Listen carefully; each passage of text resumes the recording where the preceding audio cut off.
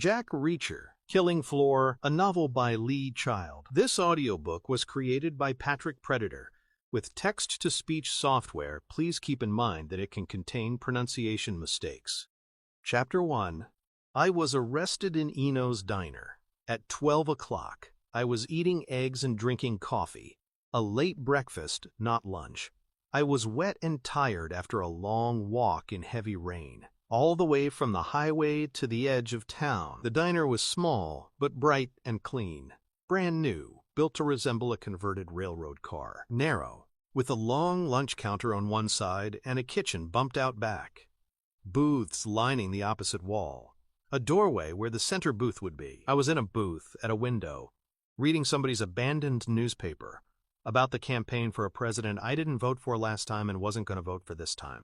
Outside, the rain had stopped, but the glass was still pebbled with bright drops. I saw the police cruisers pull into the gravel lot. They were moving fast and crunched to a stop. Light bars flashing and popping.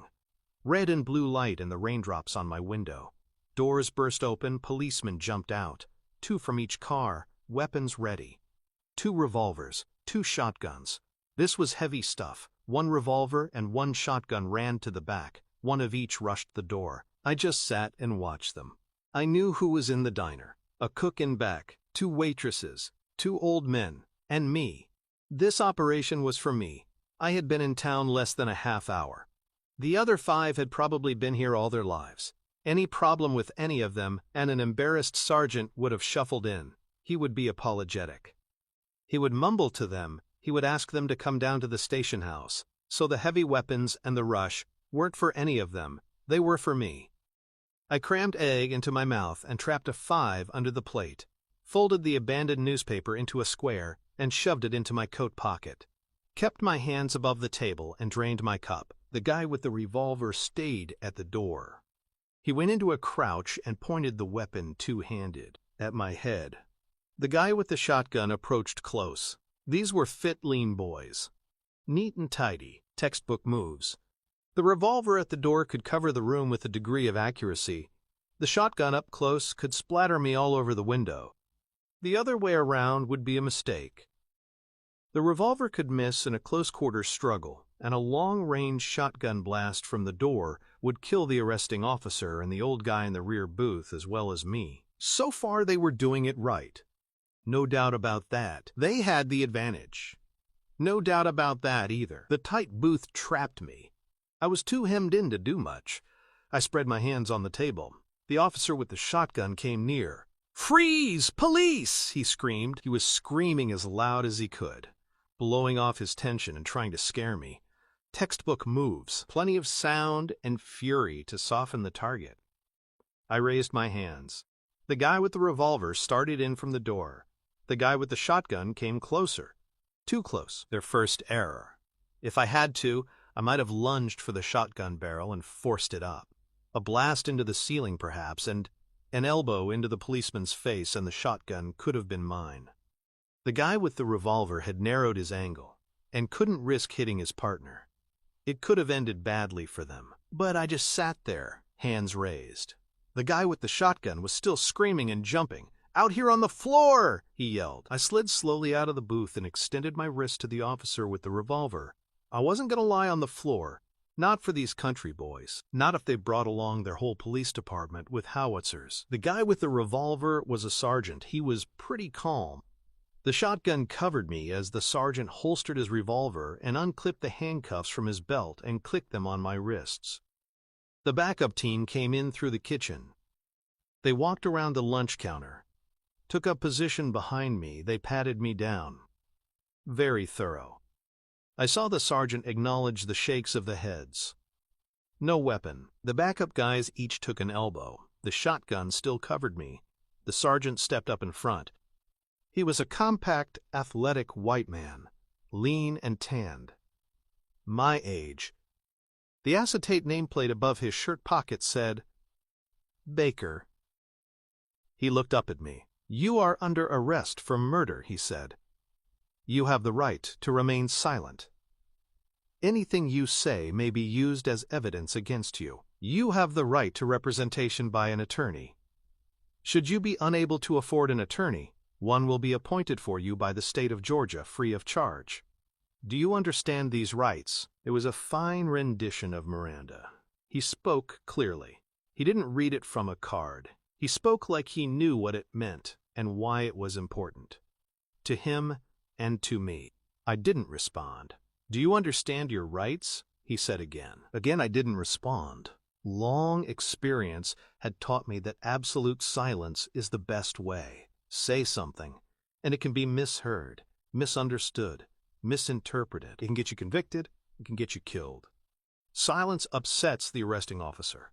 He has to tell you silence is your right, but he hates it if you exercise that right. I was being arrested for murder, but I said nothing. Do you understand your rights? The guy called Baker asked me again. Do you speak English? He was calm. I said nothing. He remained calm. He had the calm of a man whose moment of danger had passed. He would just drive me to the station house, and then I would become someone else's problem. He glanced round his three fellow officers. Okay, make a note. He said nothing, he grunted. Let's go. I was walked towards the door. At the door we formed a single file. First Baker. Then the guy with the shotgun, walking backward, still with the big black barrel pointing at me. His nameplate said, Stevenson. He too was a medium white man in good shape. His weapon looked like a drain pipe, pointing at my gut. Behind me were the backup guys. I was pushed through the door with a hand flat on my back. Outside in the gravel lot, the heat was up. It must have rained all night and most of the morning. Now the sun was blasting away, and the ground was steaming. Normally this would be a dusty, hot place. Today it was steaming with that wonderful, heady aroma of drenched pavement under a hot noon sun. I stood face up to the sun and inhaled as the officers regrouped, one at each elbow for the short walk to the patrol cars. Stevenson still on the ball with the pump action. At the first car, he skipped backward a step as Baker opened the rear door. My head was pushed down. I was nudged into the car with a neat hip-to-hip contact from the left-hand backup. Good moves. In a town this far from anywhere, surely the result of a lot of training rather than a lot of experience. I was alone in the back of the car. A thick glass partition divided the space. The front doors were still open. Baker and Stevenson got in. Baker drove. Stevenson was twisted around, keeping me under observation. Nobody talked. The backup car followed. The cars were new. Quiet and smooth riding. Clean and cool inside. No ingrained traces of desperate and pathetic people riding where I was riding. I looked out of the window. Georgia. I saw rich land. Heavy, damp red earth. Very long and straight rows of low bushes in the fields. Peanuts, maybe. Belly crops, but valuable to the grower. Or to the owner. Did people own their land here? Or did giant corporations? I didn't know. The drive to town was short. The car hissed over the smooth, soaked tarmac.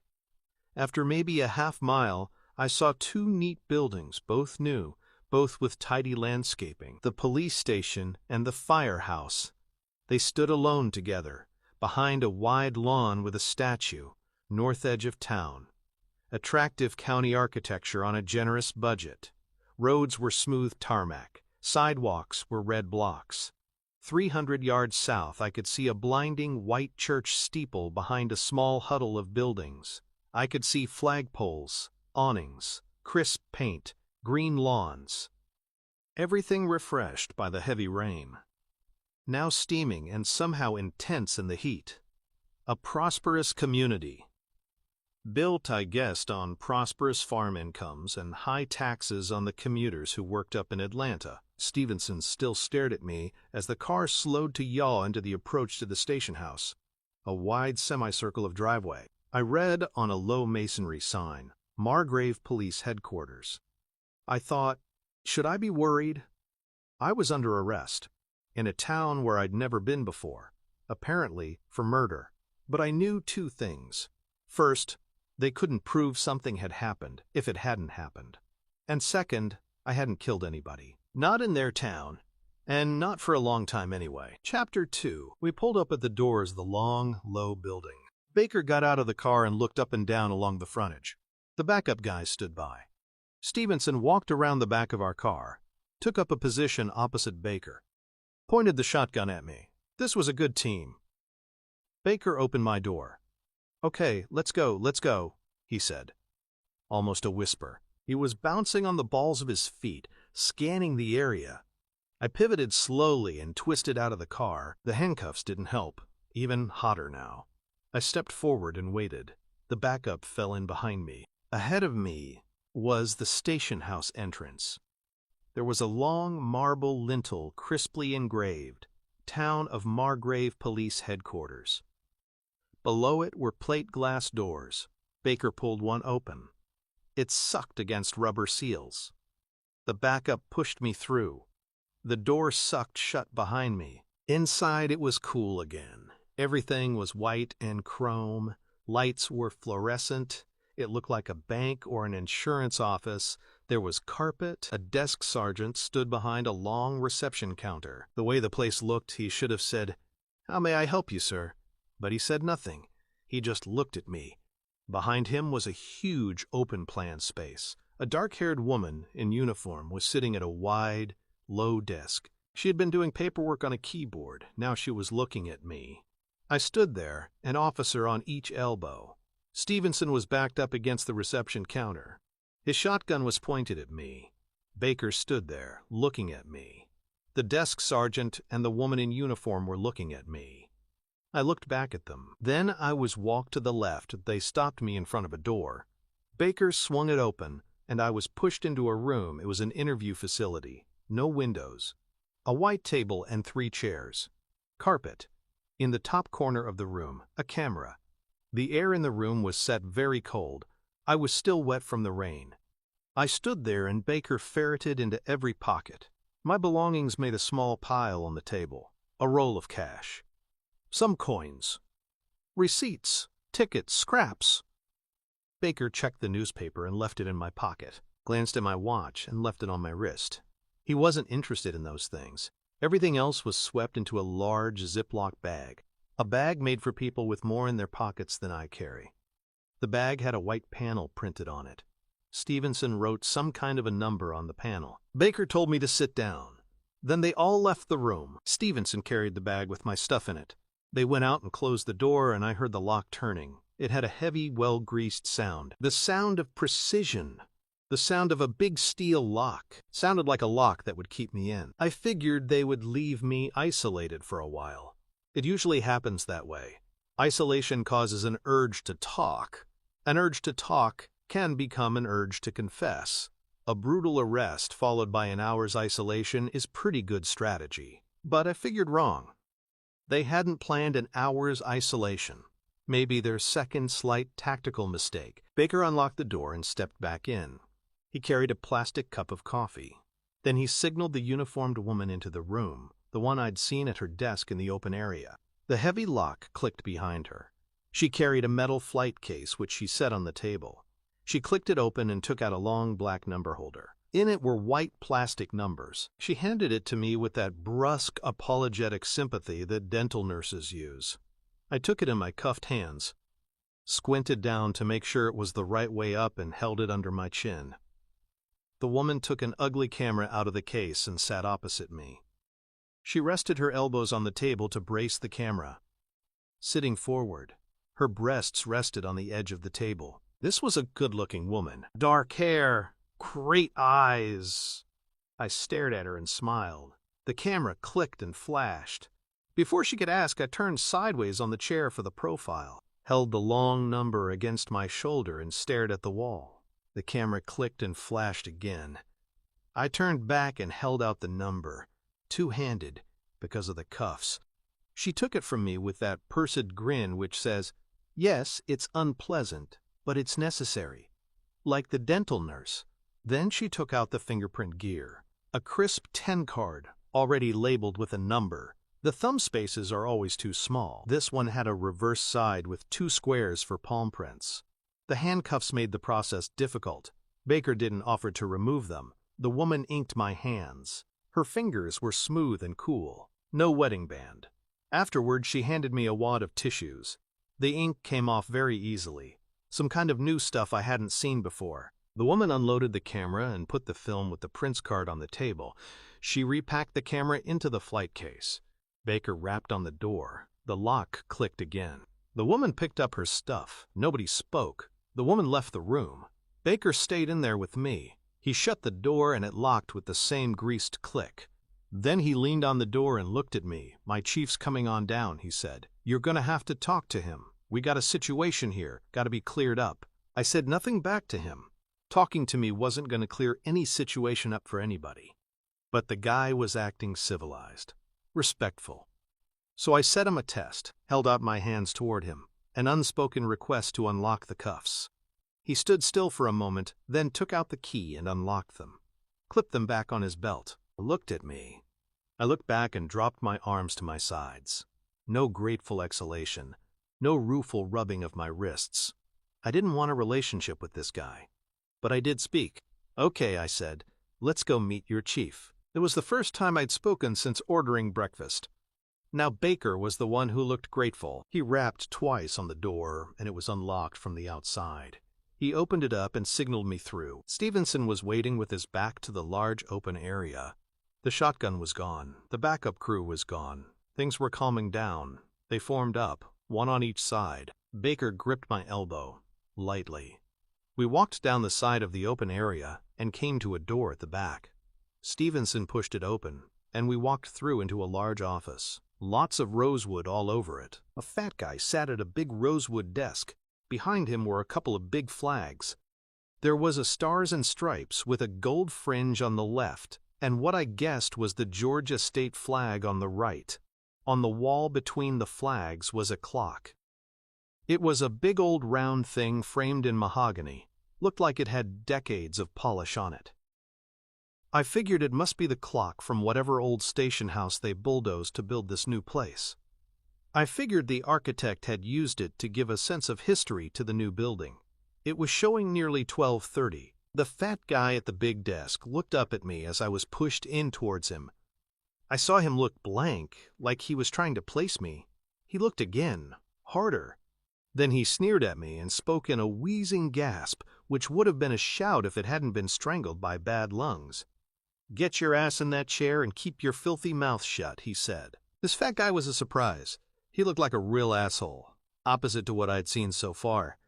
Baker and his arrest team were the business, professional and efficient. The fingerprint woman had been decent. But this fat police chief was a waste of space. Thin, dirty hair, sweating, despite the chilly air. The blotchy red and gray complexion of an unfit, overweight mess. Blood pressure sky high. Arteries hard as rocks. He didn't look halfway competent. "My name is Morrison," he wheezed.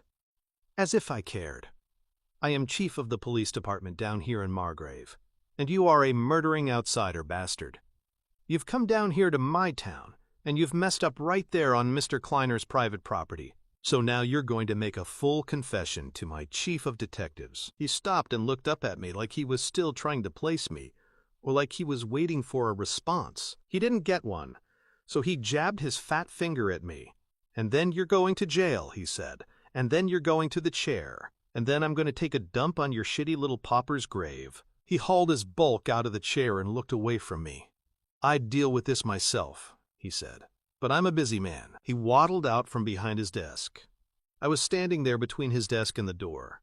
As he crabbed by, he stopped. His fat nose was about level with the middle button on my coat. He was still looking up at me like he was puzzled by something. "I've seen you before," he said. "Where was it?" He glanced at Baker and then at Stevenson, like he was expecting them to note what he was saying and when he was saying it.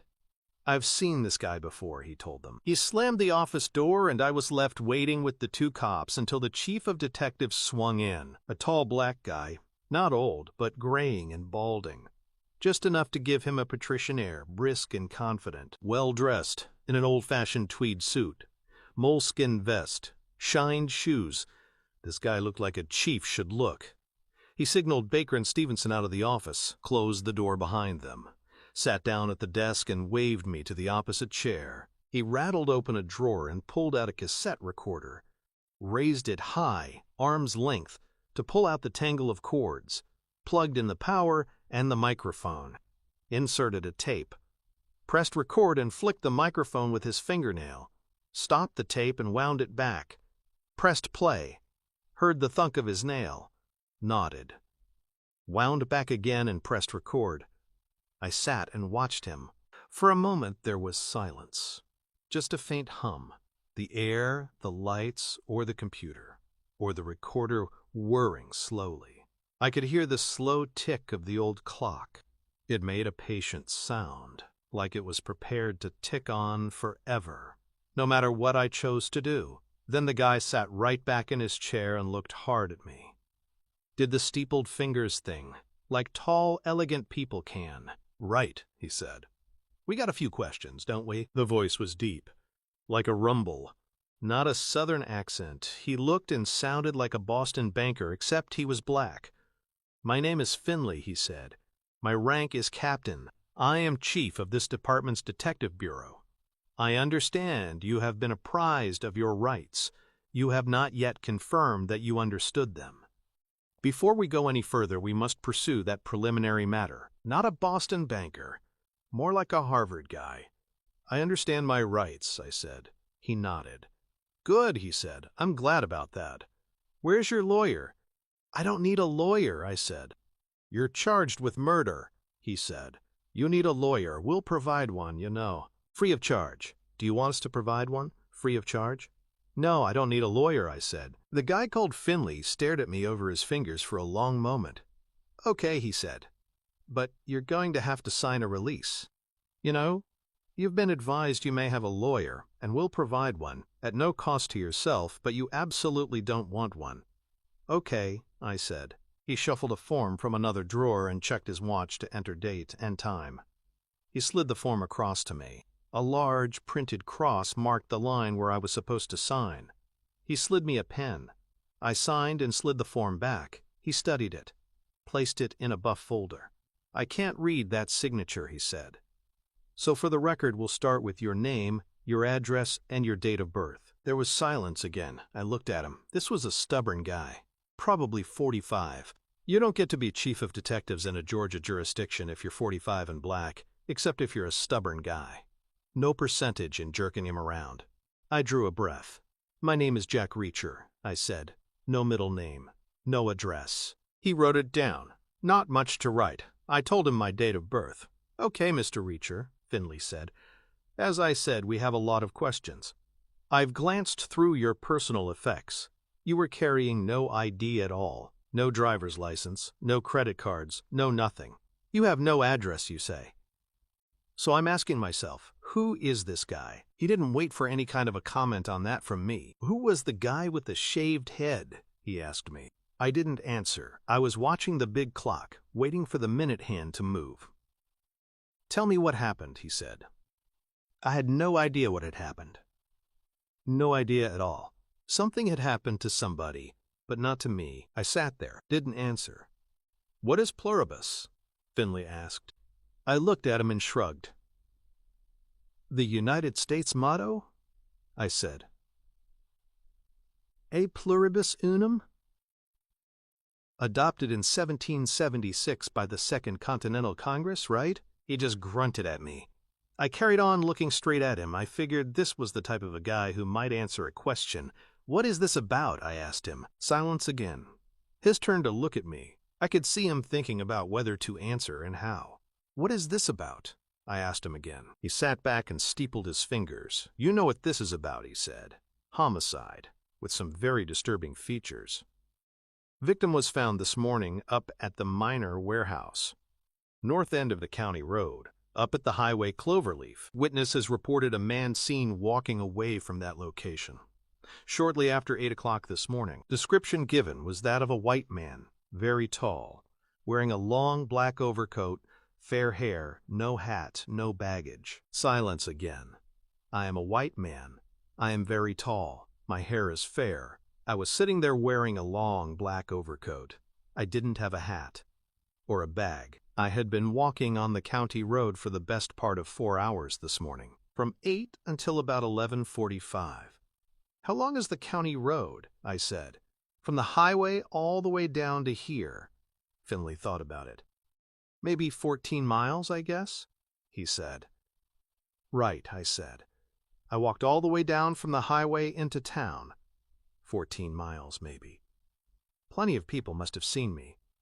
Doesn't mean I did anything to anybody. He didn't respond. I was getting curious about this situation. Is that your neighborhood? I asked him. All the way over at the highway? Yes, it is, he said. Jurisdiction issue is clear. No way out for you there, Mr. Reacher. The town limit extends 14 miles, right up to the highway. The warehousing out there is mine, no doubt about that. He waited. I nodded. He carried on. Kleiner built the place 5 years ago, he said. You heard of him? I shook my head. How should I have heard of him, I said. I've never been here before. He's a big deal around here, Finley said. His operation out there pays us a lot of taxes, does us a lot of good. A lot of revenue and a lot of benefit for the town without a lot of mess, 'cause it's so far away, right? So we try to take care of it for him. But now, it's a homicide scene, and you've got explain-ing to do. The guy was doing his job, but he was wasting my time. Okay, Finley, I said. I'll make a statement describing every little thing I did since I entered your lousy town limits until I got hauled in here in the middle of my damn breakfast. If you can make anything out of it, I'll give you a damn medal. Because all I did was to place one foot in front of the other for nearly 4 hours in the pouring rain, all the way through your precious 14 damn miles. That was the longest speech I had made for 6 months. Finley sat and gazed at me. I watched him struggling with any detective's basic dilemma. His gut told him I might not be his man. But I was sitting right there in front of him. So what should a detective do? I let him ponder. Tried to time it right with a nudge in the right direction. I was going to say something about the real guy still running around out there while he was wasting time in here with me. That would feed his insecurity. But he jumped first. In the wrong direction. No statements, he said. I'll ask the questions and you'll answer them. You're Jack Nunn Reacher. No address. No ID. What are you, a vagrant? I sighed. Today was Friday. The big clock showed it was already more than half over. This guy Finley was going to go through all the hoops with this. I was going to spend the weekend in a cell. Probably get out Monday. I'm not a vagrant, Finley, I said. I'm a hobo. Big difference. He shook his head, slowly. Don't get smart with me, Reacher, he said. You're in deep shit. Bad things happened up there. Our witness saw you leaving the scene. You're a stranger with no ID and no story. So don't get smart with me. He was still just doing his job, but he was still wasting my time. I wasn't leaving a homicide scene, I said. I was walking down a damn road. There's a difference, right? People leaving homicide scenes run and hide. They don't walk straight down the road. What's wrong about walking down a road? People walk down roads all the damn time, don't they? Finley leaned forward and shook his head. No, he said. Nobody has walked the length of that road since the invention of the automobile. So why no address? Where are you from? Answer the questions. Let's get this done. Okay, Finley, let's get it done, I said. I don't have an address because I don't live anywhere. Maybe one day I'll live somewhere, and then I'll have an address, and I'll send you a picture postcard, and you can put it in your damn address book, since you seem so damn concerned about it. Finley gazed at me and reviewed his options. Elected to go the patient route. Patient, but stubborn. Like he couldn't be deflected. Where are you from? He asked. What was your last address? What exactly do you mean when you say, where am I from? I asked. His lips were clamped. I was getting him bad-tempered too. But he stayed patient, laced the patience with an icy sarcasm. Okay, he said. You don't understand my question, so let me try to make it quite clear. What I mean is, where were you born? Or where have you lived for that majority period of your life which you instinctively regard as predominant in a social or cultural context? I just looked at him. I'll give you an example, he said. I myself was born in Boston, was educated in Boston, and subsequently worked for 20 years in Boston, so I would say, and I think you would agree, that I come from Boston. I was right. A Harvard guy, running out of patience. Okay, I said. "You've asked the questions. I'll answer them. But let me tell you something. I'm not your guy. By Monday, you'll know I'm not your guy. So do yourself a favor. Don't stop looking." Finley was fighting a smile. He nodded gravely. "I appreciate your advice," he said, "and your concern for my career." "You're welcome," I said. "Go on," he said. "Okay," I said. "According to your fancy definition, I don't come from anywhere. I come from a place called military. I was born on a U.S. Army base in West Berlin. My old man was Marine Corps, and my mother was a French civilian he met in Holland. They got married in Korea." Finley nodded. "Made a note. I was a military kid," I said. "Show me a list of U.S. bases all around the world, and that's a list of where I lived. I did high school in 24 different countries, and I did 4 years up at West Point." "Go on," Finley said. "I stayed in the Army," I said. "Military police. I served and lived in all those bases all over again. Then, Finley, after 36 years of first being an officer's kid and then being an officer myself, suddenly there's no need for a great big army anymore because the Soviets have gone belly up. So hooray, we get the peace dividend, which for you means your taxes get spent on something else, but for me means I'm a 36-year-old unemployed ex-military policeman getting called a vagrant by smug civilian bastards who wouldn't last 5 minutes in the world I survived." He thought for a moment. Wasn't impressed. "Continue," he said. I shrugged at him. "So right now I'm just enjoying myself," I said. "Maybe eventually I'll find something to do, maybe I won't. Maybe I'll settle somewhere, maybe I won't. But right now I'm not looking to." He nodded. Jotted some more notes. "When did you leave the Army?" he asked. 6 months ago," I said. "April. Have you worked at all since then?" he asked. "You're joking," I said. "When was the last time you looked for work?" "April," he mimicked. 6 months ago. I got this job." "Well, good for you, Finley," I said. I couldn't think of anything else to say. Finley gazed at me for a moment. "What have you been living on?" he asked. "What rank did you hold?" "Major," I said. "They give you severance pay when they kick you out." "Still got most of it. Trying to make it last, you know?" A long silence. Finley drummed a rhythm with the wrong end of his pen. "So let's talk about the last 24 hours, he said. I sighed. Now I was heading for trouble. "I came up on the Greyhound bus," I said. "Got off at the county road. 8 o'clock this morning, walked down into town, reached that diner, ordered breakfast, and I was eating it when your guys came by and hauled me in." "You got business here?" he asked. I shook my head. "I'm out of work," I said. "I haven't got any business anywhere." He wrote that down. "Where did you get on the bus?" He asked me. "In Tampa," I said. "Left at midnight last night." "Tampa? In Florida?" he asked. I nodded.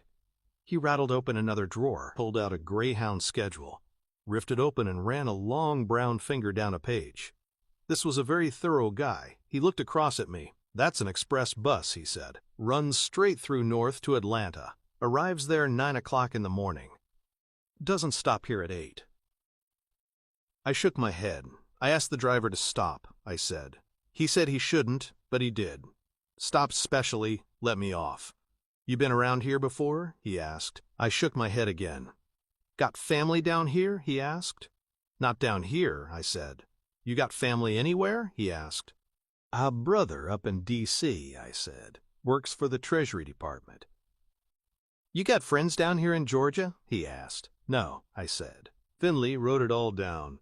Then there was a long silence. I knew for sure what the next question was going to be. "So why?" he asked. "Why get off the bus at an unscheduled stop and walk 14 miles in the rain to a place you had absolutely no reason to go to?" That was the killer question. Finley had picked it out right away.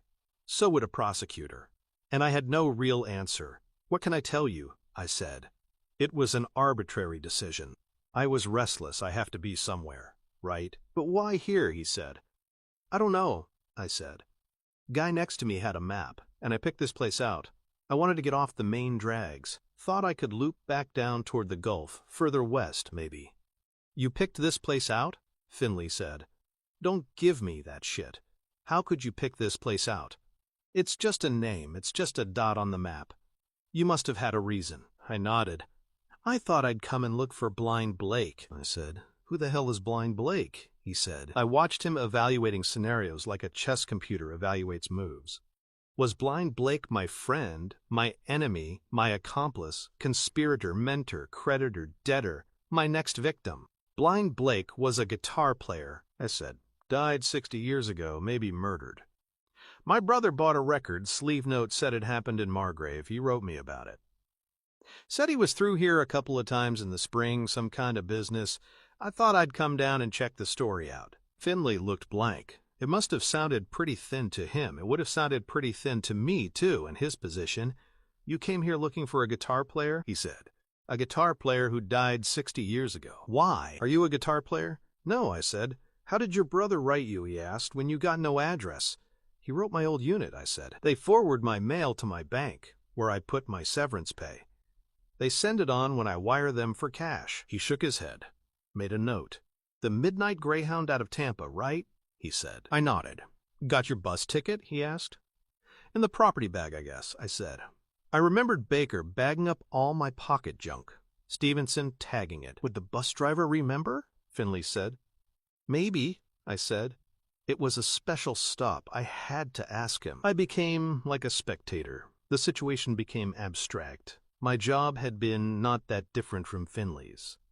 I had an odd feeling of conferring with him about somebody else's case. Like we were colleagues discussing a knotty problem. Why aren't you working? Finley asked. I shrugged. Tried to explain. Because I don't want to work, I said. I worked 13 years. Got me nowhere. I feel like I tried it their way, and to hell with them. Now I'm going to try it my way. Finley sat and gazed at me. Did you have any trouble in the army? He said. No more than you did in Boston, I said. He was surprised. What do you mean by that? He said. You did 20 years in Boston, I said. That's what you told me, Finley. So why are you down here in this no-account little place? You should be taking your pension, going out fishing.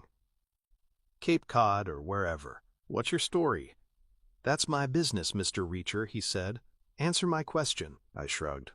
Ask the Army, I said. I will, he said. You can be damn sure of that. Did you get an honorable discharge? Would they give me severance if I didn't? I said. Why should I believe they gave you a dime? He said.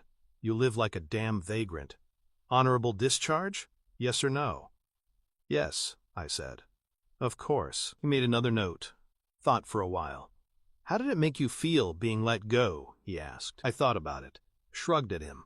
Didn't make me feel like anything, I said. Made me feel like I was in the Army. And now I'm not in the Army. Do you feel bitter? He said. Let down? No, I said. Should I? No problems at all? He asked.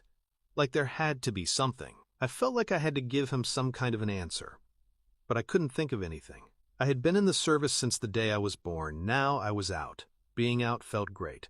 Felt like freedom. Like all my life I'd had a slight headache, not noticing until it was gone. My only problem was making a living. How to make a living without giving up the freedom was not an easy trick. I hadn't earned a cent in 6 months. That was my only problem. But I wasn't about to tell Finley that. He'd see it as a motive. He'd think I had decided to bankroll my vagrant lifestyle by robbing people at warehouses and then killing them. I guess the transition is hard to manage, I said, especially since I had the life as a kid, too. Finley nodded. Considered my answer. Why you in particular, he said. Did you volunteer to muster out? I never volunteer for anything, I said. Soldier's basic rule. Another silence. Did you specialize? He asked. In the service? General duties, initially, I said. That's the system. Then I handled secret security for 5 years. Then the last 6 years, I handled something else. Let him ask. What was that? He asked. Homicide investigation, I said. Finley leaned right back, grunted, did the steepled fingers thing again. He gazed at me and exhaled, sat forward, pointed a finger at me. Right, he said. I'm going to check you out. We've got your prints. Those should be on file with the Army. We'll get your service record. All of it. All the details. We'll check with the bus company. Check your ticket. Find the driver. Find the passengers. If what you say is right, we'll know soon enough. And if it's true, it may let you off the hook. Obviously, certain details of timing and methodology will determine the matter. Those details are as yet unclear." He paused and exhaled again, looked right at me. "In the meantime, I'm a cautious man," he said. "On the face of it, you look bad. A drifter, a vagrant, no address, no history. Your story may be bullshit. You may be a fugitive. You may have been murdering people left and right in a dozen states. I just don't know. I can't be expected to give you the benefit of the doubt. Right now, why should I even have any doubt? You stay locked up until we know for sure, okay?" It was what I had expected. It was exactly what I would have said. But I just looked at him and shook my head. "You're a cautious guy?" I said. "That's for damn sure." He looked back at me. "If I'm wrong, I'll buy you lunch on Monday," he said, "at Eno's place to make up for today." I shook my head again. "I'm not looking for a buddy down here," I said. Finley just shrugged, clicked off the tape recorder, rewound, took out the tape, wrote on it. He buzzed the intercom on the big rosewood desk, asked Baker to come back in. I waited. It was still cold, but I had finally dried out. The rain had fallen out of the Georgia sky and had soaked into me. Now it had been sucked out again by the dried office air. The dehumidifier had sucked it out and piped it away. Baker knocked and entered. Finley told him to escort me to the cells. Then he nodded to me. It was a nod which said, "If you turn out not to be the guy, remember I was just doing my job." I nodded back. Mine was a nod which said, "While you're covering your ass, there's a killer running about outside." The cell block was really just a wide alcove off the main open-plan squad room. It was divided into 3 separate cells with vertical bars. The front wall was all bars. A gate section hinged into each cell. The metalwork had a fabulous dull glitter. Looked like titanium. Each cell was carpeted, but totally empty. No furniture or bed ledge. Just a high-budget version of the old-fashioned holding pens you used to see. "No overnight accommodation here?" I asked Baker. "No way," he replied. "You'll be moved to the state facility later. Bus comes by at 6. Bus brings you back Monday." He clanged the gate shut and turned his key. I heard bolts socket home all around the rim. Electric. I took the newspaper out of my pocket, took off my coat and rolled it up, lay flat on the floor and crammed the coat under my head. Now I was truly pissed off. I was going to prison for the weekend. I wasn't staying in a station house cell. Not that I had any other plans, but I knew about civilian prisons. A lot of Army deserters end up in civilian prisons, for one thing or another. The system notifies the Army. Military policemen get sent to bring them back. So I'd seen civilian prisons. They didn't make me wild with enthusiasm. I lay angrily listening to the hum of the squad room. Phones rang. Keyboards pattered. The tempo rose and fell. Officers moved about, talking low. Then I tried to finish reading the borrowed newspaper. It was full of shit about the president and his campaign to get himself elected again for a second term. The old guy was down in Pensacola on the Gulf Coast. He was aiming to get the budget balanced before his grandchildren's hair turned white. He was cutting things like a guy with a machete, blasting his way through the jungle.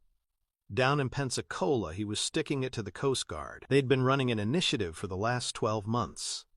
They'd been out in force like a curved shield off Florida's coast every day for a year, boarding and searching all the marine traffic they didn't like the smell of. It had been announced with an enormous fanfare, and it had been successful beyond their wildest dreams. They'd seized all kinds of stuff. Drugs, mostly, but guns as well. Illegal migrants from Haiti and Cuba. The interdiction was reducing crime all over the states months later and thousands of miles further down the line. A big success. So it was being abandoned. It was very expensive to run. The Coast Guard's budget was into serious deficit. The president said he couldn't increase it. In fact, he'd have to cut it. The economy was in a mess. Nothing else he could do. So the interdiction initiative would be canceled in 7 days' time. The president was trying to come across like a statesman. Law enforcement big shots were angry because they figured prevention was better than cure. Washington insiders were happy because 50 cents spent on beat cops was much more visible than $2 spent out on the ocean 2,000 miles away from the voters. The arguments flew back and forth. And in the smudgy photographs, the president was just beaming away like a statesman, saying there was nothing he could do. I stopped reading, because it was just making me angrier. To calm down, I ran music through my head. The chorus in Smokestack Lightning. The Howling Wolf version puts a wonderful, strangled cry on the end of the first line. They say you need to ride the rails for a while to understand the traveling blues. They're wrong. To understand the traveling blues, you need to be locked down somewhere. In a cell. Or in the army. Someplace where you're caged. Someplace where Smokestack Lightning looks like a faraway beacon of impossible freedom. I lay there with my coat as a pillow, and listened to the music in my head. At the end of the third chorus, I fell asleep. I woke up again when Baker started kicking the bars. They made a dull, ringing sound, like a funeral bell. Baker stood there with Finley. They looked down at me. I stayed on the floor. I was comfortable down there. "Where did you say you were at midnight last night?" Finley asked me. "Getting on the bus in Tampa," I said. "We've got a new witness," Finley said. "He saw you at the warehouse facility. Last night, hanging around. At midnight." "Total crap, Finley," I said. "Impossible. Who the hell is this new witness?" "The witness is Chief Morrison," Finley said. "The chief of police. He says he was sure he had seen you before. Now he has remembered where." Chapter 3. They took me back to the Rosewood office in handcuffs. Finley sat at the big desk, in front of the flags, under the old clock. Baker set a chair at the end of the desk. I sat opposite Finley. He took out the tape machine, dragged out the cords, positioned the microphone between us, tested it with his fingernail, rolled the tape back. "Ready. The last 24 hours, Reacher?" he said. In detail, the two policemen were crackling with repressed excitement. A weak case had suddenly grown strong. The thrill of winning was beginning to grip them. I recognized the signs. "I was in Tampa last night," I said. "Got on the bus at midnight. Witnesses can confirm that. I got off the bus at 8 this morning where the county road meets the highway. If Chief Morrison says he saw me at midnight, he's mistaken. At that time I was about 400 miles away. I can't add anything more. Check it out." Finley stared at me. Then he nodded to Baker, who opened a buff file. "Victim is unidentified," Baker said. "No ID, no wallet, no distinguishing marks. White male, maybe 40. Very tall, shaved head. Body was found up there at 8 this morning on the ground against the perimeter fence close to the main gate. It was partially covered with cardboard. We were able to fingerprint the body. Negative result. No match anywhere in the database." "Who was he, Reacher?" Finley asked. Baker waited for some sort of reaction from me. He didn't get one. I just sat there and listened to the quiet tick of the old clock. The hands crawled around to 2:30. I didn't speak. Baker riffed through the file and selected another sheet. He glanced up again and continued. "Victim received 2 shots to the head," he said. "Probably a small caliber automatic with a silencer. First shot was close range, left temple. Second was a contact shot behind the left ear. Obviously soft-nosed slugs, because the exit wounds removed the guy's face. Rain has washed away the powder deposits, but the burn patterns suggest the silencer. Fatal shot must have been the first. No bullets remained in the skull. No shell cases were found." "Where's the gun, Reacher?" Finley said. I looked at him and made a face. Didn't speak. "Victim died between 11:30 and 1 o'clock last night," Baker said. "Body wasn't there at 11:30 when the evening gateman went off duty. He confirms that. It was found when the dayman came in to open the gate. About 8 o'clock, he saw you leaving the scene and phoned it in." "Who was he, Reacher?" Finley said again. I ignored him and looked at Baker. "Why before 1 o'clock?" I asked him. "The heavy rain last night began at 1 o'clock, he said. The pavement underneath the body was bone dry. So the body was on the ground before 1 o'clock when the rain started. Medical opinion is he was shot at midnight." I nodded, smiled at them. The time of death was going to let me out. "Tell us what happened next," Finley said quietly. I shrugged at him. "You tell me," I said. "I wasn't there. I was in Tampa at midnight." Baker leaned forward and pulled another sheet out of the file. "What happened next is you got weird," he said. "You went crazy." I shook my head at him. "I wasn't there at midnight," I said again. "I was getting on the bus in Tampa. Nothing too weird about that." The two cops didn't react. They looked pretty grim. Your first shot killed him, Baker said. Then you shot him again. And then you went berserk and kicked the shit out of the body. There are massive post-mortem injuries. You shot him and then you tried to kick him apart. You kicked that corpse all over the damn place. You were in a frenzy. Then you calmed down and tried to hide the body under the cardboard. I was quiet for a long moment. Post-mortem injuries? I said. Baker nodded. Like a frenzy, he said. The guy looks like he was run over by a truck. Just about every bone is smashed. But the doctor says it happened after the guy was already dead. You're a weird guy, Reacher, that's for damn sure. Who was he? Finley asked for the third time. I just looked at him. Baker was right. It had got weird. Very weird. Homicidal frenzy is bad enough. But post-mortem frenzy is worse. I'd come across it a few times. Didn't want to come across it anymore. But the way they described it to me, it didn't make any sense. How did you meet the guy? Finley asked. I carried on just looking at him. Didn't answer. What does pluribus mean? He asked. I shrugged. Kept quiet. Who was he, Reacher? Finley asked again. I wasn't there, I said. I don't know anything. Finley was silent. What's your phone number? He said. Suddenly. I looked at him like he was crazy. Finley, what the hell are you talking about? I said. I haven't got a phone. Don't you listen? I don't live anywhere. I mean your mobile phone, he said. What mobile phone? I said. I haven't got a mobile phone. A clang of fear hit me. They figured me for an assassin, a weird, rootless mercenary with a mobile phone who went from place to place killing people, kicking their dead bodies to pieces. Checking in with an underground organization for my next target, always on the move. Finley leaned forward. He slid a piece of paper toward me. It was a torn-off section of computer paper. Not old, a greasy gloss of wear on it. The patina paper gets from a month in a pocket. On it was printed an underlined heading. It said, Pluribus.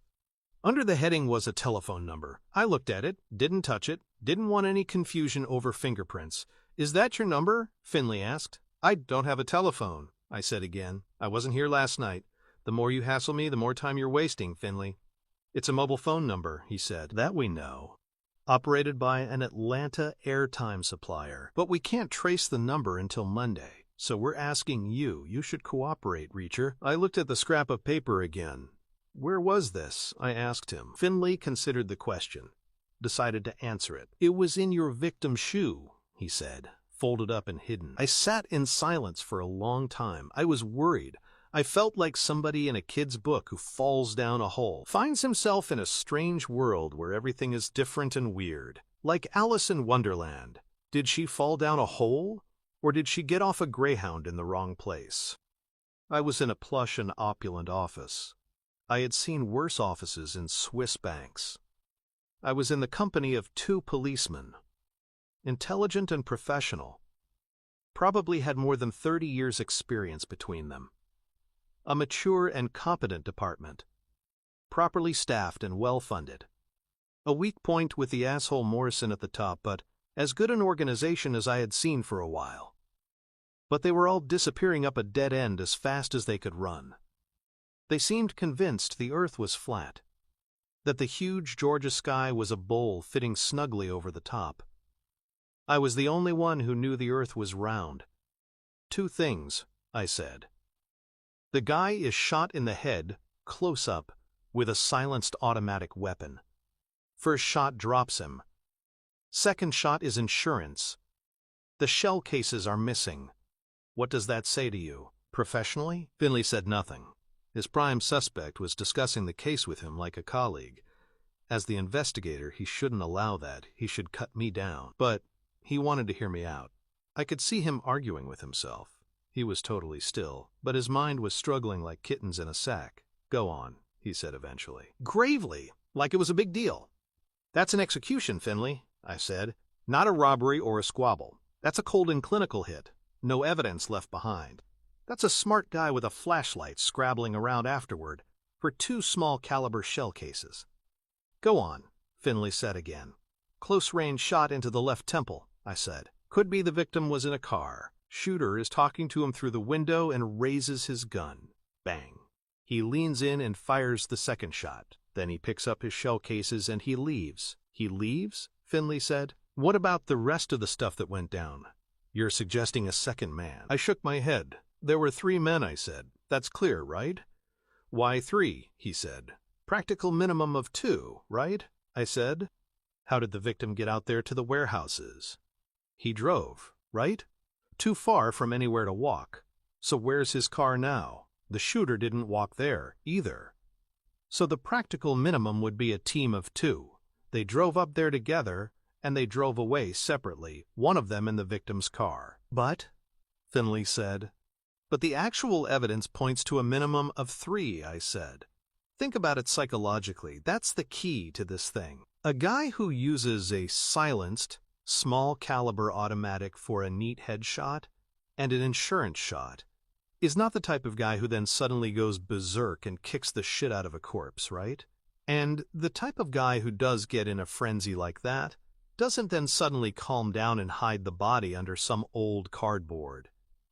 You're looking at 3 completely separate things there, Finley. So there were 3 guys involved. Finley shrugged at me. 2, maybe, he said.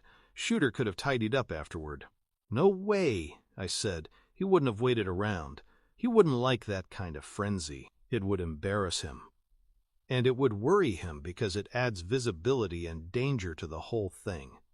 And a guy like that, if he had tidied up afterward, he'd have done it right. He wouldn't have left the body where the first guy who came along was going to find it. So you're looking at 3 guys. Finley thought hard.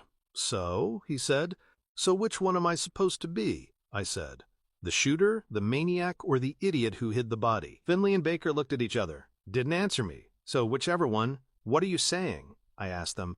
I drive up there with my 2 buddies, and we hit this guy at midnight, and then my 2 buddies drive away and I choose to stay there? Why would I do that? It's crap, Finley. He didn't reply. He was thinking. I haven't got 2 buddies, I said, or a car. So the very best you can do is to say the victim walked there, and I walked there. I met him, and I very carefully shot him, like a pro, then recovered my shell cases and took his wallet and emptied his pockets, but forgot to search his shoes. Then I stashed my weapon, silencer, flashlight, mobile phone, the shell cases, the wallet, and all. Then I completely changed my whole personality and kicked the corpse to pieces like a maniac. Then I completely changed my whole personality again and made a useless attempt to hide the body. And then I waited 8 hours in the rain, and then I walked down into town. That's the very best you can do. And it's total crap, Finley, because why the hell would I wait 8 hours in the rain until daylight to walk away from a homicide? He looked at me for a long moment. I don't know why, he said. A guy like Finley doesn't say a thing like that unless he's struggling. He looked deflated. His case was crap, and he knew it. But he had a severe problem with the chief's new evidence. He couldn't walk up to his boss and say, "You're full of shit, Morrison." He couldn't actively pursue an alternative when his boss had handed him a suspect on a plate. He could follow up my alibi. That he could do. Nobody would criticize him for being thorough. Then he could start again on Monday. So he was miserable, because 72 hours were going to get wasted. And he could foresee a big problem. He had to tell his boss that actually I could not have been there at midnight. He would have to politely coax a retraction out of the guy. Difficult to do when you're a new subordinate who's been there 6 months, and when the person you're dealing with is a complete asshole, and your boss.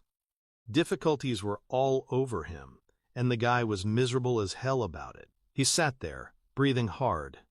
In trouble. Time to help him out. The phone number, I said. You've identified it as a mobile? By the code, he said. Instead of an area code, they have a prefix which accesses the mobile network. Okay, I said. But you can't identify who it belongs to, because you have no reverse directories for mobiles and their office won't tell you, right? They want a warrant, he said. But you need to know whose number it is, right? I said. You know some way of doing that without a warrant? He asked. Maybe, I said. Why don't you just call it up and see who answers? They hadn't thought of that. There was another silence. They were embarrassed. They didn't want to look at each other. Or me. Silence. Baker bailed out of the situation. Left Finley holding the ball. He collected up the files and mimed going outside to work on them. Finley nodded and waved him away. Baker got up and went out, closed the door very quietly indeed. Finley opened his mouth and closed it. He needed to save some face. Badly. "It's a mobile," he said. "If I call it up, I can't tell whose it is or where it is." "Listen, Finley," I said. "I don't care whose it is. All I care is whose it isn't. Understand? It isn't my phone. So you call it up, and John Doe in Atlanta or Jane Doe in Charleston answers it. Then you know it isn't mine." Finley gazed at me, drummed his fingers on the desk, kept quiet. "You know how to do this," I said. "Call the number, some bullshit story about a technical fault or an unpaid bill, some computer thing. Get the person to confirm name and address. Do it, Finley. You're supposed to be a damn detective." He leaned forward to where he had left the number, slid the paper back with his long brown fingers, reversed it so he could read it, and picked up the phone. Dialed the number, hit the speakerphone button. The ringtone filled the air, not a sonorous long tone like a home phone. A high, urgent electronic sound. It stopped. The phone was answered. "Paul Hubble," a voice said. "How may I help you?" A southern accent. A confident manner.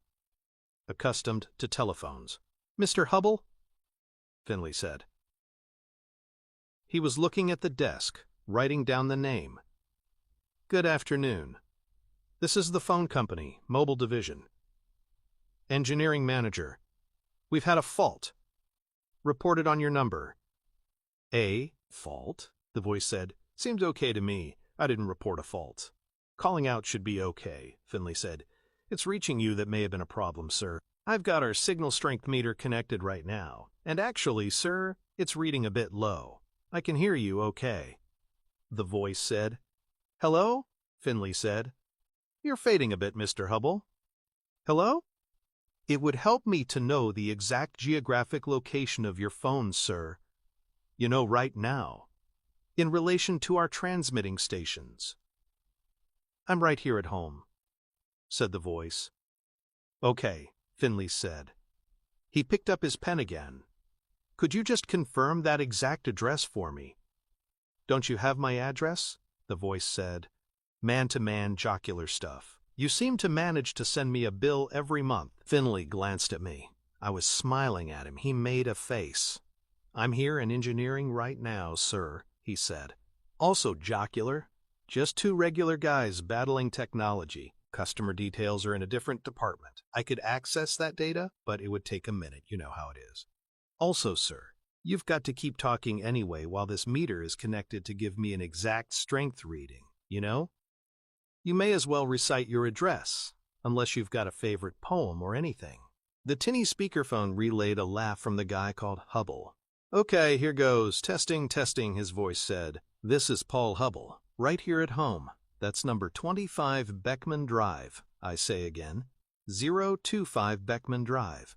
Down here in little old Margrave, that's Margrave, in the state of Georgia, USA.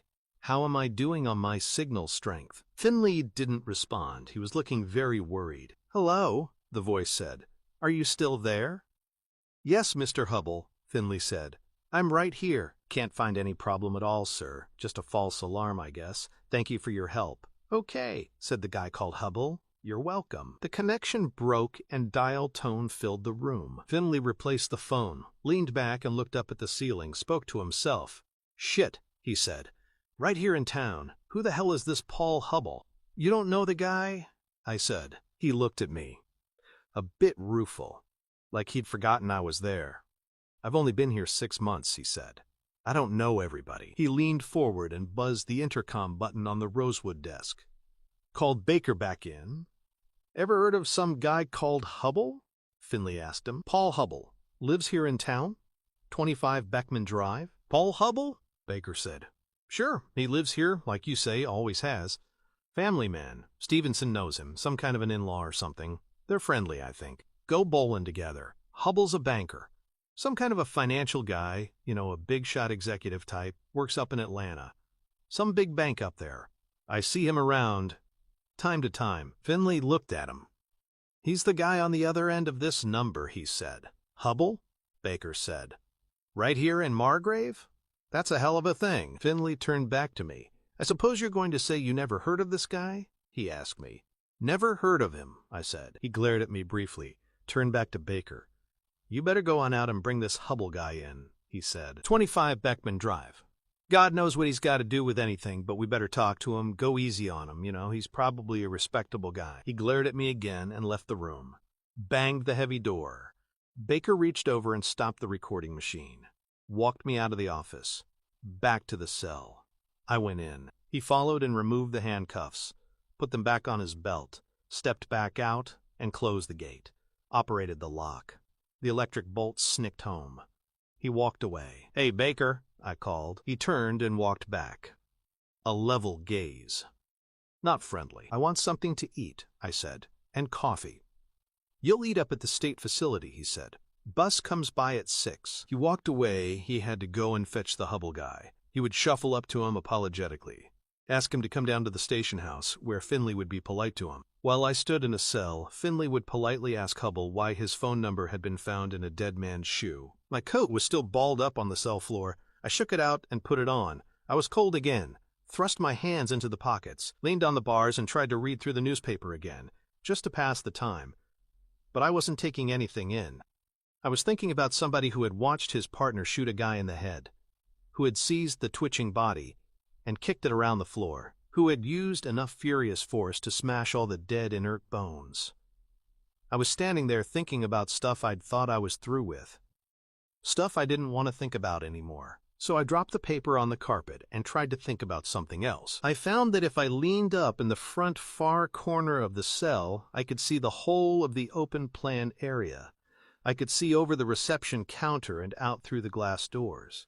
Outside, the afternoon sun looked bright and hot. It looked like a dry and dusty place again. The heavy rain had moved on out. Inside was cool and fluorescent. The desk sergeant sat up on a stool. He worked on his keyboard. Probably filing. I could see behind his counter. Underneath were spaces designed not to be seen from the front. Neat compartments contained papers and hardback folders. There were sections with mace sprays, a shotgun, panic buttons. Behind the desk sergeant, the uniformed woman who'd printed me was busy. Keyboard work. The large room was quiet, but it hummed with the energy of investigation. Chapter 4. People spend thousands of dollars on stereos, sometimes tens of thousands. There is a specialist industry right here in the States which builds stereo gear to a standard you wouldn't believe. Tubed amplifiers which cost more than a house. Speakers taller than me. Cables thicker than a garden hose. Some army guys had that stuff. I'd heard it on bases around the world. Wonderful. But they were wasting their money. Because the best stereo in the world is free. Inside your head. It sounds as good as you want it to. As loud as you want it to be. I was leaning up in my corner running a Bobby Bland number through my head. An old favorite. It was cranked up real loud. Further on up the road. Bobby Bland sings it in G major. That key gives it a strange, sunny, cheerful cast. Takes out the spiteful sting from the lyric. Makes it a lament, a prediction, a consolation. Makes it do what the blues is supposed to do. The relaxed G major misting it almost into sweetness. Not vicious. But then I saw the fat police chief walk by. Morrison, on his way past the cells, toward the big office in back. Just in time for the start of the third verse, I crunched the song down into E-flat, a dark and menacing key. The real blues key. I deleted the amiable Bobby Bland. I needed a harder voice, something much more vicious. Musical, but a real cigarettes and whiskey rasp. Maybe Wild Child Butler. Someone you wouldn't want to mess with. I wound the level in my head up higher, for the part about reaping what you sow. Further on up the road, Morrison was lying about last night. I hadn't been there at midnight. For a while I had been prepared to accept the possibility of a mistake. Maybe he had seen someone who looked like me. But that was giving him the benefit of the doubt. Right now I wanted to give him a forearm smash to the face. Burst his fat nose all over the place. I closed my eyes. Wild Child Butler and I promised ourselves it would happen. Further on up the road, I opened my eyes and switched off the music in my head. Standing in front of me on the other side of the bars was the fingerprint officer. She was on her way back from the coffee hot plate. "Can I get you a cup of coffee?" she asked me. "Sure," I said. "Great. No cream, no sugar." She put her own cup down on the nearest desk and went back to the machine, poured me a cup from the flask, and walked back. This was a good-looking woman, about 30, dark, not tall. But to call her medium would be unfair to her. She had a kind of vitality. It had come across as a sympathetic briskness in that first interview room, a professional bustle.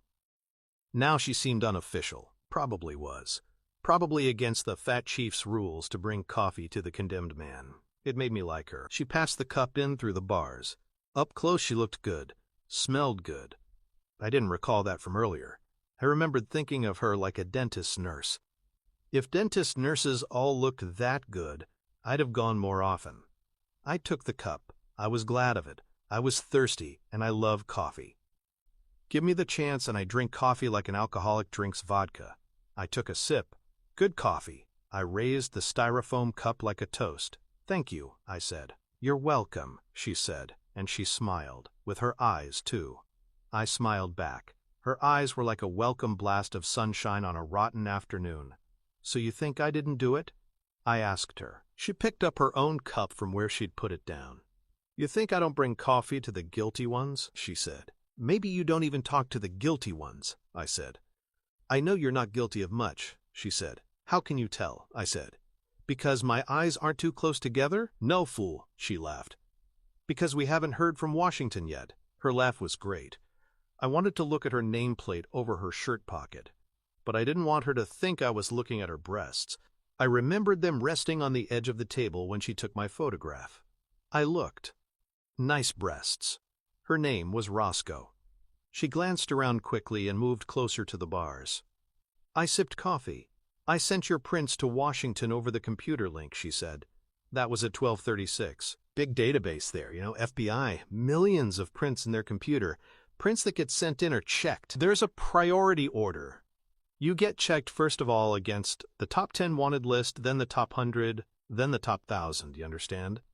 If you'd been near the top, active and unsolved, we'd have heard almost right away. It's automatic. They don't want any big fugitive to slip away, so the system gets right back.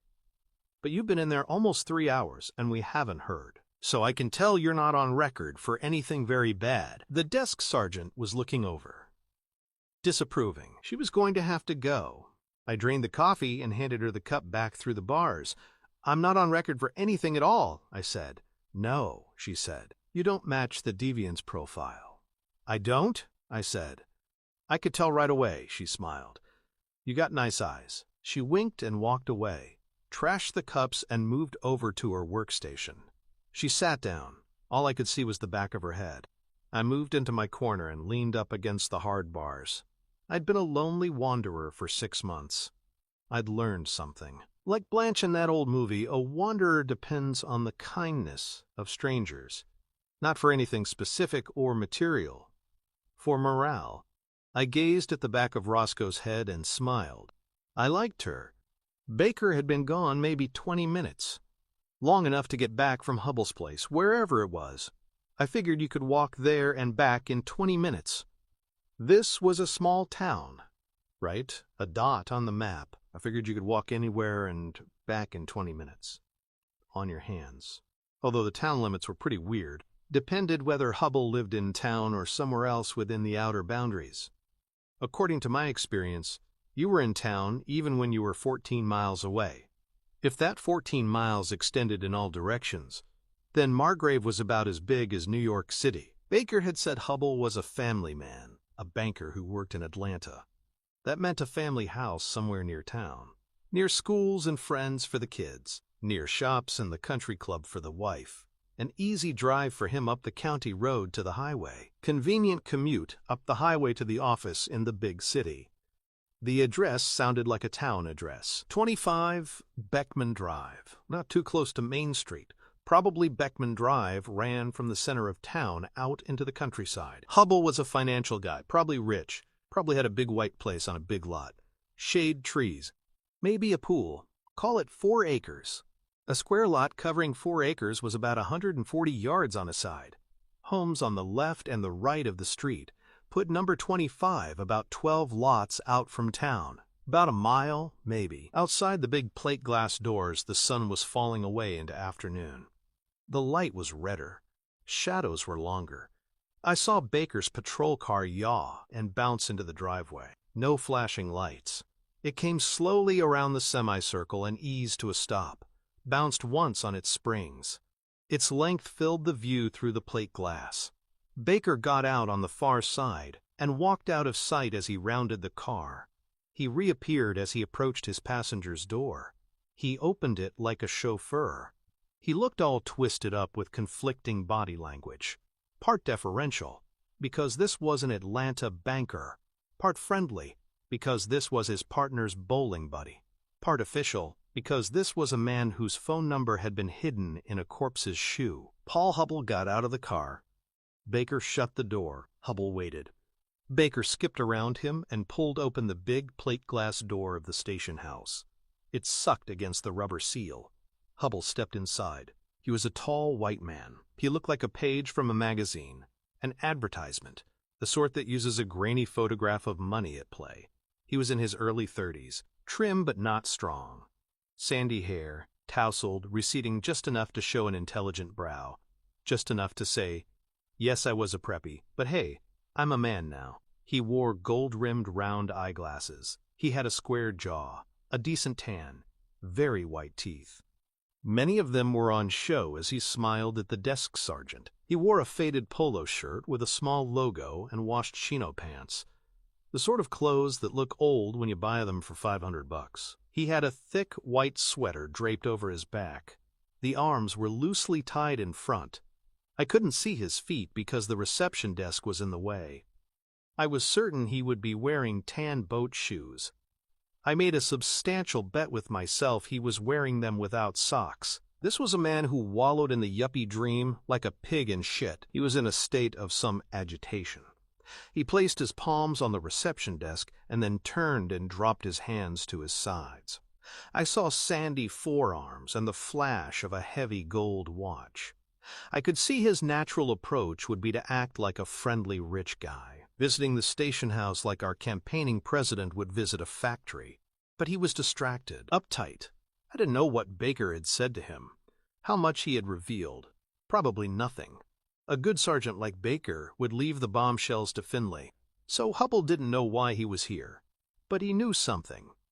I was a policeman of sorts for 13 years, and I can smell a worried man a mile away.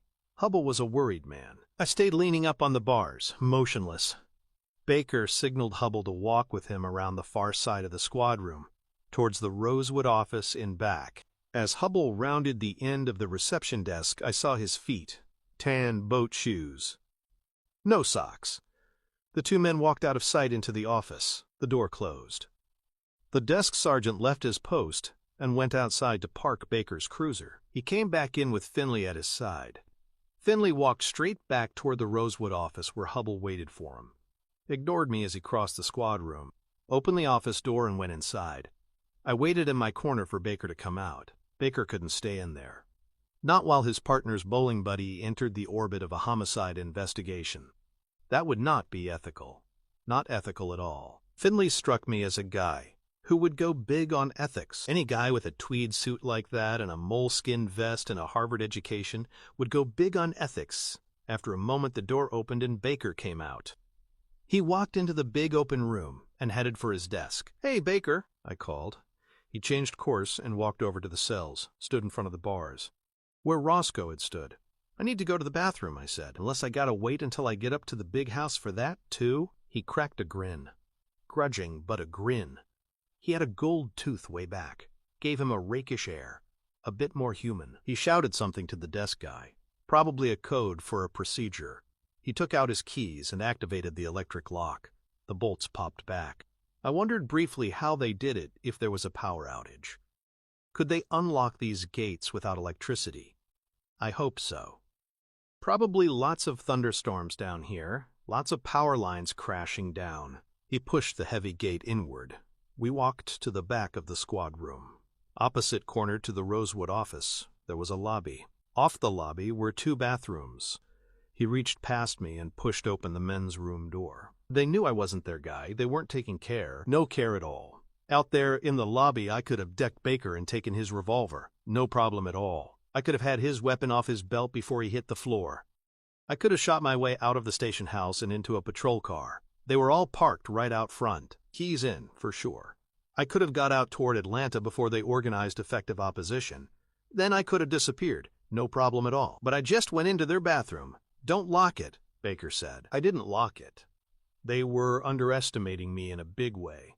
I had told them I had been a military policeman. Maybe they believed me, maybe they didn't. Maybe it didn't mean much to them either way. But it should. A military policeman deals with military lawbreakers. Those lawbreakers are service guys, highly trained in weapons, sabotage, unarmed combat. Rangers, Green Berets, Marines. Not just killers. Trained killers, extremely well trained, at huge public expense. So the military policeman is trained even better. Better with weapons, better unarmed. Baker had to be ignorant of all that. Hadn't thought about it.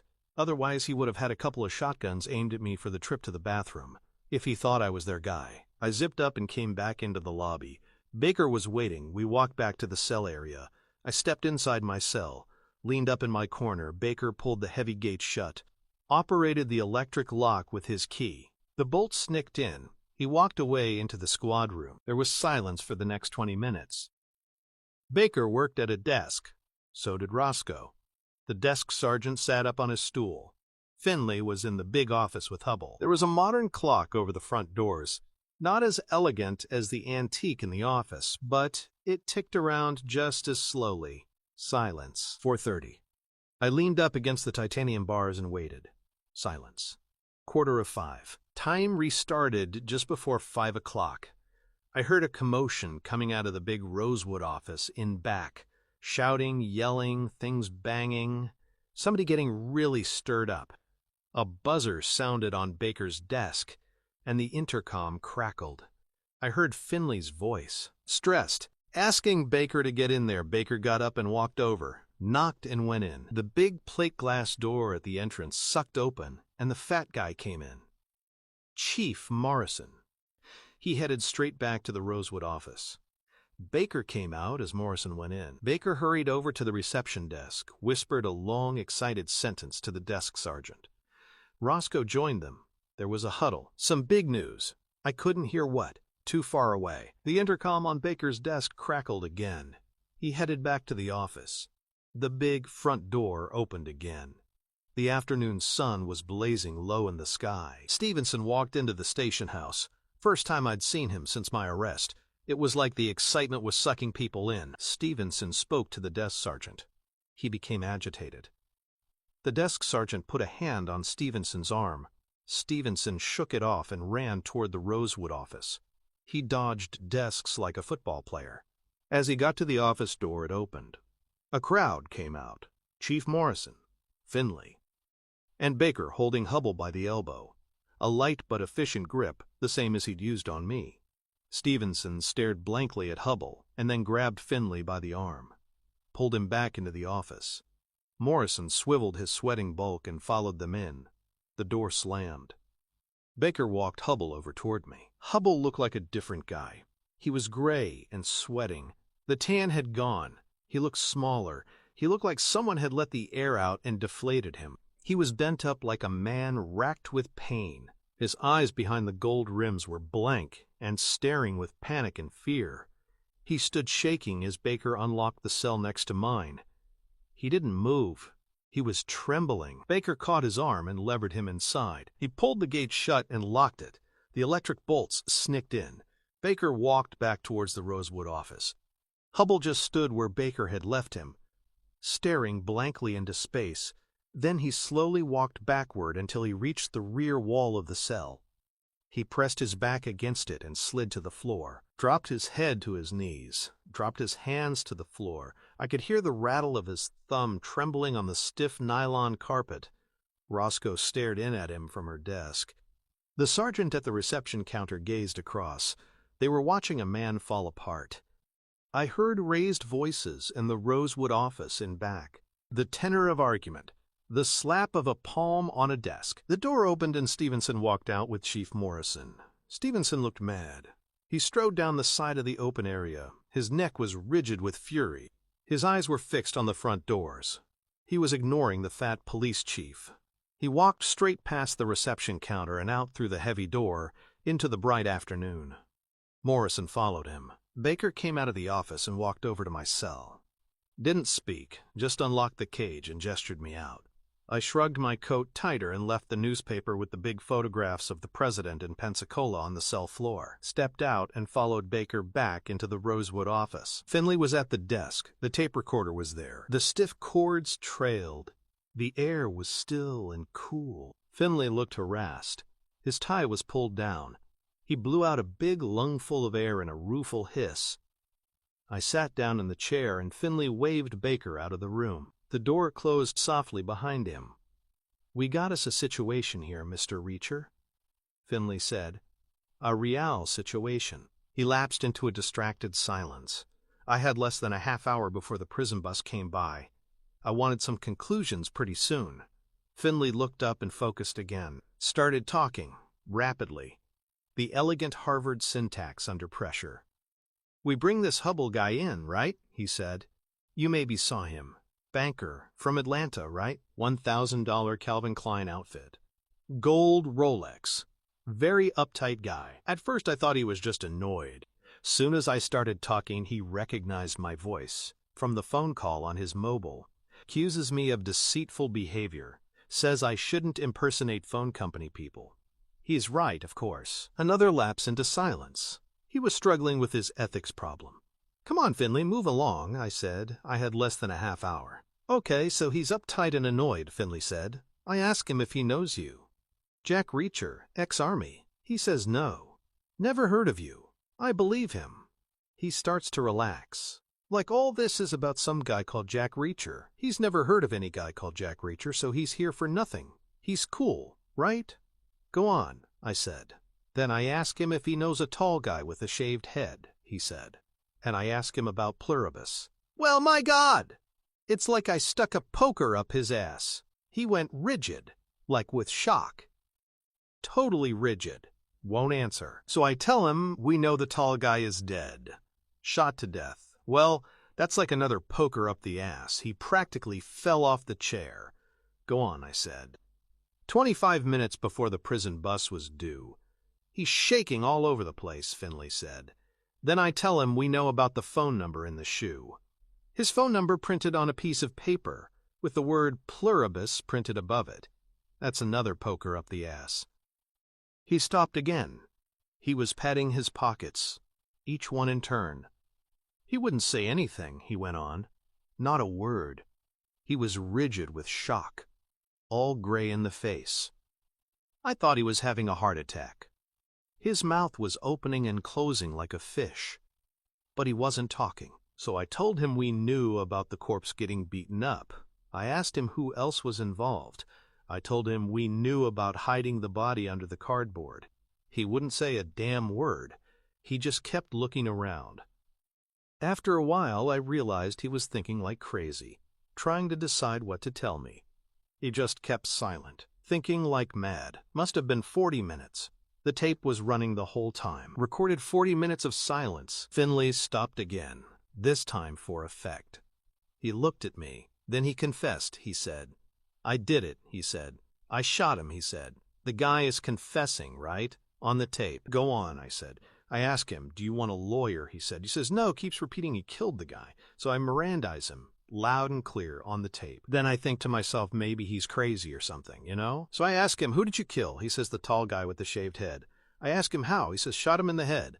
I ask him, "When?" He says, "Last night, about midnight."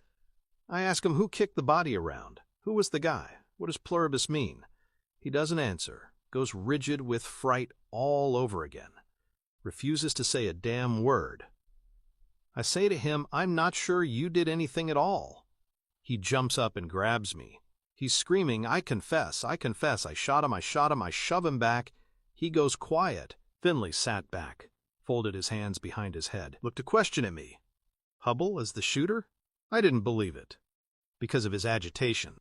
Guys who shoot somebody with an old pistol, in a fight or in a temper, a messy shot to the chest, they get agitated afterwards. Guys who put 2 bullets in the head, with a silencer, then collect up the shell cases, they're a different class of person. They don't get agitated afterwards. They just walk away and forget about it. Hubble was not the shooter.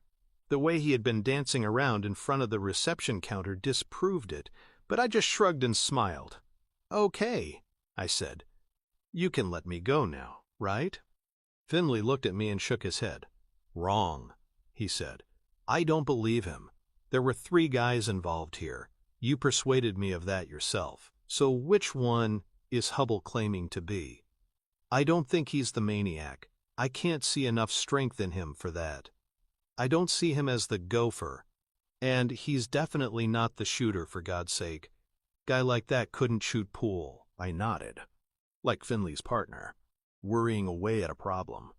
"Gotta throw his ass in the can for now," he said. "No option. He's confessed, couple of plausible details. But it definitely won't hold up."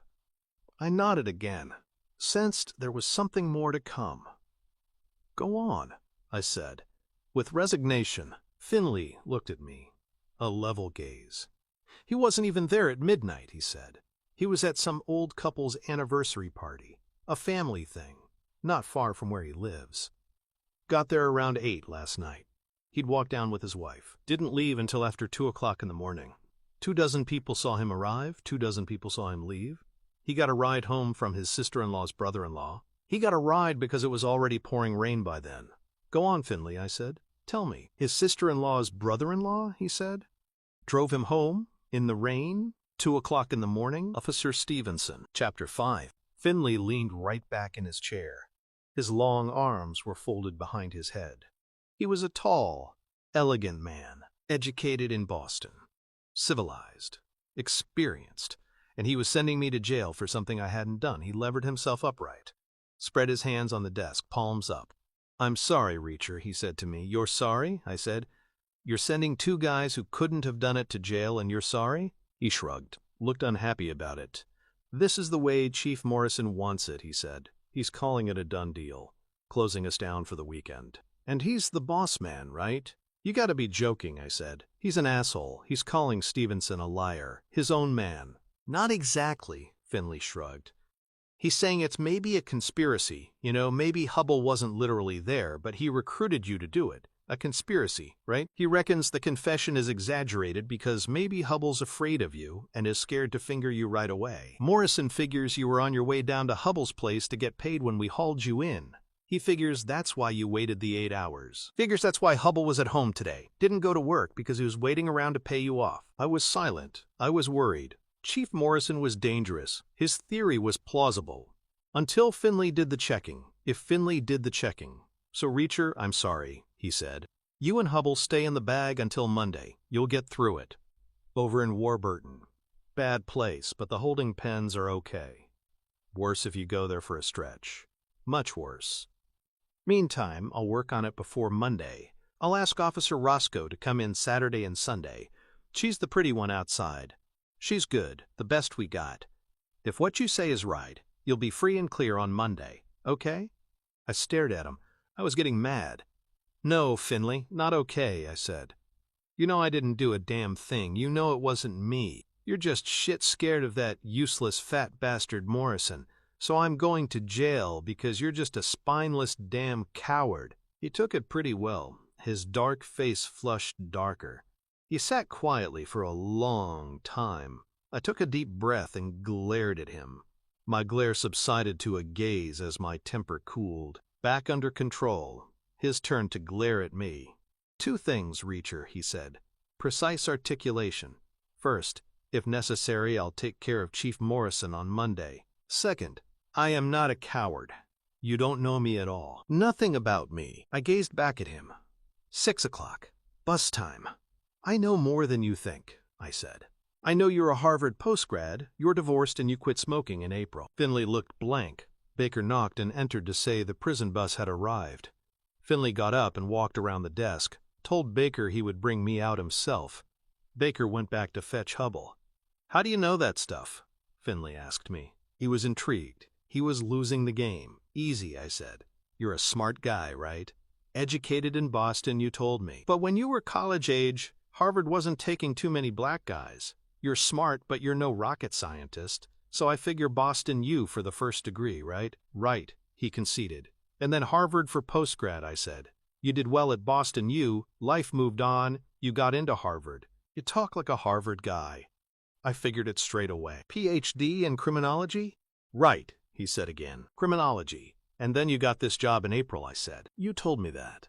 You've got a pension from Boston PD because you did your 20, so you've come down here with cash to spare. But you've come down here with no woman, because if you had, she'd have spent some of that spare cash on new clothes for you. She probably hated that wintry tweed thing you're wearing. She'd have junked it and put you in a Sunbelt outfit to start your new life on the right foot. But you're still wearing that terrible old suit, so the woman is gone. She either died or divorced you, so it was a 50-50 guess. Looks like I guessed right, he nodded blankly. And the smoking thing is easy, I said. You were just stressed up, and you were patting your pockets, looking for cigarettes.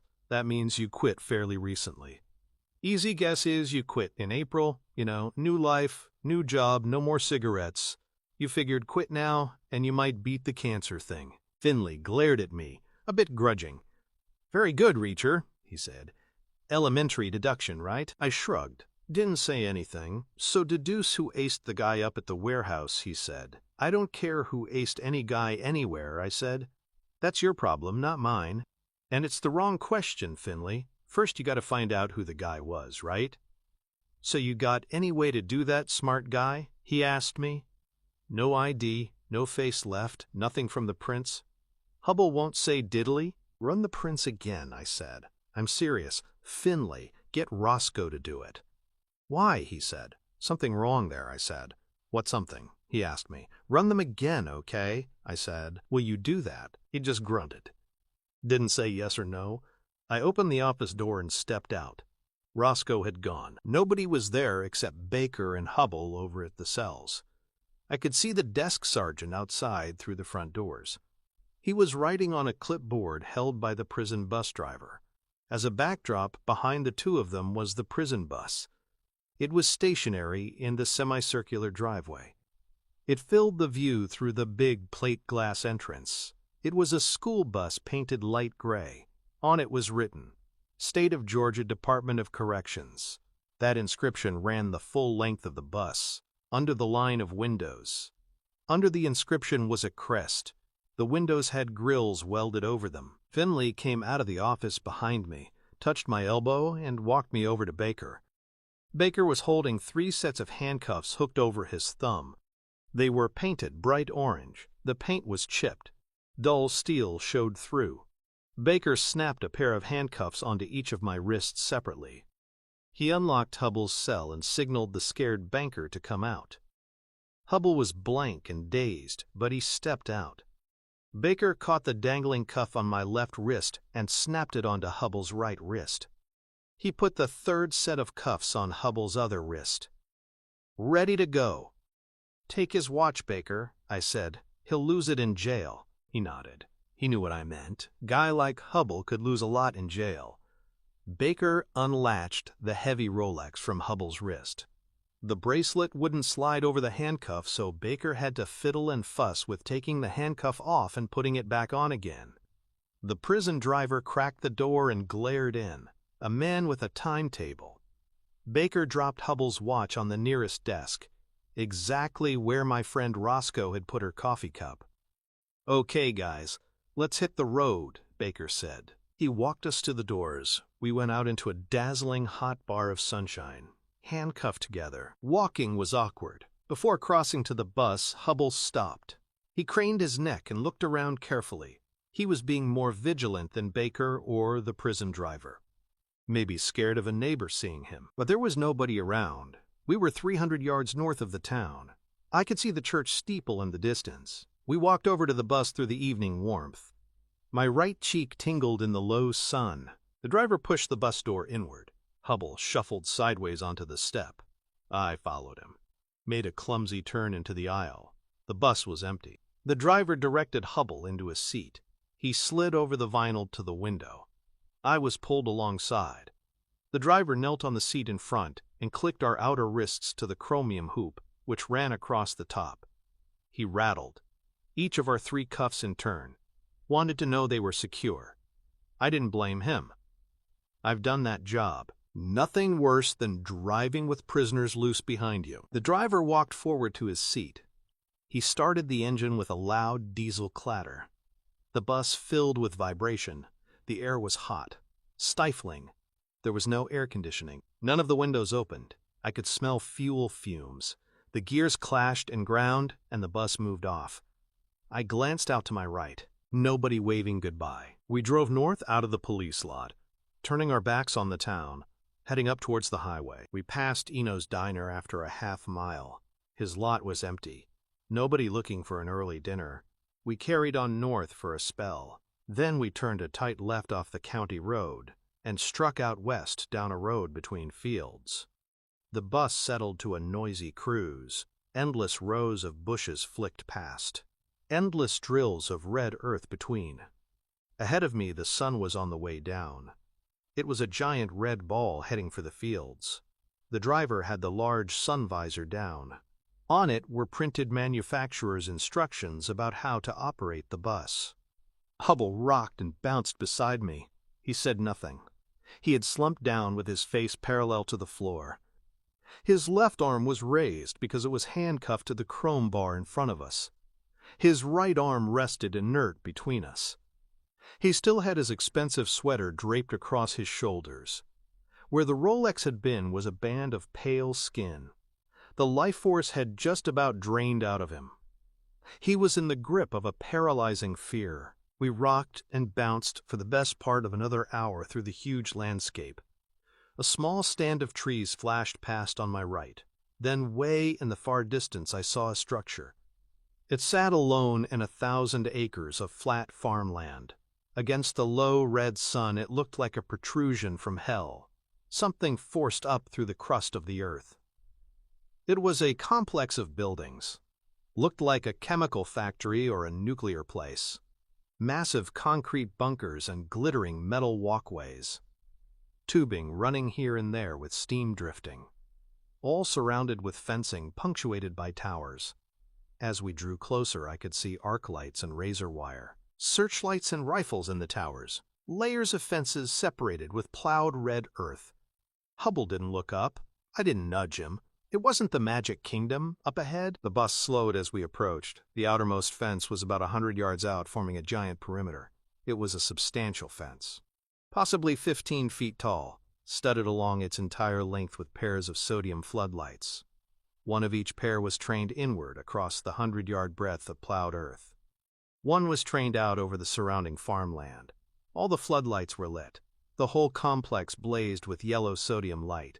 Up close it was very bright. The yellow light turned the red earth to a ghastly tan. The bus rattled to a halt. The idling engine set up a vibration. What little ventilation there had been ceased. It was stifling. Hubble finally looked up. He peered out through his gold rims. He looked around him and out the window. He groaned. It was a groan of hopeless dejection. He dropped his head. The driver was waiting for a signal from the first gate guard. The guard was speaking into a radio. The driver blipped the engine and crunched into gear. The guard signaled to him, using his radio as a baton, waving us through. The bus ground forward into a cage. We passed a long, low sign at the curb. Warburton Correctional Facility, State of Georgia Department of Corrections. Behind us, a gate swung closed. We were sealed in a wire cage. It was roofed with wire. At the far end, a gate swung open. The bus ground through. We drove the 100 yards to the next fence. There was another vehicle cage. The bus went in, waited, and drove on out. We drove right into the heart of the prison. We stopped opposite a concrete bunker, the reception area. The engine noise beat against the concrete surrounding us.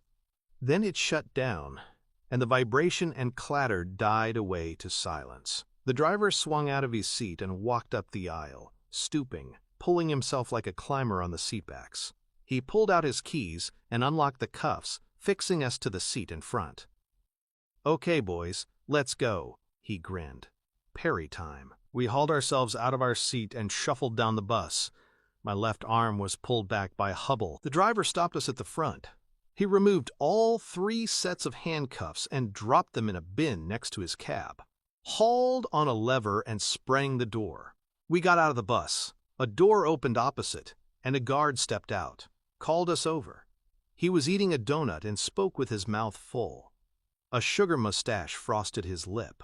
He was a pretty casual guy. We went through the door into a small concrete chamber. It was filthy. Deal chairs surrounded a painted table. Another guard sat on the table reading from a battered clipboard. "Sit down, okay," he said. We sat. He stood up. His partner with the donut locked the outer door and joined him. "Here's the deal," said the clipboard guy. "You guys are Reacher and Hubble, in from Margrave, not convicted of any crime. In custody, pending investigation. No bail application for either of you. Hear what I say? Not convicted of any crime. That's the important thing. Excuses you from a lot of shit in here, okay? No uniform, no processing, no big deal, you understand? Nice accommodations on the top floor." "Right," said the donut guy. "Thing is, if you were convicts, we'd be poking and prodding and hitting on you, and you'd get the uniform, and we'd shove you on the convict floors with the other animals, and we'd just sit back and watch the fun, right?" "Right," his partner said.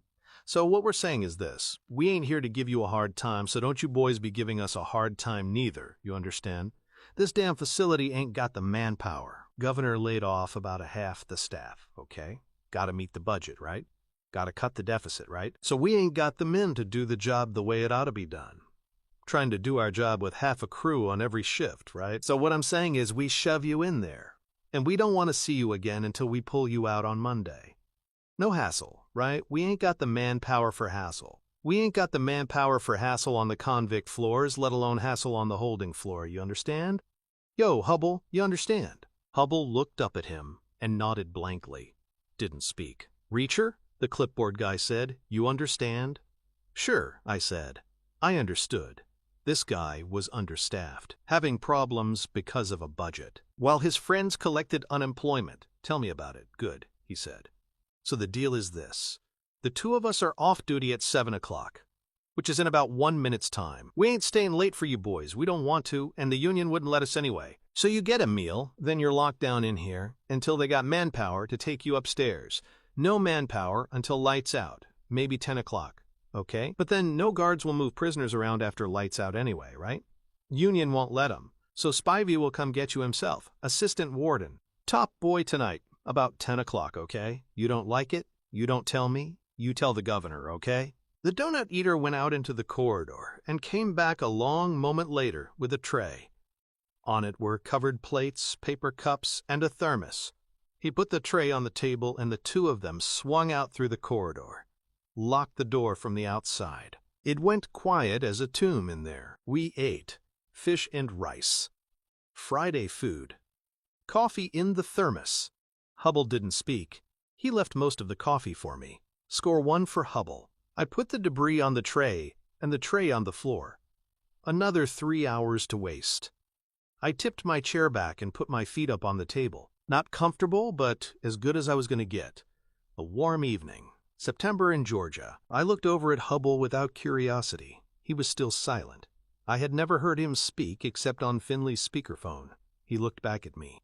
His face was full of dejection and fear. He looked at me like I was a creature from another world.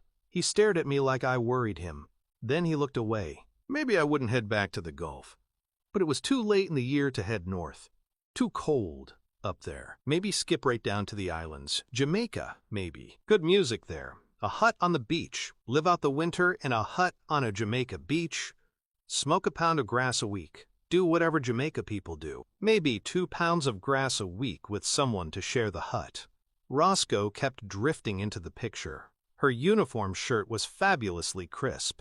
A crisp, tight blue shirt. I had never seen a shirt look better. On a Jamaica beach in the sun, she wouldn't need a shirt. I didn't think that would prove to be any kind of a major problem. It was her wink that did it to me. She took my coffee cup. She said I had nice eyes. And she winked. Gotta mean something, right? The eyes thing, I've heard that before. An English girl I'd had good times with for a while, she liked my eyes. said it all the time. They're blue. Equally, people have said they look like icebergs in an Arctic sea. If I concentrate, I can stop them blinking. Gives a stare an intimidating effect. Useful. But Roscoe's wink had been the best part of the day. The only part of the day, really, except Eno's scrambled eggs, which weren't bad. Eggs you can get anywhere. But I'd miss Roscoe. I floated on through the empty evening. Not long after 10, the door from the corridor was unlocked. A uniformed man came in. He carried a clipboard and a shotgun. I looked him over. A son of the South, a heavy, fleshy man. Reddened skin, a big hard belly, and a wide neck, small eyes. A tight, greasy uniform straining to contain him. Probably born right there on the farm they commandeered to build the prison. Assistant Warden Spivey, this shift's top boy. Understaffed and harassed, ushering the short-stay guests around by himself, with a shotgun in his big red farmer's hands. He studied his clipboard. "Which one of you is Hubble?" he asked.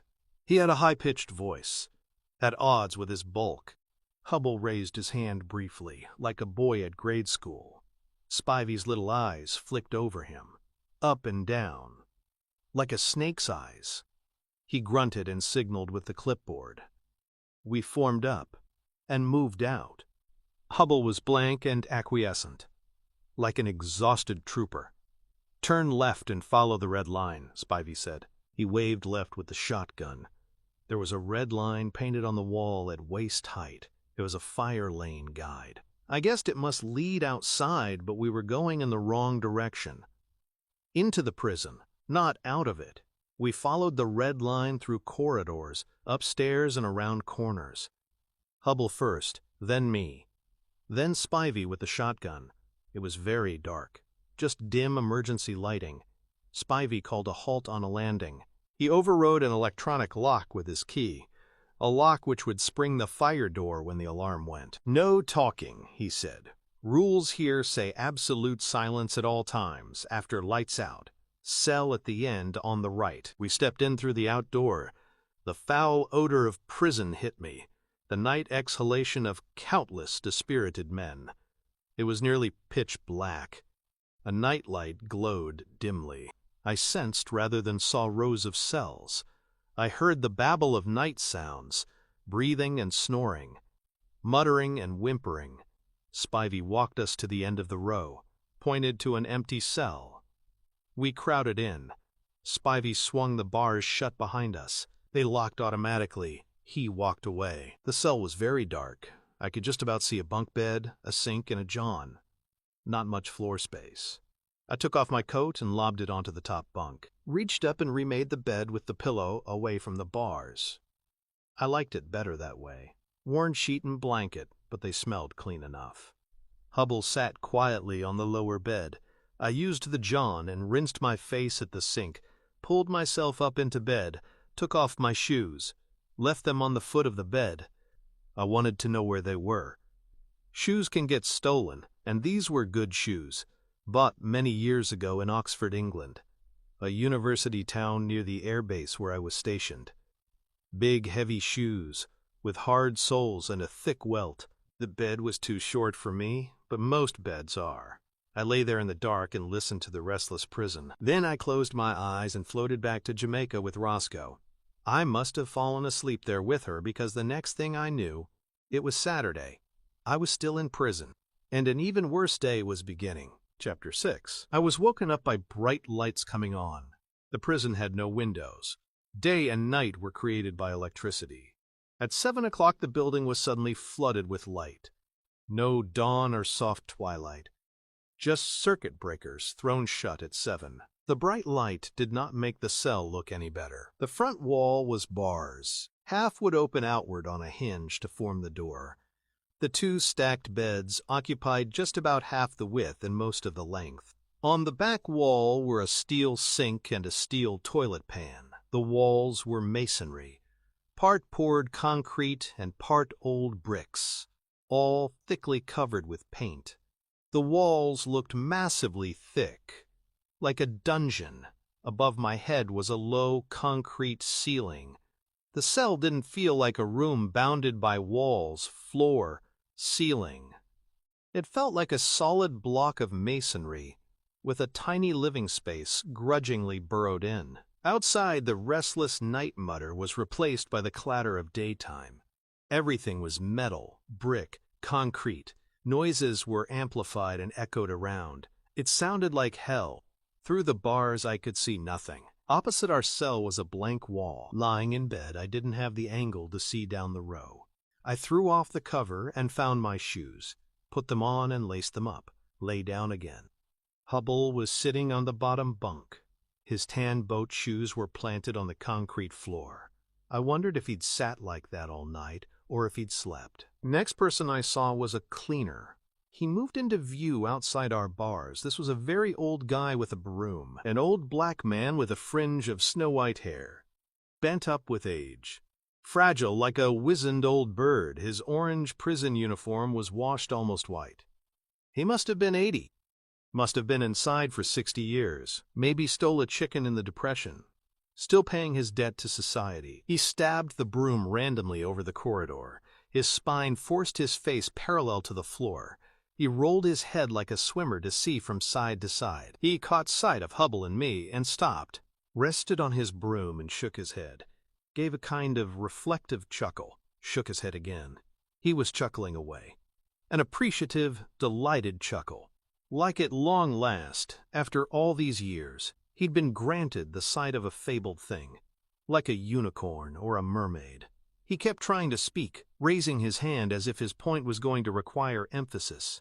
But every time, he'd start up with the chuckling again and need to clutch the broom. I didn't hurry him, I could wait. I had all weekend. He had the rest of his life. Well, yes indeed, he grinned. He had no teeth. Well, yes indeed. I looked over at him. Well, yes what, Granddad? I grinned back. He was cackling away. This was going to take a while. Yes indeed, he said. Now he had the chuckling under control. I've been in this joint since God's dog was a puppy, yes sir, since Adam was a young boy. But here's something I ain't never seen. No sir, not in all those years. What ain't you never seen, old man? I asked him. Well, he said, I've been here all these years, and I ain't never seen anybody in that cell wearing clothes like yours, man. You don't like my clothes? I said, surprised. I didn't say that. No, sir, I didn't say I don't like your clothes, he said. I like your clothes just fine. A very fine set of clothes. Yes, sir, yes, indeed, very fine. So what's the story, I asked. The old guy was cackling away to himself. The quality of the clothes ain't the issue, he said. No, sir, that ain't the issue at all. It's the fact you're wearing them, man, like not wearing the orange uniform. I never saw that before, and like I say, man, I've been here since the earth cooled. Since the dinosaurs said enough is enough. Now I seen everything I really have, yes, sir. But guys on the holding floor don't wear the uniform, I said. Yes, indeed, that sure is true, the old man said. That's a fact, for sure. The guards said so, I confirmed. They would say so, he agreed. Because that's the rules. And the guards, they know the rules, yes, sir. They know them because they make the worsen. So what's the issue, old man? I said. Well, like I say, you're not wearing the orange suit, he said. We were going around in circles here. But I don't have to wear it, I said, who was amazed. The sharp bird eyes locked in on me. You don't, he said. Why's that, man? Tell me. Because we don't wear it on the holding floor, I said. You just agreed with that, right? There was a silence. He and I got the message simultaneously. You think this is the holding floor? He asked me. Isn't this the holding floor? I asked him at the same time. The old guy paused a beat, lifted his broom and crabbed back out of sight, quickly as he could, shouting incredulously as he went. This ain't the holding floor, man, he whooped. Holding floor is the top floor. Floor 6. This here is floor 3. You're on floor 3, man. This is lifers, man. This is categorized dangerous people, man. This ain't even general population. This is the worst, man. Yes, indeed, you boys are in the wrong place. You boys are in trouble, yes, indeed. You gonna get visitors. They gonna check you boys out. Oh, man, I'm out of here. Evaluate. Long experience had taught me to evaluate and assess. When the unexpected gets dumped on you, don't waste time. Don't figure out how or why it happened. Don't recriminate. Don't figure out whose fault it is. Don't work out how to avoid the same mistake next time. All of that you do later, if you survive. First of all, you evaluate. Analyze the situation. Identify the downside. Assess the upside. Plan accordingly. Do all that, and you give yourself a better chance of getting through to the other stuff later. We were not in the holding pens on the 6th floor. Not where unconvicted prisoners should be. We were among dangerous lifers on the 3rd. There was no upside. The downside was extensive. We were new boys on a convict floor. We would not survive without status. We had no status. We would be challenged. We would be made to embrace our position at the absolute bottom of the pecking order. We faced an unpleasant weekend.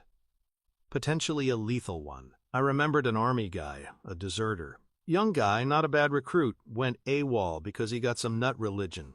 Got into trouble in Washington, demonstrating. Ended up thrown in jail, among bad guys like on this floor. Died on his first night. Anally raped. An estimated 50 times. And at the autopsy they found a pint of semen in his stomach. A new boy with no status. Right at the bottom of the pecking order. Available to all those above him. Assess. I could call on some heavy training and experience. Not intended for prison life, but it would help. I had gone through a lot of unpleasant education, not just in the Army. Stretching right back into childhood. Between grade school and high school, military kids like me get to go to 20, maybe 30 new schools. Some on bases, most in local neighborhoods. In some tough places, Philippines, Korea, Iceland, Germany, Scotland, Japan, Vietnam, all over the world. The first day at each new school, I was a new boy. With no status. Lots of first days. I quickly learned how to get status. In sandy, hot schoolyards, in cold, wet schoolyards, my brother and I had slugged it out together, back to back. We had got status. Then, in the service itself, that brutality was refined. I was trained by experts. Guys who traced their own training back to World War II, Korea, Vietnam. People who had survived things I had only read about in books. They taught me methods, details, skills. Most of all, they taught me attitude. They taught me that inhibitions would kill me. Hit early, hit hard. Kill with the first blow. Get your retaliation in first. Cheat. The gentlemen who behaved decently weren't there to train anybody. They were already dead. At 7:30 there was a ragged clunk along the row of cells. The time switch had unlocked the cages. Our bars sagged open an inch. Hubble sat motionless, still silent. I had no plan. Best option would be to find a guard, explain and get transferred, but I didn't expect to find a guard. On floors like this, they wouldn't patrol singly. They would move in pairs, possibly in groups of 3 or 4. The prison was understaffed. That had been made clear last night. Unlikely to be enough manpower to provide groups of guards on each floor. Probability was I wouldn't see a guard all day. They would wait in a crew room, operate as a crash squad responding to emergencies. And if I did see a guard, what would I say? I shouldn't be here? They must hear that all day long. They would ask, who put you here? I would say Spivey, the top boy. They would say, well, that's okay then, right? So the only plan was no plan. Wait and see. React accordingly. Objective. Survival until Monday. I could hear the grinding as the other inmates swung back their gates and latched them open. I could hear movement and shouted conversation as they strolled out to start another pointless day. I waited. Not long to wait. From my tight angle on the bed, head away from the door, I saw our next-door neighbors stroll out. They merged with a small knot of men. They were all dressed the same. Orange prison uniform. Red bandanas, tight over shaved heads. Huge black guys, obviously bodybuilders. Several had torn the sleeves off their shirts, suggesting that no available garment could contain their massive bulk. They may have been right. An impressive sight. The nearest guy was wearing pale sunglasses, the sort which darken in the sun, silver halide. The guy had probably last seen the sun in the 70s. May never see it again. So the shades were redundant, but they looked good, like the muscles, like the bandanas and the torn shirts. All image. I waited. The guy with the sunglasses spotted us. His look of surprise quickly changed to excitement. He alerted the group's biggest guy by hitting his arm. The big man looked round. He looked blank. Then he grinned. I waited. The knot of men assembled outside our cell. They gazed in. The big guy pulled open our gate. The others passed it from hand to hand through its arc. They latched it open. Look what they sent us, the big guy said. You know what they sent us? What they sent us, the sunglasses guy said. They sent us fresh meat, the big guy answered. They sure did, man, the sunglasses guy said. Fresh meat. Fresh meat for everybody, the big guy said. He grinned. He looked around his gang and they all grinned back, exchanged low fives. I waited. The big guy stepped half a pace into our cell. He was enormous, maybe an inch or two shorter than me, but probably twice as heavy. He filled the doorway. His dull eyes flicked over me. Then, Hubble. Yo, white boy, come here, he said. To Hubble, I could sense Hubble's panic. He didn't move. Come here, white boy, the big guy repeated. Quietly, Hubble stood up, took half a pace toward the man at the door. The big guy was glaring with that rage glare that is supposed to chill you with its ferocity. This is Red Boy territory, man, the big guy said, explaining the bandanas. What's Whitey doing in Red Boy territory? Hubble said nothing in reply. Residency tax, man, the big guy said. Like they got in Florida hotels, man, you gotta pay the tax. Give me your sweater, white boy. Hubble was rigid with fear. Give me your sweater, white boy, he said again, quietly. Hubble unwrapped his expensive white sweater and held it out. The big man took it and threw it behind him without looking. Give me the eyeglasses, white boy, he said. Hubble flicked a despairing glance up at me, took off his gold glasses, held them out. The big man took them and dropped them to the floor, crunched them under his shoe, screwed his foot around. The glasses smashed and splintered. The big man scraped his foot back and flicked the wreckage backwards into the corridor. The other guys all took turns stamping on them. Good boy, the big guy said. You paid the tax. Hubble was trembling. Now come here, white boy, said his tormentor. Hubble shuffled nearer. Closer, white boy, the big man said. Hubble shuffled nearer, until he was a foot away. He was shaking. On your knees, white boy, said the big guy. Hubble knelt. Unzip me, Whitey, he said. Hubble did nothing, filled with panic. Unzip me, white boy, the big guy said again. With your teeth. Hubble gave a gasp of fear and revulsion and jumped back. He scuttled backwards to the rear of the cell, tried to hide behind the john. He was practically hugging the pan. Time to intervene. Not for Hubble. I felt nothing for him, but I had to intervene for myself. Hubble's abject performance would taint me. We would be seen as a pair. Hubble's surrender would disqualify us both. In the status game, come back, white boy. Don't you like me? The big guy called to Hubble. I took a long, silent breath, swung my feet over the side of the bunk and landed lightly in front of the big man. He stared at me. I stared back, calmly. You're in my house, fat boy, I said, but I'm going to give you a choice. Choice of what? Said the big guy, blankly, surprised. A choice of exit strategies, fat boy, I said. Say what? He said. What I mean is this, I said. You're going to leave, that's for sure. Your choice is about how you leave. Either you can walk out of here by yourself, or these other fat boys behind you are going to carry you out in a bucket. Oh yeah, he said. For sure, I said. I'm going to count to 3. Okay, so you better choose real quick, right?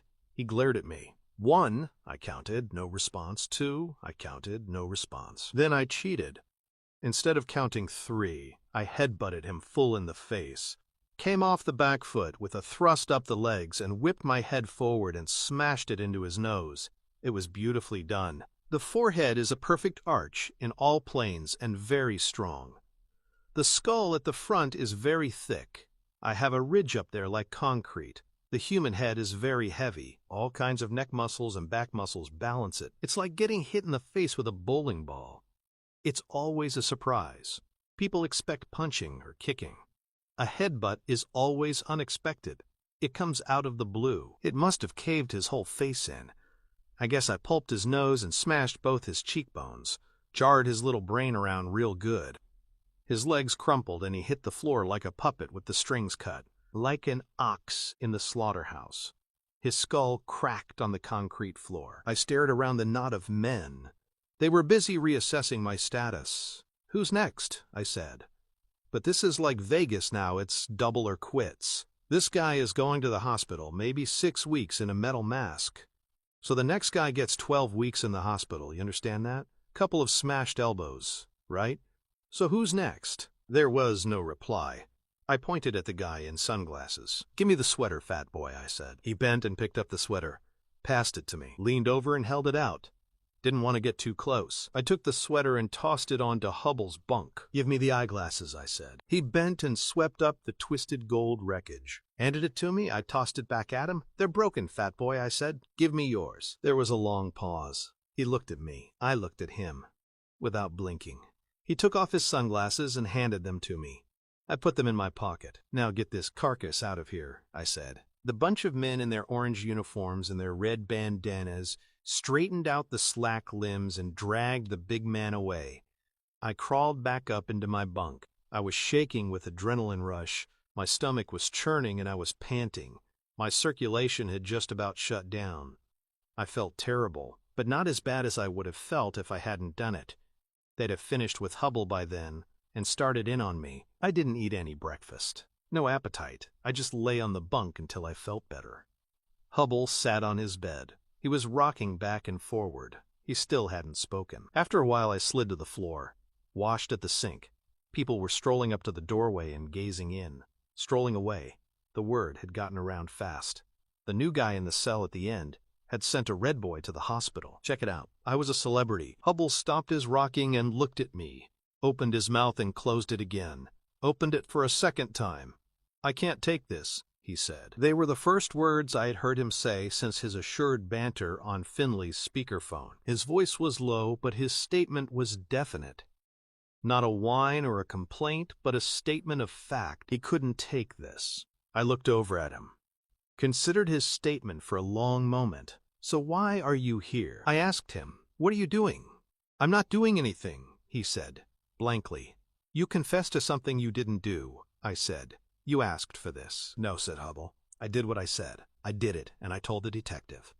"Bullshit, Hubble," I said. "You weren't even there. You were at a party. The guy who drove you home is a policeman, for God's sake. You didn't do it. You know that. Everybody knows that. Don't give me that shit." Hubble looked down at the floor, thought for a moment. "I can't explain it," he said. "I can't say anything about it. I just need to know what happens next." I looked at him again. "What happens next?" I said. "You stay here until Monday morning, and then you go back to Margrave. Then I guess they'll let you go." "Will they?" he said, like he was debating with himself.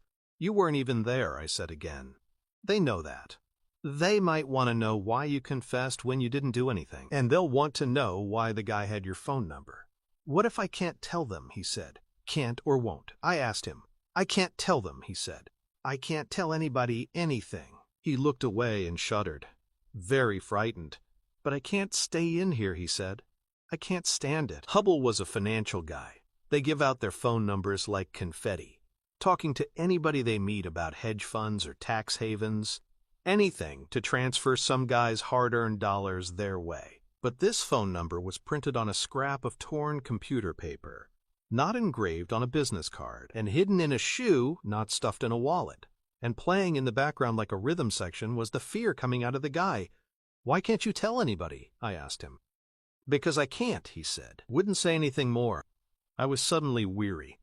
24 hours ago I had jumped off a greyhound at a cloverleaf and walked down a new road, striding out happily through the warm morning rain. Avoiding people, avoiding involvement, no baggage, no hassle, freedom. I didn't want it interrupted by Hubble, or by Finley, or by some tall guy who got himself shot in his shaved head. I didn't want any part of it. I just wanted some peace and quiet and to go looking for Blind Blake. I wanted to find some 80-year-old who might remember him from some bar. I should be talking to that old guy who swept up around the prison, not Hubble. Yuppie asshole. He was thinking hard. I could see what Finley had meant. I had never seen anybody think so visibly. His mouth was working soundlessly, and he was fiddling with his fingers. like he was checking off positives and negatives, weighing things up. I watched him. I saw him make his decision. He turned and looked over at me. "I need some advice," he said. "I've got a problem." I laughed at him. "Well, what a surprise," I said. "I'd never have guessed. I thought you were here because you were bored with playing golf on the weekend." "I need help," he said. "You've had all the help you're going to get," I said. "Without me, you'd be bent forward over your bed right now, with a line of big horny guys forming at the door. And so far you haven't exactly overwhelmed me with gratitude for that." He looked down for a moment, nodded. "I'm sorry," he said. "I'm very grateful. Believe me, I am. You saved my life. You took care of it. That's why you've got to tell me what to do. I'm being threatened." I let the revelation hang in the air for a moment. "I know that," I said. "That's pretty obvious." "Well, not just me," he said. "My family as well. It was getting me involved." I looked at him. He started thinking again. His mouth was working. He was pulling on his fingers, eyes flicking left and right, like over here was a big pile of reasons, and over there was another big pile of reasons. "Which pile was bigger? Have you got family?" he asked me. "No," I said. What else could I say? My parents were both dead. I had a brother somewhere who I never saw. So I had no family. No idea whether I wanted one, either. Maybe, maybe not. "I've been married 10 years, Hubble said. 10 years last month. Had a big party. I've got 2 children. Boy, age 9, girl, age 7. Great wife, great kids. I love them like crazy." He meant it. I could see that. He lapsed into silence, misting over as he thought about his family, wondering how the hell he came to be in here without them. He wasn't the first guy to sit in this cell wondering that, and he wouldn't be the last. "We've got a nice place," he said, "out on Beckman Drive. Bought there 5 years ago. A lot of money, but it was worth it. You know Beckman?" "No," I said again. He was afraid to get to the point. Pretty soon he'd be telling me about the wallpaper in the downstairs half bath, and how he planned to pay for his daughter's orthodonture. I let him talk. Prison conversation. "Anyway," he said eventually, "it's all falling apart now." He sat there in his chinos and his polo shirt. He had picked up his white sweater and wrapped it around his shoulders again. Without his glasses, he looked older, more vacant.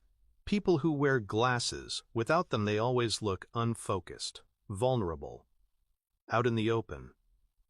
A layer removed. He looked like a tired old man. One leg was thrust forward. I could see the patterned sole of his shoe. What did he call a threat? Some kind of exposure or embarrassment?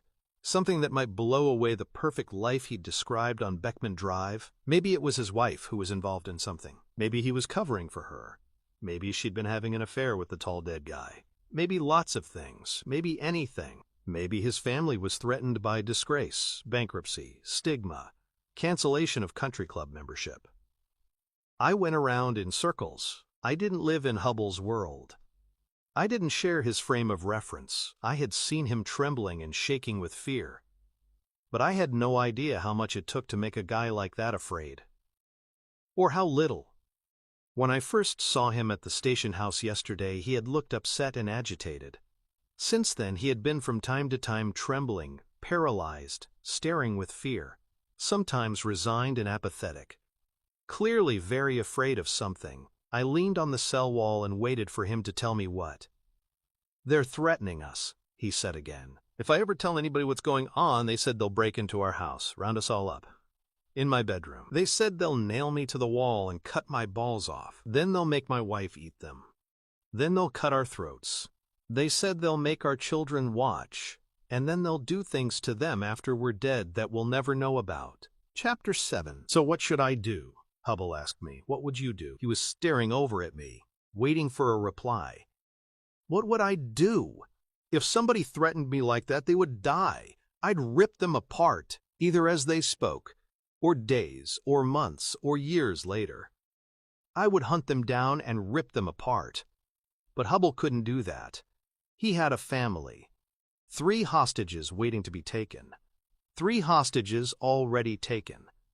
Taken as soon as the threat was made. What should I do? He asked me again. I felt pressure. I had to say something. And my forehead hurt. It was bruising up after the massive impact with the red boy's face. I stepped to the bars and glanced down the row of cells, leaned against the end of the bunk, thought for a moment, came up with the only possible answer, but not the answer Hubble wanted to hear. "Nothing you can do," I said. "You've been told to keep your mouth shut, so you keep it shut. Don't tell anybody what's going on. Ever." He looked down at his feet, dropped his head into his hands, gave a moan of abject misery, like he was crushed with disappointment. "I've got to talk to somebody," he said. "I've got to get out of this. I mean it, I've got to get out. I've got to talk to somebody." I shook my head at him. "You can't do that," I said. "They've told you to say nothing, so you say nothing. That way you stay alive. You and your family." He looked up, shuddered. "Something very big is going on," he said. "I've got to stop it if I can." I shook my head again. If something very big was going on around people who used threats like that, then he was never going to stop it. He was on board, and he was going to stay on board. I smiled a bleak smile at him and shook my head for the third time. He nodded like he understood, like he finally accepted the situation.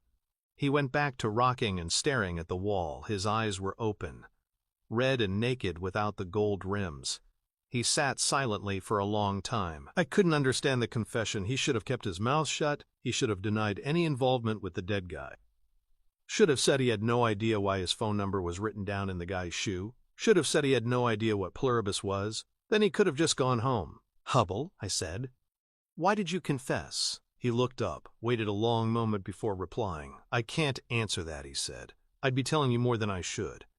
"I already know more than I should," I said. "Finlay asked about the dead guy and pluribus, and you flipped. So I know there's a link between you and the dead guy and whatever pluribus is." He gazed at me, looking vague. "Is Finlay that black detective?" he said. "Yes," I said. "Finlay, chief of detectives." "He's new," Hubble said. "Never seen him before." It was always gray. He was there years, since I was a kid. There's only one detective. Don't know why they say chief of detectives when there's only one. There's only 8 people in the whole police department. Chief Morrison, he's been there years. Then the desk man, 4 uniformed men, a woman, and the detective, Gray.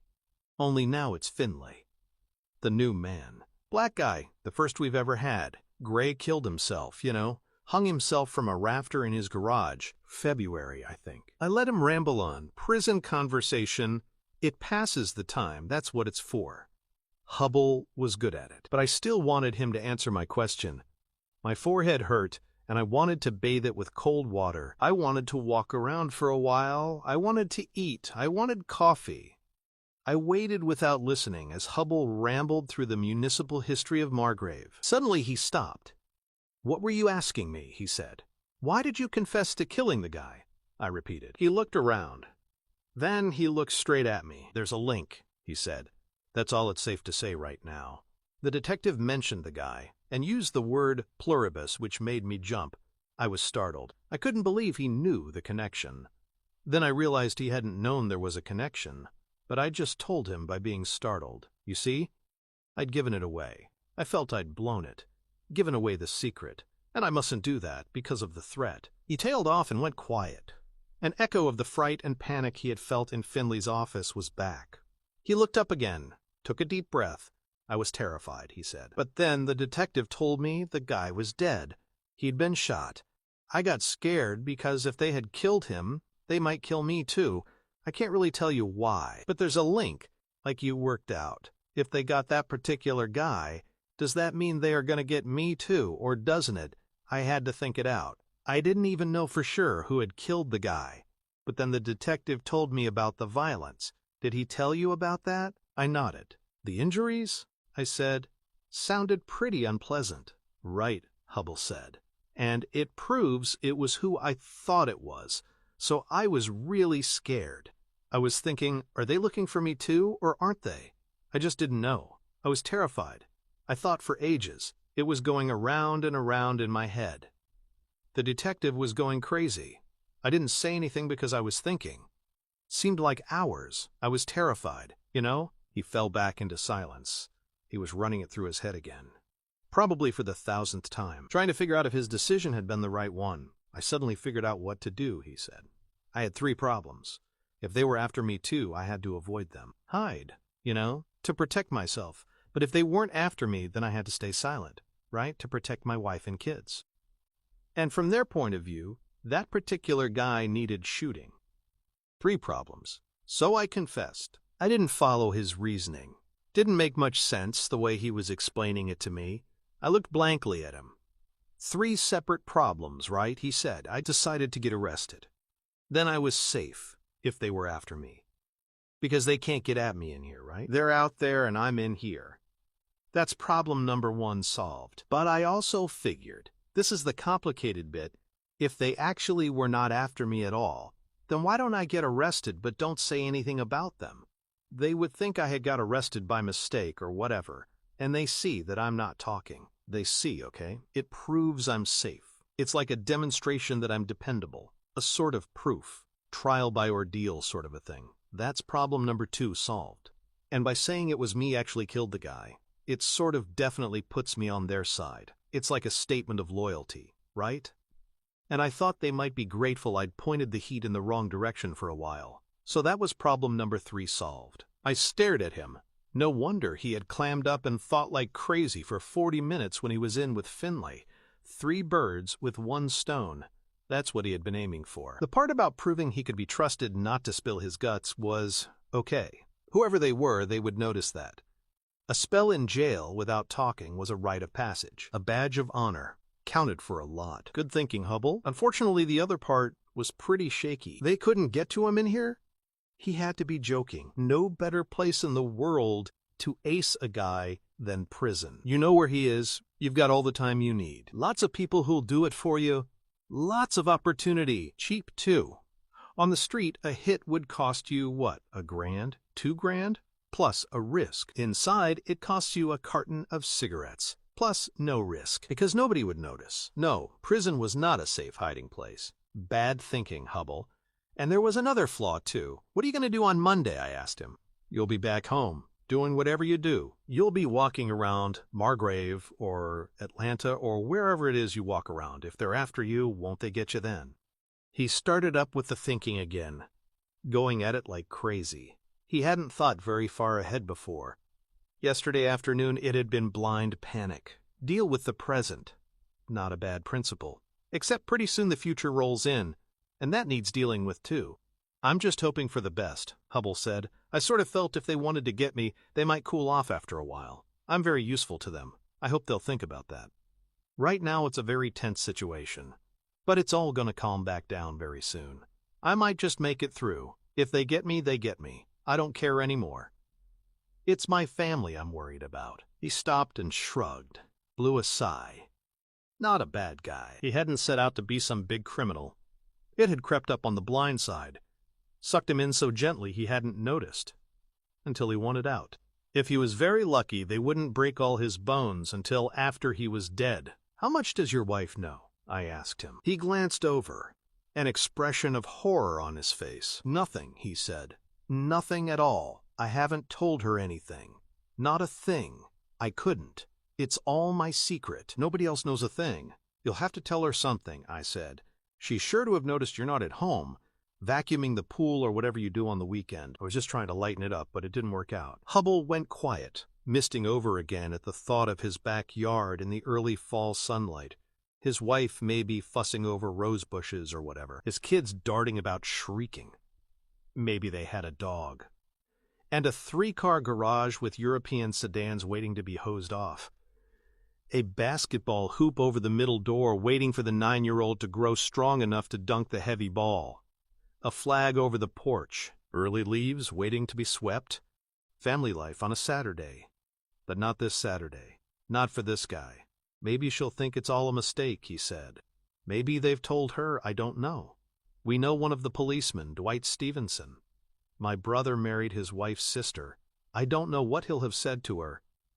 I guess I'll deal with that on Monday. I'll say it was some kind of terrible mistake. She'll believe it. Everybody knows mistakes are made. He was thinking out loud. Hubble? I said. What did the tall guy do to them that was liable to get himself shot in the head? He stood up and leaned on the wall, rested his foot on the edge of the steel toilet pan, looked at me. Wouldn't answer. Now for the big question. What about you? I asked him. What have you done to them liable to get yourself shot in the head? He wouldn't answer. The silence in our cell was terrible. I let it crash around for a while. Couldn't think of anything more to say. Hubble clunked his shoe against the metal toilet pan. A rattly little rhythm. Sounded like a Bo Diddley riff. "You ever heard of Blind Blake?" I asked him. He stopped clunking and looked up. "Who?" he said blankly. "Doesn't matter," I said. "I'm going to find a bathroom. I need to put a wet towel on my head. It hurts." "I'm not surprised," he said. "I'll come with you." He was anxious not to be left alone. Understandable. I was going to be his minder for the weekend. Not that I had any other plans. We walked down the cell row to a kind of open area at the end. I saw the fire door Spivey had used the night before. Beyond it was a tiled opening. Over the opening was a clock. Nearly 12 noon. Clocks in prisons are bizarre.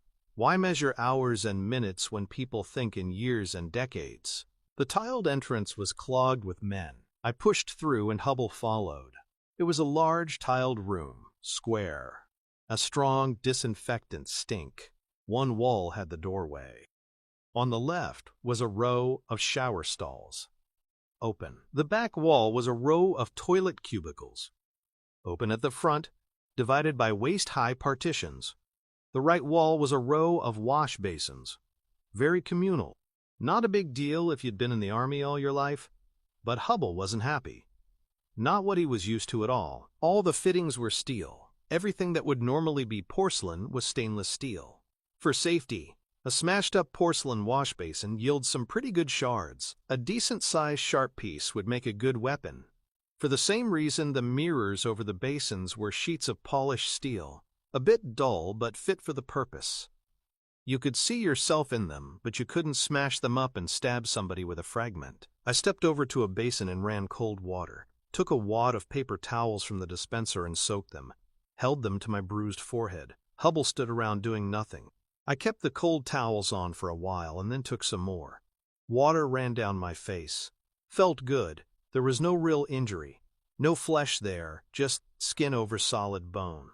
Not much to injure, and impossible to break. A perfect arch, nature's strongest structure. That's why I avoid hitting anything with my hands. Hands are pretty fragile. All kinds of small bones and tendons in there. A punch big enough to deck that red boy would have smashed my hand up pretty good. I'd have joined him in the hospital. Not much point in that. I patted my face dry and leaned up close to the steel mirror to check out the damage. Not bad. I combed my hair with my fingers. As I leaned against the sink, I could feel the sunglasses in my pocket. The red boy's shades. The spoils of victory. I took them out and put them on. Gazed at my dull reflection. As I messed about in front of the steel mirror, I saw the start of some kind of a commotion happening behind me. I heard a brief warning from Hubble and I turned around. The sunglasses dimmed the bright light. 5 white guys were trawling across the room. Biker types. Orange suits, of course, more torn-off sleeves but with black leather additions. Caps, belts, fingerless gloves, big beards. All 5 were big, heavy men, with that hard, slabby fat which is almost muscle but not quite. All 5 had crude tattoos on their arms and their faces, swastikas. On their cheeks, under their eyes, and on their foreheads. The Aryan Brotherhood. White trash prison gang. As the 5 swept the room, the other occupants melted away. Any who didn't get the message were seized and hustled to the door, thrown out into the corridor. Even the soapy naked guys from the shower stalls. Within seconds, the big bathroom was empty, except for the 5 bikers and Hubble and me. The 5 big men fanned out in a loose arc around us. These were big, ugly guys. The swastika tattoos on their faces were scratched in, roughly inked. My assumption was they'd come to recruit me, somehow hijack the fact that I'd knocked over a red boy, claim my bizarre celebrity for their cause, turn it into a race triumph for the Brotherhood. But I was wrong. My assumption was way out, so I was left unprepared. The guy in the middle of the 5 was looking back and forth between Hubble and me. His eyes flicked across. They stopped on me. "Okay, he's the one," he said, looking straight at me. 2 things happened. The N2 bikers grabbed Hubble and ran him to the door, and the boss man swung a big fist at my face. I saw it late, dodged left, and it caught me on the shoulder. I was spun around by the blow. grabbed from behind by the neck, two huge hands at my throat, strangling me. The boss man lined up for another shot at my gut. If it landed, I was a dead man. I knew that much, so I leaned back and kicked out. Smashed the boss man's balls like I was trying to punt a football right out of the stadium. The big Oxford shoe crunched him real good. The welt hit him like a blunt axe. My shoulders were hunched and I was pumping up my neck to resist the strangler. He was wrenching hard. I was losing it. I reached up and broke his little fingers. I heard the knuckles splinter over the roaring in my ears. Then I broke his ring fingers. More splintering, like pulling a chicken apart. He let go. The third guy waded in. He was a solid mountain of lard, sheathed with heavy slabs of meat, like armor. Nowhere to hit him. He was pounding me with short jabs to the arm and chest. I was jammed back between two sinks, the mountain of lard pressing up. Nowhere to hit him, except his eyes. I jammed my thumb into his eye, hooked the tips of my fingers in his ear and squeezed.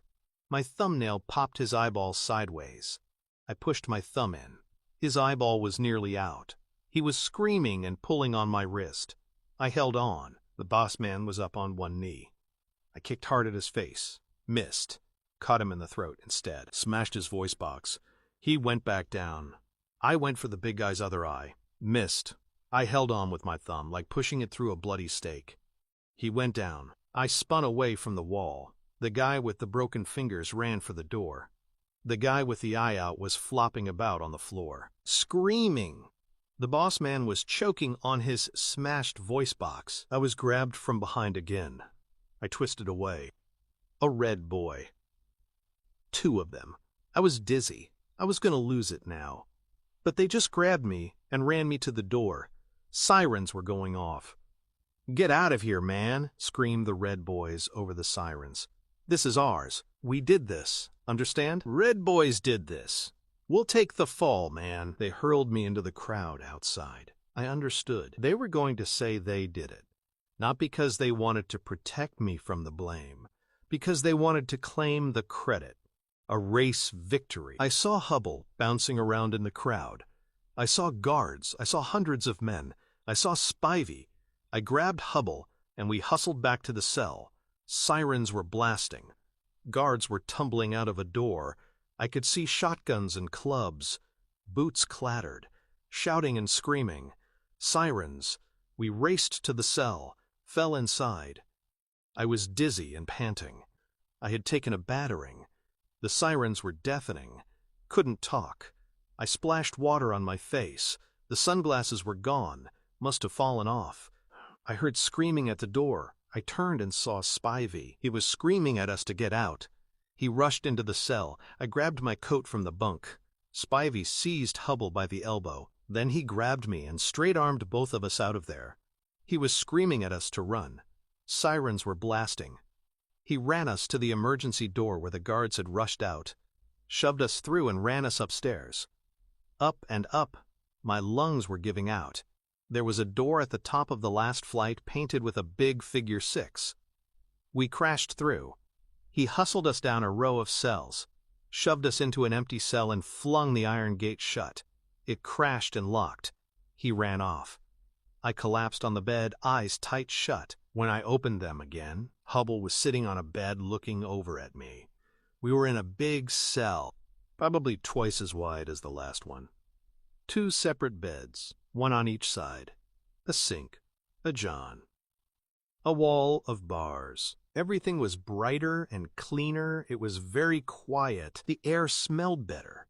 This was the holding floor. This was floor 6. This was where we should have been all the time. "What the hell happened to you in there?" Hubble asked. I just shrugged at him. A meal cart appeared outside our cell. It was dragged by an old white guy. Not a guard, some kind of an orderly.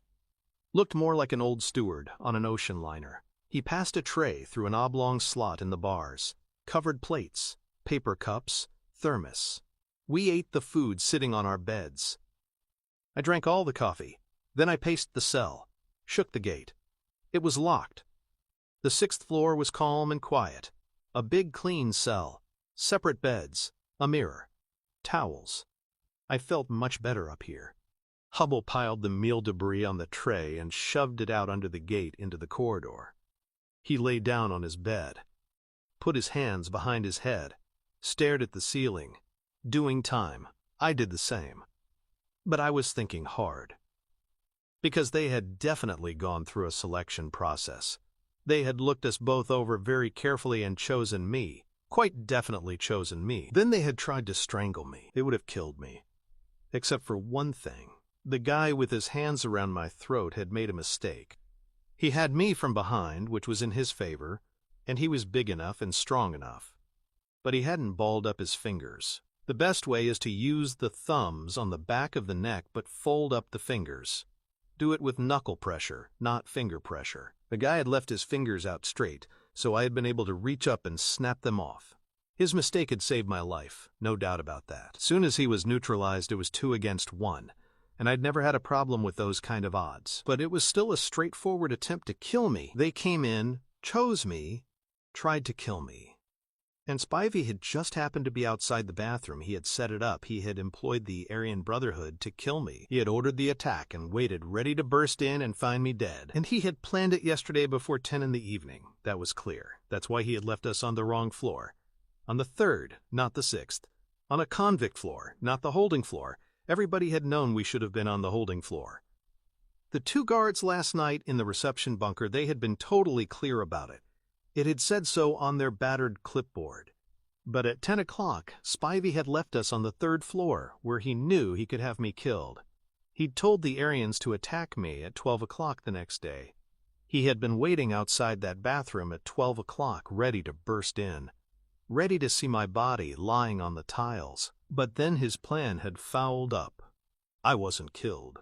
The Aryans were beaten off. The Red Boys had piled in to seize the moment. Mayhem had broken out. A riot was starting.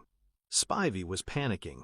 He hit the alarms and called the crash squads, rushed us off the floor up to the 6th, and left us up here. According to all the paperwork, the 6th floor is where we'd been all the time. A neat fallback. It made me fireproof as far as investigation went.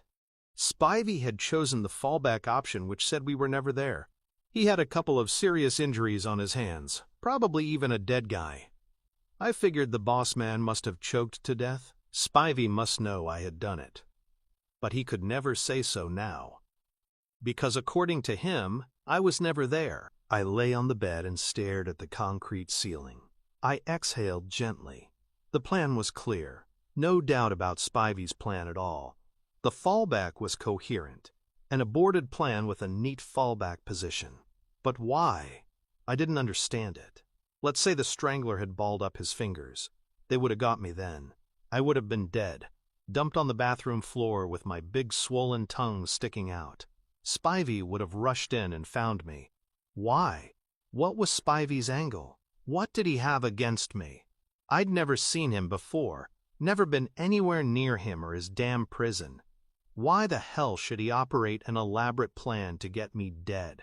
I couldn't begin to figure it out. Chapter 8. Hubble slept for a while on the cot across from mine. Then he stirred and woke up, writhed around, looked disoriented for a moment until he remembered where he was. Tried to check the time on his watch, but saw only a band of pale skin where the heavy Rolex had been. Pushed against the bridge of his nose and remembered he'd lost his eyeglasses. Sighed and flopped his head back onto the striped prison pillow. One very miserable guy the first could understand his fear. But he also looked defeated, like he'd just rolled the dice and lost. Like he'd been counting on something to happen, and it hadn't happened, so now he was back in despair. Then I began to understand that, too. The dead guy was trying to help you, wasn't he? I said. The question scared him. I can't tell you that, can I? He answered. I need to know, I said. Maybe you approached the guy for help. Maybe you talked to him. Maybe that's why he got killed. Maybe it looks like now you'll start talking to me. Which could get me killed, too. Hubble nodded and rocked back and forth on his bed, took a deep breath, looked straight at me. He was an investigator, he said. I brought him down here because I want this whole thing stopped. I don't want to be involved anymore. I'm not a criminal. I'm scared to death, and I want out. He was going to get me out and take down the scam. But he slipped up somehow, and now he's dead, and I'm never going to get out. And if they find out it was me brought him down here, they'll kill me. And if they don't kill me, I'll probably go to jail for 1,000 years anyway, because right now the whole damn thing is very exposed and very dangerous. Who was the guy? I asked him. He didn't have a name, Hubble said. Just a contact code. He said it was safer that way. I can't believe they got him. He seemed like a capable guy to me. Tell the truth, you remind me of him. You seem like a capable guy to me, too. What was he doing up there at the warehouse, I asked him. He shrugged and shook his head. I don't understand that situation, he said. I put him together with another guy. And he was meeting with him up there, but wouldn't they have shot the other guy as well? I don't understand why they only got one of them. Who was the other guy he was meeting with? I said. He stopped and shook his head. I've told you way too much already, he said. I must be crazy. They'll kill me. Who's on the inside of this thing? I asked him. Don't you listen? He said. I'm not saying another word. I don't want names, I said. Is it a big deal? It's huge, he said. Biggest thing you ever heard of. How many people? I said. He shrugged and thought about it.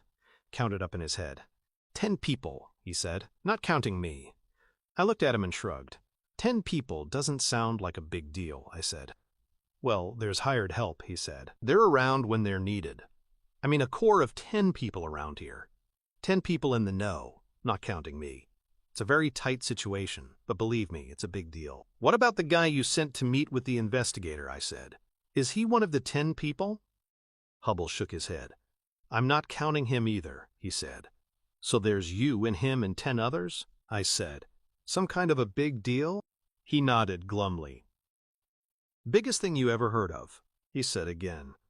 And right now it's very exposed? I asked him. Why? Because of this investigator poking about. Hubble shook his head again. He was writhing around like my questions were tearing him up. No, he said. For another reason altogether. It's like a window of vulnerability is wide open right now. An exposure. It's been very risky, getting worse all the time. But now it could go either way. If we get through it, nobody will ever know anything. But if we don't get through it, it'll be the biggest sensation you ever heard of, believe me. Either way, it's going to be a close call. I looked at him. He didn't look to me much like the sort of a guy who could cause the biggest sensation I ever heard of. So how long is this exposure going to last? I asked him. It's nearly over, he said. Maybe a week. A week tomorrow is my guess. Next Sunday. Maybe I'll live to see it. So after next Sunday you're not vulnerable anymore? I said. Why not? What's going to happen next Sunday? He shook his head and turned his face away. It was like if he couldn't see me, I wasn't there, asking him questions. What does pluribus mean? I asked him. He wouldn't answer. Just kept on shaking his head. His eyes were screwed shut with terror. Is it a code for something? I said. He wasn't hearing me. The conversation was over. I gave it up and we lapsed back into silence. That suited me well enough. I didn't want to know anything more. I didn't want to know anything at all. Being an outsider and knowing Hubble's business didn't seem to be a very smart combination. It hadn't done the tall guy with the shaved head a whole lot of good. I wasn't interested in sharing the same fate as him, dead at a warehouse gate, partially hidden under some old cardboard, 2 holes in my head, all my bones smashed. I just wanted to pass the time until Monday, and then get the hell out. By next Sunday, I plan to be a very long way away indeed. Okay, Hubble, I said. No more questions. He shrugged and nodded, sat silent for a long time. Then he spoke, quietly, with a lot of resignation in his voice. Thanks, he said. It's better that way. I was rolled over on the narrow cot trying to float away into some kind of limbo. But Hubble was restless. He was tossing and turning and blowing tight sighs. He was coming close to irritating me again. I turned to face him. I'm sorry, he said. I'm very uptight. It was doing me good just to talk to somebody. I'd go crazy in here on my own. Can't we talk about something else? What about you? Tell me about yourself. Who are you, Reacher? I shrugged at him. I'm nobody, I said. Just a guy passing through. I'll be gone on Monday. Nobody's nobody, he said. We've all got a story. Tell me. So I talked for a while, lying on my bed, running through the last 6 months. He lay on his bed, looking at the concrete ceiling, listening, keeping his mind off his problems. I told him about leaving from the Pentagon, Washington, Baltimore, Philadelphia, New York, Boston, Pittsburgh, Detroit, Chicago, museums, music, cheap hotels, bars, buses, and trains. Solitude. Traveling through the land of my citizenship like a cheap tourist, seeing most things for the first time, looking at the history I'd learned in dusty schoolrooms half a world away, looking at the big things that had shaped the nation, battlefields, factories, declarations, revolutions, looking for the small things, birthplaces, clubs, roads, legends, the big things and the small things which were supposed to represent home.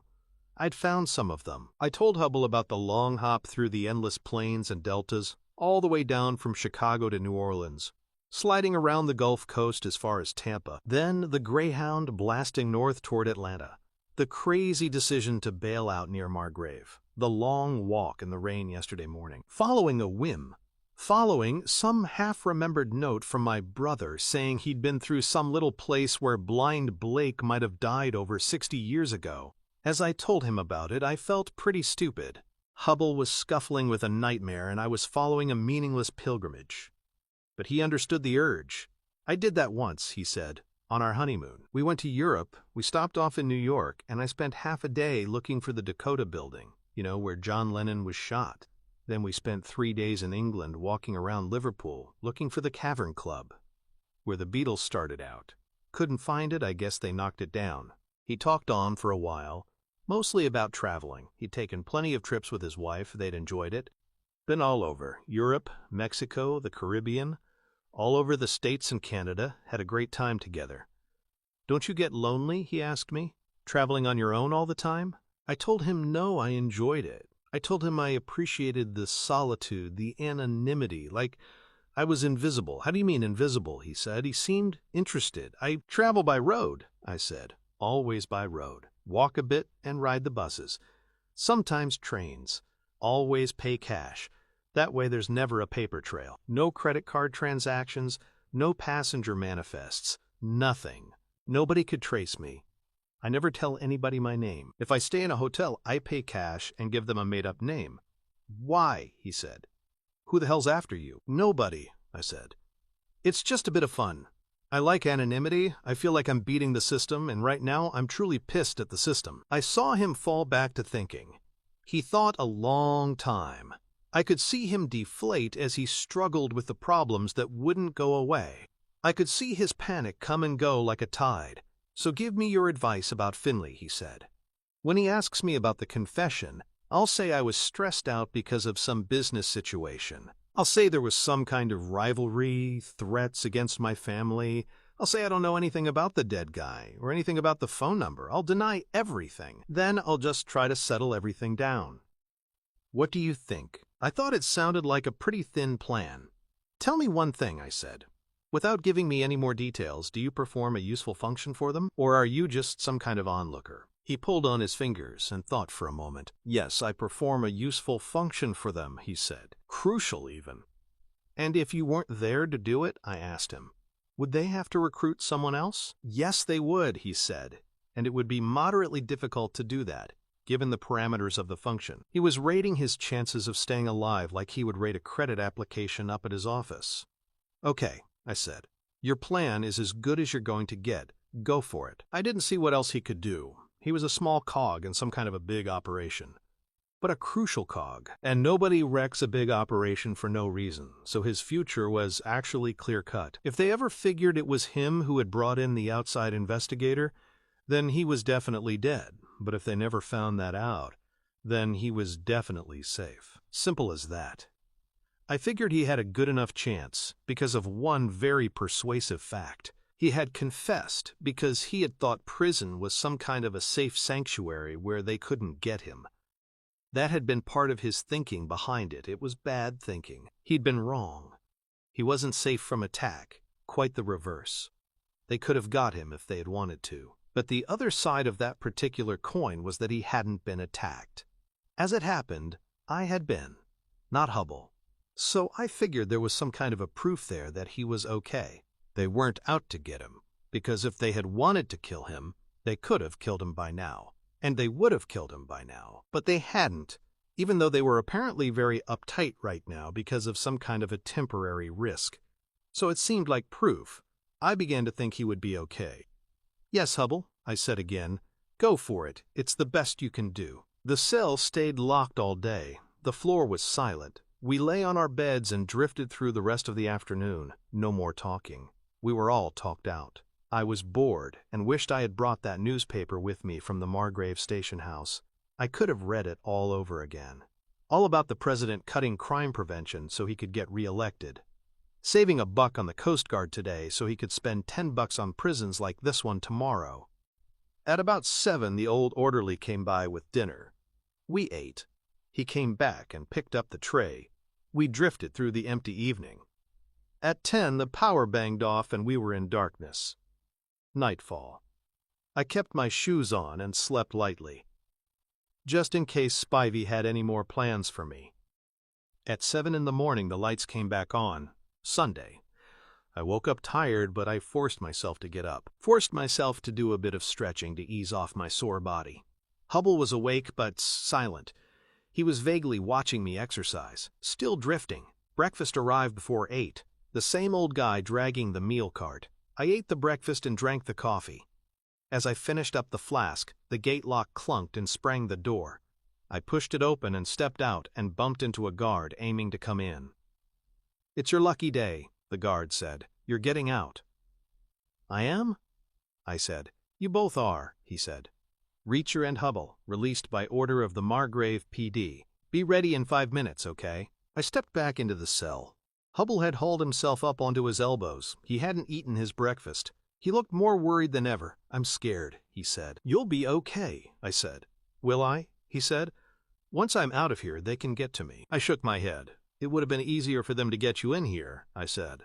"Believe me, if they were looking to kill you, you'd be dead by now. You're in the clear, Hubble." He nodded to himself and sat up. I picked up my coat and we stood together outside the cell, waiting. The guard was back within 5 minutes. He walked us along a corridor and through 2 sets of locked gates, put us in a back elevator, stepped in and used his key to send it down, stepped out again as the doors began to close. "So long," he said. "Don't come back." The elevator took us down to a lobby, and then we stepped outside into a hot concrete yard. The prison door sucked shut and clicked behind us. I stood face up to the sun and breathed in the outside air. I must have looked like some guy in a corny old movie who gets released from a year in solitary. There were 2 cars parked in the yard. One was a big, dark sedan, an English Bentley, maybe 20 years old, but it looked brand new. There was a blonde woman in it, who I guessed was Hubble's wife, because he was on his way over to her like she was the sweetest sight he ever saw. The other car had Officer Roscoe in it. She got out and walked straight over to me, looked wonderful, out of uniform, dressed in jeans and a soft cotton shirt, leather jacket, calm, intelligent face, soft, dark hair, huge eyes. I'd thought she was nice on Friday. I'd been right. "Hello, Roscoe," I said. "Hello, Reacher," she said, and smiled. Her voice was wonderful. Her smile was great. I watched it for as long as it lasted, which was a good long time. Ahead of us, the Hubbles drove off in the Bentley, waving. I waved back and wondered how things would turn out for them. Probably I would never know, unless they got unlucky and I happened to read about it in a newspaper somewhere. Roscoe and I got into her car. Not really hers, she explained, just a department unmarked she was using. A brand new Chevrolet something, big, smooth, and quiet. She'd kept the motor running and the air on, and inside it was cool. We wafted out of the concrete yard and shunted through the wire vehicle cages. Outside the last cage, Roscoe spun the wheel, and we blasted away down the road. The nose of the car rose up, and the back end squatted down on the soft suspension. I didn't look back. I just sat there, feeling good. Getting out of prison is one of life's good feelings. So is not knowing what tomorrow holds. So is cruising silently down a sunny road with a pretty woman at the wheel. "So what happened?" I said after a mile. "Tell me." She told me a pretty straightforward story. They'd started work on my alibi late Friday evening. She and Finley. A dark squad room. A couple of desk lights on. Pads of paper. Cups of coffee. Telephone books. The 2 of them cradling phones and chewing pencils. Low voices. Patient inquiries. A scene I'd been in myself 1,000 times. They'd called Tampa and Atlanta, and by midnight they'd gotten hold of a passenger from my bus and the ticket clerk at the Tampa depot. Both of them remembered me. Then they got the bus driver as well. He confirmed he'd stopped at the Margrave Cloverleaf to let me out, 8 o'clock Friday morning. By midnight, my alibi was looking rock solid, just like I'd said it would be. Saturday morning, a long fax was in from the Pentagon about my service record. 13 years of my life, reduced to a few curling fax pages. It felt like somebody else's life now, but it backed my story. Finley had been impressed by it. Then my prints came back from the FBI database. They'd been matched by the tireless computer at 2:30 in the morning. U.S. Army, printed on induction 13 years ago. My alibi was solid, and my background checked out. Finley was satisfied, Roscoe told me. You are who you say you are, and midnight Thursday, you were over 400 miles away. That was nailed down. He called the medical examiner again, just in case he had a new opinion on the time of death. But no, midnight was still about right. I shook my head. Finley was one very cautious guy. What about the dead guy? I said. Did you run his prints again? She concentrated on passing a farm truck, the first vehicle we'd seen in a quarter hour. Then she looked across and nodded. Finley told me you wanted me to, she said. But why? They came back too quickly for a negative result, I said. Too quickly, she said. You told me there was a pyramid system, right? I said, the top 10, then the top 100, then the top 1,000, all the way down, right? She nodded again. So take me as an example, I said. I'm in the database, but I'm pretty low down the pyramid. You just said it took 14 hours to get down to me, right? Right, she said. I sent your prints in about 12:30 at lunchtime, and they were matched at 2:30 in the morning. Okay, I said. 14 hours. So if it takes 14 hours to reach nearly to the bottom of the pyramid, it's got to take more than 14 hours to get all the way down to the bottom. That's logical, right? Right, she said. But what happened with this dead guy? I said. The body was found at 8 o'clock, so the prints went in when? 8:30. Earliest. But Baker was already telling me there was no match on file when they were talking to me at 2:30. I remember the time because I was looking at the clock. That's only 6 hours.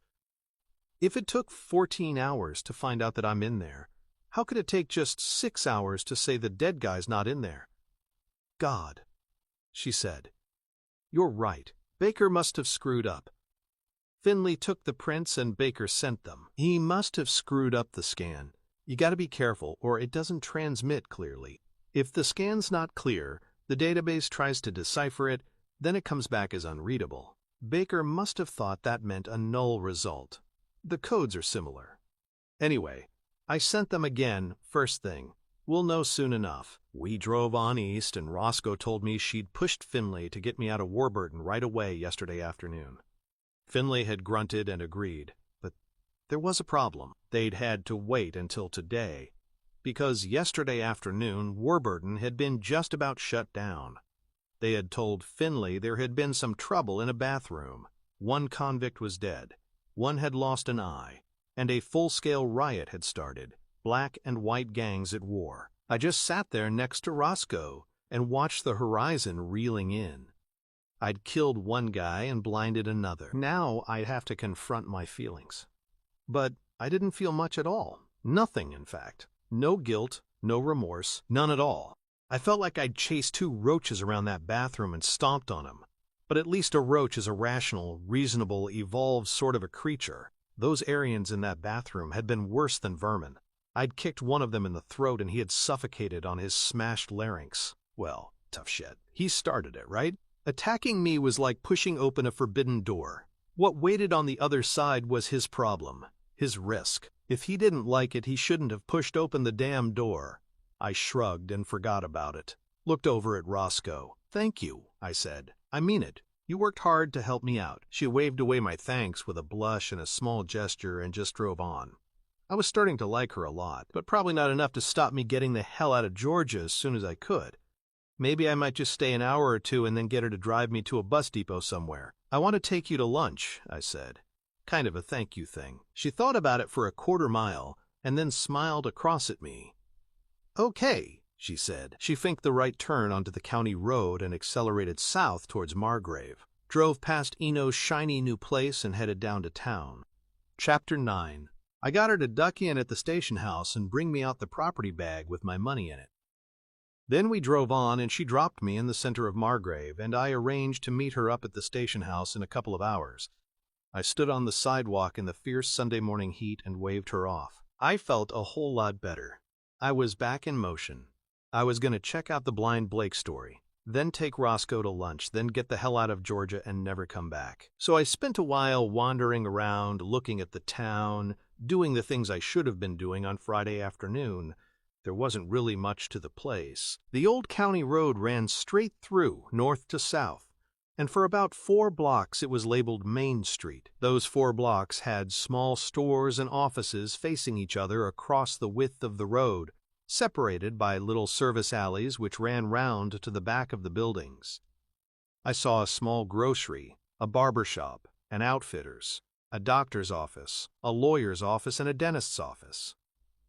In back of the commercial buildings was parkland with white picket fences and ornamental trees. On the street, the stores and offices had awnings over wide sidewalks. There were benches set on the sidewalks, but they were empty. The whole place was deserted. Sunday morning, miles from anywhere. Main Street ran north, straight as a die, past a few hundred yards of more parkland up to the station house and the firehouse, and a half-mile farther on than that was Eno's diner. A few miles beyond Eno's was the turn west out to Warburton, where the prison was. North of that junction there was nothing on the county road until you reached the warehouses and the highway Cloverleaf, 14 empty miles from where I stood. On the south edge of town, I could see a little village green with a bronze statue and a residential street running away to the west. I strolled down there and saw a discreet green sign which read, Beckman Drive, Hubble Street. I couldn't see any real distance down it, because pretty much straight away it looped left and right around a wide grass square with a big white wooden church set on it. The church was ringed by cherry trees, and the lawn was circled by cars with clean, quiet paint parked in neat lines. I could just about make out the growl of the organ and the sound of the people singing. The statue on the village green was of a guy called Caspar Thiel who'd done something or other about 100 years ago. More or less opposite Beckman Drive on the other side of the green was another residential street running east, with a convenience store standing alone on the corner. And that was it. Not much of a town. Not much going on. Took me less than 30 minutes to look over everything the place had to offer, but it was the most immaculate town I had ever seen. It was amazing. Every single building was either brand new or recently refurbished. The roads were smooth as glass, and the sidewalks were flat and clean. No potholes, no cracks, no heave. The little offices and stores looked like they got repainted every week.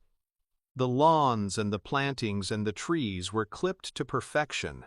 The bronze statue of old Caspar Thiel looked like somebody licked it clean every morning. The paint on the church was so bright it hurt my eyes. Flags flew everywhere, sparkling white and glowing red and blue in the sun. The whole place was so tidy it could make you nervous to walk around in case you left a dirty footprint somewhere. The convenience store on the southeastern corner was selling the sort of stuff which gave it a good enough excuse to be open on a Sunday morning. Open, but not busy. There was nobody in there except the guy behind the register, but he had coffee. I sat up at the little counter and ordered a big mug and bought a Sunday newspaper. The president was still on the front page. Now he was in California. He was explaining to defense contractors why their gravy train was grinding to a halt after 50 glorious years. The aftershock from his Pensacola announcement about the Coast Guard was still rumbling on. Their boats were returning to their harbors on Saturday night. They wouldn't go out again without new funding. The paper's editorial guys were all stirred up about it. I stopped reading and glanced up when I heard the door open. A woman came in. She took a stool at the opposite end of the counter. She was older than me, maybe 40. Dark hair, very slender, expensively dressed in black. She had very pale skin, so pale it was almost luminous. She moved with a kind of nervous tension. I could see tendons like slim ropes in her wrists. I could see some kind of an appalling strain in her face. The counter guy slid over to her and she ordered coffee in a voice so quiet I could barely hear it, even though she was pretty close by and it was a silent room. She didn't stay long. She got through half her coffee, watching the window all the time. Then a big black pickup truck pulled up outside and she shivered. It was a brand new truck and obviously it had never hauled anything worth hauling. I caught a glimpse of the driver as he leaned over inside to spring the door. He was a tough-looking guy, pretty tall. Broad shoulders and a thick neck. Black hair all over long, knotted arms. Maybe 30 years old. The pale woman slid off her stool like a ghost and stood up, swallowed once. As she opened the shop door, I heard the burble of a big motor idling. The woman got into the truck, but it didn't move away, just sat there at the curb. I swiveled on my stool to face the counter guy. "Who is that?" I asked him. The guy looked at me like I was from another planet. "That's Mrs. Kleiner," he said. "You don't know the Kleiners?" "I heard about them," I said. "I'm a stranger in town." "Kleiner owns the warehouses up near the highway, right?" "Right," he said, "and a whole lot more besides." "Big deal around here, Mr. Kleiner?" "He is?" I said. "Sure," the guy said. "You heard about the foundation?" I shook my head, finished my coffee, and pushed the mug over for a refill. "Kleiner set up the Kleiner Foundation," the guy said. "Benefits the town in a lot of ways. Came here 5 years ago, been like Christmas ever since." I nodded. "Is Mrs. Kleiner okay?" I asked him. He shook his head as he filled my mug. "She's a sick woman," he said. "Very sick. Very pale, right? Sort of wan. A very sick woman. Could be tuberculosis. I've seen tuberculosis do that to folks. She used to be a fine-looking woman. But now she looks like something grown in a closet, right? A very sick woman, that's for damn sure." "Who's the guy in the truck?" I said. "Stepson," he said. "Kleiner's kid by his first wife. Mrs. Kleiner's his second. I've heard she don't get along so good with the kid." He gave me the sort of nod that terminates casual conversations. Moved away to wipe off some kind of a chromium machine behind the other end of the counter. The black pickup was still waiting outside. I agreed with the guy that the woman looked like something grown in a closet. She looked like some kind of a rare orchid starved of light and sustenance. But I didn't agree with him that she looked sick. I didn't think she had tuberculosis. I thought she was suffering from something else. Something I'd seen once or twice before. I thought she was suffering from sheer terror. Terror of what? I didn't know. Terror of what? I didn't want to know. Not my problem. I stood up and dropped a 5 on the counter. The guy made change all in coins. He had no dollar bills. The pickup was still there, stationary at the curb. The driver was leaning up, chest against the wheel, looking sideways across his stepmother, staring in straight at me. There was a mirror opposite me behind the counter. I looked exactly like a guy who'd been on an all-night bus and then spent 2 days in jail. I figured I needed to get cleaned up before I took Roscoe to lunch. The counter guy saw me figuring. "Try the barbershop," he said. "On a Sunday?" I said. The guy shrugged. "They're always in there," he said. "Never exactly closed. Never exactly open either." I nodded and pushed out through the door. I saw a small crowd of people coming out of the church and chatting on the lawns and getting into their cars. The rest of the town was still deserted. But the black pickup was still at the curb, right outside the convenience store. The driver was still staring at me. I walked north in the sun and the pickup moved slowly alongside, keeping pace. The guy was still hunched forward, staring sideways. I stretched out a couple of steps and the truck sped up to keep station. Then I stopped dead, and he overshot. I stood there. The guy evidently decided backing up wasn't on his agenda. He floored it and took off with a roar. I shrugged and carried on, reached the barber shop, ducked under the striped awning and tried the door. Unlocked. I went in. Like everything else in Margrave, the barber shop looked wonderful. It gleamed with ancient chairs and fittings lovingly polished and maintained. It had the kind of barbershop gear everybody tore out 30 years ago. Now everybody wants it back. They pay a fortune for it because it recreates the way people want America to look. The way they think it used to look. It's certainly the way I thought it used to look. I would sit in some schoolyard in Manila or Munich and imagine green lawns and trees and flags and a gleaming chrome barbershop like this one. It was run by two old black guys. They were just hanging out there, not really open for business, not really closed, but they indicated they would serve me. Like they were there and I was there, so why not? And I guess I looked like an urgent case. I asked them for the works, a shave, a haircut, a hot towel, and a shoe shine. There were framed newspaper front pages here and there on the walls. Big headlines: Roosevelt dies, VJ Day, JFK assassinated, Martin Luther King murdered. There was an old mahogany table radio thumping warmly away. The new Sunday paper was crisply folded on a bench in the window. The old guys mixed up soapy lather in a bowl, stropped a straight razor, rinsed a shaving brush. They shrouded me with towels and got to work. One guy shaved me with the old straight razor. The other guy stood around doing not much of anything. I figured maybe he came into play later. The busy guy started chatting away, like barbers do, told me the history of his business. The two of them had been buddies since childhood. Always lived here in Margrave since way back. Started out as barbers, way before World War II. Apprenticed in Atlanta, opened a shop together as young men, moved it to this location when the old neighborhood was razed. He told me the history of the county from a barber's perspective. Listed the personalities who'd been in and out of these old chairs. Told me about all kinds of people, so tell me about the Kleiners, I said. He was a chatty guy, but that question shut him up. He stopped work and thought about it. Can't help you with that inquiry, that's for sure, he said. That's a subject we prefer not to discuss in here. Best if you ask me about somebody else altogether. I shrugged under the shroud of towels. Okay, I said. You ever heard of Blind Blake? Him I heard of, that's for sure, the old man said. That's a guy we can discuss, no problem at all. Great, I said. So what can you tell me? He was here, time to time, way back, he said. Born in Jacksonville, Florida, they say, just over the state line. Used to kind of trek on up from there, through here, through Atlanta, all the way up north to Chicago, and then trek all the way back down again. Back through Atlanta, back through here, back home. Very different then, No highway, no automobiles, at least not for a poor black man and his friends. All walking or riding on the freight cars. You ever hear him play? I asked him. He stopped work again and looked at me. Man, I'm 74 years old, he said. This was back when I was just a little boy. We're talking about Blind Blake here. Guys like that played in bars. Never was in no bars when I was a little boy, you understand. I would have got my behind whupped real good if I had been. You should talk to my partner here. He's a whole lot older than I am.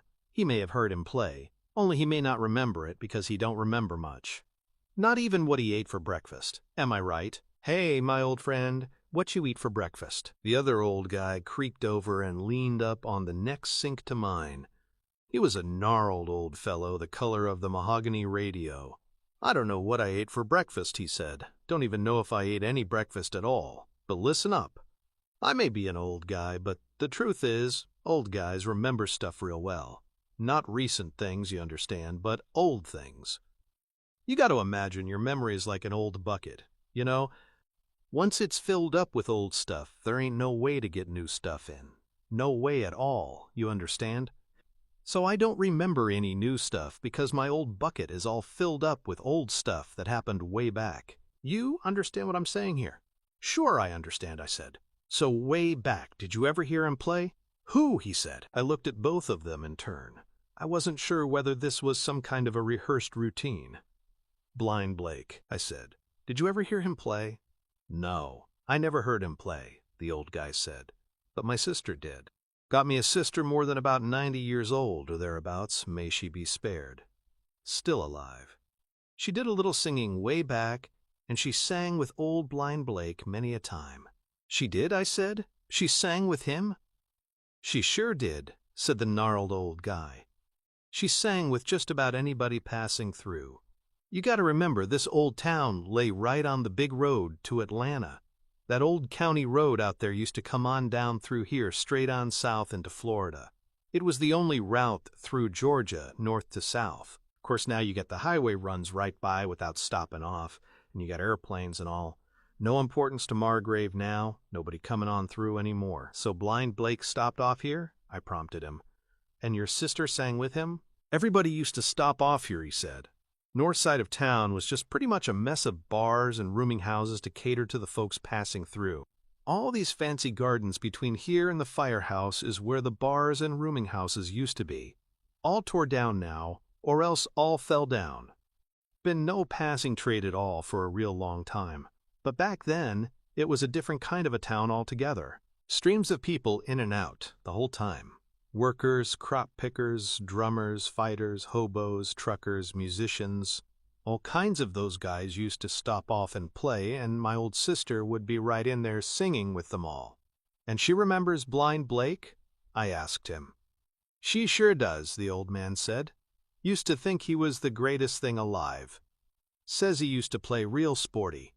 Real sporty indeed. What happened to him? I said. Do you know? The old guy thought hard, trawled back through his fading memories. He shook his grizzled head a couple of times, then he took a wet towel from a hot box and put it over my face, started cutting my hair, ended up shaking his head with some kind of finality. Can't rightly say, he said.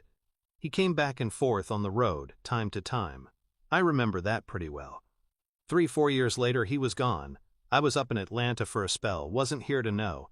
Heard tell somebody killed him, maybe right here in Margrave, maybe not. Some kind of big trouble got him killed stone dead. I sat listening to their old radio for a while, then I gave them a 20 off my roll of bills and hurried out onto Main Street. Strode out north. It was nearly noon and the sun was baking. Hot for September. Nobody else was out walking. The black road blasted heat at me. Blind Blake had walked this road, maybe in the noon heat.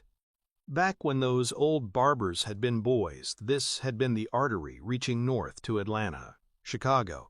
Jobs, hope, money.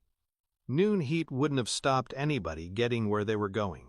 But now the road was just a smooth, blacktop byway going nowhere at all. It took me a few minutes in the heat to get up to the station house. I walked across its springy lawn past another bronze statue and pulled open the heavy glass entrance door. Stepped into the chill inside. Roscoe was waiting for me, leaning on the reception counter. Behind her in the squad room, I could see Stevenson talking urgently into a telephone. Roscoe was pale and looking very worried. We found another body, she said. Where? I asked her. Up at the warehouse again, she said. The other side of the road, this time, underneath the clover leaf, where it's raised up. Who found it? I said. Finley, she said. He was up there this morning, poking around, looking for something to help us with the first one. Some help, right? All he finds is another one. Do you know who this one is? I asked her. She shook her head. Unidentified, she said. Same as the first one. Where's Finley now? I asked her. Gone to get Hubble, she said. He thinks Hubble may know something about it. Nodded. How long was this one up there? I said. 2 or 3 days maybe, she said. Finley says it could have been a double homicide on Thursday night. I nodded again. Hubble did know something about it. This was the guy he had sent to meet with the tall investigator with the shaved head. He couldn't figure out how the guy had gotten away with it. But the guy hadn't gotten away with it. I heard a car in the lot outside, and then the big glass door sucked open. Finley stuck his head in. Morgue! Roscoe, he said. You too, Reacher. We followed him back outside into the heat. We all got into Roscoe's unmarked sedan, left Finley's car where he'd parked it. Roscoe drove. I sat in the back. Finley sat in the front passenger seat, twisted around so he could talk to the both of us at once. Roscoe nosed out of the police lot and headed south. I can't find Hubble, Finley said, looking at me. There's nobody up at his place. Did he say anything to you about going anywhere? No, I said. Not a word. We hardly spoke all weekend. Finley grunted at me. I need to find out what he knows about all this, he said. This is serious shit, and he knows something about it, that's for damn sure. What did he tell you about it, Reacher? I didn't answer. I wasn't entirely sure whose side I was on yet. Finley's, probably, but if Finley started blundering around in whatever Hubble was mixed up in, Hubble and his family were going to end up dead. No doubt about that. So I figured I should just stay impartial and then get the hell out of there as fast as possible. I didn't want to get involved. You try his mobile number? I asked him. Finley grunted and shook his head. Switched off, he said. Some automatic voice came on and told me. Did he come by and pick up his watch? I asked him. His what? He said. His watch, I said. He left a $10,000 Rolex with Baker on Friday. When Baker was cuffing us for the ride out to Warburton, did he come pick it up? No, Finley said. Nobody said so. Okay, I said. So he's got some urgent business somewhere. Not even an asshole like Hubble's gonna forget about a $10,000 watch, right? What urgent business? Finley said. What did he tell you about it? He didn't tell me diddly, I said. Like I told you, we hardly spoke. Finley glared at me from the front seat. Don't mess with me, Reacher, he said. Until I get hold of Hubble, I'm going to keep hold of you and sweat your ass for what he told you. And don't make out he kept his mouth shut all weekend, because guys like that never do. I know that and you know that, so don't mess with me, okay? I just shrugged at him. He wasn't about to arrest me again. Maybe I could get a bus from wherever the morgue was. I'd have to pass on lunch with Roscoe. Pity. So what's the story on this one? I asked him. Pretty much the same as the last one, Finley said. Looks like it happened at the same time, shot to death, probably the same weapon. This one didn't get kicked around afterwards, but it was probably part of the same incident. You don't know who it is? I said. His name is Sherman, he said. Apart from that, no idea. Tell me about it, I said. I was asking out of habit. Finley thought for a moment. I saw him decide to answer. Like we were partners. Unidentified white male, he said. Same deal as the first one, no ID, no wallet, no distinguishing marks. But this one had a gold wristwatch engraved on the back. To Sherman, love Judy. He was maybe 30 or 35. Hard to tell, because he'd been lying there for 3 nights, and he was well gnawed by the small animals, you know? His lips are gone, and his eyes, but his right hand was okay because it was folded up under his body, so I got some decent prints. We ran them an hour ago, and something may come of that, if we're lucky. Gunshot wounds? I asked him. Finley nodded. Looks like the same gun, he said. Small caliber, soft-nosed shells. Looks like maybe the first shot only wounded him, and he was able to run. He got hit a couple more times, but made it to cover under the highway. He fell down and bled to death. He didn't get kicked around because they couldn't find him. That's how it looks to me. I thought about it. I'd walked right by there at 8 o'clock on Friday morning, right between the 2 bodies. And you figure he was called Sherman?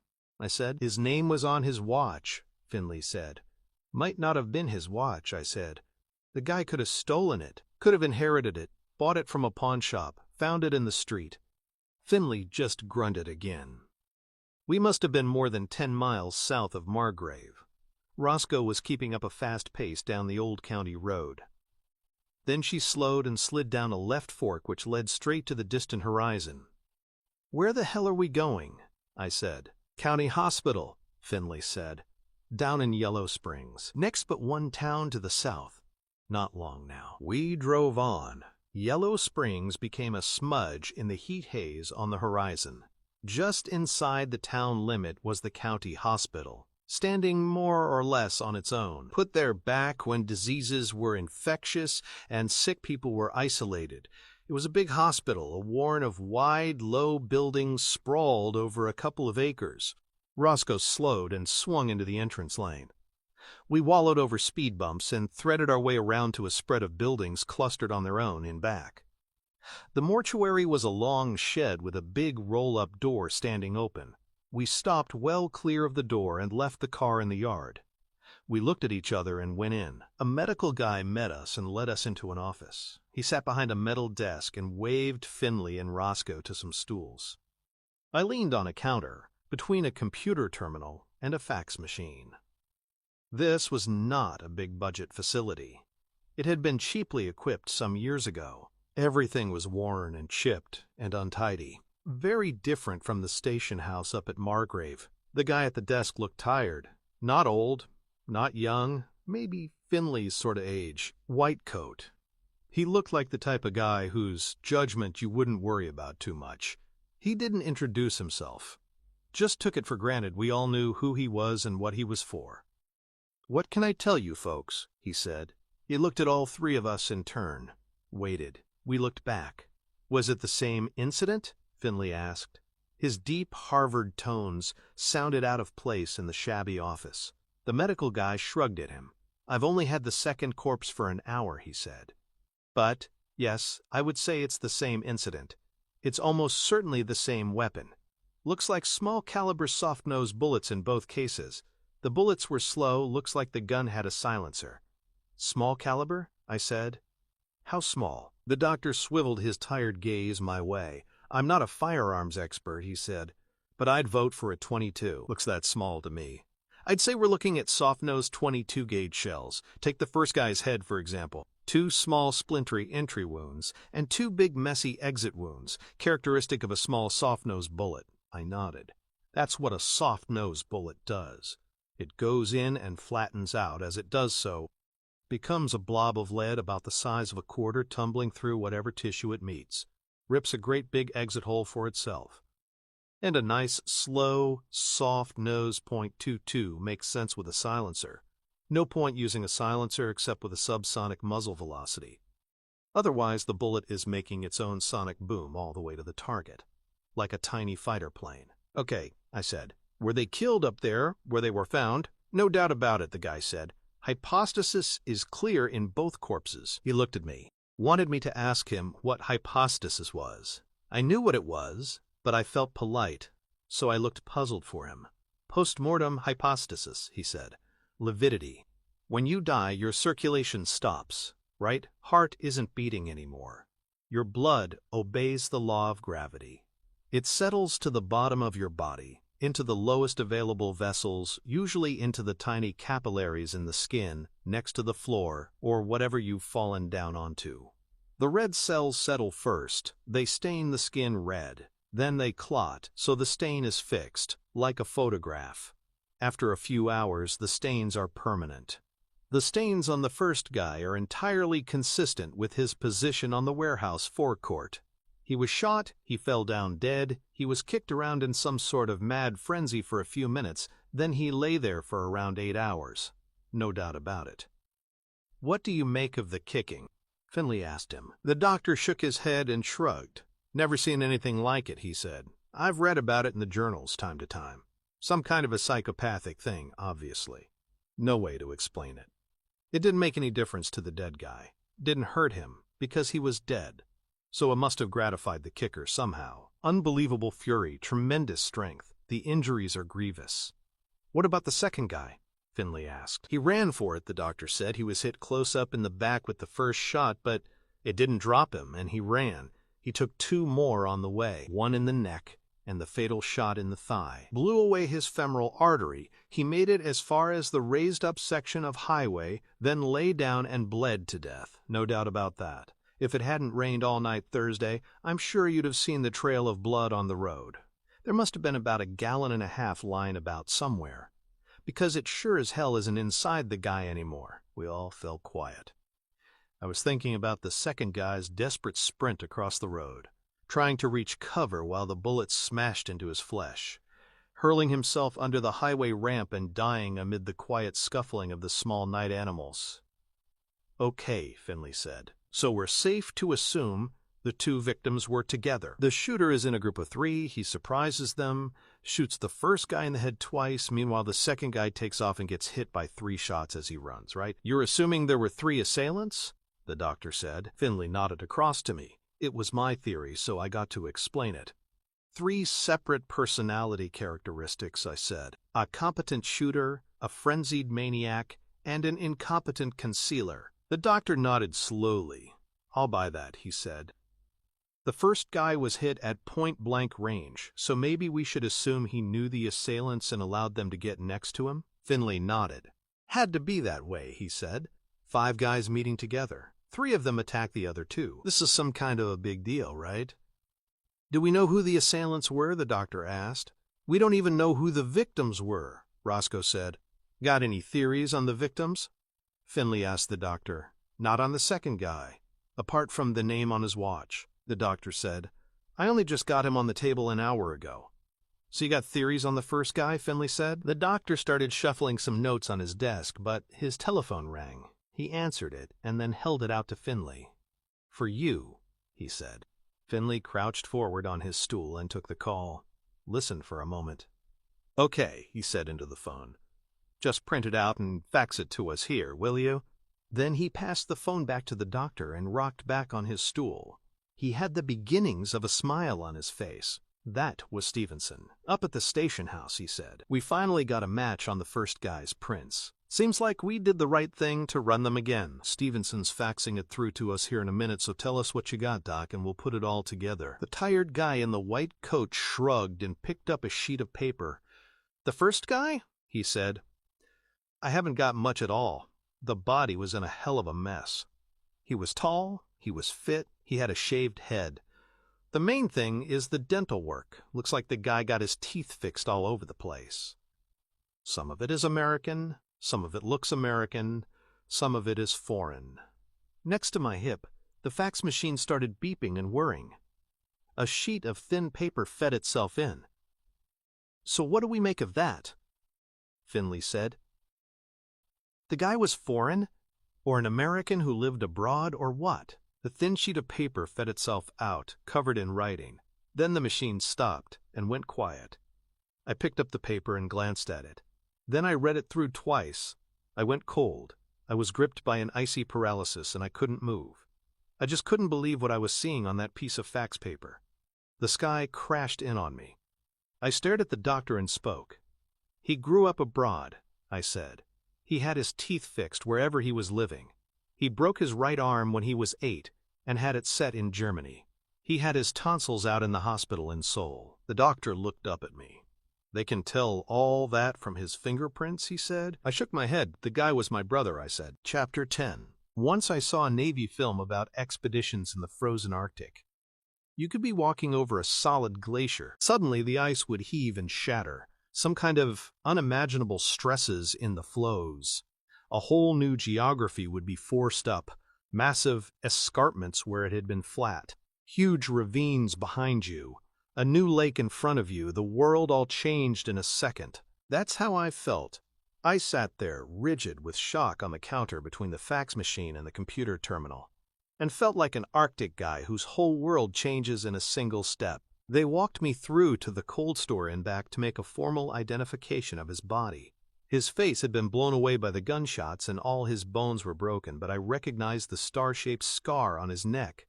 He'd got it when we were messing with a broken bottle 29 years ago. Then they took me back up to the station house in Margrave. Finley drove. Roscoe sat with me in the back of the car and held my hand all the way.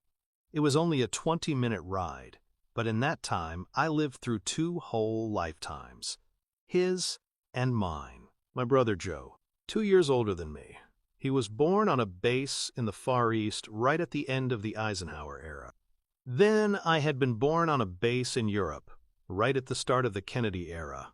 Then we'd grown up together all over the world, inside that tight, isolated transience that service families create for themselves.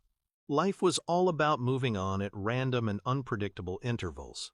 It got so that it felt weird to do more than a semester and a half in any one place. Several times we went years without seeing a winter. We'd get moved out of Europe at the start of the fall and go down to the Pacific somewhere, and summer would begin all over again. Our friends kept just disappearing.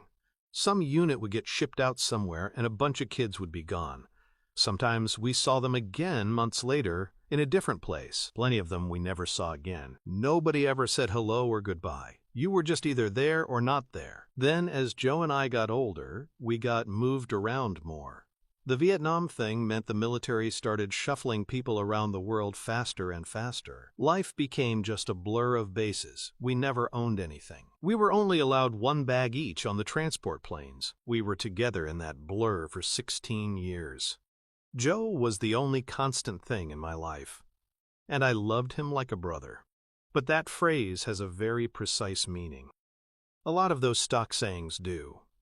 Like when people say they slept like a baby. Do they mean they slept well, or do they mean they woke up every 10 minutes screaming? I loved Joe like a brother, which meant a lot of things in our family. The truth was, I never knew for sure if I loved him or not. And he never knew for sure if he loved me or not, either. We were only 2 years apart, but he was born in the 50s and I was born in the 60s. That seemed to make a lot more than 2 years worth of a difference to us, and like any pair of brothers 2 years apart, we irritated the hell out of each other. We fought and bickered and sullenly waited to grow up and get out from under.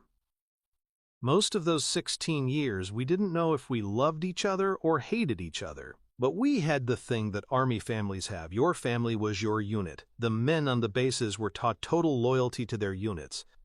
It was the most fundamental thing in their lives. The boys copied them. They translated that same intense loyalty onto their families. So time to time you might hate your brother, but you didn't let anybody mess with him. That was what we had, Joe and I. We had that unconditional loyalty.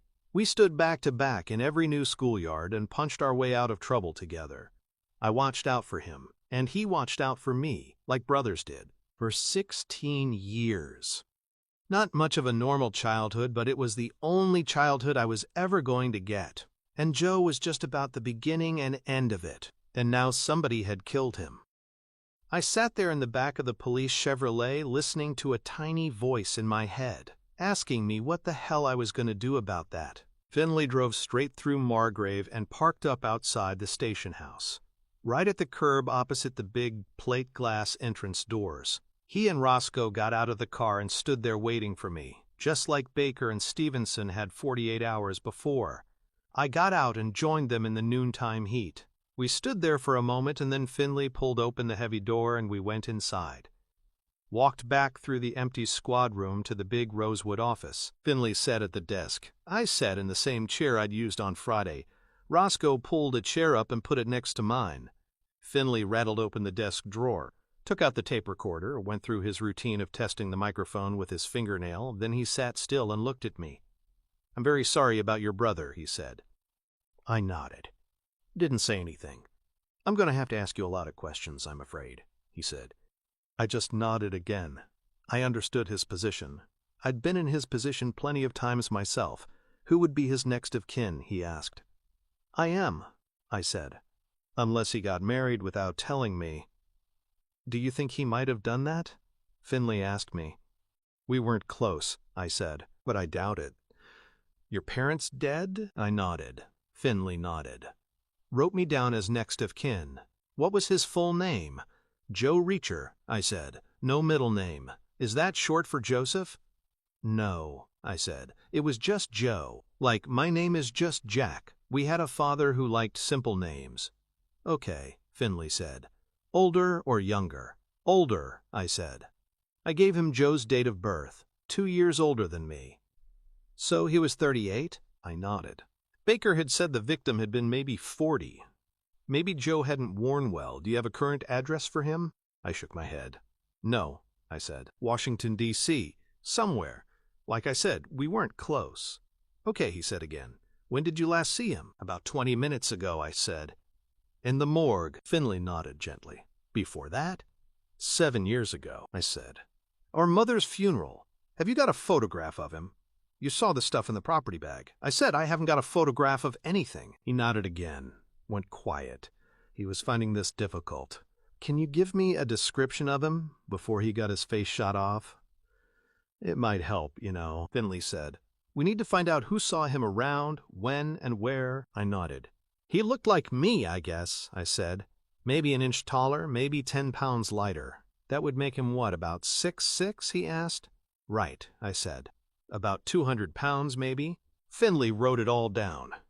"And he shaved his head?" he said. "Not the last time I saw him," I said. "He had hair like anybody else." 7 years ago, right? Finley said. I shrugged. "Maybe he started going bald," I said. "Maybe he was vain about it." Finley nodded. "What was his job?" he asked. "Last I heard he worked for the Treasury Department," I said. "Doing what? I'm not sure." "What was his background?" he asked. "Was he in the service too?" I nodded. "Military intelligence," I said. "Quit after a while, then he worked for the government." "He wrote you that he had been here, right?" he asked. "He mentioned the Blind Lake thing," I said. "Didn't say what brought him down here. But it shouldn't be difficult to find out." Finley nodded. "We'll make some calls first thing in the morning," he said. "Until then, "You're sure you got no idea why he should be down here?" I shook my head. I had no idea at all why he had come down here. But I knew Hubble did. Joe had been the tall investigator with the shaved head and the code name. Hubble had brought him down here, and Hubble knew exactly why. First thing to do was to find Hubble and ask him about it. "Did you say you couldn't find Hubble?" I asked Finley. "Can't find him anywhere," he said. "He's not up at his place on Beckman Drive and nobody's seen him around town. Hubble knows all about this, right?" I just shrugged. I felt like I wanted to keep some of the cards pretty close to my chest. If I was going to have to squeeze Hubble for something he wasn't very happy to talk about, then I wanted to do it in private. I didn't particularly want Finley watching over my shoulder while I was doing it. He might think I was squeezing too hard, and I definitely didn't want to have to watch anything over Finley's shoulder. I didn't want to leave the squeezing to him. I might think he wasn't squeezing hard enough, and anyway, Hubble would talk to me faster than he would talk to a policeman. He was already halfway there with me. So exactly how much Hubble knew was going to stay my secret. Just for now. "No idea what Hubble knows," I said. "You're the one claims he fell apart." Finley just grunted again and looked across the desk at me. I could see him settling into a new train of thought. I was pretty sure what it was. I'd been waiting for it to surface. There's a rule of thumb about homicide. It comes from a lot of statistics and a lot of experience. The rule of thumb says, when you get a dead guy, first you take a good look at his family, because a hell of a lot of homicide gets done by relatives, husbands, wives, sons, and brothers. That was the theory. Finley would have seen it in action 100 times in his 20 years up in Boston. Now I could see him trying it out in his head down in Margrave. I needed to run interference on it. I didn't want him thinking about it. I didn't want to waste any more of my time in a cell. I figured I might need that time for something else. "You're happy with my alibi, right?" I said. He saw where I was going, like we were colleagues on a knotty case. He flashed me a brief grin. "It held up," he said. "You were in Tampa when this was going down." "Okay," I said. "And is Chief Morrison comfortable with that?" "He doesn't know about it," Finley said. "He's not answering his phone." "I don't want any more convenient mistakes," I said. The fat moron said he saw me up there. "I want him to know that won't fly anymore." Finley nodded. Picked up the phone on the desk and dialed a number. I heard the faint purr of the ringtone from the earpiece. It rang for a long time and cut off when Finley put the phone back down. "Not at home," he said. "Sunday, right?" Then he pulled the phone book out of a drawer, opened it to H, looked up Hubble's number on Beckman Drive, dialed it, and got the same result, a lot of ringtone and nobody home. Then he tried the mobile number. An electronic voice started to tell him the phone was switched off. He hung up before it finished. "I'm going to bring Hubble in when I find him," Finley said. "He knows stuff he should be telling us. Until then, not a lot I can do, right?" I shrugged. He was right. It was a pretty cold trail. The only spark that Finley knew about was the panic Hubble had shown on Friday. "What are you going to do, Reacher?" he asked me. "I'm going to think about that," I said. Finley looked straight at me. Not unfriendly, but very serious, like he was trying to communicate an order and an appeal with a single stern eye-to-eye gaze. "Let me deal with this, okay?" he said. "You're going to feel pretty bad, and you're going to want to see justice done, but I don't want any independent action going on here, okay? This is police business. You're a civilian. Let me deal with it, okay?" I shrugged and nodded, stood up and looked at them both. "I'm going for a walk," I said. I left the two of them there and strolled through the squad room, pushed out through the glass doors into the hot afternoon, wandered through the parking lot and crossed the wide lawn in front, over as far as the bronze statue. It was another tribute to Casper Teal, whoever the hell he had been. Same guy as on the village green on the southern edge of town. I leaned up against his warm metal flank and thought. The United States is a giant country, millions of square miles, best part of 300 million people. I hadn't seen Joe for 7 years, and he hadn't seen me, but we'd ended up in exactly the same tiny spot, 8 hours apart. I'd walked within 50 yards of where his body had been lying. That was one hell of a big coincidence. It was almost unbelievable. So Finley was doing me a big favor by treating it like a coincidence. He should be trying to tear my alibi apart. Maybe he already was. Maybe he was already on the phone to Tampa, checking again. But he wouldn't find anything. because it was a coincidence. No point going over and over it. I was only in Margrave because of a crazy, last-minute whim. If I'd taken a minute longer looking at the guy's map, the bus would have been past the Cloverleaf, and I'd have forgotten all about Margrave. I'd have gone on up to Atlanta and never known anything about Joe. It might have taken another 7 years before the news caught up with me. So there was no point getting all stirred up about the coincidence. The only thing I had to do was to decide what the hell I was going to do about it. I was about 4 years old before I caught on to the loyalty thing. I suddenly figured I was supposed to watch out for Joe the way he was watching out for me.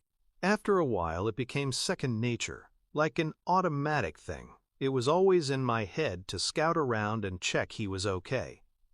Plenty of times I would run out into some new schoolyard and see a bunch of kids trying it on with the tall, skinny newcomer. I'd trot over there and haul 'em off and bust a few heads.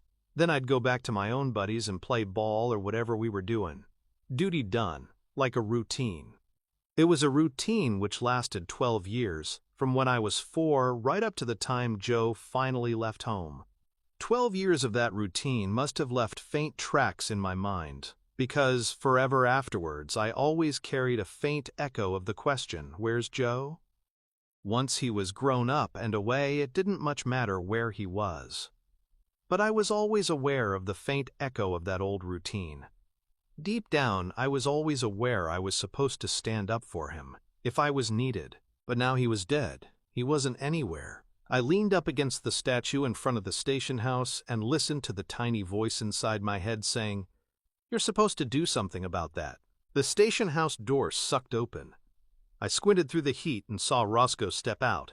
The sun was behind her, and it lit her hair like a halo. She scanned around and saw me leaning on the statue in the middle of the lawn. Started over toward me. I pushed off the warm bronze. "You okay?" she asked me. "I'm fine," I said. "You sure?" she said. "I'm not falling apart," I said. "Maybe I should be, but I'm not. I just feel numb, to be honest." It was true. I wasn't feeling much of anything. Maybe it was some kind of a weird reaction, but that was how I felt. No point in denying it. "Okay," Roscoe said.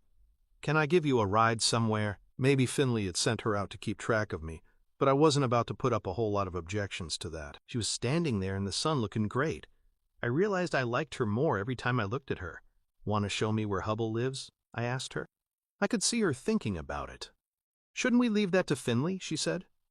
"I just want to see if he's back home yet," I said. "I'm not going to eat him. If he's there, we'll call Finley right away, okay?" "Okay," she said. She shrugged and smiled. "Let's go." We walked together back over the lawn and got into her police Chevy. She started it up and pulled out of the lot, turned left and rolled south through the perfect little town. It was a gorgeous September day. The bright sun turned it into a fantasy. The brick sidewalks were glowing and the white paint was blinding.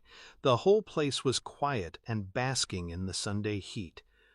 Deserted. Roscoe hung a right at the little village green and made the turn into Beckman Drive. Skirted around the square with the church on it. The cars were gone and the place was quiet. Worship was over. Beckman opened out into a wide, tree-lined residential street, set on a slight rise. It had a rich feel, cool and shady and prosperous. It was what real estate people mean when they talk about location. I couldn't see the houses. They were set far back behind wide grassy shoulders, big trees, high hedges. Their driveways wound out of sight. Occasionally I glimpsed a white portico or a red roof. The further out we got, the bigger the lots became. Hundreds of yards between mailboxes. Enormous mature trees. A solid sort of a place. But a place with stories hiding behind the leafy facades. In Hubble's case, some sort of a desperate story which had caused him to reach out to my brother. Some sort of a story which had got my brother killed. Roscoe slowed at a white mailbox and turned left into the drive of number 25. About a mile from town on the left, its back to the afternoon sun, it was the last house on the road. Up ahead, peach groves stretched into the haze. We nosed slowly up a winding driveway around massed banks of garden. The house was not what I had imagined. I had pictured a big white place, like a normal house, but bigger. This was more splendid. A palace. It was huge. Every detail was expensive. Expanses of gravel drive, expanses of velvet lawn, huge exquisite trees, everything shining and dappled in the blazing sun. But there was no sign of the dark Bentley I'd seen up at the prison. It looked like there was nobody home. Roscoe pulled up near the front door and we got out. It was silent. I could hear nothing except the heavy buzz of afternoon heat. We rang on the bell and knocked on the door. No response from inside. We shrugged at each other and walked across a lawn around the side of the house. There were acres of grass and a blaze of some kind of flowers surrounding a garden room, then a wide patio and a long lawn sloping down to a giant swimming pool. The water was bright blue in the sun. I could smell the chlorine hanging in the hot air. "Someplace?" Roscoe said. I nodded. I was wondering if my brother had been there. "I hear a car," she said. We got back to the front of the house in time to see the big Bentley easing to a stop. The blonde woman I'd seen driving away from the prison got out. She had 2 children with her, a boy and a girl. This was Hubble's family. He loved them like crazy. But he wasn't there with them. The blonde woman seemed to know Roscoe. They greeted each other, and Roscoe introduced me to her. She shook my hand and said her name was Charlene, but I could call her Charlie. She was an expensive-looking woman. Tall, slim, good bones, carefully dressed, carefully looked after. But she had a seam of spirit running through her face like a flaw. Enough spirit there to make me like her. She held on to my hand and smiled, but it was a smile with a whole lot of strain behind it.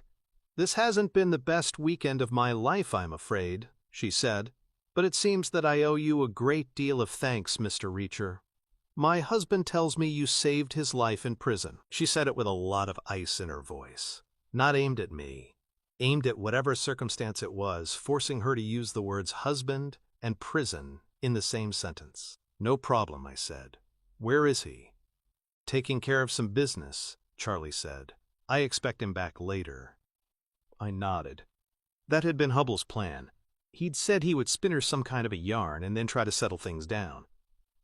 I wondered if Charlie wanted to talk about it, but the children were standing silently next to her, and I could see she wouldn't talk in front of them, so I grinned at them.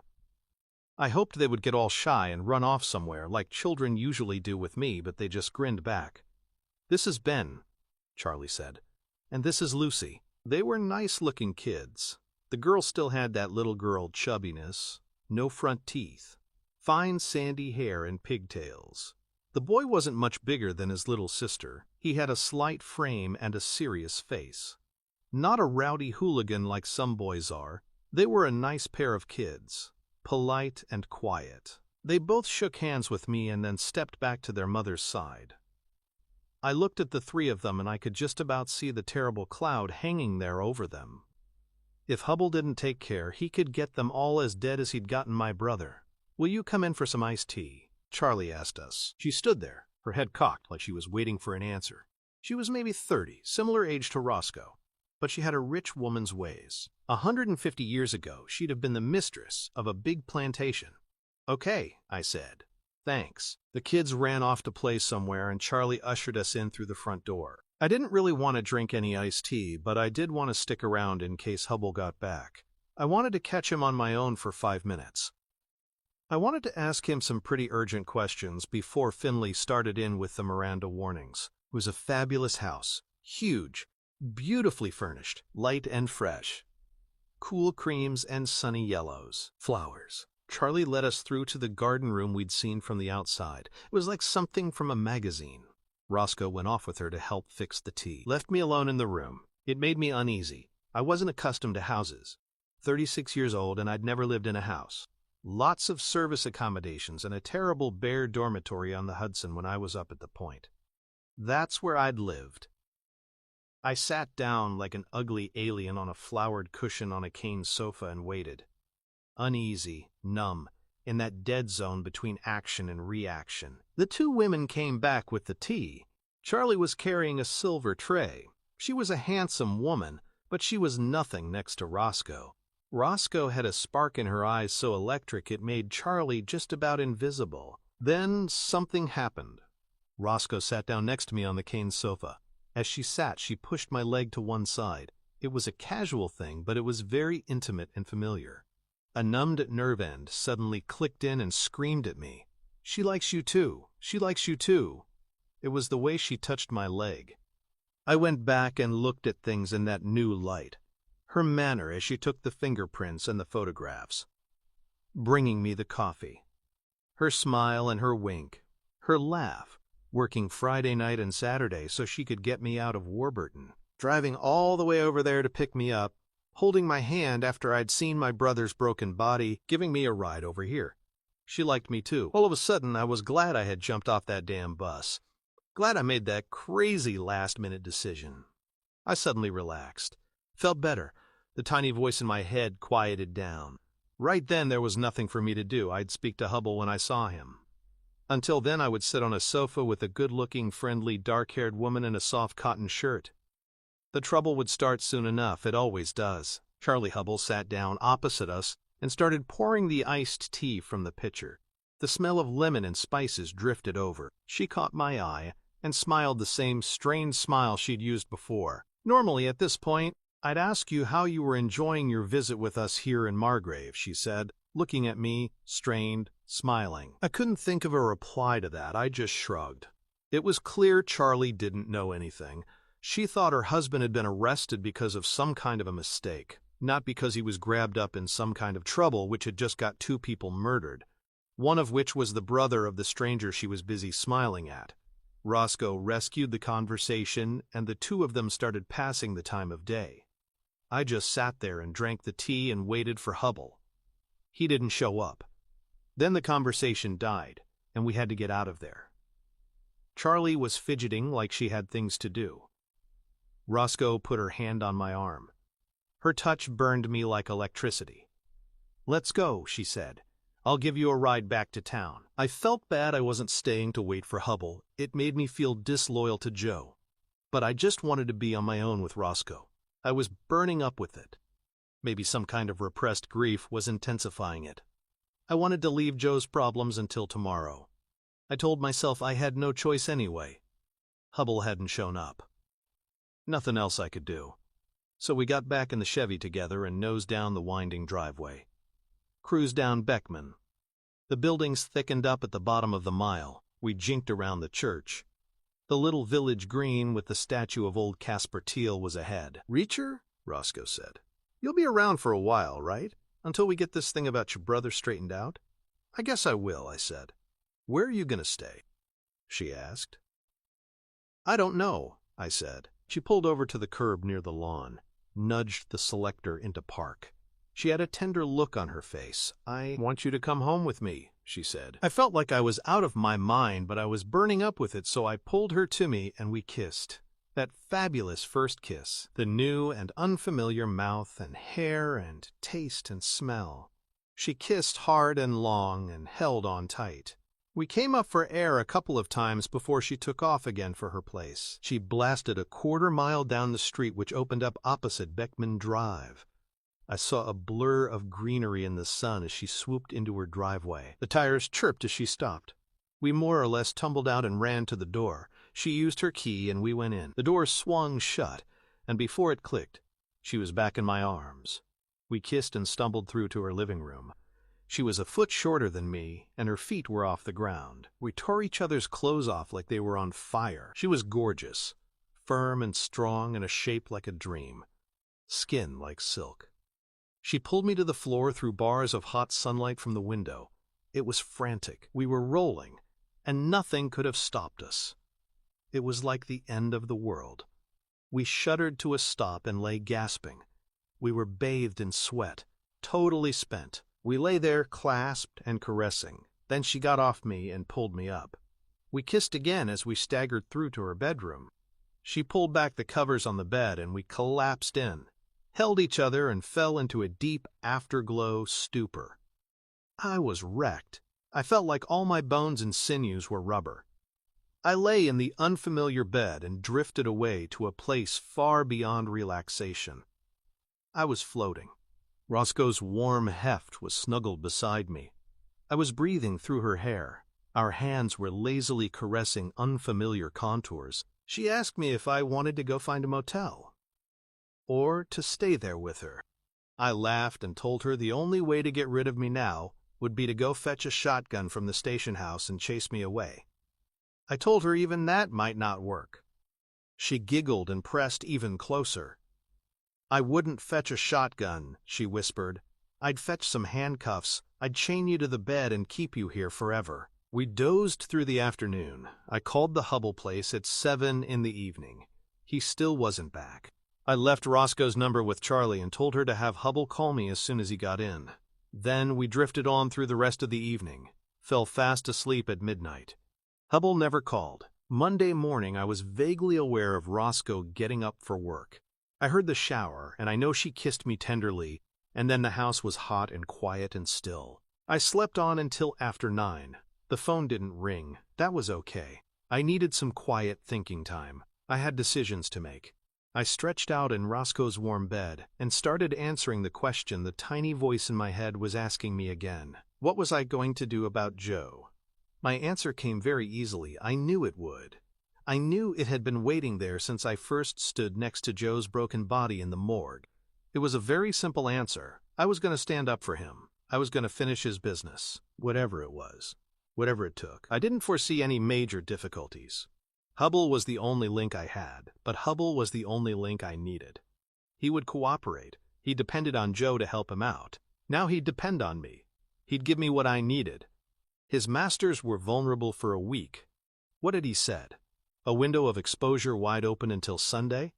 I'd use it to tear them apart. My mind was made up. I couldn't do it any other way. I couldn't leave it to Finley. Finley wouldn't understand all those years of history. Finley wouldn't sanction the sort of punishments that were going to be necessary. Finley couldn't understand the simple truth I'd learned at the age of 4. You don't mess with my brother. So this was my business. It was between me and Joe. It was duty. I lay there in Roscoe's warm bed and scoped it out. It was going to be a simple process. About as simple as you could get. Getting hold of Hubble wasn't going to be difficult. I knew where he lived. I knew his phone number. I stretched and smiled and filled with restless energy, got out of bed and found coffee. There was a note propped against the pot. The note said, "Early lunch at Eno's, 11 o'clock. Leave Hubble to Finley, okay?" The note was signed with lots of kisses and a little drawing of a pair of handcuffs. I read it and smiled at the drawing, but I wasn't going to leave Hubble to Finley. No way. Hubble was my business. So I looked up the number again and called Beckman Drive. There was nobody home. I poured a big mug of coffee and wandered through to the living room. The sun was blinding outside. It was another hot day. I walked through the house. It was a small place. A living room, an eat-in kitchen, 2 bedrooms, 1.5 baths. Very new, very clean. Decorated in a cool, simple way. What I would expect from Roscoe. A cool, simple style. Some nice Navajo art. Some bold rugs. White walls. She must have been to New Mexico and liked it. It was still and quiet. She had a stereo, a few records and tapes more sweet and melodic than the howl and buzz that I call music. I got more coffee from her kitchen. When out back, there was a small yard out there, a neat coarse lawn, and some recent evergreen planting. Shredded bark to smother weeds, and rough timber edging against the planted areas. I stood in the sun and sipped the coffee. Then I ducked back inside and tried Hubble's number again. No reply. I showered and dressed. Roscoe had a small shower stall, the head set low, feminine soaps in the dish. I found a towel in a closet and a comb on a vanity. No razor. I put my clothes on and rinsed out the coffee mug. Tried Hubble's number again from the kitchen phone. I let it ring for a long time. Nobody home. I figured I'd get a ride up there from Roscoe after lunch. This thing wasn't going to wait forever. I relocked the back door and went out the front. It was about 10:30, 1.25 miles up to Eno's place. A gentle half-hour stroll in the sun. It was already very hot. Well into the 80s. Glorious fall weather in the south. I walked the 1/4 mile to Main Street up a gently winding rise. Everything was beautifully manicured. There were towering magnolia trees everywhere and late blossom in the shrubs. I turned at the convenience store and strolled up Main Street. The sidewalks had been swept. I could see crews of gardeners in the little park areas. They were setting up sprinklers and barrowing stuff out of smart green trucks marked Kleiner Foundation in gold. A couple of guys were painting the picket fence. I waved in at the two old barbers in their shop. They were leaning up inside their doorway, like they were waiting for custom. They waved back and I strolled on. Eno's came into sight. The polished aluminium siding gleamed in the sun. Roscoe's Chevrolet was in the lot. Standing next to it on the gravel was the black pickup I'd seen the day before outside the coffee shop. I reached the diner and pushed in through the door. I had been prodded out through it on Friday with Stevenson's shotgun pointed at my gut. I had been in handcuffs. I wondered if the diner people would remember me. I figured they probably would. Margrave was a very quiet place. Not a whole lot of strangers passing through. Roscoe was in a booth, the same one I'd used on Friday. She was back in uniform and she looked like the sexiest thing on earth. I stepped over to her. She smiled a tender smile up at me and I bent to kiss her mouth. She slid over the vinyl to the window. There were 2 cups of coffee on the table. I passed hers across. The driver from the black pickup was sitting at the lunch counter. The Kleiner boy, the pale woman's stepson. He'd spun the stool and his back was against the counter. He was sitting legs apart, elbows back, head up, eyes blazing, staring at me again. I turned my back on him and kissed Roscoe again. "Is this going to ruin your authority?" I asked her. "To be seen kissing a vagrant who got arrested in here on Friday?" "Probably," she said. "But who cares?" So I kissed her again. The Kleiner kid was watching. I could feel it on the back of my neck. I turned to look back at him. He held my gaze for a second, then he slid off his stool and left, stopped in the doorway and glared at me one last time. Then he hustled over to his pickup and took off. I heard the roar of the motor and then the diner was quiet. It was more or less empty, just like on Friday. A couple of old guys and a couple of waitresses. They were the same women as on Friday, both blonde, one taller and heavier than the other. Waitress uniforms. The shorter one wore eyeglasses. Not really alike, but similar, like sisters or cousins. The same genes in there somewhere. Small town, miles from anywhere. I made a decision, I said. I have to find out what happened with Joe. So I just want to apologize in advance, in case that gets in the way, okay? Roscoe shrugged and smiled, a tender smile. Looked concerned for me. "It won't get in the way," she said. "No reason why it should." I sipped my coffee. It was good coffee. I remembered that from Friday. "We got an ID on the second body," she said. "His prints matched with an arrest 2 years ago in Florida. His name was Sherman Stoller. That name mean anything at all to you?" I shook my head. "Never heard of him," I said. Then her beeper started going. It was a little black pager thing, clipped to her belt. I hadn't seen it before. Maybe she was only required to use it during working hours. It was beeping away. She reached around and clicked it off. "Damn," she said. "I've got to call in. Sorry. I'll use the phone in the car." I slid out of the booth and stepped back to let her by. "Order me some food, okay?" she said. "I'll have whatever you have." "Okay," I said. "Which one is our waitress?" "The one with the glasses," she said. She walked out of the diner. I was aware of her leaning into her car, using the phone. Then she was gesturing to me from the parking lot, miming urgency, miming that she had to get back, miming that I should stay put. She jumped into the car and took off, south. I waved vaguely after her, not really looking, because I was staring at the waitresses instead. I had almost stopped breathing. I needed Hubble. And Roscoe had just told me Hubble was dead. Chapter 11. I stared blankly over at the 2 blonde waitresses. One was perhaps 3 inches taller than the other. Perhaps 15 pounds heavier. A couple of years older. The smaller woman looked petite in comparison. Better looking. She had longer, lighter hair, nicer eyes behind the glasses. As a pair, the waitresses were similar in a superficial kind of a way, but not alike. There were a million differences between them. No way were they hard to distinguish one from the other. I'd asked Roscoe which was our waitress. And how had she answered? She hadn't said the smaller one, or the one with the long hair, or the blonder one, or the slimmer one, or the prettier one, or the younger one. She'd said the one with glasses. One was wearing glasses, the other wasn't. Ours was the one with glasses. Wearing glasses was the major difference between them. It overrode all the other differences. The other differences were matters of degree.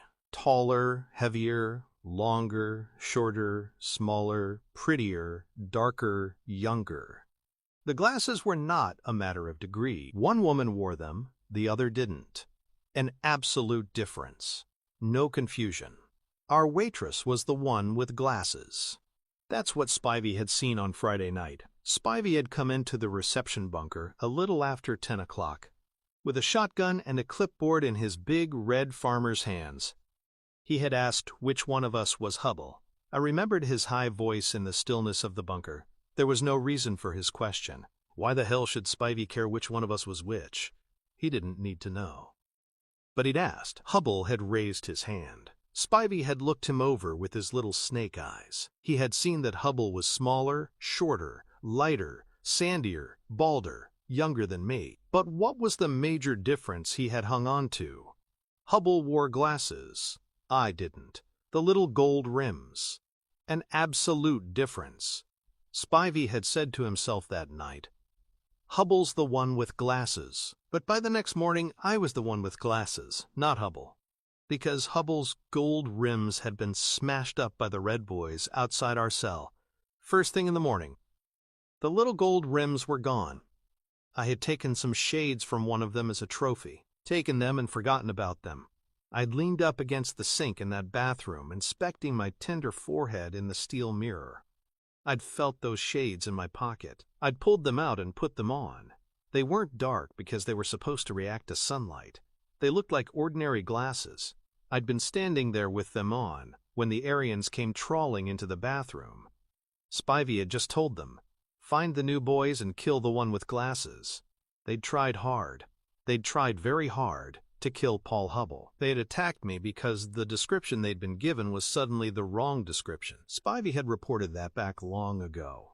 Whoever had set him on Hubble hadn't given up. They'd made a second attempt, and the second attempt had succeeded.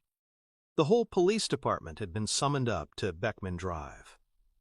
Up to number 25, because somebody had discovered an appalling scene there. Carnage. He was dead. All 4 of them were dead. Tortured and butchered. My fault.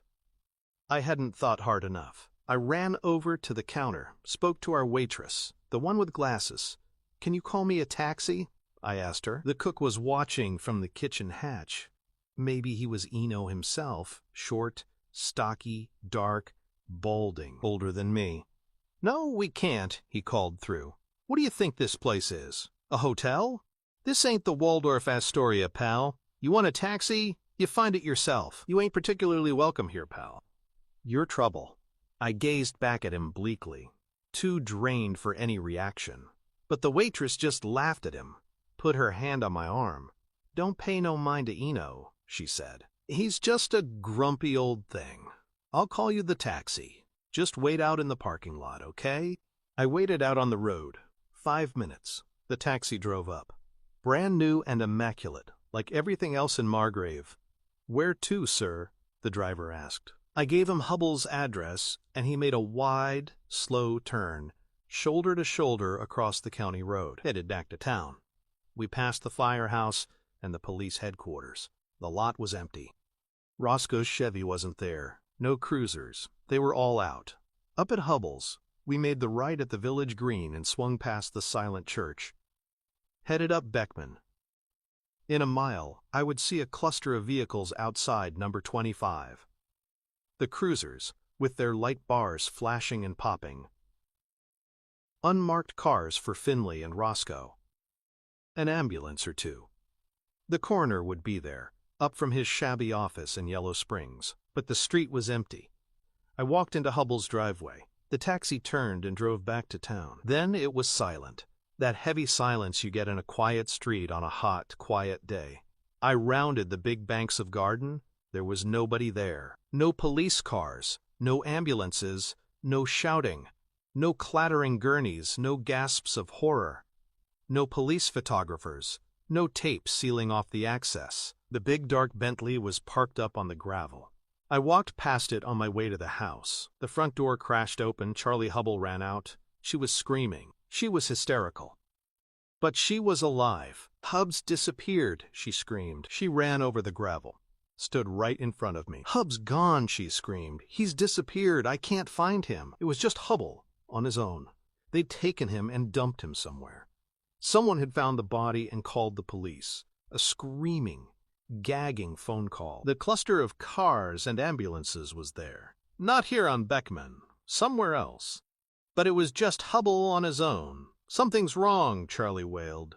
This prison thing. Something's gone wrong at the bank. It must be that. Hub's been so uptight.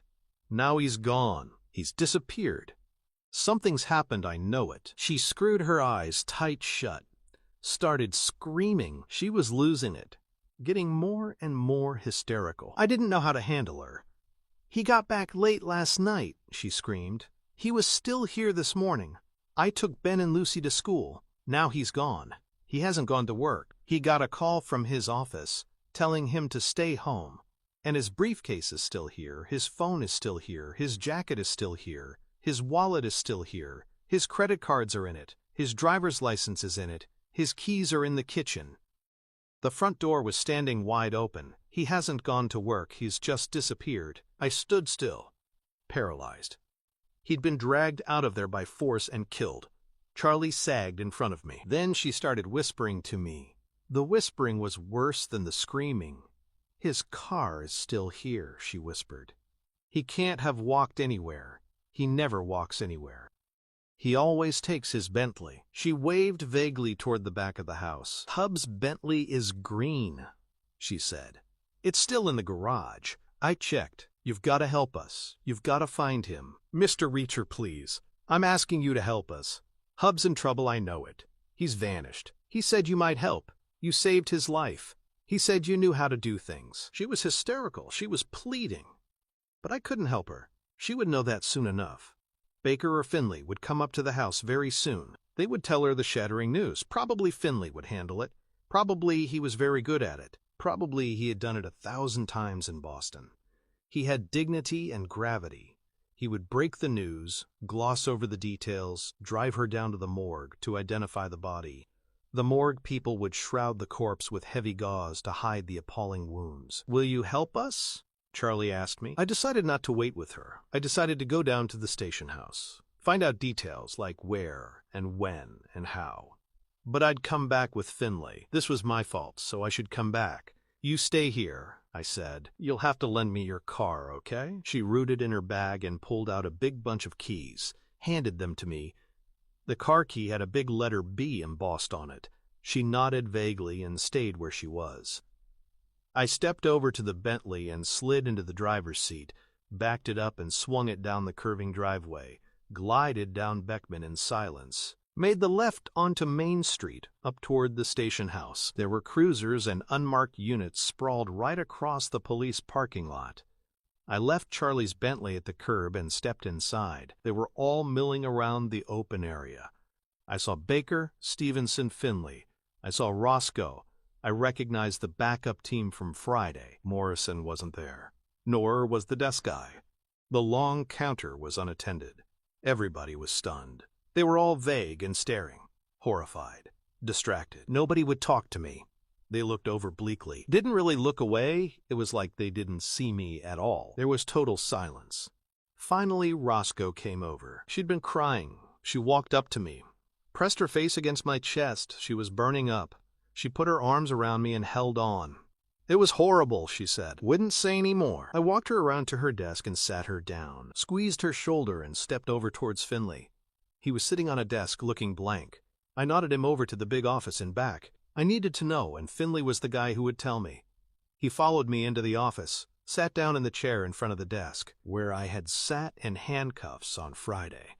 I sat behind the desk, roles reversed. I watched him for a while. He was really shaken up. I went cold inside all over again. Hubble must have been left in a hell of a mess to be getting a reaction like that from Finley. He was a 20-year man from a big city. He must have seen all there is to see. But now he was really shaken up. I sat there and burned with shame. "Sure, Hubble," I'd said. "You look safe enough to me." "So what's the story?" I said. He lifted his head up with an effort and looked at me. "Why should you care?" he said. "What was he to you?" A good question, one I couldn't answer. Finley didn't know what I knew about Hubble. I'd kept quiet about it. So Finley didn't see why Hubble was so important to me. "Just tell me what happened," I said. "It was pretty bad," he said. Wouldn't go on. He was worrying me. My brother had been shot in the head. 2 big, messy exit wounds had removed his face.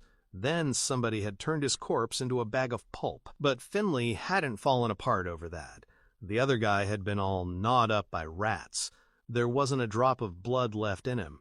But Finley hadn't fallen apart over that either. Hubble was a local guy, which made it a bit worse, I could see that. But on Friday, Finley hadn't even known who Hubble was. And now Finley was acting like he'd seen a ghost. So it must have been some pretty spectacular work, which meant that there was some kind of a big deal going down in Margrave.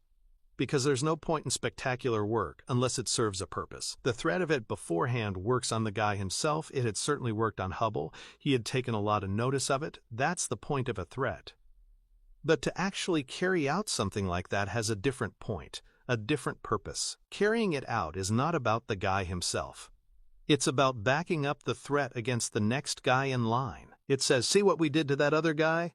That's what we could do to you." So by doing some spectacular work on Hubble, somebody had just revealed there was a high-stakes game going down, with other guys waiting next in line, right there in the locality.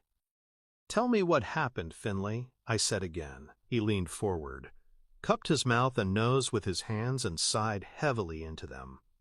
"Okay," he said. "It was pretty horrible. One of the worst I've ever seen. And I've seen a few, let me tell you. I've seen some pretty bad ones. But this was something else. He was naked. They nailed him to the wall. 6 or 7 big carpentry nails through his hands and up his arms. Through the fleshy parts. They nailed his feet to the floor. Then they sliced his balls off. Just hacked them off. Blood everywhere. Pretty bad, let me tell you. Then they slit his throat, ear to ear. Bad people, Reacher. These are bad people. As bad as they come." I was numb. Finley was waiting for a comment. I couldn't think of anything. I was thinking about Charlie. She would ask if I'd found anything out. Finley should go up there. He should go up there right now and break the news. It was his job, not mine. I could see why he was reluctant. Difficult news to break. Difficult details to gloss over. But it was his job. I'd go with him. Because it was my fault. No point running away from that. "Yes," I said to him. "It sounds pretty bad." He leaned his head back and looked around. Blew another sigh up at the ceiling. A somber man. "That's not the worst of it," he said. "You should have seen what they did to his wife." "His wife?" I said. "What the hell do you mean?" "I mean his wife," he said. "It was like a butcher's shop." For a moment, I couldn't speak. The world was spinning backwards. "But I just saw her," I said. 20 minutes ago. She's okay. Nothing happened to her." "You saw who?" Finley said. "Charlie," I said. "Who the hell is Charlie?" he asked. "Charlie," I said blankly. "Charlie Hubble. His wife. She's okay. They didn't get her." "What's Hubble got to do with this?" he said.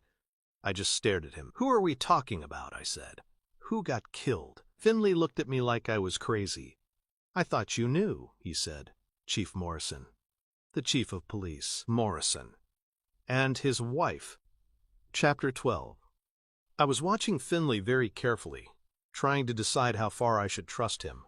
It was going to be a life-or-death decision. In the end, I figured his answer to one simple question would make up my mind for me. "Are they going to make you chief now?" I asked him. He shook his head. "No," he said. "They're not going to make me chief." "You sure about that?" I said. "I'm sure," he said. "Whose decision is it?" I asked him. "The mayor's," Finley said. "Town mayor appoints the chief of police. He's coming over. Guy named Teal. Some kind of an old Georgia family. Some ancestor was a railroad baron who owned everything in sight around here." "Is that the guy you've got statues of?" I said. Finley nodded. "Casper Teal, he said. He was the first. They've had Teals here ever since. This mayor must be the great-grandson or something." I was in a minefield. I needed to find a clear lane through. "What's the story with this guy Teal?" I asked him. Finley shrugged, tried to find a way to explain it. He's just a Southern asshole, he said. Old Georgia family, probably a long line of Southern assholes. They've been the mayors around here since the beginning. I dare say this one's no worse than the others. Was he upset? I said. When you called him about Morrison? Worried, I think, Finley said. He hates mess. Why won't he make you chief? I said. You're the senior guy, right? He just won't, Finley said. Why not is my business. I watched him for a moment longer. Life or death. Somewhere we can go to talk? I said. He looked over the desk at me. You thought it was Hubble got killed, right? He said. Why? Hubble did get killed, I said. Fact that Morrison got killed as well doesn't change it. We walked down to the convenience store, sat side by side at the empty counter, near the window. I sat at the same place the pale Mrs. Kleiner had used when I was in there the day before. That seemed like a long time ago. The world had changed since then. We got tall mugs of coffee and a big plate of donuts. Didn't look at each other directly. We looked at each other in the mirror behind the counter. Why won't you get the promotion? I asked him. His reflection shrugged in the mirror. He was looking puzzled. He couldn't see the connection. But he'd see it soon enough. I should get it, he said. I'm better qualified than all the others put together. I've done 20 years in a big city, a real police department. What the hell have they done? Look at Baker, for instance. He figures himself for a smart boy. But what has he done? 15 years in the sticks? In this backwater? What the hell does he know? So why won't you get it? I said. It's a personal matter, he said. You think I'm going to sell it to the newspaper? I asked him. It's a long story, he said. So tell it to me, I said. I need to know. He looked at me in the mirror. Took a deep breath. I finished in Boston in March, he said. Done my 20 years. Unblemished record. 8 commendations. I was one hell of a detective reacher. I had retirement on full pension to look forward to. But my wife was going crazy. Since last fall, she was getting agitated. It was so ironic we were married all through those 20 years. I was working my ass off. Boston PD was a madhouse. We were working 7 days a week, all day and all night. All around me guys were seeing their marriages fall apart. They were all getting divorced, one after the other. He stopped for a long pull on his coffee, took a bite of donut. But not me, he said. My wife could take it. Never complained, never once. She was a miracle. Never gave me a hard time. He lapsed back into silence. I thought about 20 years in Boston, working around the clock in that busy old city. Grimy 19th century precincts, overloaded facilities, constant pressure, an endless parade of freaks, villains, politicians, problems. Finley had done well to survive. It started last fall, he said again. We were within 6 months of the end. It was all going to be over. We were thinking of a cabin somewhere, maybe. Vacations. Plenty of time together. But she started panicking. She didn't want plenty of time together. She didn't want me to retire. She didn't want me at home. She said she woke up to the fact that she didn't like me. Didn't love me. Didn't want me around. She'd loved the 20 years. Didn't want it to change. I couldn't believe it. It had been my dream. 20 years, and then retire at 45. Then maybe another 20 years enjoying ourselves together before we got too old, you know? It was my dream, and I'd worked towards it for 20 years. But she didn't want it. She ended up saying the thought of 20 more years with me in a cabin in the woods was making her flesh crawl. It got really bitter. We fell apart. I was a total basket case. He tailed off again. We got more coffee. It was a sad story. Stories about wrecked dreams always are. So obviously, we got divorced, he said. Nothing else to do. She demanded it. It was terrible. I was totally out of it. Then in my last month in the department, I started reading the union vacancy lists again. Saw this job down here. I called an old buddy in Atlanta FBI and asked him about it. He warned me off. He said, forget it. He said it was a Mickey Mouse department in a town that wasn't even on the map.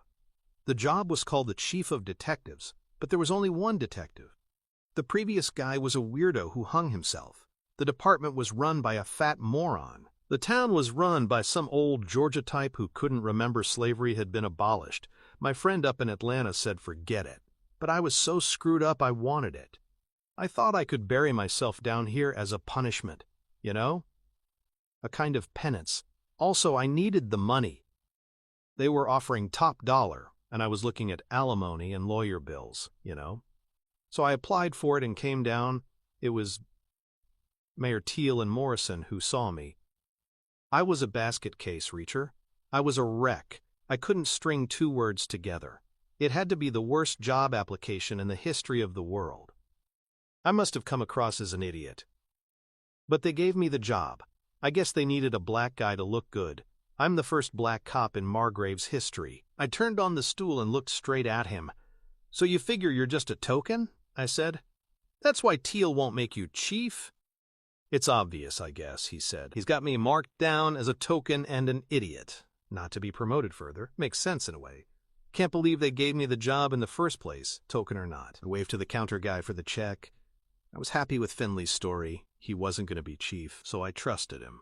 And I trusted Roscoe. It was going to be the three of us, against whoever. I shook my head at him in the mirror. You're wrong, I said. That's not the real reason. You're not going to be chief because you're not a criminal. I paid the check with a 10 and got all quarters for change. The guy still had no dollar bills. Then I told Finley I needed to see the Morrison place. Told him I needed all the details. He just shrugged and led me outside. We turned and walked south, passed by the village green and put the town behind us. I was the first one there, he said. About 10 this morning. I hadn't seen Morrison since Friday and I needed to update the guy, but I couldn't get him on the phone. It was middle of the morning on a Monday and we hadn't done anything worth a damn about a double homicide from last Thursday night. We needed to get our asses in gear, so I went up to his house to start looking for him. He went quiet and walked on, revisiting in his mind the scene he'd found. Front door was standing open, he said, maybe a half inch. It had a bad feel. I went in, found them upstairs in the master bedroom. It was like a butcher's shop. Blood everywhere. He was nailed to the wall, sort of hanging off. Both of them sliced up, him and his wife. It was terrible. About 24 hours of decomposition. Warm weather. Very unpleasant. So I called in the whole crew, and we went over every inch and pieced it all together. Literally, I'm afraid. He tailed off again. Just went quiet. So it happened Sunday morning? I said. He nodded. Sunday papers on the kitchen table, he said.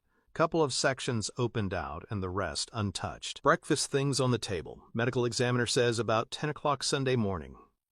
Any physical evidence left behind? I asked him. He nodded again, grimly. Footprints in the blood, he said. The place was a lake of blood, gallons of it. Partly dried up now, of course.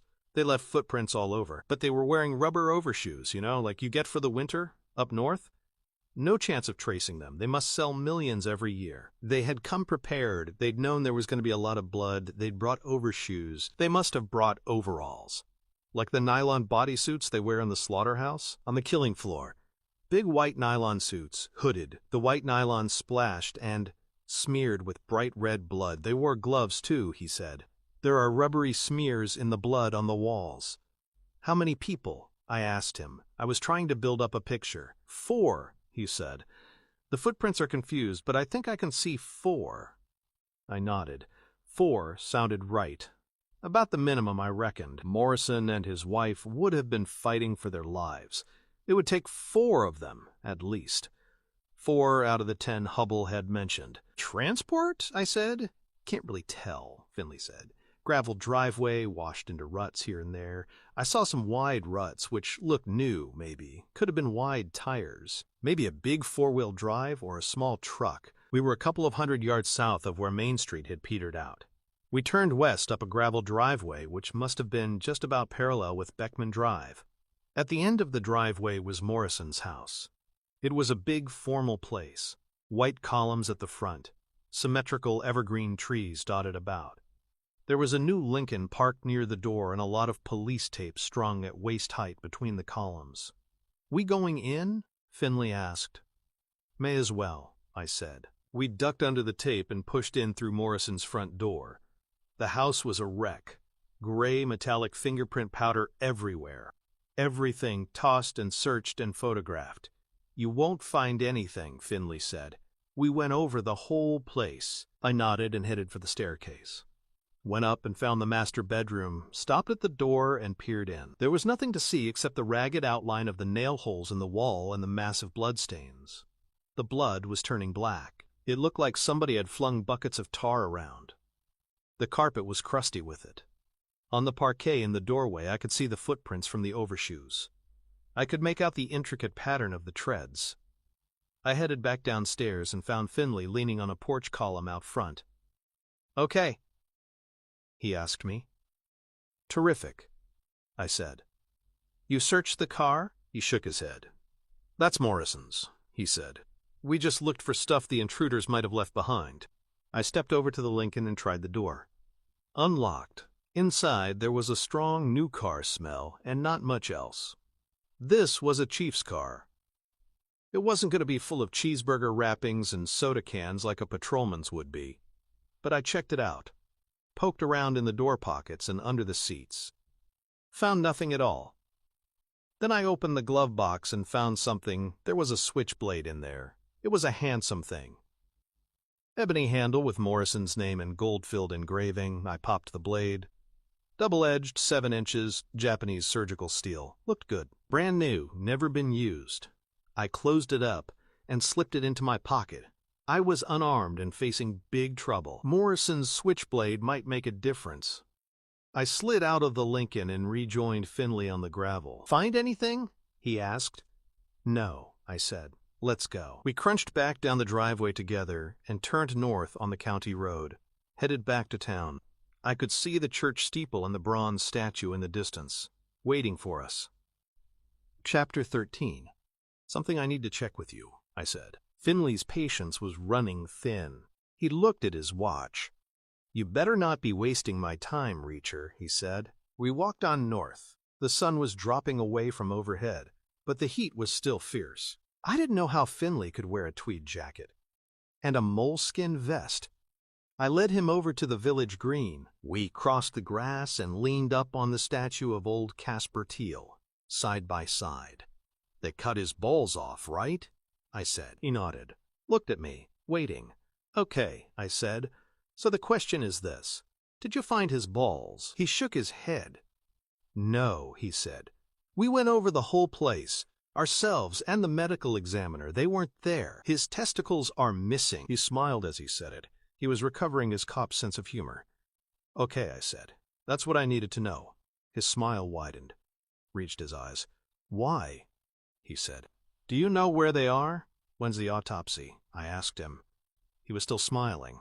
"His autopsy won't help," he said. "They were cut off. They're not connected to him anymore. They weren't there. They're missing. So how can they find them at his autopsy?" "Not his autopsy," I said. "Her autopsy. His wife's. When they check what she ate." Finley stopped smiling. Went quiet. Just looked at me. "Talk, Reacher," he said. "Okay," I said. "That's why we came out here, remember? So answer another question for me. How many homicides have they had in Margrave?" He thought about it. Shrugged. "None," he said. "At least, not for maybe 30 years or so. Not since voter registration days, I guess." "And now you've had 4 in 4 days," I said. "And pretty soon you'll find the 5th. "Fifth?" he said. "Who's the 5th?" "Hubble," I said. "My brother, this Sherman Stoller guy, the 2 Morrisons and Hubble makes 5. No homicides in 30 years, and now you've got 5 all at once. That can't be any kind of a coincidence, right?" "No way," he said. "Of course not. They're linked." "Right," I said. "Now I'll tell you some more links. But first of all, you got to understand something, right? I was just passing through here on Friday and Saturday and Sunday, right up to the time those prints came through on my brother. I wasn't paying the slightest bit of attention to anything at all. I was just figuring I'd wait around and get the hell out of here as soon as possible." "So," he said. "So I was told stuff," I said. "Hubble told me things in Warburton, but I didn't pay a lot of attention. I wasn't interested in him, okay? He told me things, and I didn't follow them up with him, and I probably don't recall some of them." "Like what things?" Finley said. So I told him the things I remembered. I started the same way Hubble had started, trapped inside some kind of a racket, terrorized by a threat against himself and his wife. A threat consisting of the same things, word for word, that Finley had just seen for himself that morning. You sure about that? He said. Exactly the same? Word for word, I said. Totally identical.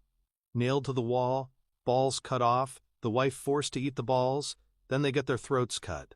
Word for word identical. Finley. So unless we got two threateners at the same time in the same place making the exact same threat.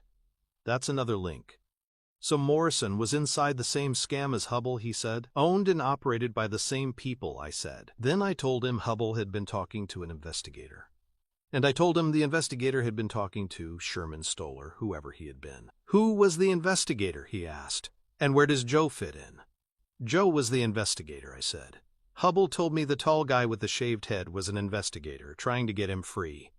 What sort of an investigator was your brother? Finley said. Who the hell was he working for? Don't know, I said. Last I heard he was working for the Treasury Department. Finley pushed off the statue and started walking back north. I gotta make some calls, he said. Time to go to work on this thing. Walk slow, I said. I haven't finished yet. Finley was on the sidewalk. I was in the road, staying clear of the low awnings in front of every store. There was no traffic on the street to worry about. Monday, 2 o'clock in the afternoon, and the town was deserted. How do you know Hubble's dead? Finley asked me, so I told him how I knew. He thought about it. He agreed with me. Because he was talking to an investigator, he said. I shook my head. Stopped outside the barber shop. No, I said. They didn't know about that. If they had, they'd have got to him much earlier. Thursday at the latest. I figure they took the decision to waste him Friday, about 5 o'clock, because you pulled him in with the phone number in Joe's shoe. They figured he couldn't be allowed to talk to cops or prison guards, so they set it up with Spivey, but Spivey's boys blew it, so they tried over again. His wife said he got a call to wait at home today. They were setting him up for a second attempt. Looks like it worked. Finley nodded slowly. Shit, he said. He was the only link we had to exactly what the hell is going on here. You should have hit on him while you had the chance, Reacher. Thanks, Finley, I said. If I'd known the dead guy was Joe, I'd have hit on him so hard you'd have heard him yelling all the way over here. He just grunted. We moved over and sat together on the bench under the barber shop window. I asked him what Pluribus was, I said. He wouldn't answer. He said there were 10 local people involved in the scam, plus hired help in from the outside when necessary. And he said the scam is vulnerable until something happens on Sunday. Exposed somehow. What happens on Sunday? Finley asked. He didn't tell me, I said. And you didn't press him? He asked. I wasn't very interested, I said. I told you that. And he gave you no idea what the scam is all about? He asked. No idea, I said. Did he say who these 10 people are? He asked. No, I said. Christ, Reacher. You're a big help, you know that? He said. I'm sorry, Finley, I said. I thought Hubble was just some asshole. If I could go back and do it again, I'd do it a lot different, believe me. 10 people? He said again. Not counting himself, I said. Not counting Sherman Stoller either, but I assume he was counting Chief Morrison. Great, Finley said. That only leaves me another 9 to find. You'll find one of them today, I said. The black pickup I'd last seen leaving Eno's parking lot pulled up short at the opposite curb. It waited there, motor running. The Kleiner kid leaned his head on his forearm and stared out of the window at me from across the street. Finley didn't see him. He was looking down at the sidewalk. You should be thinking about Morrison, I said to him. What about him? He said. He's dead, right? But dead how? I said. What should that be saying to you? He shrugged. Somebody making an example of him, he said. A message? Correct, Finley, I said. But what had he done wrong? Screwed something up, I guess, he said. Correct, Finley, I said again. He was told to cover up what went down at the warehouse Thursday night. That was his task for the day. He was up there at midnight, you know. He was, Finley said. You said that was a bullshit story. No, I said. He didn't see me up there. That part was the bullshit story. But he was up there himself. He saw Joe. He did? Finley said. How do you know that? First time he saw me was Friday, right? I said. In the office? He was staring at me like he'd seen me before, but he couldn't place where. That was because he'd seen Joe. He noticed a resemblance. Hubble said the same thing. He said I reminded him of his investigator. So Morrison was there? Finley said. Was he the shooter? Can't figure it that way, I said. Joe was a reasonably smart guy. He wouldn't let a fat idiot like Morrison shoot him. The shooter must have been somebody else. I can't figure Morrison for the maniac either. That much physical exertion would have dropped him with a heart attack. I think he was the third guy. The cleanup guy. But he didn't search Joe's shoes. And because of that, Hubble got hauled in. That got somebody mad. It meant they had to waste Hubble, so Morrison was wasted as a punishment.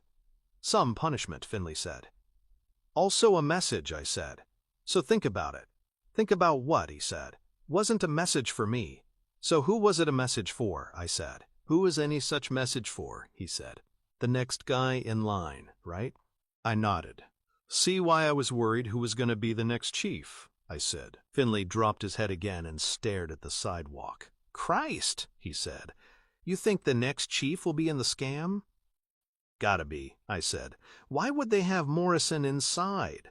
Not for his wonderful personality, right? They had him inside because they need the chief on board. Because that's useful to them in some particular way.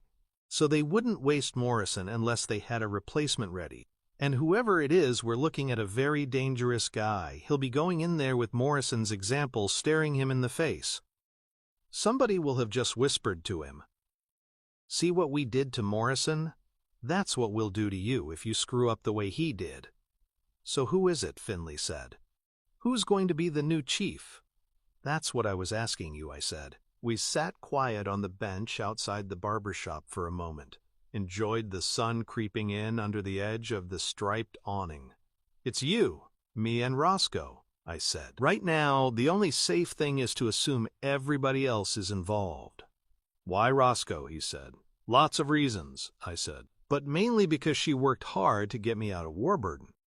Morrison wanted me in there as a fall guy for Thursday night, right? So if Roscoe was inside the scam, she'd have left me in there. But she got me out. She pulled in the exact opposite direction from Morrison. So if he was bent, she isn't. He looked at me, grunted. Only 3 of us? He said. You're a cautious guy, Reacher. You bet your ass I'm a cautious guy, Finley, I said. People are getting killed here. One of them was my only brother. We stood up from the bench on the sidewalk. Across the street, the Kleiner kid killed his motor and got out of the pickup. Started walking slowly over. Finley rubbed his face with his hands, like he was washing without water. So what now, he said. You got things to do, I said. You need to get Roscoe on one side and fill her in with the details, okay? Tell her to take a lot of care. Then you need to make some calls and find out from Washington what Joe was doing down here. Okay, Finley said. What about you? I nodded across at the Kleiner kid. I'm going to have a talk with this guy, I said. He keeps looking at me. 2 things happened as the Kleiner kid came near. First, Finley left in a hurry. He just strode off north without another word. Second, I heard the barbershop blinds coming down in the window behind me. I glanced around. There could have been nobody else on the planet except for me and the Kleiner kid. Up close, the kid was an interesting study. He was no lightweight, probably 6'2", maybe 190, shot through with some kind of a restless energy. There was a lot of intelligence in his eyes, but there was also some kind of an eerie light burning in there. His eyes told me this probably wasn't the most rational character I was ever going to meet in my whole life. He came close and stood in front of me, just stared at me. You're trespassing, he said. This is your sidewalk? I said. It sure is, the kid said. My daddy's foundation paid for every inch of it. Every brick. But I'm not talking about the sidewalk. I'm talking about Miss Roscoe. She's mine. She's mine. Right from when I first saw her. She's waiting for me. 5 years. She's been waiting for me. Until the time is right. I gazed back at him. You understand English, I said. The kid tensed up. He was just about hopping from foot to foot. I'm a reasonable guy, I said. First time Miss Roscoe tells me she wants you instead of me, I'm out of here. Until then, you back off. Understand that? The kid was boiling. But then he changed. It was like he was operated by a remote control, and somebody had just hit a button and switched the channel. He relaxed and shrugged, and smiled a wide, boyish smile. Okay, he said. No hard feelings, right? He stuck out his hand to shake on it, and he nearly fooled me. Right at the last split second, I pulled my own hand back a fraction and closed around his knuckles, not his palm. It's an old army trick. They go to shake your hand, but they're aiming to crush it. Some big macho ritual. The way out is to be ready. You pull back a fraction and you squeeze back. You're squeezing their knuckles, not the meat of their palm. Their grip is neutralized. If you catch it right, you can't lose. He started crushing, but he never stood a chance. He was going for the steady squeeze so he could stare into my eyes while I sweated it out, but he never got near.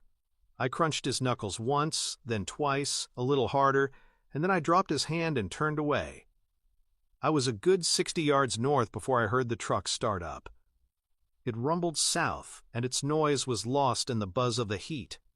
Chapter 14. Back at the station house, there was a big white Cadillac parked right across the entrance. Brand new, fully loaded, full of puffy black leather and fake wood. It looked like a Vegas whorehouse after the stern walnut and old hide in Charlie Hubbell's Bentley. It took me 5 strides to get around its hood to the door. Inside in the chill, everybody was milling around a tall old guy with silver hair. He was in an old-fashioned suit, bootlace tie with a silver clasp.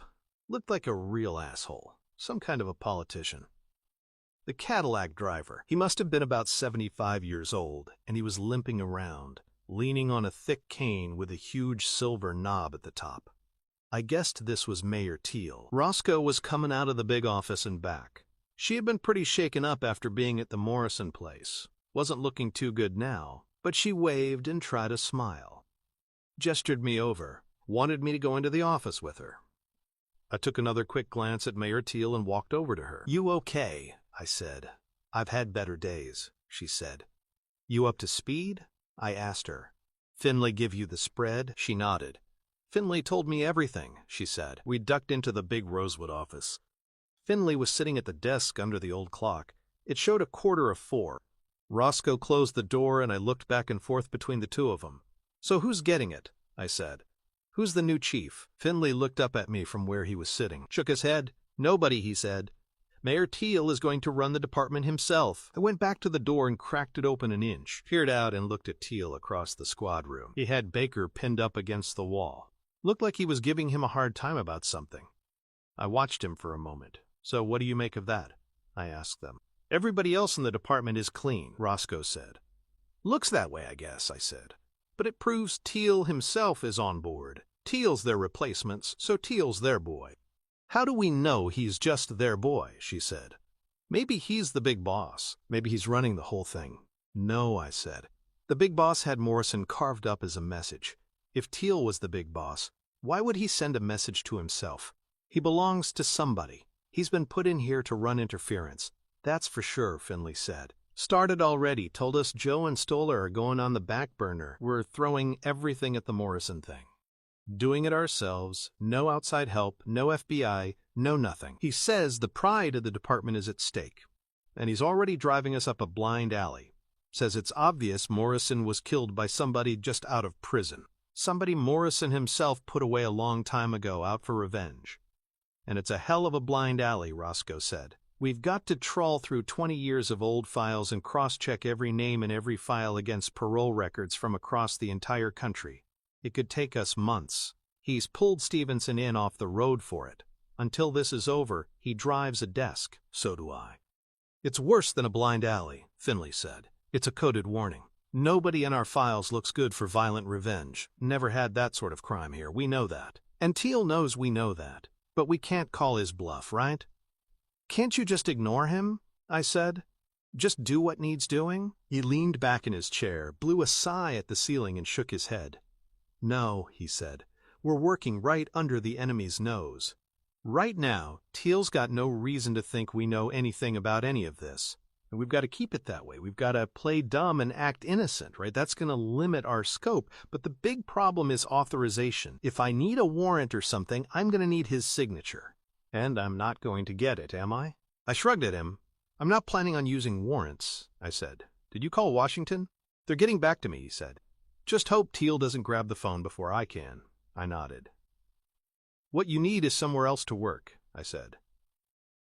"What about that buddy of yours up in Atlanta, FBI, the one you told me about? Could you use his office as a kind of private facility?" Finlay thought about it, nodded. "Not a bad idea," he said. I'll have to go off the record.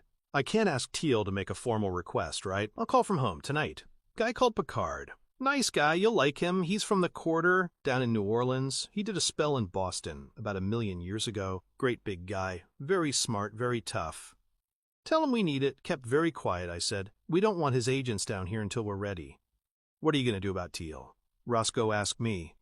He works for the guys who killed your brother. I shrugged again. Depends how involved he was, I said. He wasn't the shooter. He wasn't? Roscoe said. How do you know that? Not fast enough, I said. Limps around with a cane in his hand. Too slow to pull a gun. Too slow to get Joe, anyway. He wasn't the kicker, either. Too old, not vigorous enough. And he wasn't the gopher. That was Morrison. But if he starts messing with me, then he's in deep shit. Otherwise, to hell with him. So what now? She said. I shrugged at her. Didn't reply. I think Sunday is the thing, Finley said. Sunday is going to solve some kind of a problem for them. Teal being put in here feels so temporary, you know? The guy's 75 years old. He's got no police experience. It's a temporary fix to get them through until Sunday. The buzzer on the desk went off. Stevenson's voice came over the intercom asking for Roscoe. They had files to check. I opened the door for her, but she stopped. She just thought of something. What about Spivey? She said. Over at Warburton? He was ordered to arrange the attack on Hubble, right? So he must know who gave him the order. You should go ask him. Might lead somewhere. Maybe, I said. Close the door behind her. Waste of time, Finley said to me. You think Spivey's just going to tell you a thing like that? I smiled at him. If he knows, he'll tell me, I said to him.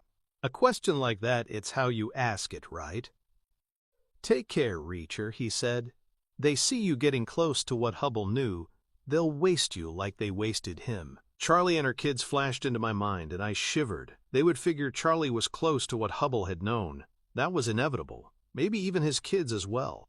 A cautious person would assume kids could have overheard something. It was 4 o'clock. The kids would be out of school. There were people out there who had loaded up with rubber overshoes, nylon bodysuits, and surgical gloves, and sharp knives, and a bag of nails, and a hammer. Finley, call your buddy Picard right now, I said. We need his help. We've got to put Charlie Hubble somewhere safe. And her kids. Right now. Finley nodded gravely. He saw it. He understood. For sure, he said. Get your ass up to Beckman. Right now. Stay there. I'll organize Picard. You don't leave until he shows up, okay? He picked up the phone. Dialed an Atlanta number from memory. Roscoe was back at her desk. Mayor Teal was handing her a thick wad of file folders. I stepped over to her and pulled up a spare chair. Sat down next to her. What time do you finish? I said. About 6, I guess, she said. Bring some handcuffs home, okay? I said. You're a fool, Jack Reacher, she said. Teal was watching, so I got up and kissed her hair, went out into the afternoon, and headed for the Bentley. The sun was dropping away, and the heat was gone. Shadows were lengthening up. Felt like the fall was on its way. Behind me, I heard a shout. Mayor Teal had followed me out of the building. He called me back. I stayed where I was. Made him come to me. He limped over, tapping his cane, smiling. Stuck out his hand and introduced himself. Said his name was Grover Teal. He had that politician's knack of fixing you with a look and a smile like a searchlight, like he was thrilled to bits just to be talking to me. Glad I caught you, he said. Sergeant Baker has brought me up to date on the warehouse homicides. It all seems pretty clear to me. We made a clumsy mistake in apprehending you, and we're all very sorry indeed about your brother, and we'll certainly let you know just as soon as we get to any conclusions. So before you get on your way, I'd be grateful if you'd kindly accept my apology on behalf of this department. I wouldn't want you to take away a bad impression of us. May we just call it a mistake? Okay, Tealy, I said. But why do you assume I'm leaving? He came back smoothly. Not more than a tiny hesitation.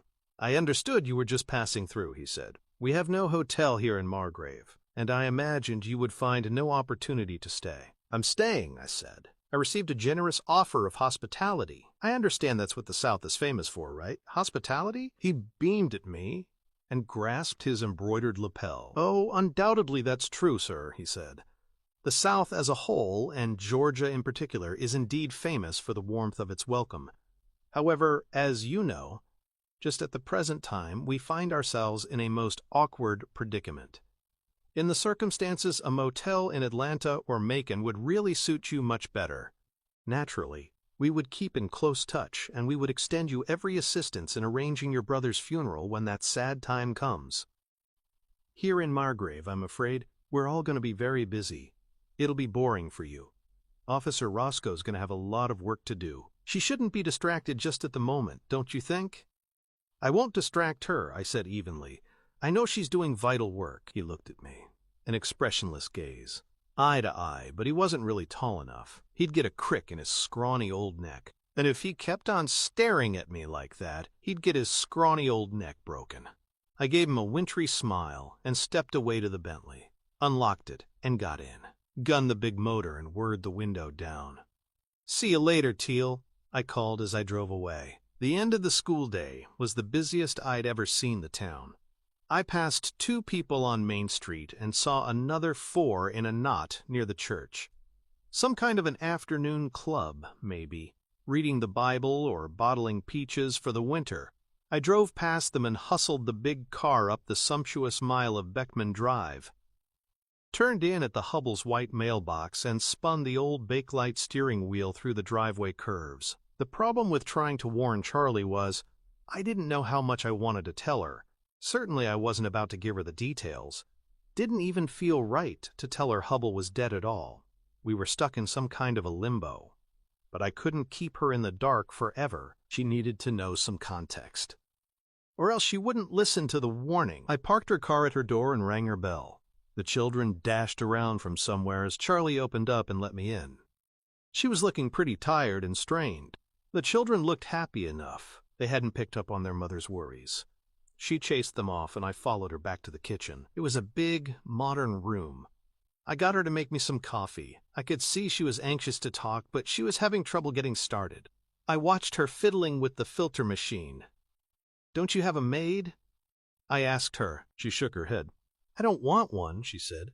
"I like to do things myself." "It's a big house," I said. "I like to keep busy, I guess," she said. Then we were silent. Charlie switched on the coffee machine, and it started with a faint hiss. I sat at a table in a window nook. It overlooked an acre of velvet lawn. She came and sat opposite me, folded her hands in front of her. "I heard about the Morrisons," she said at last. "Is my husband involved in all of this?" I tried to think exactly what I could say to her. She waited for an answer.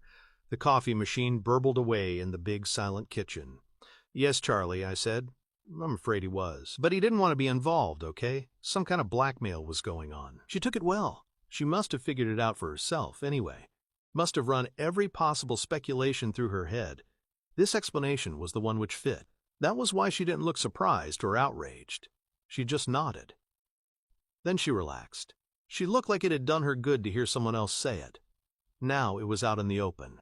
It was acknowledged. It could be dealt with. "I'm afraid that makes sense," she said. She got up to pour the coffee. Kept talking as she went. "That's the only way I can explain his behavior," she said. "Is he in danger?" "Charlie, I'm afraid I have no idea where he is," I said. She handed me a mug of coffee. Sat down again on the kitchen counter. "Is he in danger?" she asked again. I couldn't answer. Couldn't get any words out. She moved off the counter and came to sit opposite me again at the table in the window. She cradled her cup in front of her. She was a fine-looking woman, blonde and pretty, perfect teeth, good bones, slim, athletic, a lot of spirit. I had seen her as a plantation type, what they call a belle. I had said to myself that 150 years ago she would have been a slave owner. I began to change that opinion. I felt a crackle of toughness coming from her. She enjoyed being rich and idle, sure. Beauty parlors and lunch with the girls in Atlanta. The Bentley and the gold cards. The big kitchen which cost more than I ever made in a year. But if it came to it, here was a woman who might get down in the dirt and fight. Maybe 150 years ago she would have been on a wagon train heading west. She had enough spirit. She looked hard at me across the table. "I panicked this morning," she said. "That's not really like me at all. I must have given you a very bad impression, I'm afraid. After you left, I calmed down and thought things out. I came to the same conclusion you've just described. Hub's blundered into something and he's got all tangled up in it, so what am I going to do about it? Well, I'm going to stop panicking and start thinking. I've been a mess since Friday and I'm ashamed of it. That's not the real me at all. So I did something. And I hope you'll forgive me for it? Go on, I said. I called Dwight Stevenson, she said. He had mentioned he had seen a fax from the Pentagon about your service as a military policeman. I asked him to find it and read it to me. I thought it was an excellent record. She smiled at me, hitched her chair in closer. So what I want to do is to hire you, she said. I want to hire you in a private capacity to solve my husband's problem. Would you consider doing that for me? No, I said. I can't do that, Charlie. Can't or won't, she said. There would be a sort of a conflict of interest, I said. It might mean I couldn't do a proper job for you. A conflict, she said. In what way? I paused for a long moment, tried to figure out how to explain it. Your husband felt bad, okay? I said. He got hold of some kind of an investigator, a government guy, and they were trying to fix the situation, but the government guy got killed. And I'm afraid my interest is in the government guy, more than your husband. She followed what I was saying and nodded. But why? She asked. You don't work for the government. The government guy was my brother, I told her. Just a crazy coincidence, I know, but I'm stuck with it. She went quiet. She saw where the conflict could lie. I'm very sorry, she said. You're not saying Hub betrayed your brother? No, I said. That's the very last thing he would have done. He was depending on him to get him out from under. Something went wrong, is all. May I ask you a question, she said. Why do you refer to my husband in the past tense? I looked straight at her. Because he's dead, I said. I'm very sorry. Charlie hung in there. She went pale and clenched her hands until her knuckles shone waxy white. But she didn't fall apart. I don't think he's dead, she whispered. I would know. I would be able to feel it. I think he's just hiding out somewhere. I want you to find him. I'll pay you whatever you want. I just slowly shook my head at her. Please, she said. I won't do it, Charlie, I said. I won't take your money for that. I would be exploiting you. I can't take your money because I know he's already dead. I'm very sorry, but there it is. There was a long silence in the kitchen. I sat there at the table, nursing the coffee she'd made for me. Would you do it if I didn't pay you? She said. Maybe you could just look around for him while you find out about your brother? I thought about it. Couldn't see how I could say no to that. Okay, I said, I'll do that, Charlie. But like I say, don't expect miracles. I think we're looking at something very bad here. I think he's alive, she said. I would know if he wasn't. I started worrying about what would happen when his body was found. She was going to come face to face with reality the same way a runaway truck comes face to face with the side of a building. You'll need expense money, Charlie said. I wasn't sure about taking it, but she passed me a thick envelope. Will that do? She asked. I looked in the envelope. There was a thick wad of $100 bills in there. I nodded. That would do. And please keep the car, she said. Use it as long as you need it. I nodded again, thought about what else I needed to say, and forced myself to use the present tense. Where does he work? I asked her. Sunrise International, she said. It's a bank. She reeled off an Atlanta address. Okay, Charlie, I said. Now let me ask you something else. It's very important. Did your husband ever use the word pluribus? She thought about it and shrugged. Pluribus? She said. Isn't that something to do with politics, like on the podium when the president gives a speech? I never heard Hub talking about it. He graduated in banking studies. You never heard him use that word? I asked her again. Not on the phone? Not in his sleep or anything? Never, she said. What about next Sunday? I asked her. Did he mention next Sunday? Anything about what's going to happen? Next Sunday? She repeated. I don't think he mentioned it. Why? What's going to happen next Sunday? I don't know, I said. That's what I'm trying to find out. She pondered it again for a long moment, but just shook her head and shrugged, palms upward, like it meant nothing to her. I'm sorry, she said. Don't worry about it, I said. Now you've got to do something. What do I have to do, she said. You've got to get out of here, I said. Her knuckles were still white, but she was staying in control. "I've got to run and hide," she said. "But where to?" "An FBI agent is coming here to pick you up," I said. She stared at me in panic. "FBI?" she said. She went paler still. "This is really serious, isn't it?" "It's deadly serious," I said. "You need to get ready to leave right now." "Okay," she said, slowly. "I can't believe this is happening." I walked out of her kitchen and into the garden room where we had drunk iced tea the day before, stepped through the French doors and strolled a slow circuit outside the house, down the driveway, through the banks of greenery, out onto Beckman Drive. Leaned up on the white mailbox on the shoulder. It was silent. I could hear nothing at all except the dry rustle of the grass cooling under my feet. Then I could hear a car coming west out of town. It slowed just before the crest of the rise, and I heard the automatic box slur a change down as the speed dropped. The car rose up over the crest into view. It was a brown Buick, very plain, 2 guys in it. They were small, dark guys, Hispanic, loud shirts. They were slowing, drifting to the left of the road, looking for the Hubble mailbox. I was leaning on the Hubble mailbox, looking at them. Their eyes met mine. The car accelerated again and swerved away, blasted on into the empty peach country. I stepped out and watched them go. I saw a dust plume rising as they drove off Margrave's immaculate blacktop onto the dusty rural roadway. Then I sprinted back up to the house. I wanted Charlie to hurry. She was inside, flustered, chattering away like a kid going on vacation, making lists out loud, some kind of a mechanism to burn off the panic she was feeling. On Friday, she'd been a rich, idle woman married to a banker. Now on Monday, a stranger who said the banker was dead was telling her to hurry up and run for her life. "Take the mobile phone with you," I called to her. She didn't reply. I just heard a worried silence, footsteps and closet doors banging. I sat in her kitchen with the rest of the coffee for most of an hour. Then I heard a car horn blow and the crunch of heavy steps on the gravel, a loud knock on the front door. I put my hand in my pocket and closed it around the ebony handle of Morrison's switchblade, walked out into the hallway and opened up. There was a neat blue sedan next to the Bentley, and a gigantic black guy standing back from the doorstep. He was as tall as me, maybe even taller, but he must have outweighed me by at least 100 pounds. Must have been 310, 320. Next to him, I was a featherweight. He stepped forward with the easy, elastic grace of an athlete. "Reacher?" the giant said. "Pleased to meet you. I'm Picard, FBI." He shook hands with me. He was enormous. He had a casual competence about him which made me glad he was on my side. He looked like my type of a guy, like he could be very useful in a tight corner. I suddenly felt a flood of encouragement. I stood aside to let him into Charlie's house. "Okay," Picard said to me. "I got all the details from Finley. Real sorry about your brother, my friend, real sorry. Somewhere we can talk?" I led him through to the kitchen.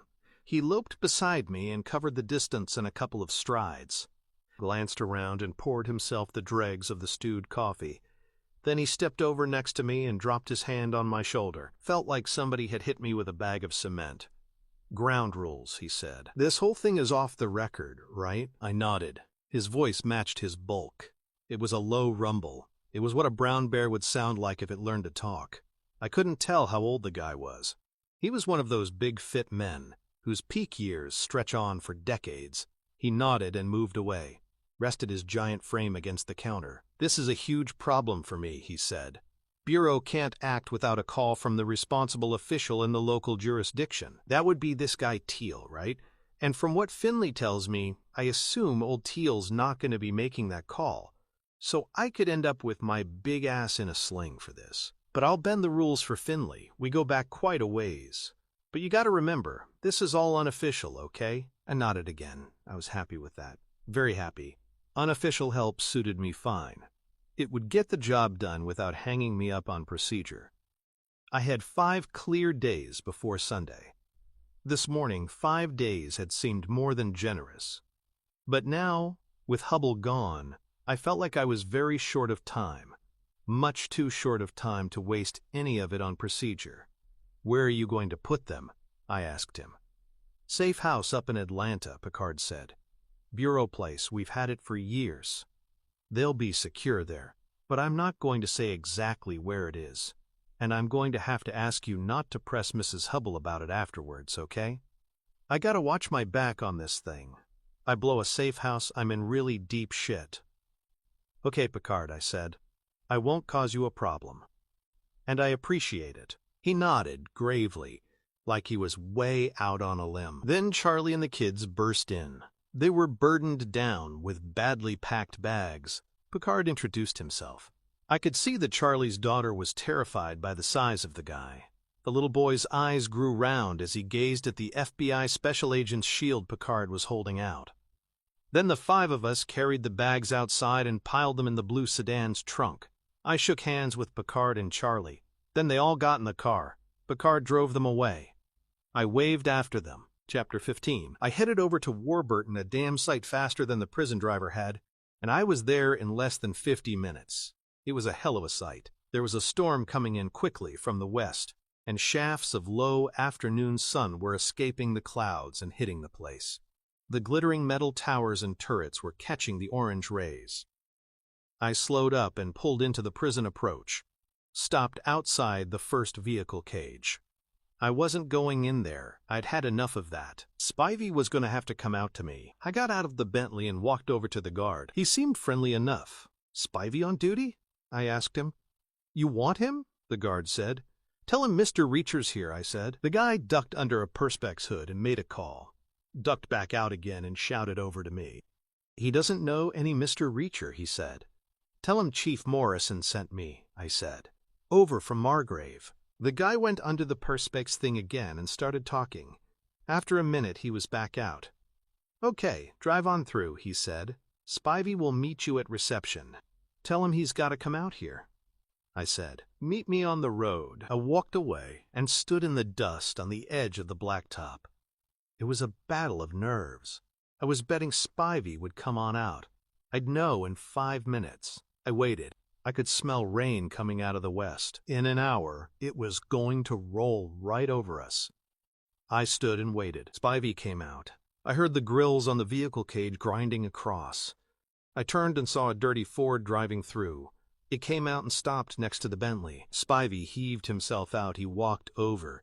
Big guy, sweating, red face and hands. His uniform was dirty. Remember me?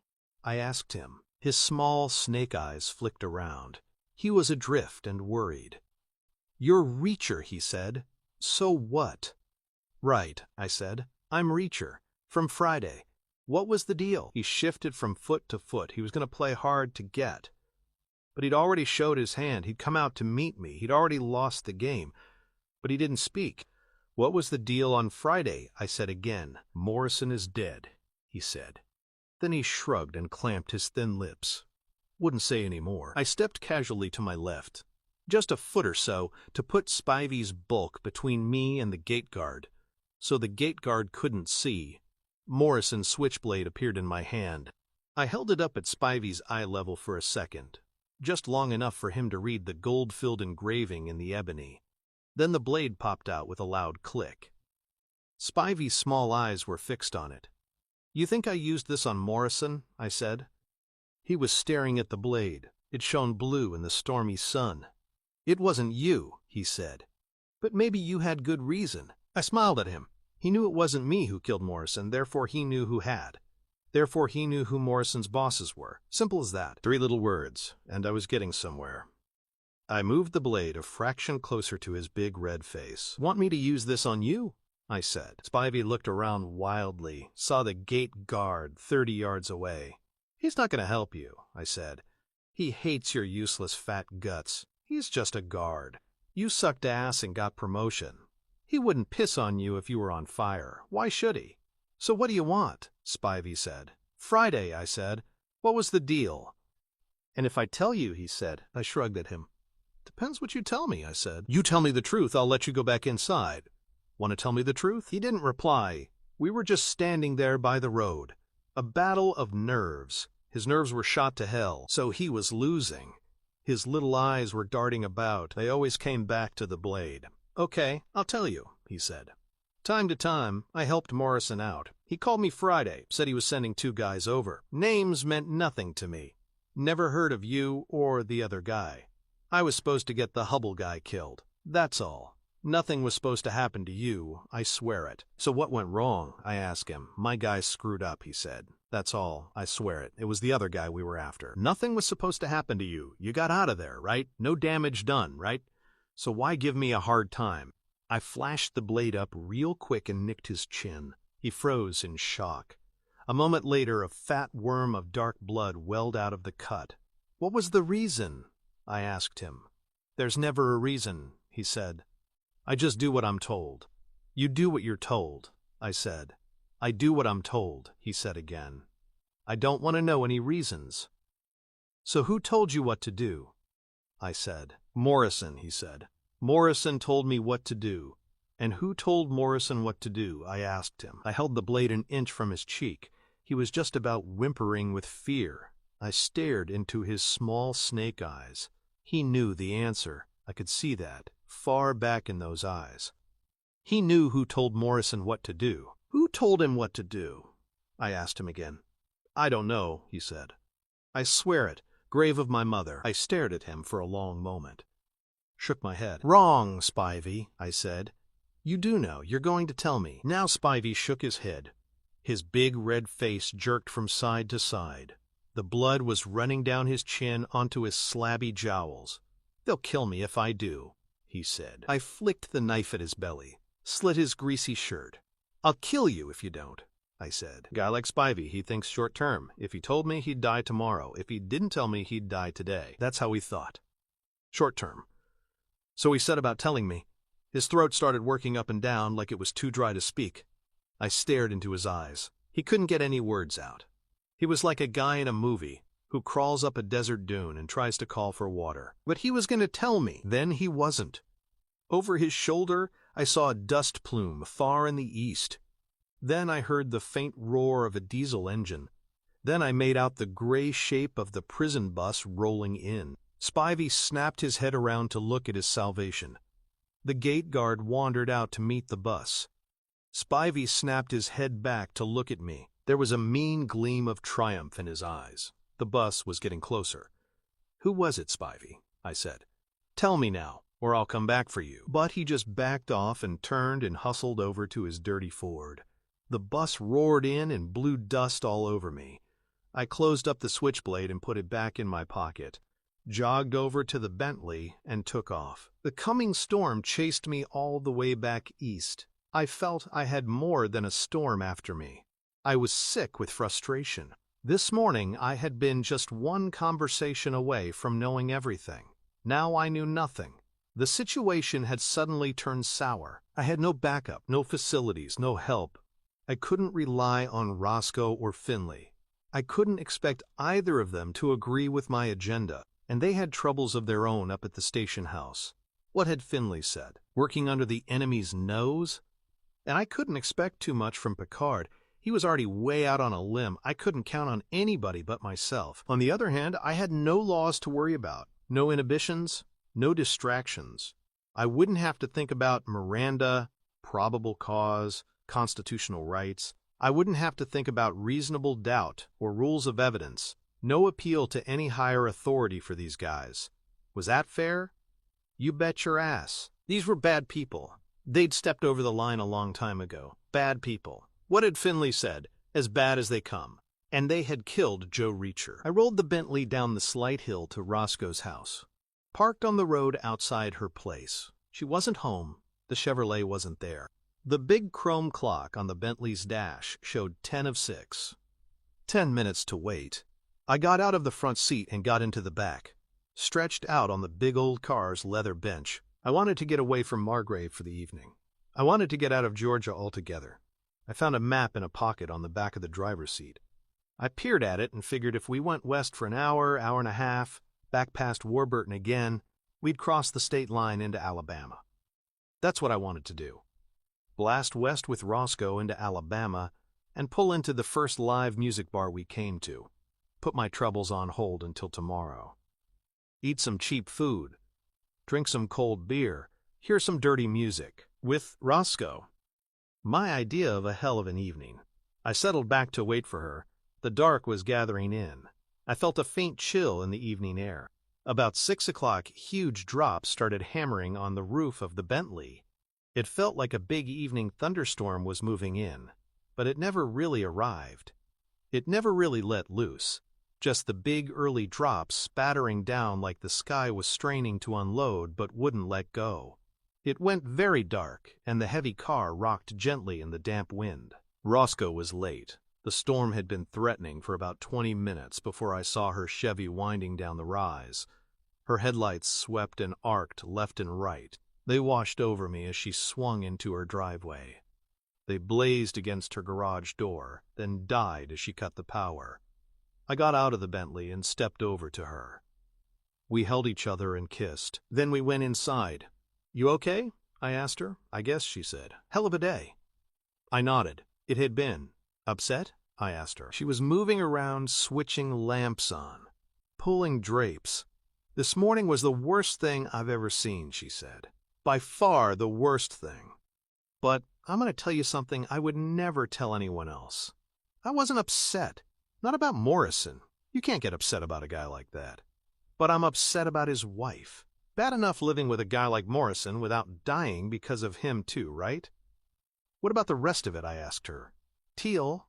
I'm not surprised," she said. "That whole family has been scumbags for 200 years. I know all about them. His family and my family go way back together. Why should he be any different? But, God, I'm glad everybody else in the department turned out clean. I was dreading finding out one of those guys had been in it too. I don't know if I could have faced that." She went into the kitchen, and I followed. She went quiet. She wasn't falling apart, but she wasn't happy. She pulled open the refrigerator door. It was a gesture which said, "The cupboard is bare." She smiled a tired smile at me. "You want to buy me dinner?" she said. "Sure," I said, "but not here. In Alabama." I told her what I wanted to do. She liked the plan. She brightened up and went to take a shower. I figured I could use a shower too, so I went with her. But we hit a delay because as soon as she started to unbutton her crisp uniform shirt, my priorities shifted. The lure of an Alabama bar receded. And the shower could wait too. She was wearing black underwear beneath the uniform. Not very substantial items. We ended up in a frenzy on the bedroom floor.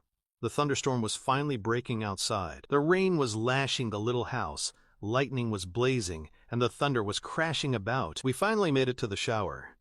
By then, we really needed it.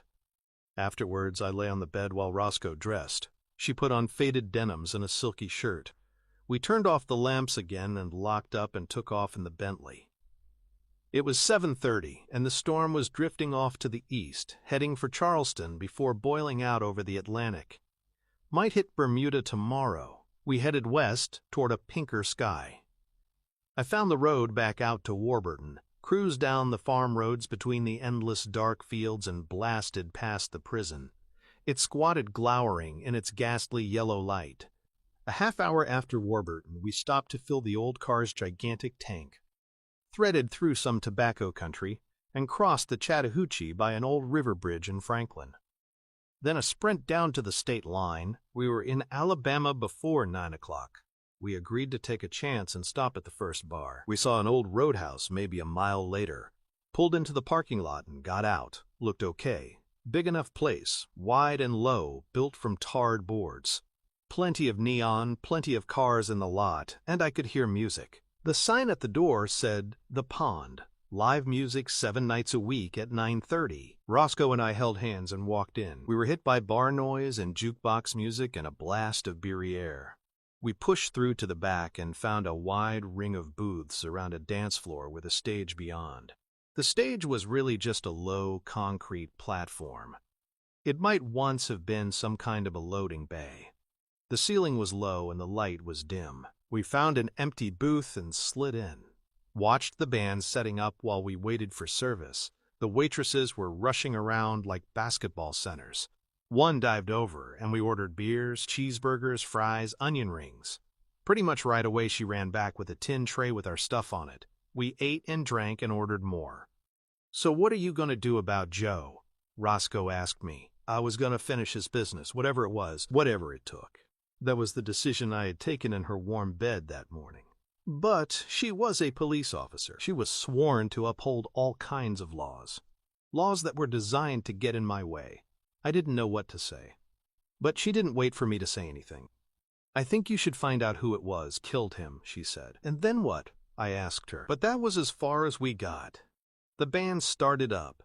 We couldn't talk anymore. Roscoe gave an apologetic smile and shook her head. The band was loud. She shrugged, saying sorry for the fact that I couldn't hear her talking. She sketched me a tell-you-later gesture across the table, and we turned to face the stage. I wished I could have heard her reply to my question. The bar was called The Pond, and the band was called Pond Life. They started pretty well. A classic trio. Guitar, bass, drums. Firmly into the Stevie Ray Vaughan thing. Since Stevie Ray died in his helicopter up near Chicago, it seemed like you could count up all the white men under 40 in the southern states, divide by 3, and that was the number of Stevie Ray Vaughan tribute bands. Everybody was doing it, because it didn't require much. Didn't matter what you looked like, didn't matter what gear you had, all you needed was to get your head down and play. The best of them could match Stevie Ray's on-a-dime changes from loose bar rock to the old Texas blues. This lot was pretty good. Pond Life. They lived up to their ironic name. The bass and the drums were big, messy guys. Lots of hair all over, fat and dirty. The guitar player was a small, dark guy, not unlike old Stevie Ray himself. The same gappy grin. He could play, too. He had a black Les Paul copy and a big Marshall stack. Good old-fashioned sound.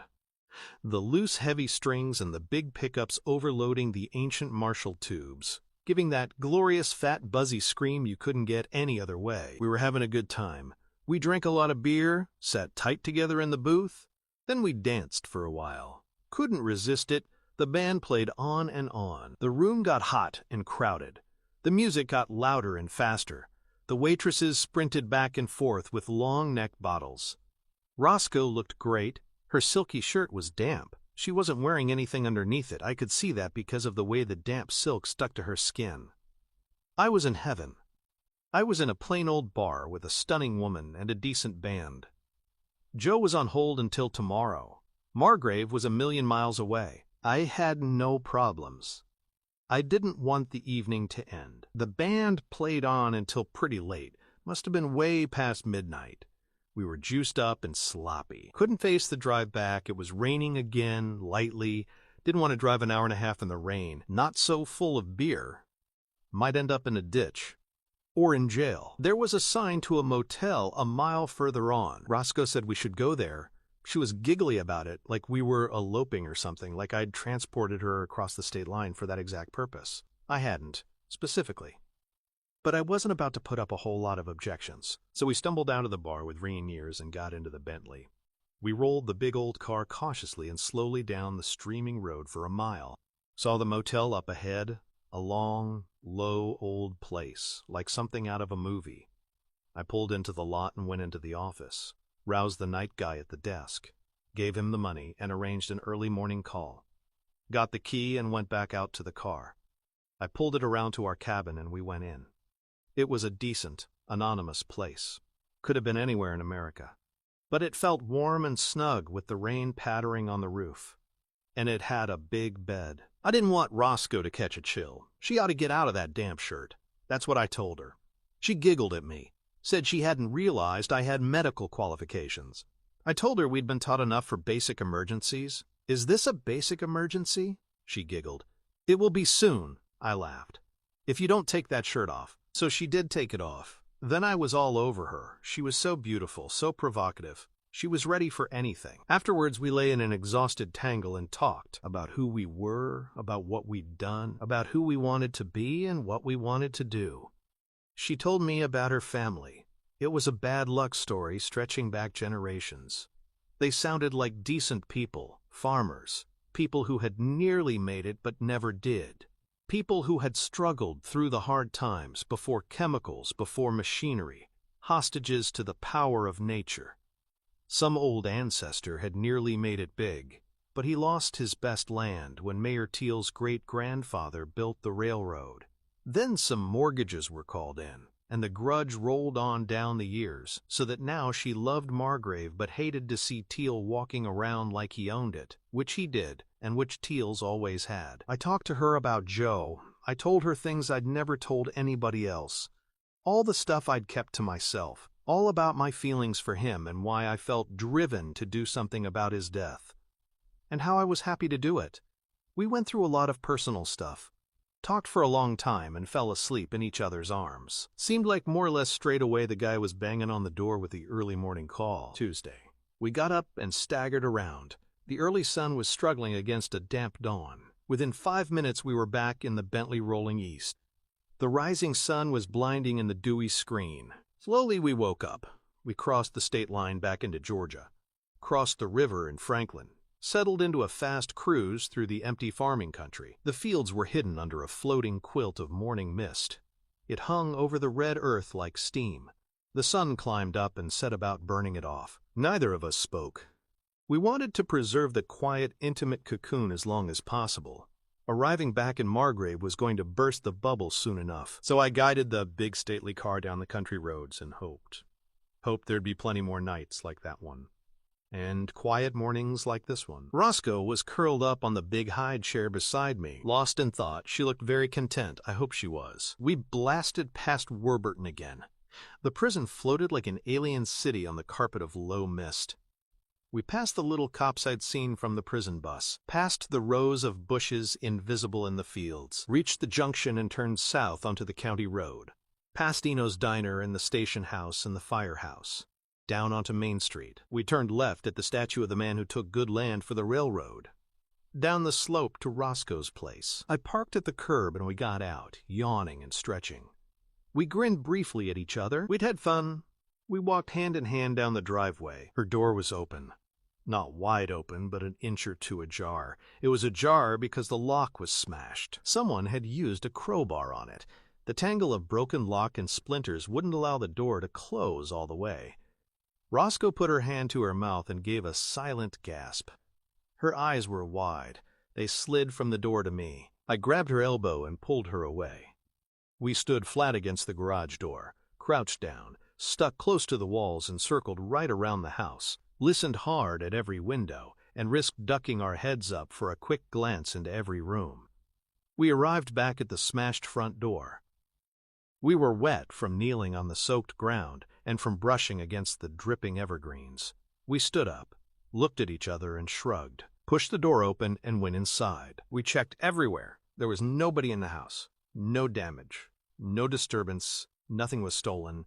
The stereo was still there. The TV was still there. Roscoe checked her closet. The police revolver was still on her belt. She checked her drawers and her bureau. Nothing had been touched. Nothing had been searched. Nothing was missing. We stood back in the hallway and looked at each other. Then I noticed something that had been left behind. The low morning sun was coming in through the open door and playing a shallow beam over the floor. I could see a line of footprints on the parquet, a lot of footprints. Several people had tracked through from the front door into the living room.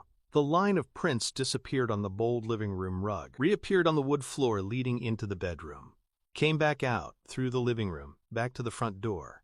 They had been made by people coming in from the rainy night. A slight film of muddy rainwater had dried on the wood, leaving faint prints. Faint, but perfect. I could see at least 4 people. In and out.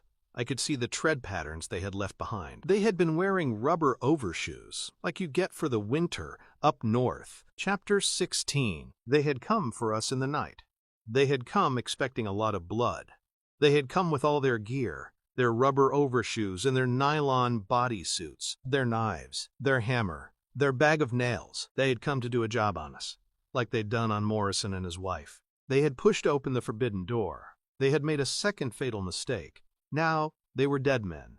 I was going to hunt them down and smile at them as they died. Because to attack me was a second attack on Joe. He was no longer here to stand up for me. It was a second challenge. A second humiliation. This wasn't about self-defense. This was about honoring Joe's memory. Roscoe was following the trail of footprints, showing a classic reaction. Denial. 4 men had come to butcher her in the night. She knew that, but she was ignoring it, closing it out of her mind, dealing with it by not dealing with it. Not a bad approach, but she'd fall off the high wire before long. Until then, she was making herself busy tracing the faint footprints on her floors. They had searched the house for us. They had split up in the bedroom and looked around. Then they had regrouped in the bedroom and left. We looked for tracks outside on the road, but there was nothing. The smooth tarmac was wet and steaming. We went back inside.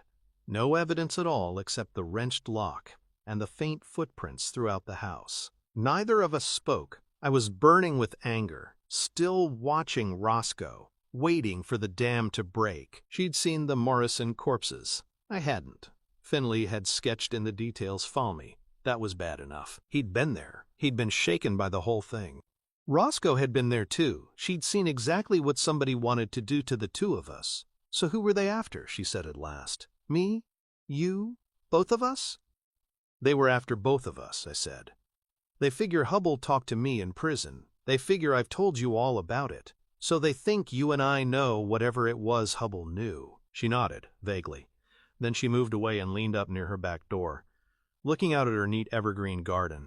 I saw her go pale. She shuddered. The defenses crashed down. She pressed herself into the corner by the door, tried to flatten herself onto the wall, stared into space like she was seeing all the nameless horrors. Started crying like her heart was broken. I stepped over and held her tight, pressed her against me and held her as she cried out the fear and the tension. She cried for a long time. She felt hot and weak. My shirt was soaked with her tears. Thank God we weren't here last night, she whispered. I knew I had to sound confident. Fear wouldn't get her anywhere. Fear would just sap her energy. She had to face it down. And she had to face down the dark and the quiet again tonight. And every other night of her life. I wish we had been here, I said. We could have gotten a few answers. She looked at me like I was crazy, shook her head. What would you have done, she said. Killed 4 men? Only 3, I said.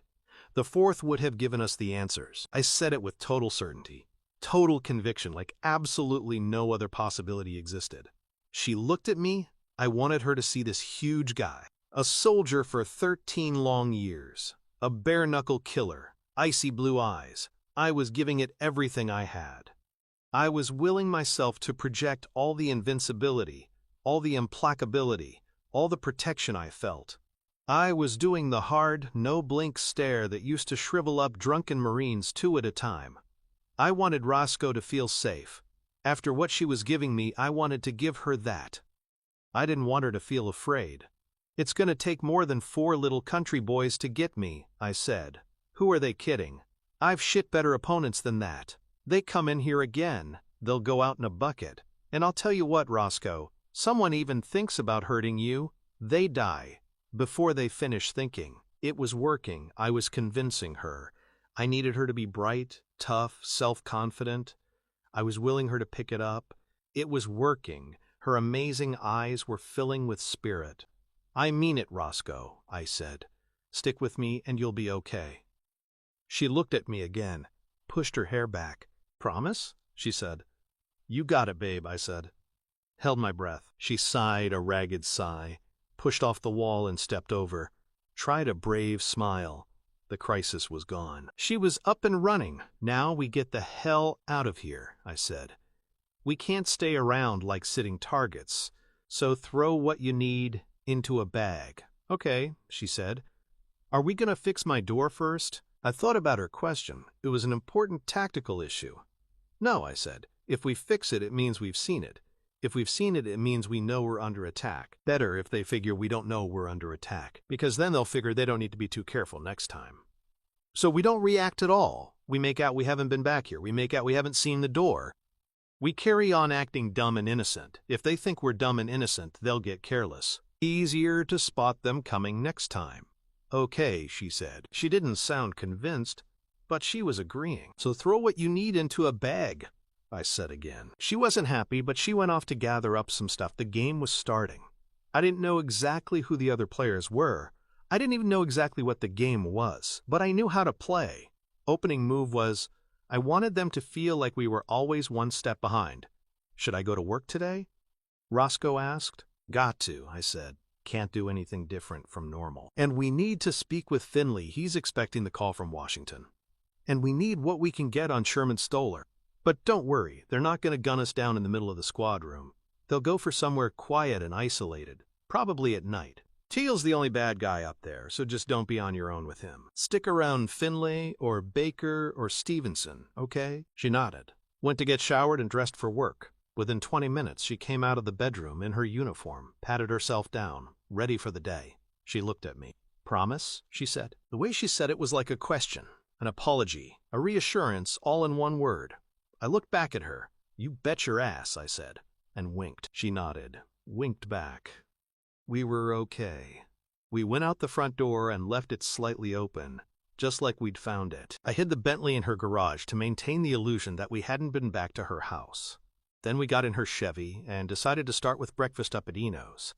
She took off and gunned the car up the hill. It felt loose and low after the upright old Bentley. Coming down the hill toward us was a panel van. Smart dark green, very clean, brand new. It looked like a utility van, but on the side was sign-in fancy gold script. It said, Kleiner Foundation, same as I'd seen the gardeners using. What's that truck? I said to Roscoe. She wafted through the right at the coffee shop. Up onto Main Street. Foundation's got a lot of trucks, she said. What is it they do? I asked her.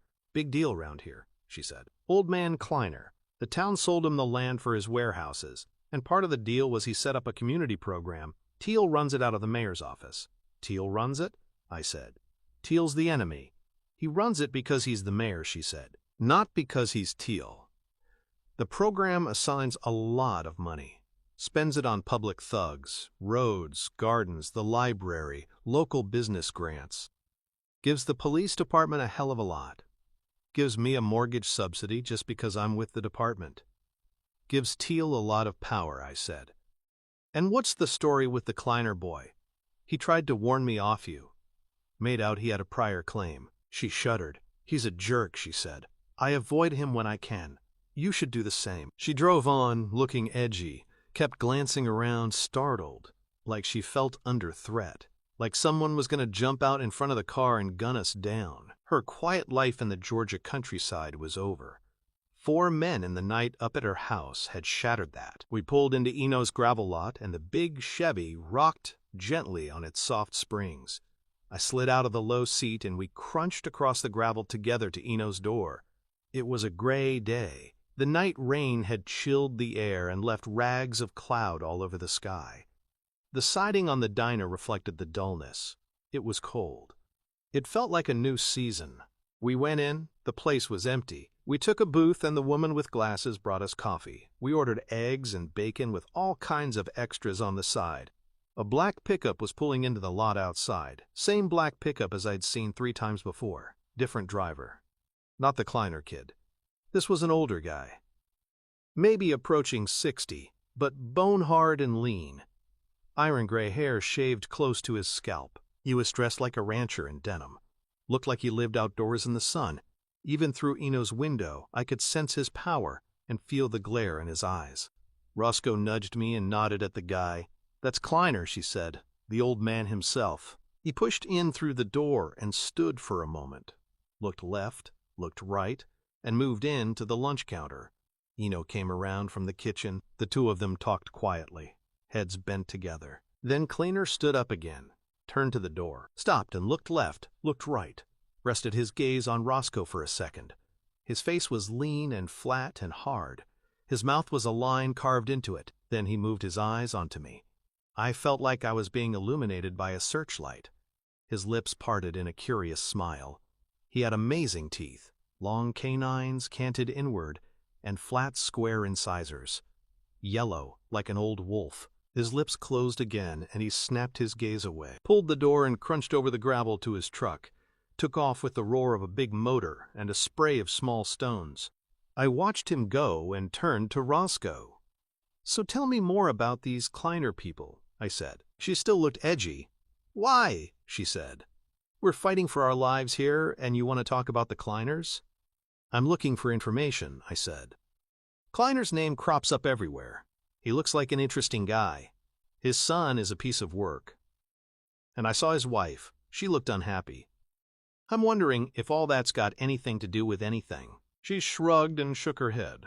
I don't see how, she said. They're newcomers. Only been here 5 years. The family made a fortune in cotton processing, generations back, over in Mississippi. Invented some kind of a new chemical thing, some kind of a new formula. Chlorine or sodium something, I don't know for sure. Made a huge fortune, but they ran into trouble with the EPA over there, about 5 years ago. Pollution or something. There were fish dying all the way down to New Orleans because of dumping into the river. So what happened? I asked her. Kleiner moved the whole plant, she said. The company was his by then. He shut down the whole Mississippi operation and set it up again in Venezuela or somewhere. Then he tried to diversify. He turned up here in Georgia 5 years ago with this warehouse thing. Consumer goods, electronics or something. So they're not local? I said. Never saw them before 5 years ago, she said. Don't know much about them. But I never heard anything bad. Kleiner's probably a tough guy, maybe even ruthless. But he's okay, as long as you're not a fish, I guess. So why is his wife so scared? I said. Roscoe made a face. She's not scared, she said. She's sick. Maybe she's scared because she's sick. She's going to die, right? That's not Kleiner's fault. The waitress arrived with the food. We ate in silence. The portions were huge. The fried stuff was great. The eggs were delicious. This guy Eno had a way with eggs. I washed it all down with pints of coffee. I had the waitress running back and forth with the refill jug. Pluribus means nothing at all to you? Roscoe asked. You guys never knew anything about some pluribus thing? When you were kids? I thought hard and shook my head. Is it Latin? She asked. It's part of the United States motto, right? I said. E pluribus unum. It means out of many, one. One nation built out of many former colonies. So pluribus means many? She said. Did Joe know Latin? I shrugged. I've got no idea, I said. Probably. He was a smart guy. He probably knew bits and pieces of Latin. I'm not sure. Okay, she said. You got no other ideas at all why Joe was down here? Money, maybe, I said. That's all I can think of. Joe worked for the Treasury Department, as far as I know. Hubble worked for a bank. Their only thing in common would be money. Maybe we'll find out from Washington. If we don't, we're going to have to start from the beginning. Okay, she said. You need anything? I'll need that arrest report from Florida, I said. For Sherman Stoller, she said. That's 2 years old. Got to start somewhere, I said. Okay, I'll ask for it, she shrugged. I'll call Florida. Anything else? I need a gun, I said. She didn't reply. I dropped a 20 on the laminate tabletop and we slid out and stood up, walked out to the unmarked car. I need a gun, I said again. This is a big deal, right? So I'll need a weapon. I can't just go to the store and buy one. No ID, no address. Okay, she said, I'll get you one. I've got no permit, I said. You'll have to do it on the quiet, okay? She nodded. That's okay, she said. There's one nobody else knows about. We kissed a long, hard kiss in the station house lot. Then we got out of the car and went in through the heavy glass door. More or less bumped into Finley rounding the reception counter on his way out. Gotta go back to the morgue, he said. You guys come with me, okay? We need to talk. Lot to talk about. So we went back out into the dull morning. Got back into Roscoe's Chevy. Same system as before. She drove. I sat across the back. Finley sat in the front passenger seat, twisted around so he could look at the both of us at once. Roscoe started up and headed south. Long call from the Treasury Department, Finley said. Must have been 20 minutes, maybe a half hour. I was nervous about Teal. What did they say? I asked him. Nothing, he said. They took a half hour to tell me nothing. Nothing? I said. What the hell does that mean? They wouldn't tell me anything, he said. They want a shitload of formal authorization from Teal before they say word one. They confirmed Joe worked there, right? I said. Sure they went that far, he said. He came from military intelligence 10 years ago. They headhunted him. Recruited him specially. What for? I asked him. Finley just shrugged. They wouldn't tell me, he said. He started some new project exactly a year ago, but the whole thing is a total secret. He was some kind of a very big deal up there, Reacher, that's for sure. You should have heard the way they were all talking about him, like talking about God. I went quiet for a while. I had known nothing about Joe, nothing at all. So that's it? I said. Is that all you got? No, he said. I kept pushing until I got a woman called Molly Beth Gordon. You ever heard that name? No, I said. Should I have? Sounds like she was very close to Joe, Finley said. Sounds like they may have had a thing going. She was very upset. floods of tears. "So what did she tell you?" I asked him. "Nothing," Finley said. "Not authorized. But she promised to tell you what she can. She said she'll step out of line for you, because you're Joe's little brother." I nodded. "Okay," I said. "That's better. When do I speak to her?" "Call her about 1:30, he said. "Lunch break, when her office will be empty.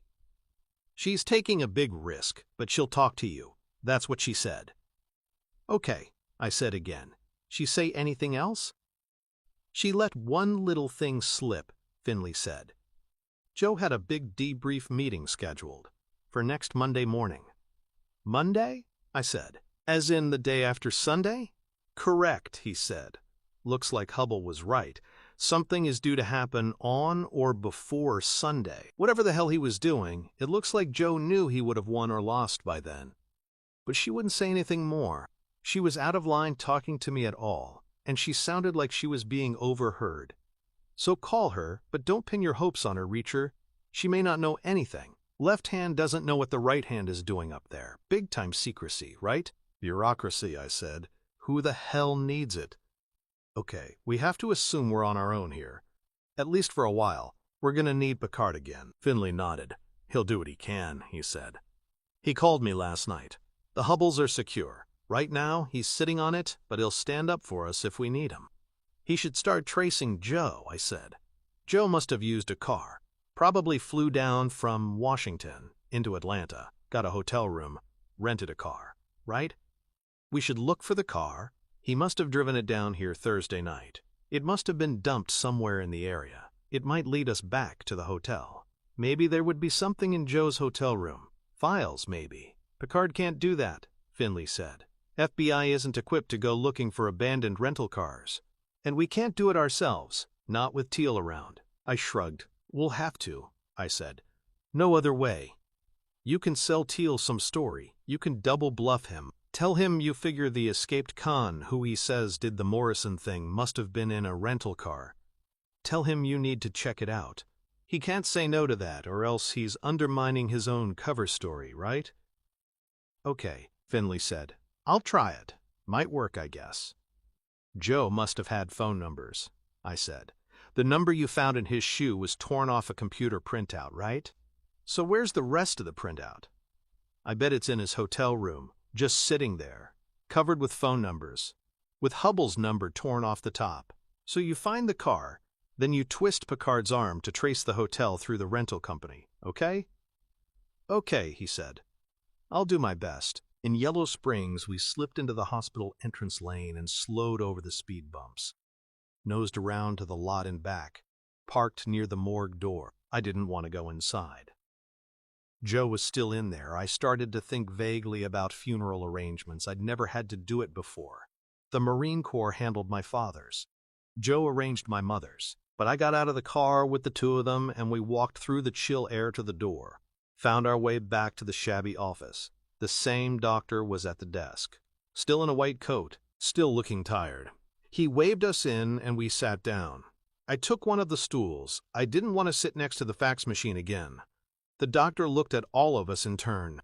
We looked back at him. "What have you got for us?" Finley said. The tired man at the desk prepared to answer. Like preparing for a lecture. He picked up 3 files from his left and dropped them on his blotter. Opened the top one. Pulled out the second one and opened that too. "Morrison," he said. "Mr. and Mrs." He glanced around the 3 of us again. Finley nodded to him. "Tortured and killed," the pathologist said. "The sequence is pretty clear. The woman was restrained. 2 men, I'd say, 1 on each arm, gripping and twisting. Heavy bruising on the forearms and the upper arms, some ligament damage from twisting the arms up her back. Obviously, the bruising continued to develop from the time she was first seized until the time she died. The bruising stops developing when the circulation stops, you understand?" We nodded. We understood. "I'd put it at about 10 minutes, he said. 10 minutes, beginning to end. So the woman was being held. The man was being nailed to the wall. I'd guess both were naked by then. They were in nightwear before the attack, right?" "Robes," Finley said. "They were having breakfast." "Okay, the robes came off early on," the doctor said. "The man was nailed to the wall, technically to the floor also, through the feet. His genital area was attacked. The scrotum was severed. Postmortem evidence suggests that the woman was persuaded to swallow the amputated testicles. The office was silent, silent as a tomb. Roscoe looked at me, stared at me for a while. Then she looked back at the doctor. "I found them in her stomach," the doctor said. Roscoe was as white as the guy's coat. I thought she was going to pitch forward off her stool. She closed her eyes and hung on. She was hearing about what somebody had planned for us last night. "And?" Finley said. "The woman was mutilated," the doctor said. "Breasts severed, genital area attacked, throat cut. Then the man's throat was cut. That was the last wound inflicted. You could see the arterial spray from his neck overlaying all the other bloodstains in the room." There was dead silence in the room.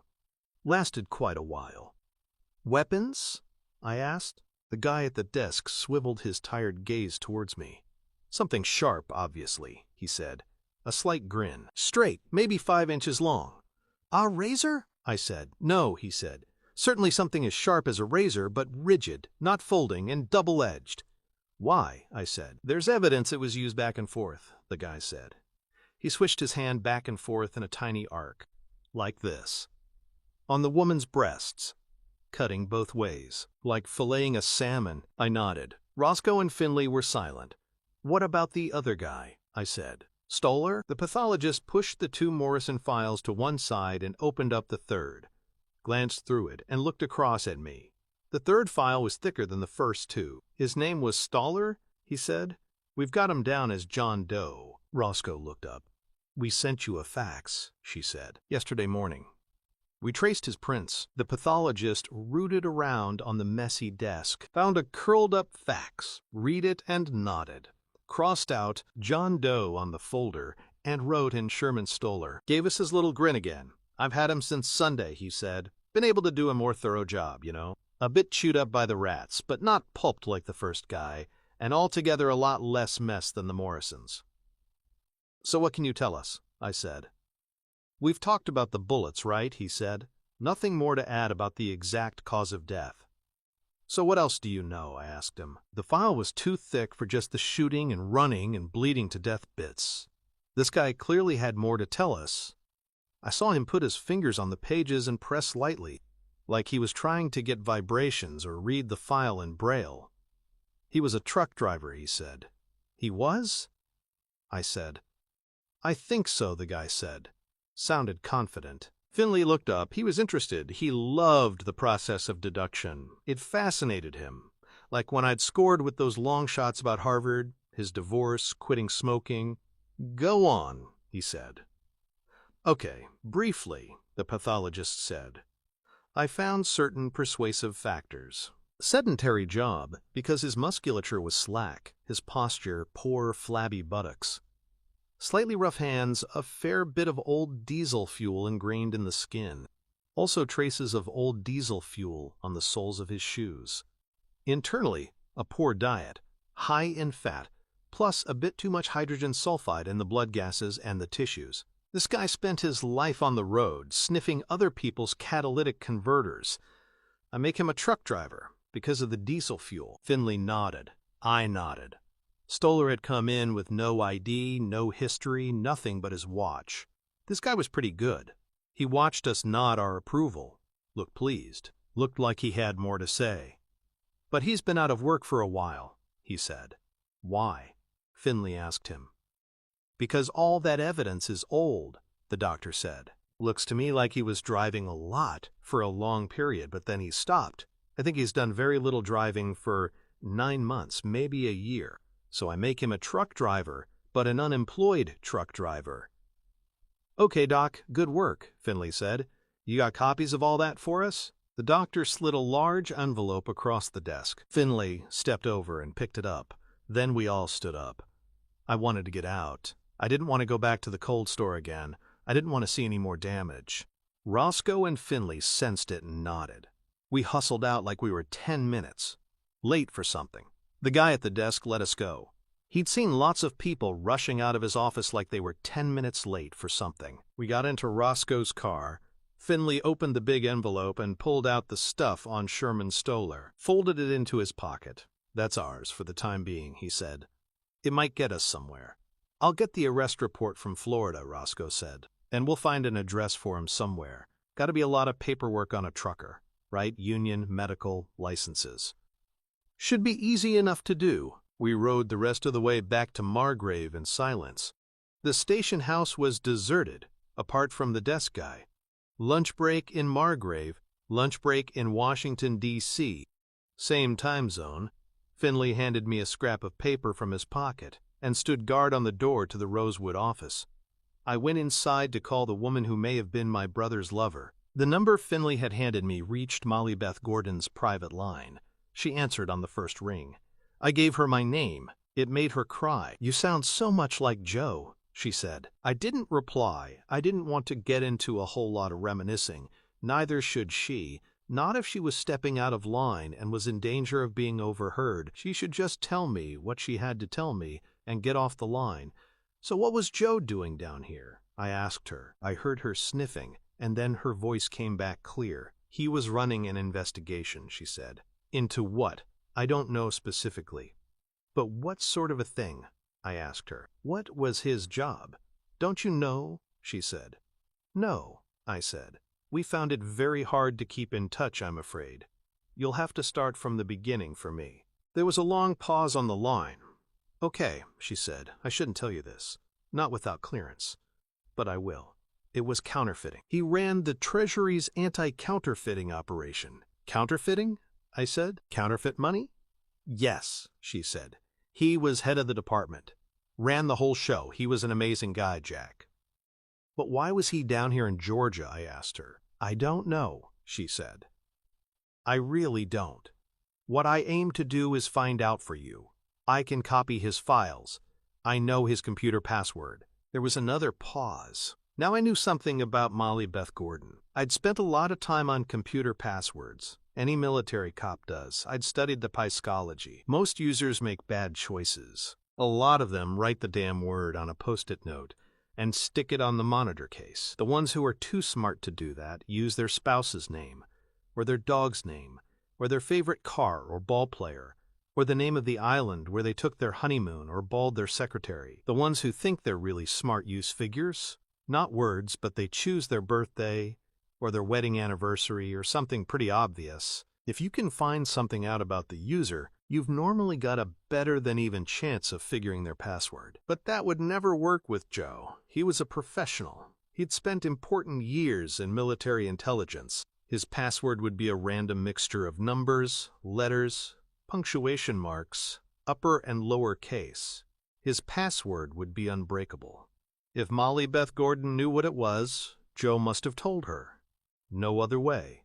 He had really trusted her. He had been really close to her. So I put some tenderness into my voice. "Molly, that would be great," I said. "I really need that information." "I know you do," she said. "I hope to get it tomorrow. I'll call you again. Soon as I can. Soon as I know something." "Is there counterfeiting going on down here?" I asked her. "Is that what this could be all about?" "No," she said. "It doesn't happen like that. Not inside the States. All that stuff about little guys with green eye shades down in secret cellars printing dollar bills is all nonsense. Just doesn't happen. Joe stopped it. Your brother was a genius, Jack. He set up procedures years ago for the special paper sales and the inks, so if somebody starts up, he gets nailed within days. 100% foolproof. Printing money in the States just doesn't happen anymore. Joe made sure of that. It all happens abroad. Any fakes we get here are shipped in. That's what Joe spent his time chasing. International stuff. Why he was in Georgia, I don't know. I really don't. But I'll find out tomorrow, I promise you that." I gave her the station house number and told her to speak to nobody except me or Roscoe or Finley. Then she hung up in a hurry like somebody had just walked in on her. I sat for a moment and tried to imagine what she looked like. Teal was back in the station house. An old man Kleiner was inside with him. They were over by the reception counter, heads together. Kleiner was talking to Teal like I'd seen him talking to Eno at the diner. Foundation business, maybe. Roscoe and Finley were standing together by the cells. I walked over to them, stood between them, and talked low. Counterfeiting, I said. This is about counterfeit money. Joe was running the Treasury Department's defense for them. You know anything about that sort of a thing down here? Either of you? They both shrugged and shook their heads. I heard the glass door suck open, looked up. Kleiner was on his way out. Teal was starting in toward us. I'm out of here, I said. I brushed past Teal and headed for the door. Kleiner was standing in the lot, next to the black pickup, waiting for me. He smiled, Wolf's teeth showing.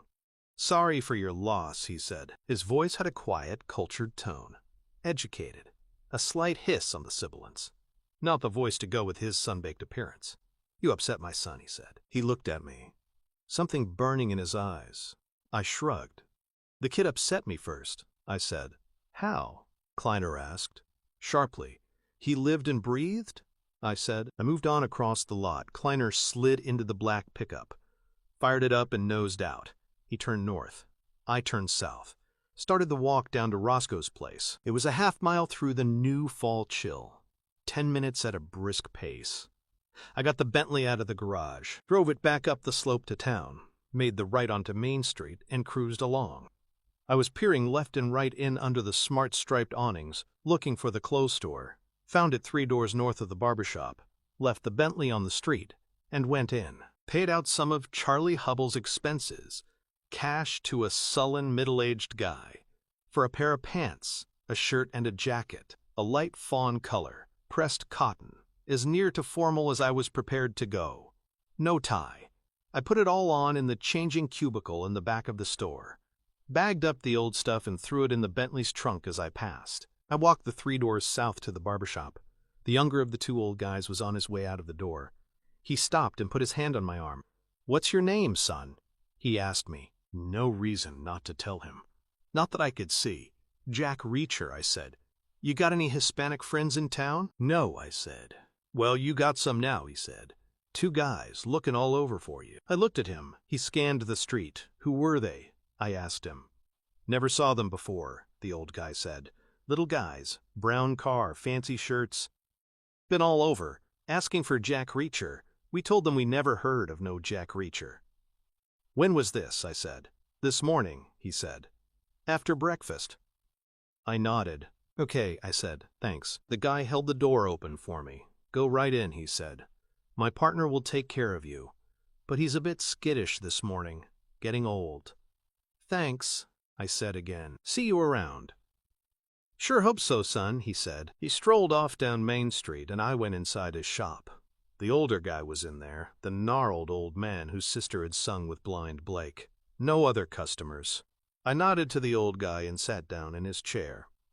Good morning, my friend, he said. You remember me? I said. Sure do, he said. You were our last customer. Nobody in between to muddle me up. I asked him for a shave, and he set about whipping up the lather. I was your last customer? I said. That was Sunday. Today is Tuesday. Business always that bad? The old guy paused and gestured with the razor. Been that bad for years, he said. Old Mayor Teal won't come in here. And what the old mayor won't do, nobody else white will do neither. Except old Mr. Gray from the station house. Came in here regular as clockwork 3-4 times a week, until he went and hung himself, God rest his soul. You're the first white face in here since last February, yes sir, that's for sure. Why won't Teal come in here? I asked him. Man's got a problem, the old guy said. I figure he don't like to sit all swathed up in the towel while there's a black man standing next him with a razor. Maybe worried something bad might happen to him. Might something bad happen to him? I said. He laughed a short laugh. I figure there's a serious risk, he said, asshole. So you got enough black customers to make a living? I asked him. He put the towel around my shoulders and started brushing on the lather. Man, we don't need customers to make a living, he said. You don't? I said. Why not? We got the community money, he said. You do? I said. What's that? $1,000, he said. Who gives you that? I asked him. He started scraping my chin. His hand was shaking like old people do. Kleiner Foundation, he whispered. The community program. It's a business grant. All the merchants get it. Been getting it 5 years. I nodded. That's good, I said. But $1,000 a year won't keep you. It's better than a poke in the eye. But you need customers too, right? I was just making conversation, like you do with barbers. But it set the old guy off. He was shaking and cackling, had a whole lot of trouble finishing the shave. I was staring into the mirror. After last night, it would be a hell of a thing to get my throat cut by accident. Man, I shouldn't tell you about it, he whispered. But seeing as you're a friend of my sister's, I'm going to tell you a big secret. He was getting confused. I wasn't a friend of his sister's. Didn't even know her. He told me about her, was all. He was standing there with the razor. We were looking at each other in the mirror. Like with Finley in the coffee shop. It's not $1,000 a year, he whispered. Then he bent close to my ear. It's $1,000 a week. He started stomping around, chuckling like a demon. He filled the sink and dabbed off the spare lather, patted my face down with a hot, wet cloth. Then he whipped the towel off my shoulders like a conjurer doing a trick. That's why we don't need no customers, he cackled. I paid him and got out. The guy was crazy. Say hello to my sister, he called after me. Chapter 17. The trip to Atlanta was the best part of 50 miles. Took nearly an hour. The highway swept me right into the city. I headed for the tallest buildings. Soon as I started to see marble foyers, I dumped the car and walked to the nearest corner and asked a cop for the commercial district. He gave me a half-mile walk, after which I found one bank after another. Sunrise International had its own building. It was a big glass tower set back behind a piazza with a fountain. That part looked like Milan, but the entranceway at the base of the tower was clad in heavy stone, trying to look like Frankfurt or London, trying to look like a big heavy-duty bank. Foyer full of dark carpet and leather. Receptionist behind a mahogany counter. Could have been a quiet hotel. I asked for Paul Hubbell's office, and the receptionist flipped through a directory. She said she was sorry, but she was new in the job and she didn't recognize me. So would I wait while she got clearance for my visit? She dialed a number and started a low conversation. Then she covered the phone with her hand. May I say what it's in connection with? I'm a friend, I said. She resumed the phone call and then directed me to an elevator. I had to go to reception on the 17th floor. I got in the elevator and tapped the button. Stood there while it carried me up. The 17th floor looked even more like a gentleman's club than the entrance foyer had. It was carpeted and paneled and dim, full of glowing antiques and old pictures. As I waited across the thick pile, a door opened and a suit stepped out to meet me.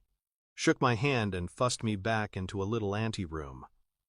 He introduced himself as some sort of a manager and we sat down. So how may I help you, he asked. I'm looking for Paul Hubbell, I said. May I know why? He's an old friend, I said. I remembered him saying he works here, so I thought I'd look him up while I'm passing through. The guy in the suit nodded, dropped his gaze. Thing is, you see, he said, Mr. Hubbell doesn't work here anymore. We had to let him go, I'm afraid, about 18 months ago. I just nodded blankly. Then I sat there in the clubby little office and looked at the guy in the suit and waited. A bit of silence might set him talking. If I asked him questions straight out, he might clam up. He might go all confidential, like lawyers do. But I could see he was a chatty type of a guy. A lot of those managers are.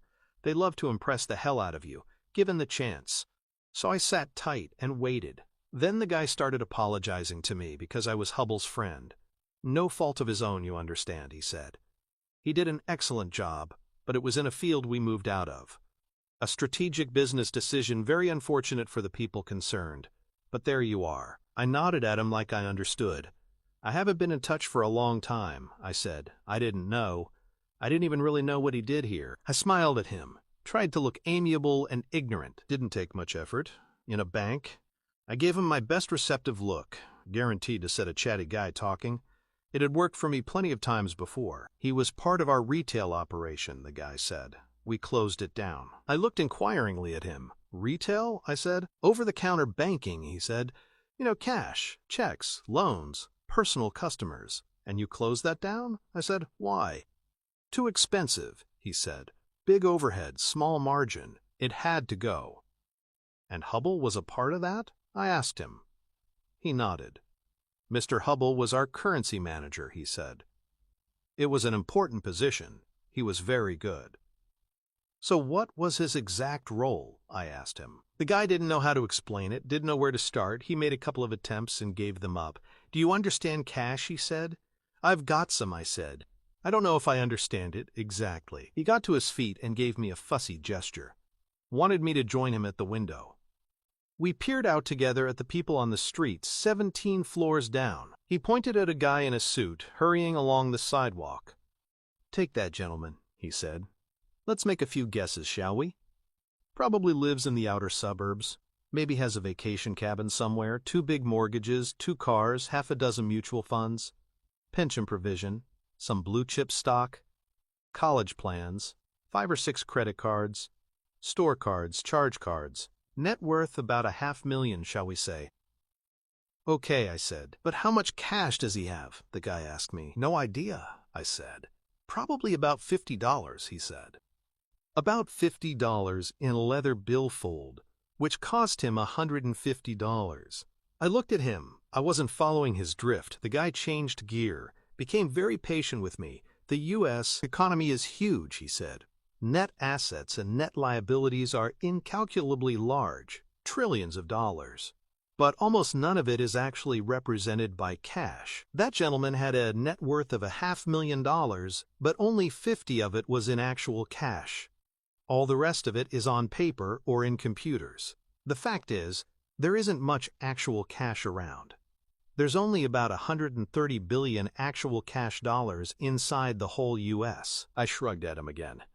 "Sounds like enough to me," I said. The guy looked at me severely. "But how many people are there?" he asked me. "Nearly 300 million. That's only about 450 actual cash dollars per head of population. That's the problem a retail bank has to deal with, day by day. $450 is a very modest cash withdrawal. But if everybody chose to make such a withdrawal, the nation's banks would run out of cash in the blink of an eye." He stopped and looked at me. I nodded. "Okay," I said. "I see that.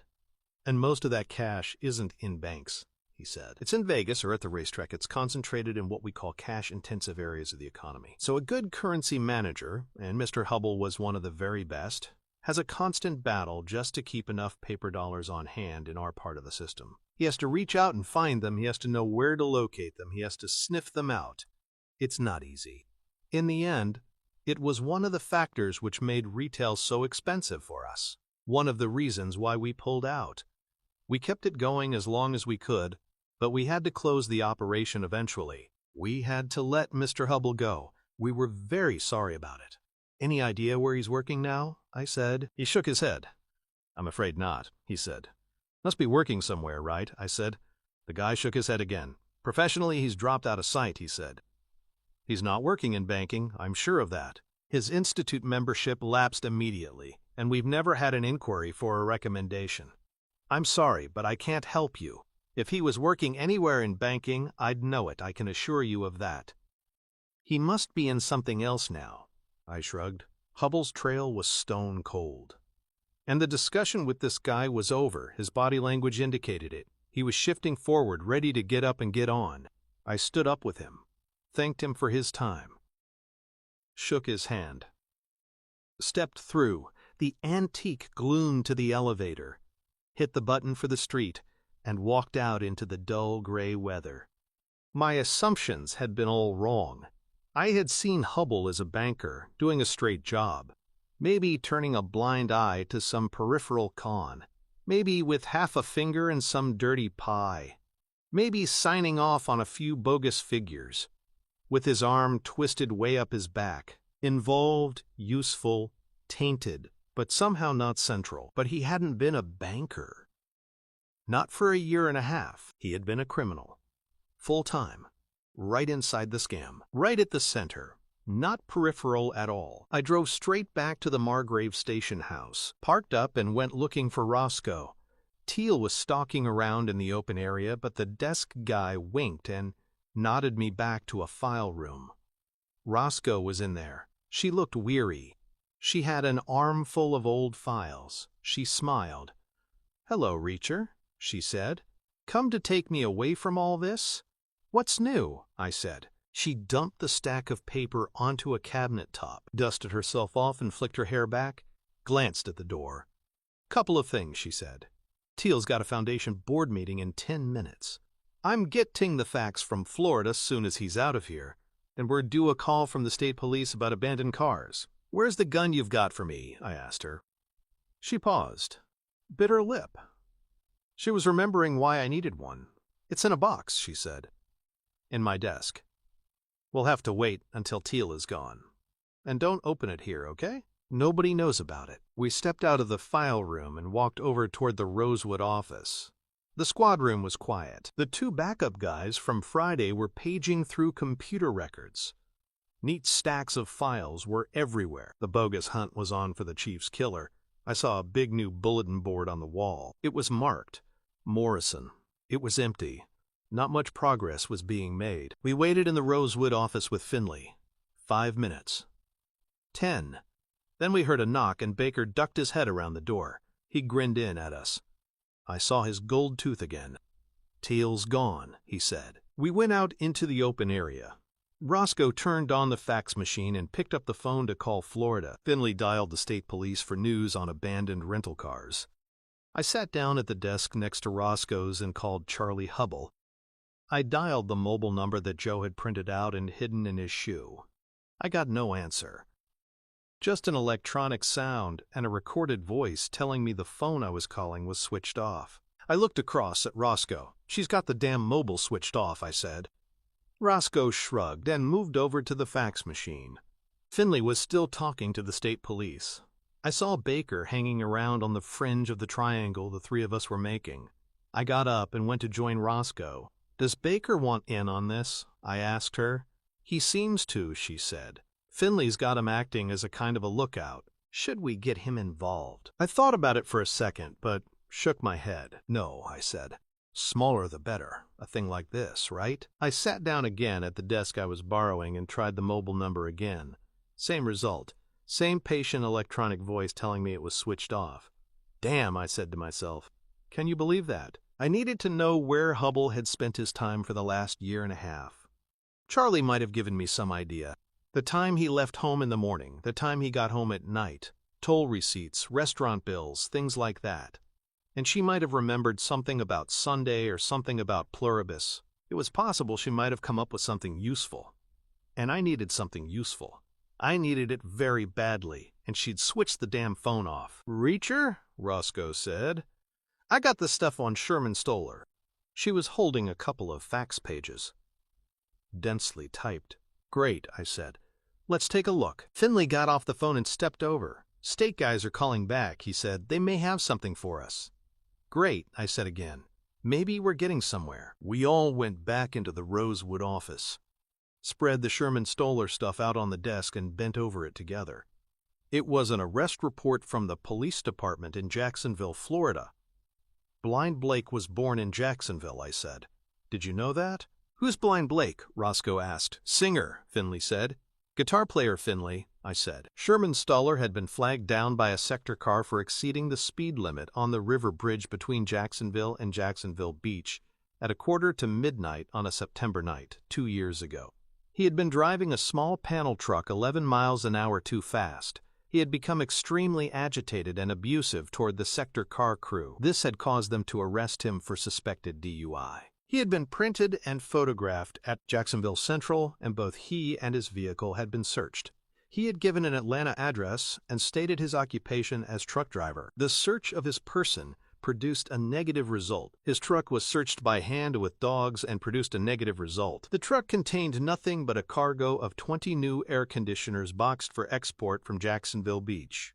The boxes were sealed and marked with the manufacturer's logo, and each box was marked with a serial number. After being Mirandized, Stoller had made one phone call. Within 20 minutes of the call, a lawyer named Perez from the respected Jacksonville firm of Zacharias Perez was in attendance, and within a further 10 minutes Stoller had been released. From being flagged down to walking out with the lawyer, 55 minutes had elapsed.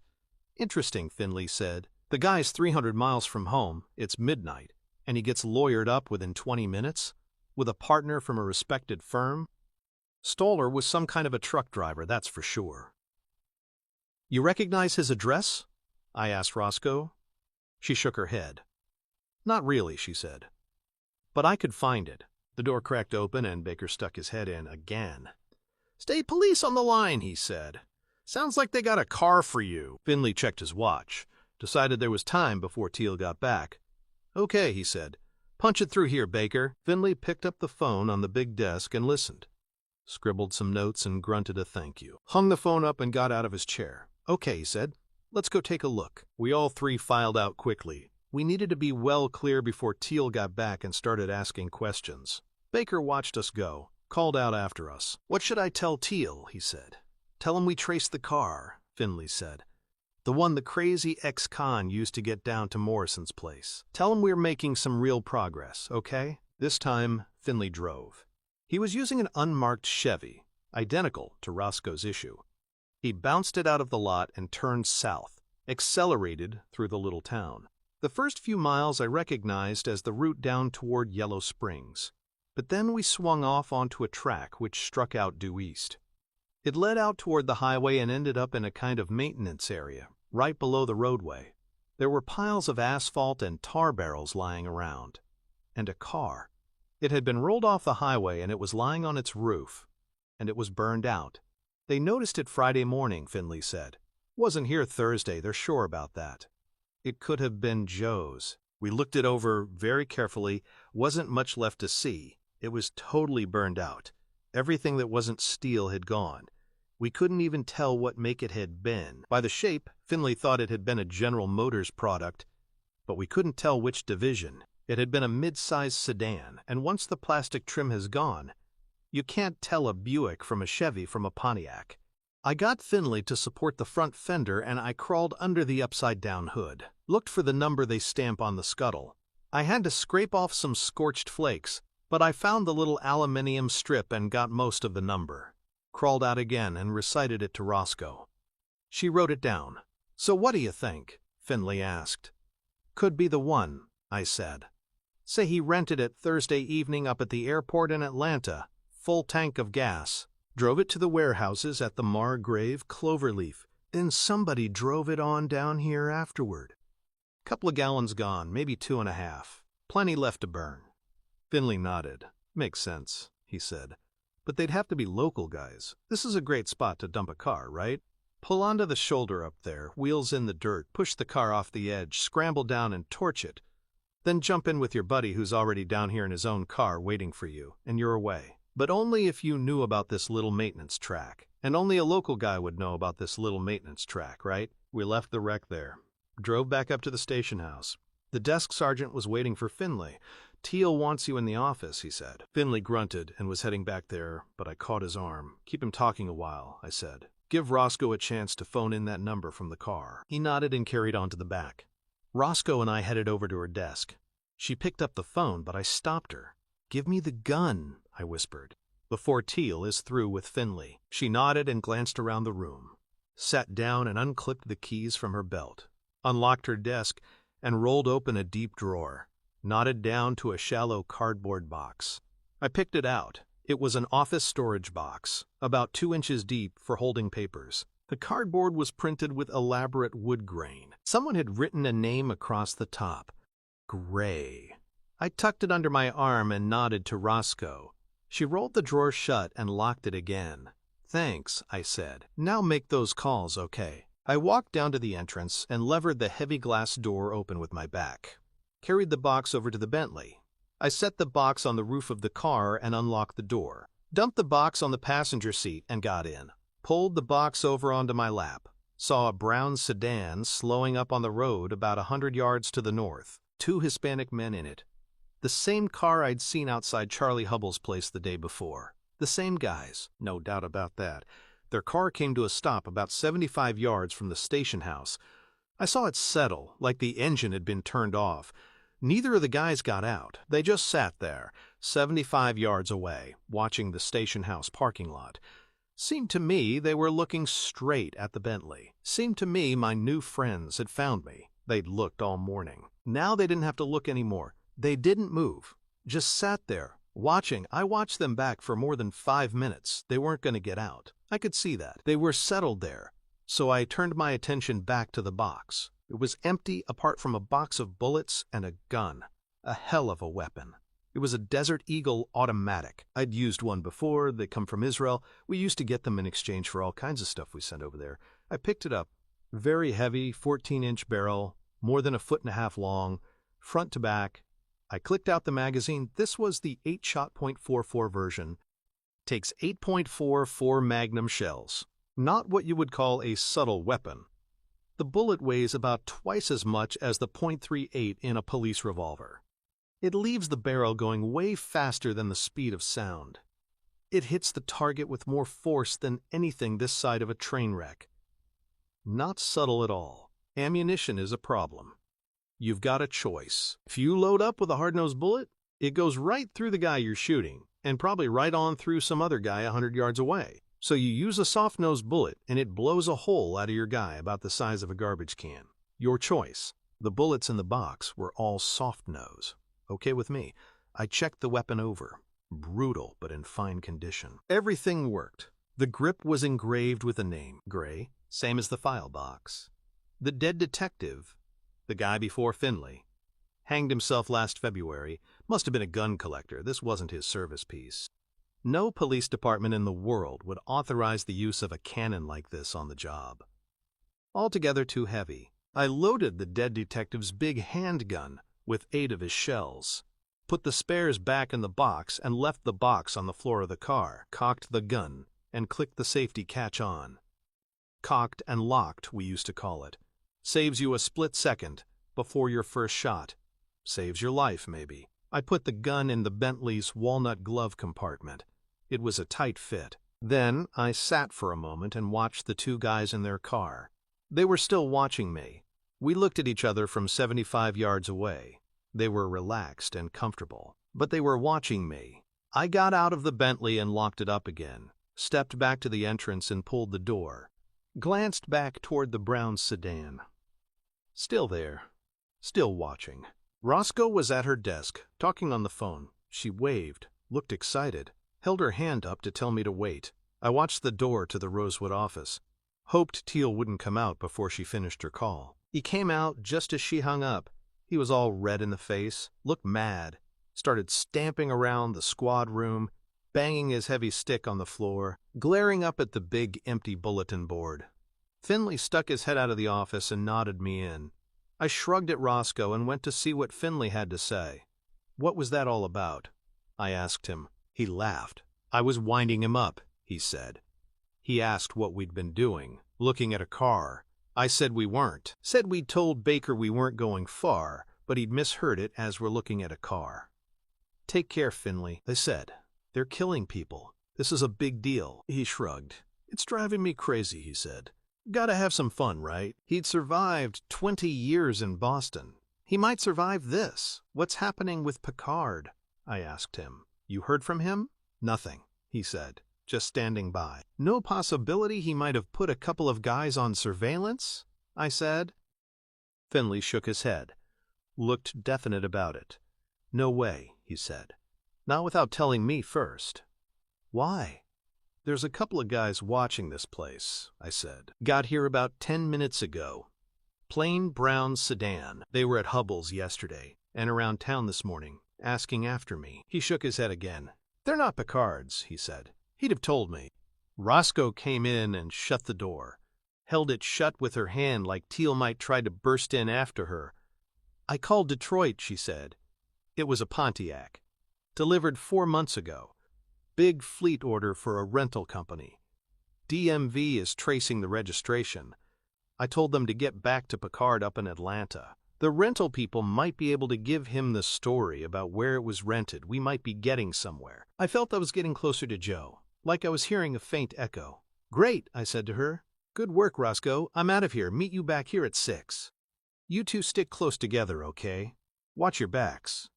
Where are you going? Finley said. I'm going for a drive in the country, I said. I left them there in the office and walked back to the entrance, pushed the door open and stepped outside. Scanned north up the road.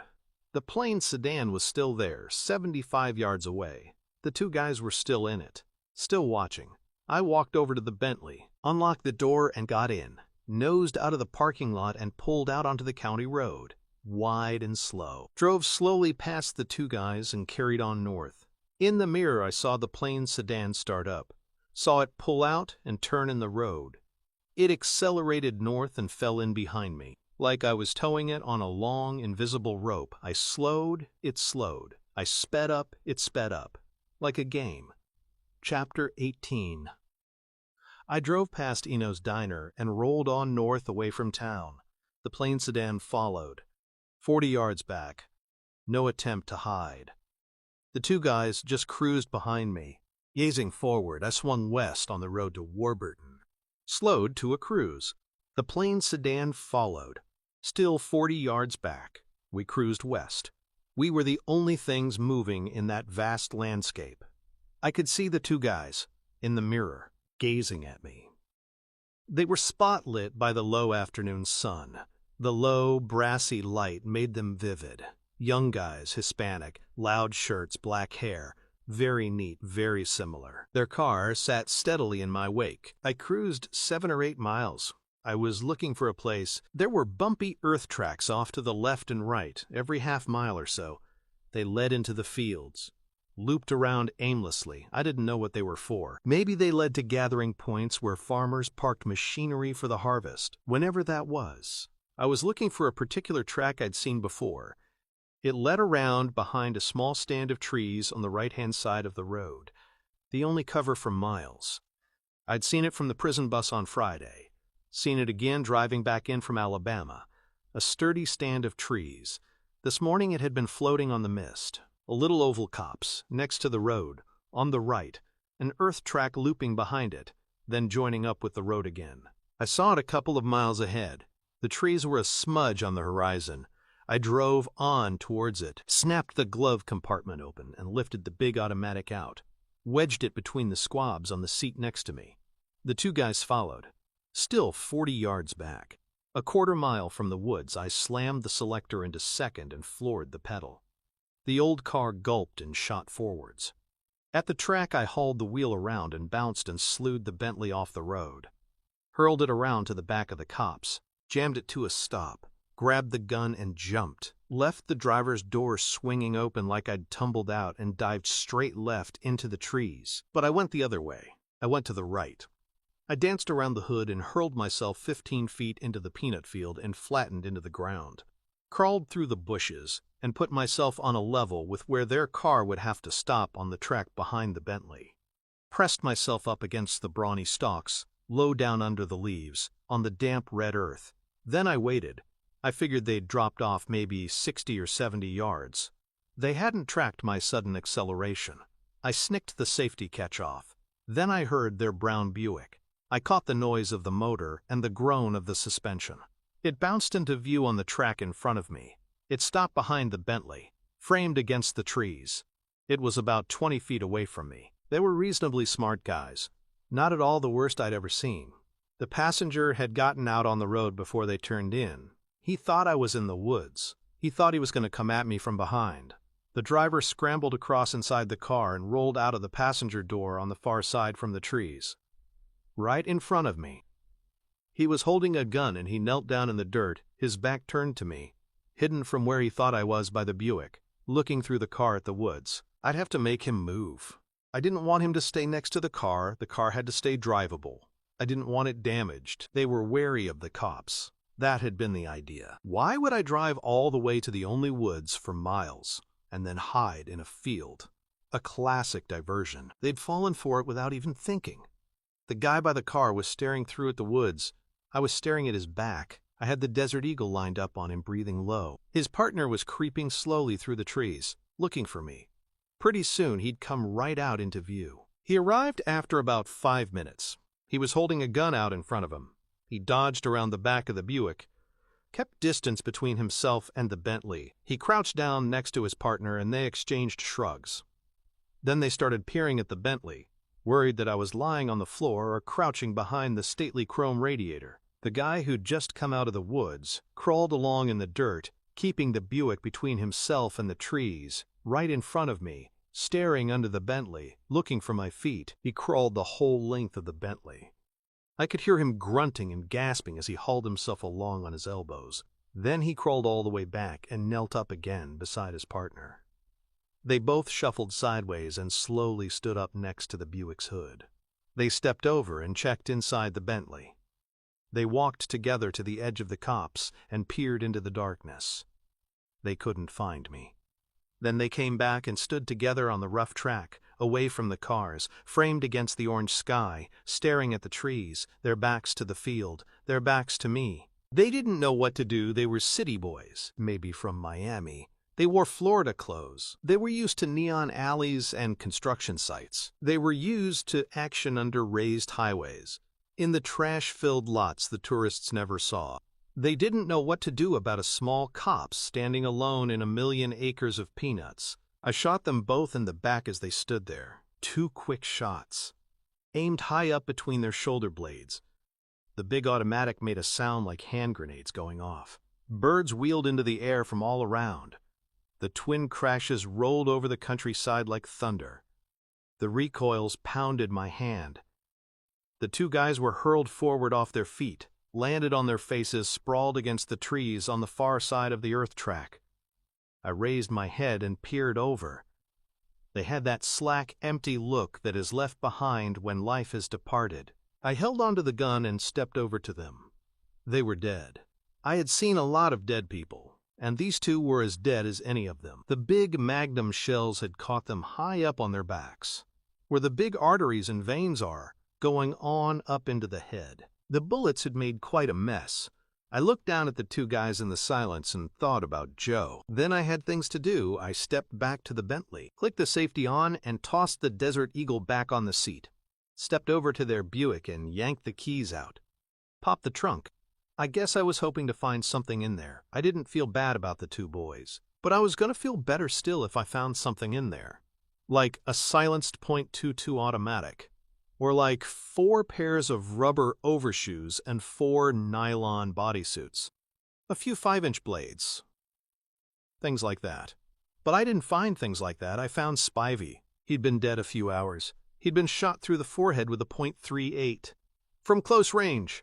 The revolver barrel must have been about 6 inches from his head. I rubbed my thumb across the skin around the bullet hole, looked at it. There was no soot, but there were tiny gunpowder particles blasted into the skin.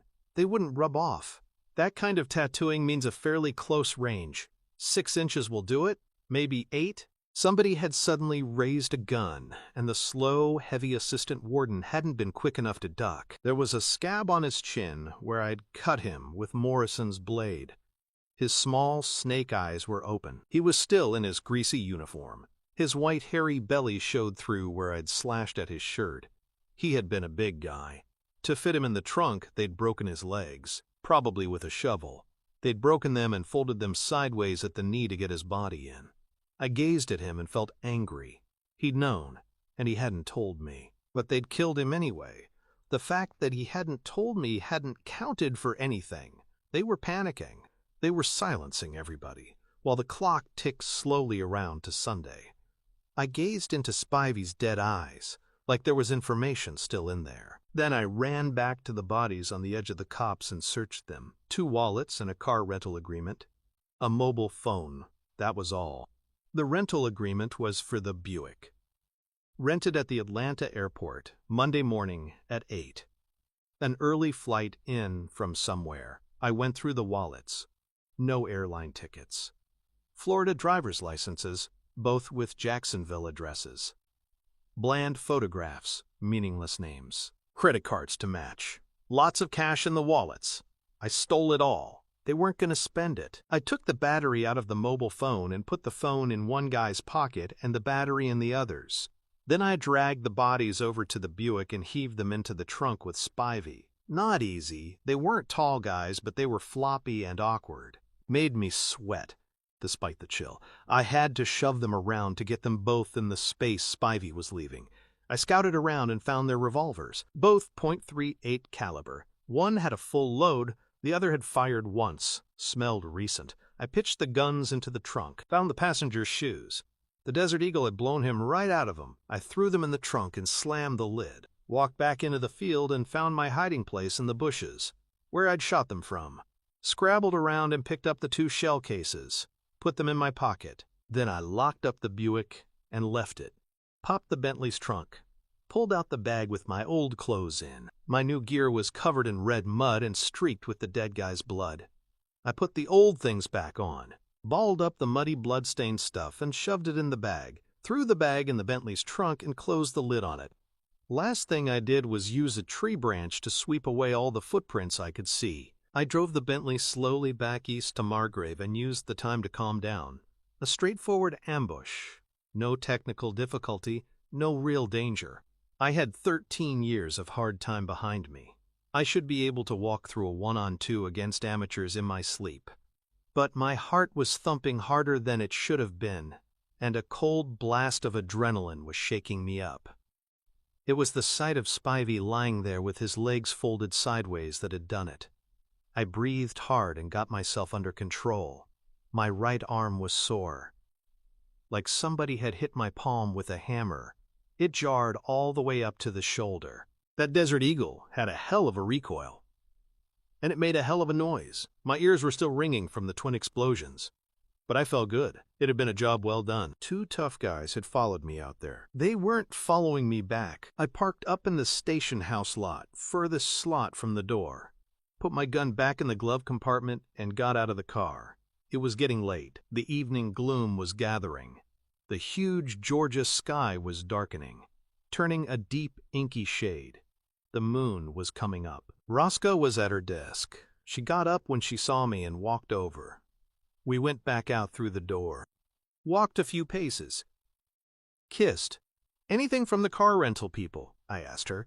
She shook her head. "Tomorrow," she said. "Picard's dealing with it. He's doing his best." "Okay," I said. "What hotels you got up at the airport?" She reeled off a list of hotels. Pretty much the same list you got at any airport. I picked the first name she'd listed. Then I told her what had happened with the 2 Florida boys. Last week, she'd have arrested me for it. Sent me to the chair. Now her reaction was different. Those 4 men who had padded through her place in their rubber shoes had changed her mind about a lot of things. So she just nodded and smiled a tight, grim smile of satisfaction. "2 down," she said. "Good work, Reacher. Were they the ones?" "From last night?" I said. "No, they weren't local. We can't count them in Hubble's 10. They were hired help from outside." "Were they any good?" she asked. I shrugged at her, rocked my hand from side to side equivocally. "Not really," I said. "Not good enough anyway." Then I told her what I had found in the Buick's trunk. She shivered again. "So is he one of the 10? She asked. "Spivey?" I shook my head. "No," I said. "I can't see it. He was outside help too. Nobody would have a slug like that on the inside." She nodded. I opened up the Bentley and got the gun out of the glove box. It was too big to go in my pocket. I put it back in the old file box with the bullets. Roscoe put the whole thing in the trunk of her Chevy. I got the carrier bag of stained clothes out, locked the Bentley up and left it there in the police lot. "I'm going to call Molly again," I said. "I'm getting in pretty deep. I need some background. There are things I don't understand." The place was quiet, so I used the Rosewood office. I dialed the Washington number and got Molly on the second ring. "Can you talk?" I asked her. She told me to wait, and I heard her get up and close her office door. "It's too soon, Jack," she said. "I can't get the stuff until tomorrow." "I need background," I said. "I need to understand this international stuff Joe was doing. I need to know why things are happening here if the action is supposed to be overseas." I heard her figuring out where to start. "Okay, background," she said. "I guess Joe's assumption was it's maybe controlled from this country. And it's a very difficult problem to explain, but I'll try. The forging happens abroad, and the trick is most of it stays abroad. Only a few of the fake bills ever come back here, which is not a huge deal domestically, but obviously it's something we want to stop. But abroad, it presents a completely different type of problem. You know how much cash is inside the U.S., Jack?" I thought back to what the bank guy had told me. $130 billion, I said. "Right," she said. "But exactly twice that much is held offshore. That's a fact. People all over the world are holding on to $260 billion worth of American cash. It's in safety deposits in London, Rome, Berlin, Moscow, stuffed into mattresses all over South America, Eastern Europe, hidden under floorboards, false walls, in banks, travel agencies, everywhere. And why is that?" "Don't know," I said. "Because the dollar is the world's most trusted currency," she said. "People believe in it. They want it, and naturally, the government is very, very happy about that." "Good for the ego, right?" I said. I heard her change the phone to the other hand. It's not an emotional thing, she said. It's business. Think about it, Jack. If there's a $100 bill in somebody's bureau in Bucharest, that means somebody somewhere once exchanged $100 worth of foreign assets for it. It means our government sold them a piece of paper with green and black ink on it for $100. Good business. And because it's a trusted currency, chances are that $100 bill will probably stay in that bureau in Bucharest for many years. The U.S. will never have to deliver the foreign assets back again. As long as the dollar stays trusted, we can't lose. So what's the problem? I asked her. Difficult to describe, Molly said. It's all about trust and faith. It's almost metaphysical. If foreign markets are getting flooded with fake dollars, that doesn't really matter in itself. But if the people in those foreign markets find out, then it does matter. Because they panic, they lose their faith, they lose their trust, they don't want dollars anymore. They'll turn to Japanese yen or German marks to stuff their mattresses with. They'll get rid of their dollars. In effect, overnight the government would have to repay a $260 billion foreign loan. Overnight. And we couldn't do that, Jack. Big problem, I said. That's the truth, she said. And a remote problem. The fakes are all made abroad, and they're mostly distributed abroad. It makes sense that way. The factories are hidden away in some remote foreign region where we don't know about them, and the fakes are distributed to foreigners who are happy as long as the stuff looks vaguely like real dollars are supposed to look. That's why not very many are imported, only the very best fakes come back to the States. How many come back? I asked her. I heard her shrug, a little breath sound, like she had pursed her lips. Not many, she said. A few billion, now and then, I guess. A few billion? I said. That's not many? A drop in the ocean, she said, from a macroeconomic point of view. Compared to the size of the economy, I mean. And what exactly are we doing about it? I asked her. Two things, she said. First thing is Joe was trying like mad to stop it from happening. The reason behind that is obvious. Second thing is we're pretending like mad it isn't happening at all.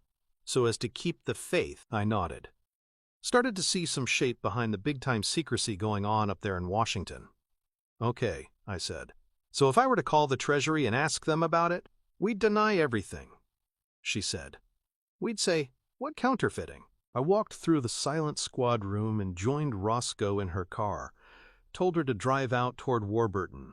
It was dark when we reached the little stand of trees. Just enough moonlight to pick it out. Roscoe pulled up where I showed her. I kissed her and got out. Told her I'd see her up at the hotel, slapped lightly on the Chevy's roof and waved her off. She turned in the road, drove slowly away. I pushed directly through the cops. Didn't want to leave footprints on the track. The fat carrier bag made it awkward. It kept snagging in the brush. I came out right by the Buick. Still there. All quiet. I unlocked the driver's door with the key and got in. Started up and bounced down the track. The rear suspension kept bottoming out on the ruts. I wasn't too surprised about that. Must have been about 500 pounds weight in the trunk. I jounced out onto the road and drove east toward Margrave, but I turned left at the county road and headed north. Cruised the rest of the 14 miles up to the highway.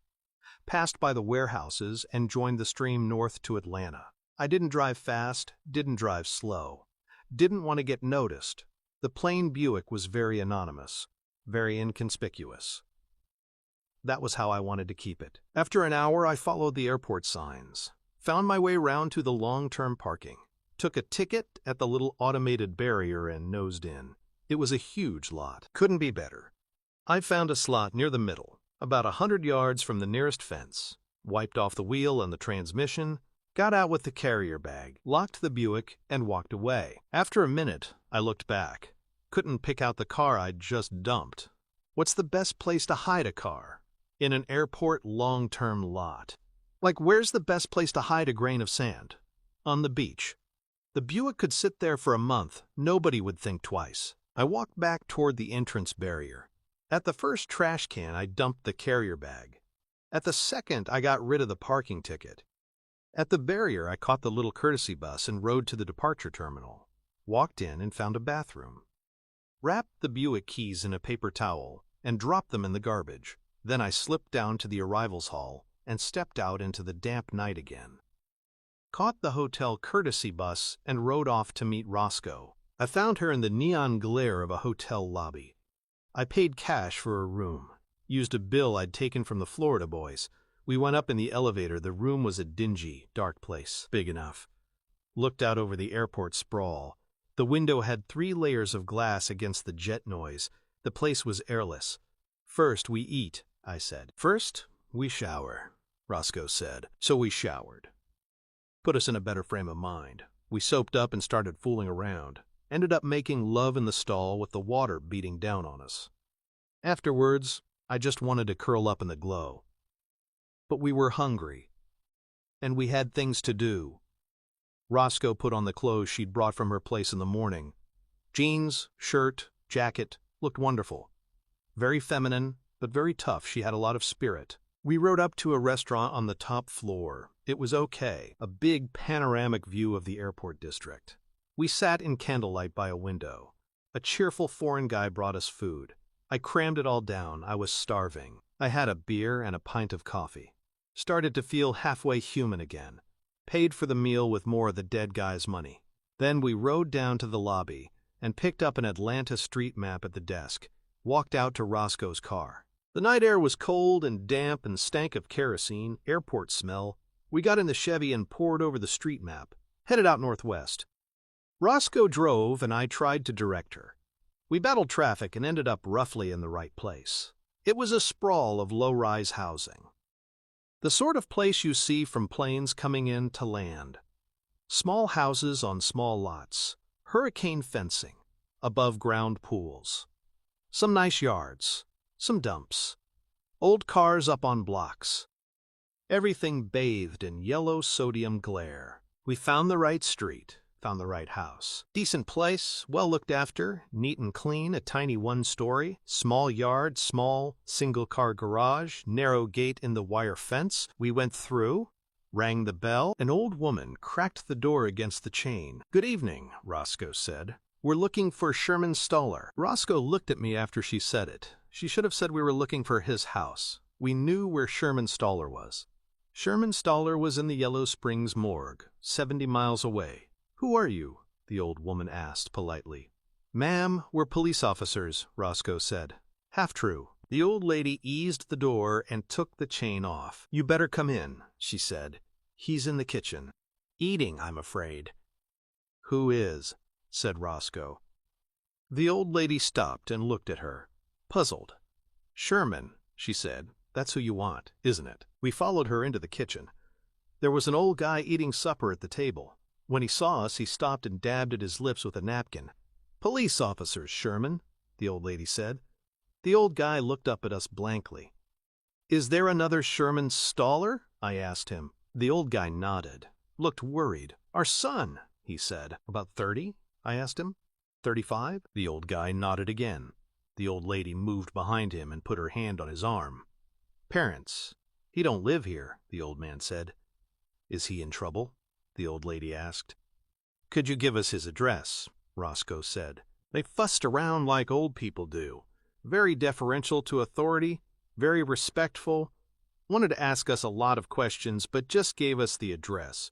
He hasn't lived here for 2 years, the old man said. He was afraid. He was trying to distance himself from the trouble his son was in." We nodded to them and backed out. As we were shutting their front door, the old man called out after us. "He moved out there 2 years ago," he said. We trooped out through the gate and got back in the car. Looked on the street map again. The new address wasn't on it. "What did you make of those two?" Roscoe asked me. "The parents?" I said. "They know their boy was up to no good. They know he was doing something bad. Probably don't know exactly what it was." "That's what I thought," she said. "Let's go find this new place." We drove off. Roscoe got gas and directions at the first place we saw. "About 5 miles the other way," she said. Pulled the car around and headed away from the city. New condominiums on a golf course. She was peering into the gloom, looking for the landmarks the gas station attendant had given her.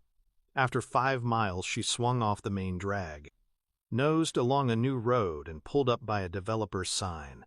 It advertised condominiums, top quality, built right on the fairway. It boasted that only a few remained unsold. Beyond the billboard were rows of new buildings. Very pleasant, not huge, but nicely done. Balconies, garages, good details. Ambitious landscaping loomed up in the dark. Lighted pathways led over to a health club. On the other side was nothing. Must have been the golf course. Roscoe killed the motor. We sat in the car. I stretched my arm along the back of her seat, cupped her shoulder. I was tired. I'd been busy all day. I wanted to sit like this for a while. It was a quiet, dull night. Warm in the car, I wanted music, something with an ache to it.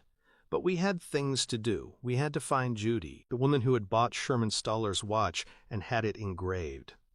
To Sherman, loved Judy. We had to find Judy and tell her the man she'd loved had bled to death under a highway. "What do you make of this?" Roscoe said. She was bright and awake. "Don't know," I said. "They're for sale, not rental. They look expensive. Could a truck driver afford this?" "Doubt it," she said. "These probably cost as much as my place, and I couldn't make my payments without the subsidy I get. And I make more than any truck driver, that's for sure." "Okay," I said. "So our guess is old Sherman was getting some kind of a subsidy too, right? Otherwise he couldn't afford to live here." "Sure," she said. "But what kind of a subsidy?" "The kind that gets people killed," I said. Stoller's building was way in back, probably the first phase to have been built. The old man in the poor part of town had said his son had moved out 2 years ago. That could be about right. This first block could be about 2 years old. We threaded through walkways and around raised-up flower beds, walked up a path to Sherman Stoller's door. The path was stepping stones set in the wiry lawn. Forced an unnatural gait on you. I had to step short. Roscoe had to stretch her stride from one flagstone to the next. We reached the door. It was blue, no shine on it, old-fashioned paint. "Are we going to tell her?" I said. "We can't not tell her, can we?" Roscoe said. "She's got to know." I knocked on the door, waited, knocked again. I heard the floor creaking inside. Someone was coming. The door opened. A woman stood there. Maybe 30, but she looked older. Short, nervous, tired. Blonde from a bottle. She looked out at us. "We're police officers, ma'am," Roscoe said. "We're looking for the Sherman Stoller residence." There was silence for a moment. "Well, you found it, I guess," the woman said. "May we come in?" Roscoe asked, gently. Again there was silence, no movement. Then the blonde woman turned and walked back down the hallway. Roscoe and I looked at each other. Roscoe followed the woman. I followed Roscoe. I shut the door behind us. The woman led us into a living room, a decent-sized space, expensive furniture and rugs, a big TV. No stereo, no books. It all looked a bit half-hearted, like somebody had spent 20 minutes with a catalog and $10,000. One of these, one of those, 2 of that, all delivered one morning and just kind of dumped in there. "Are you Mrs. Stoller?" Roscoe asked the woman. Still gentle. "More or less," the woman said. "Not exactly Mrs., but as near as makes no difference anyhow." "Is your name Judy?" I asked her. She nodded. Kept on nodding for a while. Thinking. "He's dead, isn't he?" Judy said. I didn't answer. This was the part one wasn't good at. This was Roscoe's part. She didn't say anything either. "He's dead, right?" Judy said again, louder. "Yes, he is," Roscoe said. "I'm very sorry." Judy nodded to herself and looked around the hideous room. Nobody spoke. We just stood there. Judy sat down. She waved us to sit as well. We sat, in separate chairs. We were all sitting in a neat triangle. "We need to ask you some questions," Roscoe said. She was sitting forward, leaning towards the blonde woman. "May we do that?" Judy nodded. Looked pretty blank. "How long did you know Sherman?" Roscoe asked. "About 4 years, I guess," Judy said. "Met him in Florida, where I lived. Came up here to be with him 4 years ago. Lived up here ever since." "What was Sherman's job?" Roscoe asked. Judy shrugged miserably. "He was a truck driver," she said. "He got some kind of a big driving contract up here. Supposed to be long-term, you know? So we bought a little place. His folks moved in too, lived with us for a while. Then we moved out here, left his folks in the old house. He made good money for 3 years. Busy all the time. Then it stopped, a year ago. He hardly worked at all since. Just an odd day now and then. You own both the houses? Roscoe said. I don't own a damn thing, Judy said. Sherman owned the houses. Yes, both of them. So he was doing well for the first 3 years? Roscoe asked her. Judy gave her a look. Doing well? She said. Grow up, for God's sake. He was a thief. He was ripping somebody off. You sure? I said. Judy swung her gaze my way, like an artillery piece traversing. It don't need much brains to figure it out, she said. In 3 years he paid cash for 2 houses, 2 lots of furniture, cars, God knows what. And this place wasn't cheap, either. We got lawyers and doctors and all sorts living here. And he had enough saved so he didn't have to work at all since last September. If he did all that on the level, then I'm the first lady, right? She was giving us a defiant stare. She'd known about it all along. She'd known what would happen when he was found out. She was challenging us to deny her the right to blame him. Who was his big contract with? Roscoe asked her. Some outfit called Island Air Conditioning, she said. He spent 3 years hauling air conditioners, taking them down to Florida. Maybe they went on to the islands. I don't know. He used to steal them. There's 2 old boxes in the garage right now. Want to see? She didn't wait for a reply. Just jumped up and stalked out. We followed. We all went down some back stairs and through a basement door. Into a garage. It was empty except for a couple of old cartons dumped against a wall. Cardboard cartons. Could have been a year or 2 old. Marked with a manufacturer's logo. Island Air Conditioning, ink this end up. The ceiling tape was torn and hanging off. Each box had a long serial number written on by hand. Each box must have held a single unit. The sort you jam in your window frame makes a hell of a noise. Judy glared at the boxes and glared at us. It was a glare which said, I gave him a gold watch and he gave me a shitload of worry. I walked over and looked at the cartons. They were empty. I smelled a faint, sour odor in them. Then we went back upstairs. Judy got an album out of a cupboard, sat and looked at a photograph of Sherman. What happened to him? She asked. It was a simple question. Deserved a simple answer. He was shot in the head, I lied. Died instantly. Judy nodded, like she wasn't surprised. When? She asked. On Thursday night, Roscoe told her. At midnight. Did he say where he was going on Thursday night? Judy shook her head. He never told me much, she said. Did he ever mention meeting an investigator? Roscoe asked. Judy shook her head again. What about pluribus? I asked her. Did he ever use that word? She looked blank. Is that a disease? She said. Lungs or something? What about Sunday? I said. This Sunday coming. Did he ever say anything about that? No, Judy said. He never said much about anything. She sat and stared at the photographs in the album. The room was quiet. Did he know any lawyers in Florida? Roscoe asked her. Lawyers? Judy said. In Florida? Why should he? He was arrested in Jacksonville, Roscoe said. 2 years ago. It was a traffic violation in his truck. A lawyer came to help him out. Judy shrugged. Like 2 years ago was ancient history to her. There are lawyers sniffing everywhere, right? She said. No big deal. This guy wasn't an ambulance chaser, Roscoe said. He was a partner in a big firm down there. Any idea how Sherman could have gotten hold of him? Judy shrugged again. Maybe his employer did it, she said. Island Air Conditioning. They gave us good medical insurance. Sherman let me go to the doctor any old time I needed to. We all went quiet. Nothing more to say. Judy sat and gazed at the photographs in the album. Want to see his picture? She said. I walked around behind her chair and bent to look at the photograph. It showed a sandy, rat-faced man, small, slight, with a grin. He was standing in front of a yellow panel van, grinning and squinting at the camera. The grin gave it poignancy. That's the truck he drove, Judy said. But I wasn't looking at the truck or Sherman Stoller's poignant grin. I was looking at a figure in the background of the picture. It was out of focus and turned half away from the camera, but I could make out who it was. It was Paul Hubble. I waved Roscoe over and she bent beside me and looked at the photograph. I saw a wave of surprise pass over her face as she recognized Hubble. Then she bent closer. Looked harder. I saw a second wave of surprise. She had recognized something else. When was this picture taken? She asked. Judy shrugged. Summer last year, I guess, she said. Roscoe touched the blurred image of Hubble with her fingernail. Did Sherman say who this guy was? The new boss, Judy said. He was there 6 months, then he fired Sherman's ass.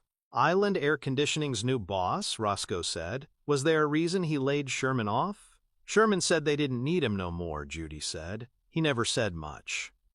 Is this where Island Air Conditioning is based? Roscoe asked. Where this picture was taken? Judy shrugged and nodded her head, tentatively. I guess so, she said. Sherman never told me much about it. We need to keep this photograph, Roscoe told her. We'll let you have it back later. Judy fished it out of the plastic, handed it to her. Keep it, she said.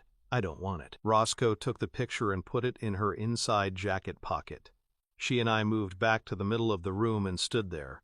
Shot in the head, Judy said. That's what happens when you mess around. I told him they'd catch up with him sooner or later. Roscoe nodded sympathetically. We'll keep in touch. She said to her, You know, the funeral arrangements, and we might want a statement. Judy glared at us again. Don't bother, she said. I'm not going to his funeral. I wasn't his wife, so I'm not his widow. I'm going to forget I ever knew him. That man was trouble from beginning to end. She stood there glaring at us. We shuffled out, down the hall, out through the door, across the awkward path. We held hands as we walked back to the car. What? I asked her. What's in the photograph? She was walking fast. Wait, she said. I'll show you in the car. Chapter 19. We got in the Chevy and she snapped on the dome light. Pulled the photograph out of her pocket, leaned over and tilted the picture so the light caught the shiny surface, checked it carefully, handed it to me. Look at the edge, she said. On the left, the picture was of Sherman Stoller, standing in front of a yellow truck.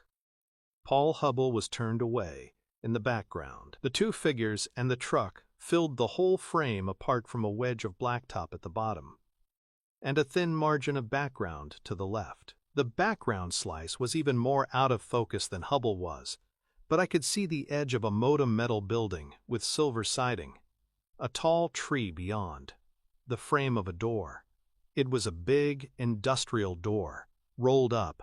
The frame was a dark red color, some kind of baked-on industrial coating. Partly decorative, partly preservative, some kind of a shed door. There was gloom inside the shed. That's Kleiner's warehouse, she said. At the top of the county road. Are you sure? I said. I recognize the tree, she said. I looked again. It was a very distinctive tree, dead on one side, maybe split by lightning. That's Kleiner's warehouse, she said again.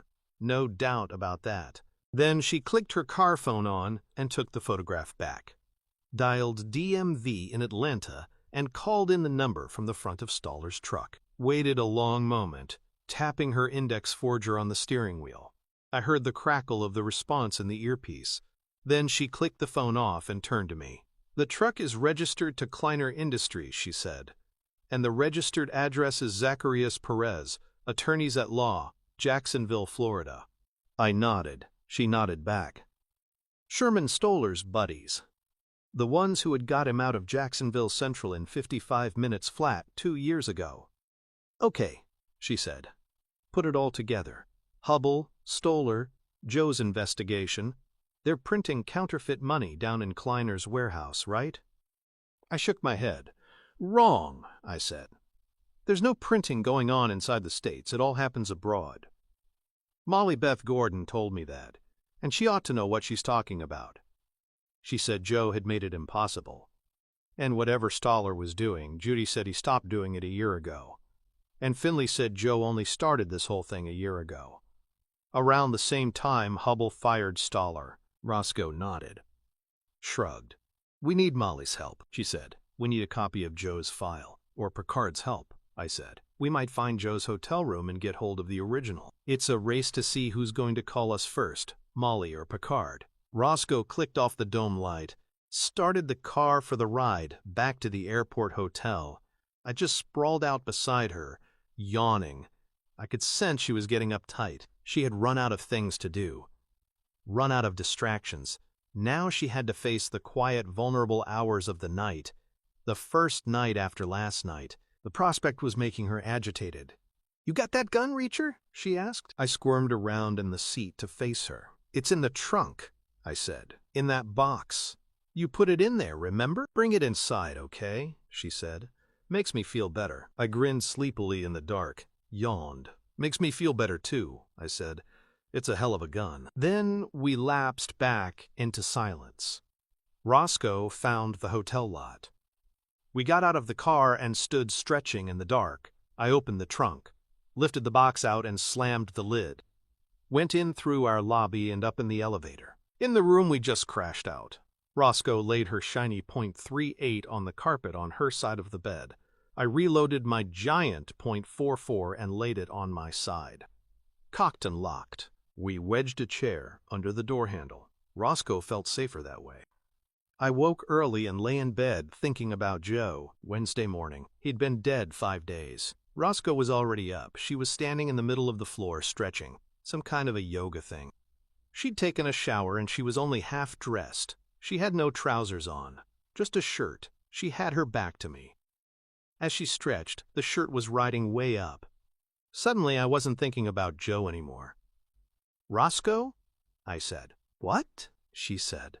You've got the most wonderful ass on the planet, I said. She giggled. I jumped on her. Couldn't help it. Couldn't do anything else. She drove me crazy. It was the giggle that did it to me. It made me crazy. I hauled her back into the big hotel bed. The building could have fallen down and we wouldn't have noticed it.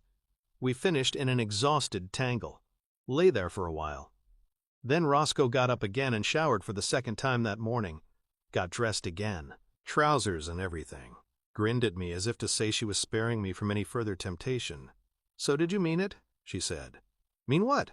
I said with a smile. You know what? She smiled back. When you told me I had a cute ass. I didn't say you had a cute ass, I said. I've seen plenty of cute asses. I said yours was the most wonderful ass on the whole damn planet. But did you mean it? She said. You bet I meant it, I said. Don't underestimate the attraction of your ass, Roscoe, whatever you do. I called room service for breakfast. Removed the chair from under the door handle, ready for the little cart, pulled the heavy drapes. It was a glorious morning. A bright blue sky, no clouds at all, brilliant fall sunshine. The room was flooded with light. We cracked the window and let in the air and the smells and the sounds of the day. The view was spectacular, right over the airport and to the city beyond. The cars in the lots caught the sun and looked like jewels on beige velvet. The planes clawed their way into the air and wheeled slowly away like fat, important birds. The buildings downtown grew tall and straight in the sun, a glorious morning. But it was the 6th straight morning my brother wasn't alive to see. Roscoe used the phone to call Finley down in Margrave. She told him about the photograph of Hubble and Stoller standing in the sun on the warehouse forecourt. Then she gave him our room number and told him to call us if Molly got back to us from Washington, or if Picard got back to us with information from the car rental people about the burned Pontiac. I figured we should stay in Atlanta in case Picard beat Molly and we got a hotel trace on Joe. Chances were he stayed in the city, maybe near the airport.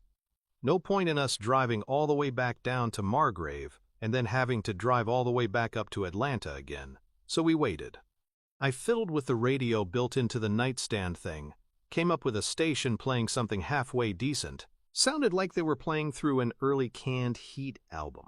Bouncy and sunny and just right for a bright, empty morning. Breakfast came and we ate it. The whole bit. Pancakes, syrup, bacon, lots of coffee in a thick china jug. Afterward, I lay back on the bed. Pretty soon started feeling restless. Started feeling like it had been a mistake to wait around. It felt like we weren't doing anything. I could see Roscoe was feeling the same way. She propped the photograph of Hubble and Stoller in the yellow van on the nightstand and glared at it. I glared at the telephone. It wasn't ringing. We wandered around the room, waiting.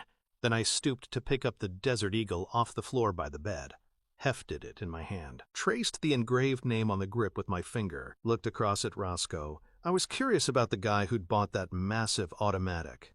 What was Gray like, I asked. Gray, she said. He was so thorough. You want to get Joe's files? You should see Gray's paperwork. There are 25 years of his files in the station house, all meticulous, all comprehensive. Gray was a good detective. Why did he hang himself? I asked her. I don't know, she said. I never understood it. Was he depressed? I said. Not really, she said. I mean, he was always sort of depressed. Lugubrious, you know? A very dour sort of guy. And bored. He was a good detective, and he was wasted in Margrave. But no worse in February than any other time. It was a total surprise to me. I was very upset. Were you close? I asked her. She shrugged. Yes, we were, she said. In a way, we were pretty close. He was a dour guy, you know, not really that close to anybody. Never married, always lived alone, no relatives. He was a teetotaler, so he would never come out for a beer or anything. He was quiet, messy, a little overweight, no hair, and a big straggly beard. A very self-contained, comfortable type of a guy. A loner, really. But he was as close to me as he was ever going to get to anybody. We liked each other, in a quiet sort of a way. And he never said anything?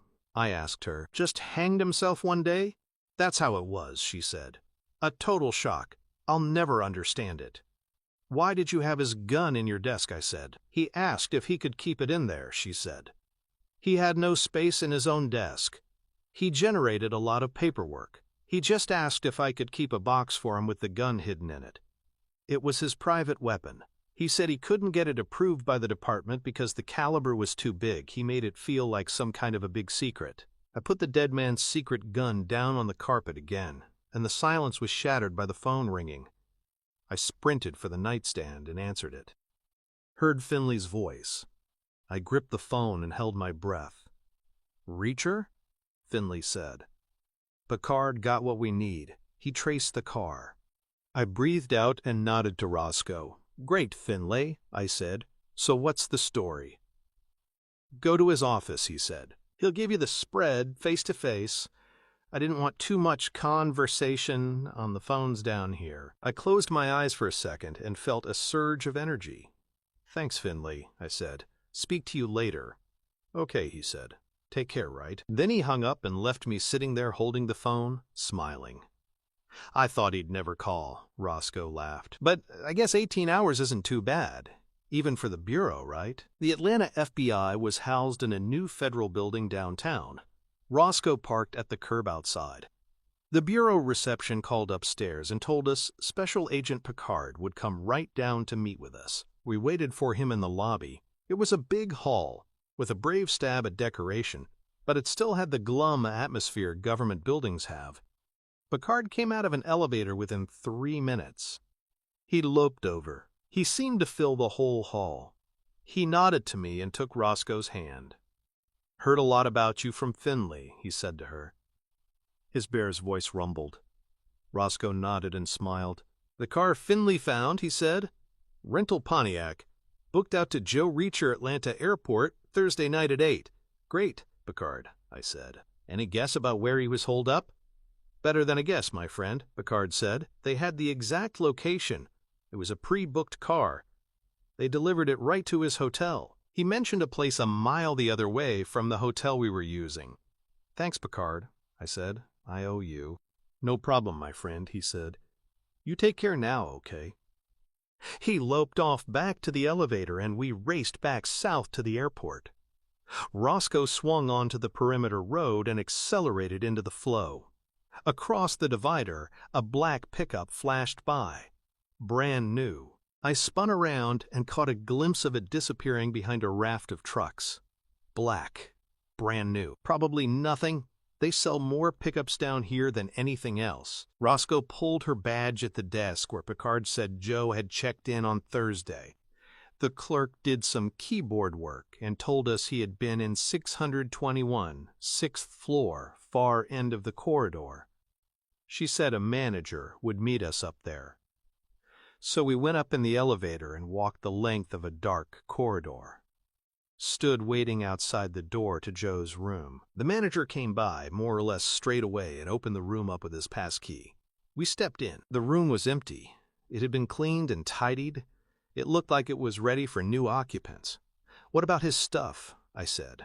Where is it all? We cleared it out Saturday, the manager said. The guy was booked in Thursday night, supposed to vacate by 11 Friday morning. What we do is we give them an extra day. Then if they don't show, we clear them out. Down to housekeeping. So his stuff is in a closet somewhere? I asked. Downstairs, the manager said. You should see the stuff we got down there. People leave things all the time. So can we go take a look? I said. Basement, he said. Use the stairs from the lobby. You'll find it. The manager strolled off. Roscoe and I walked the length of the corridor again and rode back down in the elevator. We found the service staircase and went down to the basement. Housekeeping was a giant hall stacked with linens and towels. There were hampers and baskets full of soap and those free sachets you find in the showers. Maids were pulling in and out with the trolleys they use for servicing the rooms. There was a glassed-in office cubicle in the near corner with a woman at a small desk. We walked over and rapped on the glass. She looked up. Roscoe held out her badge. Help you? The woman said. Room 621, Roscoe said. You cleared out some belongings Saturday morning. You got 'em down here?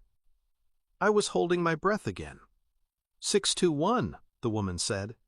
He came by for them already. They're gone. I breathed out. We were too late. I went numb with disappointment. Who came by, I asked. When? The guest, the woman said. This morning, maybe 9:30. Who was he? I asked her. She pulled a small book off a shelf and thumbed it open, licked a stubby finger and pointed to a line. Joe Reacher, she said. He signed the book and took the stuff. She reversed the book and slid it toward us.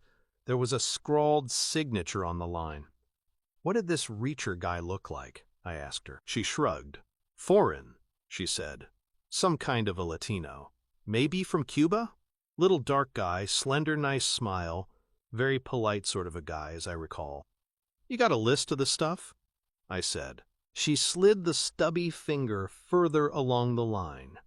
There was a small column filled with tight handwriting. It listed a garment bag, 8 articles of clothing, a toilet bag, 4 shoes. The last item listed was 1 briefcase. We just walked away from her and found the stairs back to the lobby. Walked out into the morning sun. It didn't feel like such a great day anymore. We reached the car, leaned side by side on the front fender. I was weighing up in my mind whether Joe would have been smart enough and careful enough to do what I would have done. I figured maybe he would have been. He'd spent a long time around smart and careful people. Roscoe? I said. If you were the guy walking out of here with Joe's stuff, what would you do? She stopped with the car door half open. Thought about it. I'd keep the briefcase, she said. Take it wherever I was supposed to take it. The rest of the stuff, I'd get rid of it. That's what I would do as well, I said. Where would you get rid of it? First place I saw, I guess, she said. There was a service road running between the hotel and the next one in line. It looped behind the hotels and then out onto the perimeter road. There was a line of dumpsters along a 20-yard stretch of it, I pointed. Suppose he drove out that way, I said. Suppose he stopped and lobbed the garment bag straight into one of those dumpsters. But he'd have kept the briefcase, right? Roscoe said. Maybe we aren't looking for the briefcase, I said. Yesterday I drove miles and miles out to that stand of trees, but I hid in the field. A diversion, right? It's a habit. Maybe Joe had the same habit. Maybe he carried a briefcase but kept his important stuff in the garment bag. Roscoe shrugged. Wasn't convinced. We started walking down the service road. Up close, the dumpsters were huge. I had to lever myself up on the edge of each one and peer in. The first one was empty. Nothing in it at all except the baked-on kitchen dirt from years of use. The second one was full. I found a length of studding from some demolished drywall and poked around with it. Couldn't see anything. I heaved myself down and walked to the next one. There was a garment bag in it, lying right on top of some old cartons. I fished for it with the length of wood, hauled it out, tossed it onto the ground at Roscoe's feet, jumped down next to it. It was a battered, well-traveled bag, scuffed and scratched, lots of airline tags all over it. There was a little nameplate in the shape of a miniature gold credit card fastened to the handle. It said, Reacher. Okay, Joe, I said to myself. Let's see if you were a smart guy. I was looking for the shoes. They were in the outside pocket of the bag. 2 pairs. 4 shoes, just like it said on the housekeeper's list. I pulled the inner soles out of each one in turn. Under the third one, I found a tiny Ziploc bag with a sheet of computer paper folded up inside it.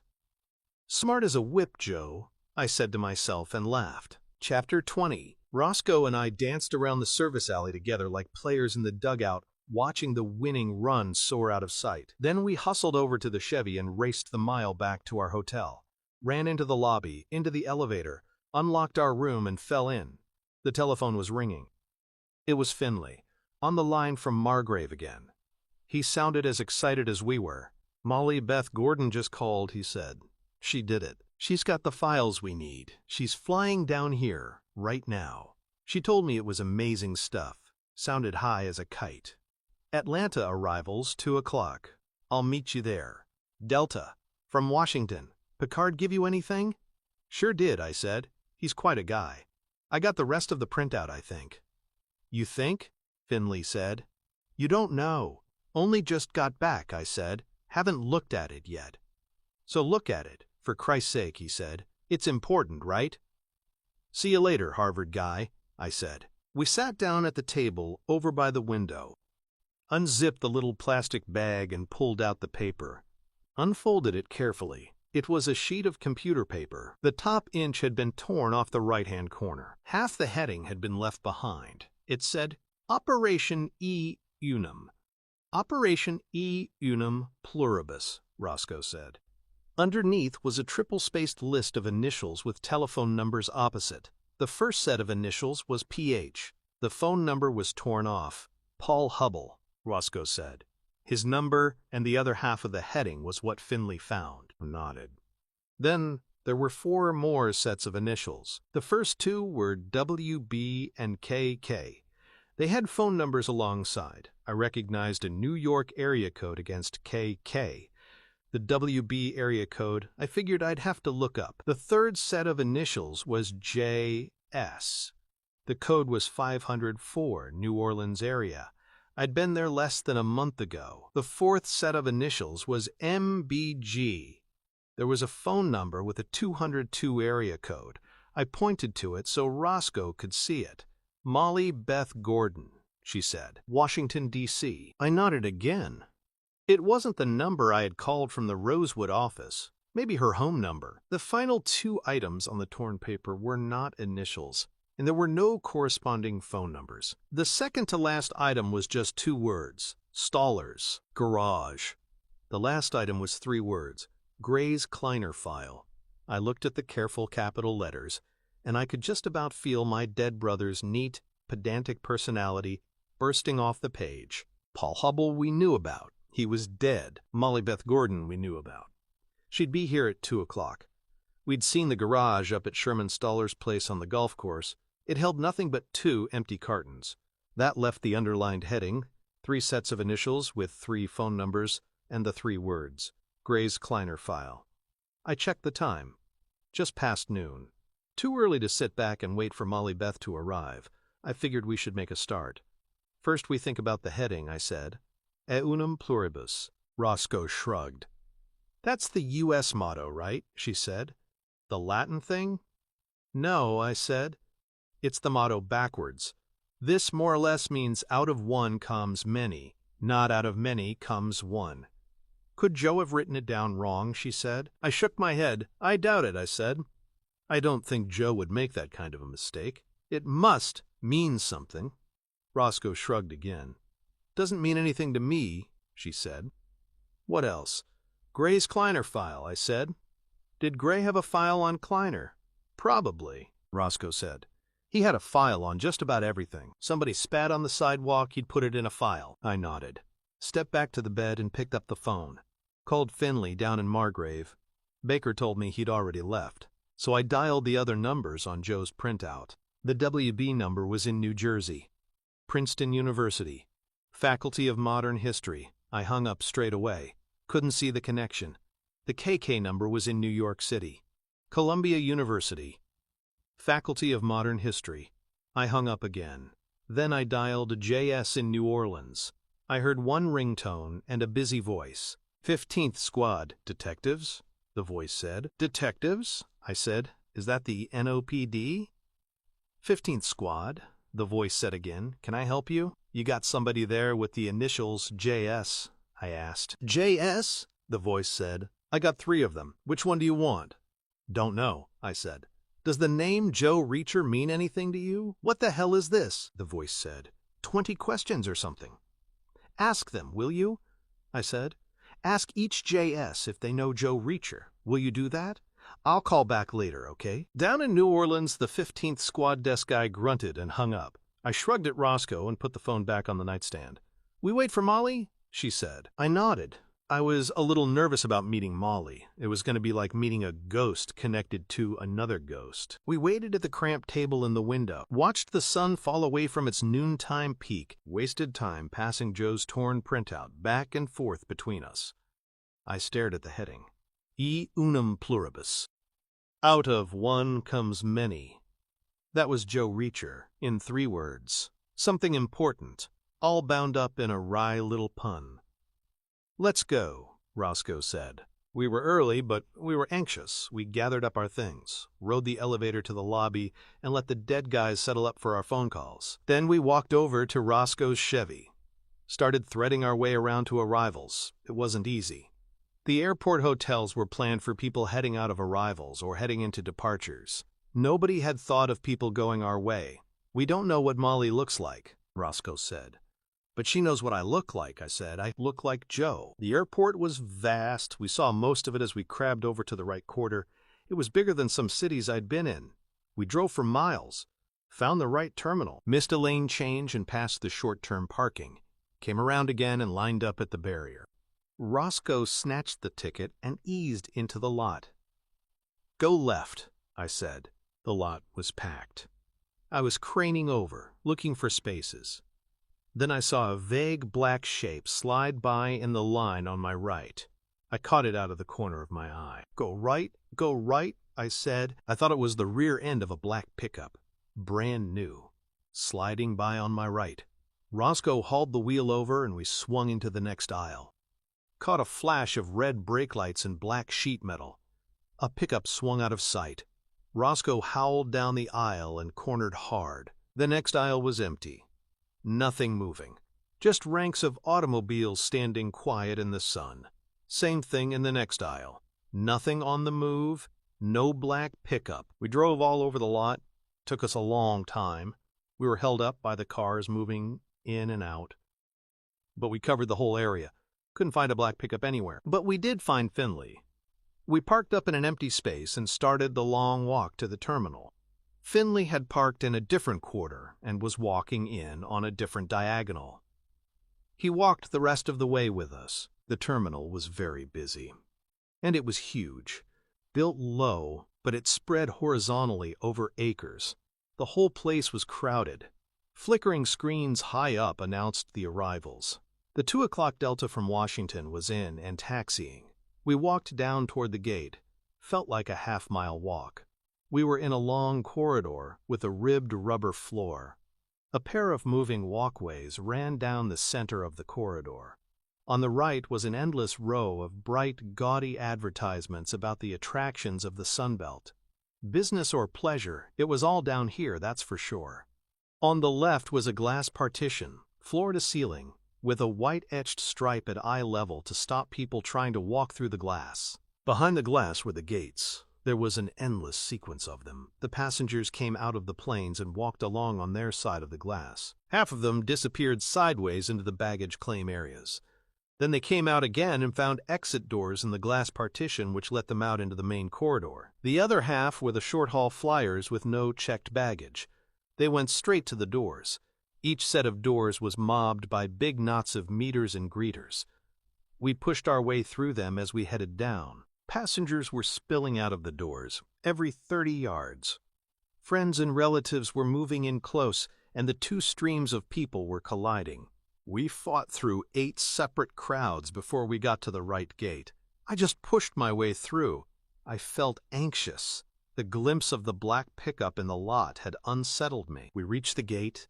We walked on our side of the glass right past the doors, right down to level with the end of the jetway. People were already coming off the plane. I watched them spilling out of the jetway and turning to walk up toward the baggage area and the exit doors. On our side of the glass, people were walking down to the gates farther on. They were pushing at us as they passed. We were being dragged down the corridor, like swimming in a heavy sea. We were stepping backward all the time, just to stay standing still. There was a stream of people behind the glass. I saw a woman coming in who could have been Molly. She was about 35, dressed well in a business suit, carrying a briefcase and a garment bag. I was standing there, trying to get recognized, but she suddenly saw somebody else and pointed and gave a silent shriek behind the glass and blew a kiss to a guy 10 yards from me. He shouldered backwards towards the doors to wait for her. Then it seemed like just about any of the women could be Molly. There must have been a couple of dozen candidates. There were blondes and brunettes, tall ones, short ones, pretty ones, homely ones. All dressed for business, all carrying efficient luggage, all striding in with the weary, purposeful manner of tired executives in the middle of a busy day. I watched them all. They flowed with the tide behind the glass, some of them peering out for husbands, lovers, drivers, business contacts, some of them looking straight ahead. All of them carried along in the swarming crowd. One of them had matching burgundy leather luggage, a heavy briefcase in one hand and a carry-on which she was wheeling on a long handle with the other. She was small, blonde, excited.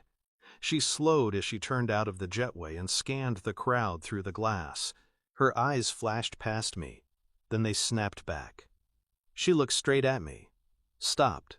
People piled up behind her. She was pushed forward. She fought her way over to the glass. I moved in close on my side. She stared at me, smiled, greeted her dead lover's brother with her eyes. Molly? I mouthed through the glass at her. She held up the heavy briefcase like a trophy, nodded towards it, smiled a big wide smile of excited triumph. She was pushed in the back. Borne along by the crowd towards the exit, she looked back to see if I was following. Roscoe and Finley and I struggled after her. On Molly's side of the glass, the flow was with her. Our side, it was against us. We were being separated at double speed. There was a solid mob of college kids bearing down on us, aiming to fly out of a gate further down. Big, well-fed kids, clumsy luggage, rowdy. The three of us were shoved backwards 5 yards. Through the glass, Molly was way ahead. I saw her blonde head disappear. I fought sideways and vaulted over onto the moving walkway. It was going the wrong way. I was carried another 5 yards before I made it over the moving hand grip onto the other side. Now I was going in the right direction, but the walkway was a solid mass of people just standing still on it, content with the snail's pace the rubber floor was carrying them. They were standing 3 abreast. No way through at all. I climbed up onto the narrow handrail and tried to walk along it like a tightrope. I had to crouch because I couldn't balance. I fell heavily to my right. Got carried 5 yards the wrong way before I could struggle up. I looked around in panic. Through the glass, I could see Molly was being crowded into the baggage claim. I could see Roscoe and Finley were way behind me. I was moving slowly the wrong way. I didn't want Molly to go into the baggage claim. She'd flown down here in a hurry. She had urgent news. No way would she have packed a big valise. No way would she have checked any luggage. She shouldn't be going into the baggage claim. I put my head down and ran. Barged people out of the way. I was traveling against the pace of the walkway. The rubber floor was grabbing at my shoes. Each impact was costing me time. People were yelling in outrage. I didn't care. I tore through them and left them sprawling. Vaulted off the walkway and clawed through the crowd at the exit doors. The baggage claim was a wide, low hall lit with dull yellow lights. I fought my way in through the exit lane, looking everywhere for Molly. Couldn't find her. The hall was jammed with people. There must have been 100 passengers standing around the carousel 3 deep. The belt was grinding around under a heavy load of bags. There were ragged lines of luggage carts on the side wall. People were lining up to put quarters in a slot and pull them free. They were wheeling them away through the crowd. Carts were clashing and tangling. People were pushing and shoving. I waded into the mass, shouldered my way through and spun people around, searching for Molly. I'd seen her go in. I hadn't seen her come out. But she wasn't in there. I checked every face. I trawled through the whole hall. I let myself be carried outside on the relentless tide. Fought ahead to the exit door. Roscoe was holding tight to the door frame, battling the flow. She come out? I said. No, she said. Finley's gone to the end of the corridor. He's waiting there. I'm waiting here. We stood there with people pouring past us. Then the crowd coming towards us from the gate was suddenly thinning. The whole plane load was just about through. The last stragglers were strolling down. An old woman in a wheelchair was bringing up the rear. She was being pushed along by an airline employee. The guy had to pause and maneuver his way around something lying in the entrance to the baggage hall.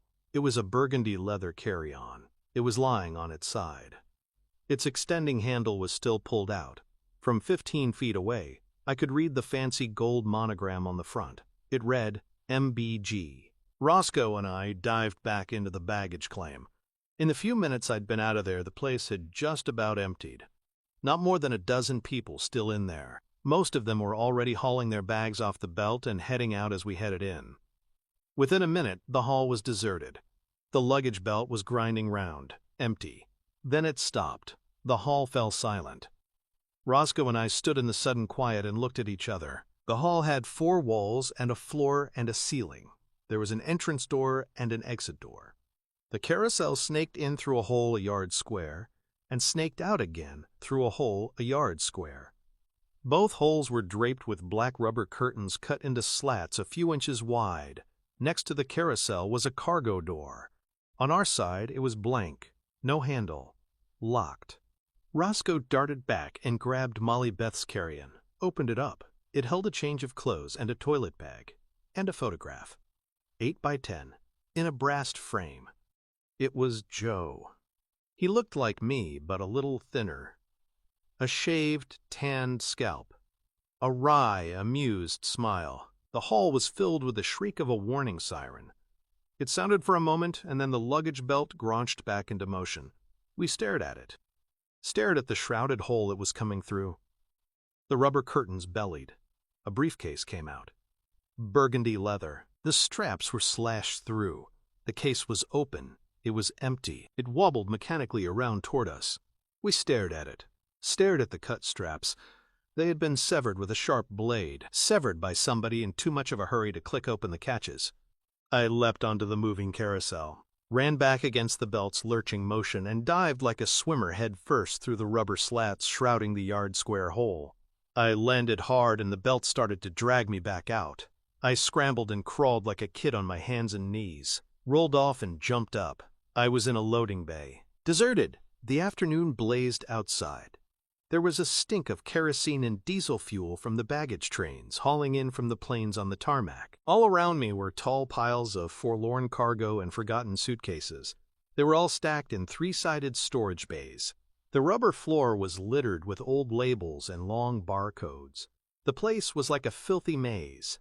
I dodged and skidded about, hopelessly looking for Molly. I ran behind one tall pile after another, into one bay and then the next. I grabbed at the metal racking and heaved myself around the tight corners, glancing around desperately. Nobody there.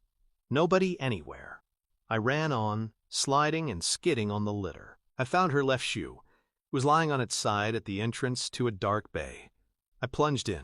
Nothing there. I tried the next bay. Nothing there. I held onto the shelving, breathing hard. I had to organize. I ran to the far end of the corridor, started ducking into each bay in turn.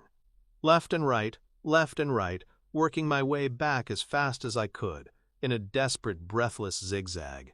I found her right shoe 3 bays from the end. Then I found her blood.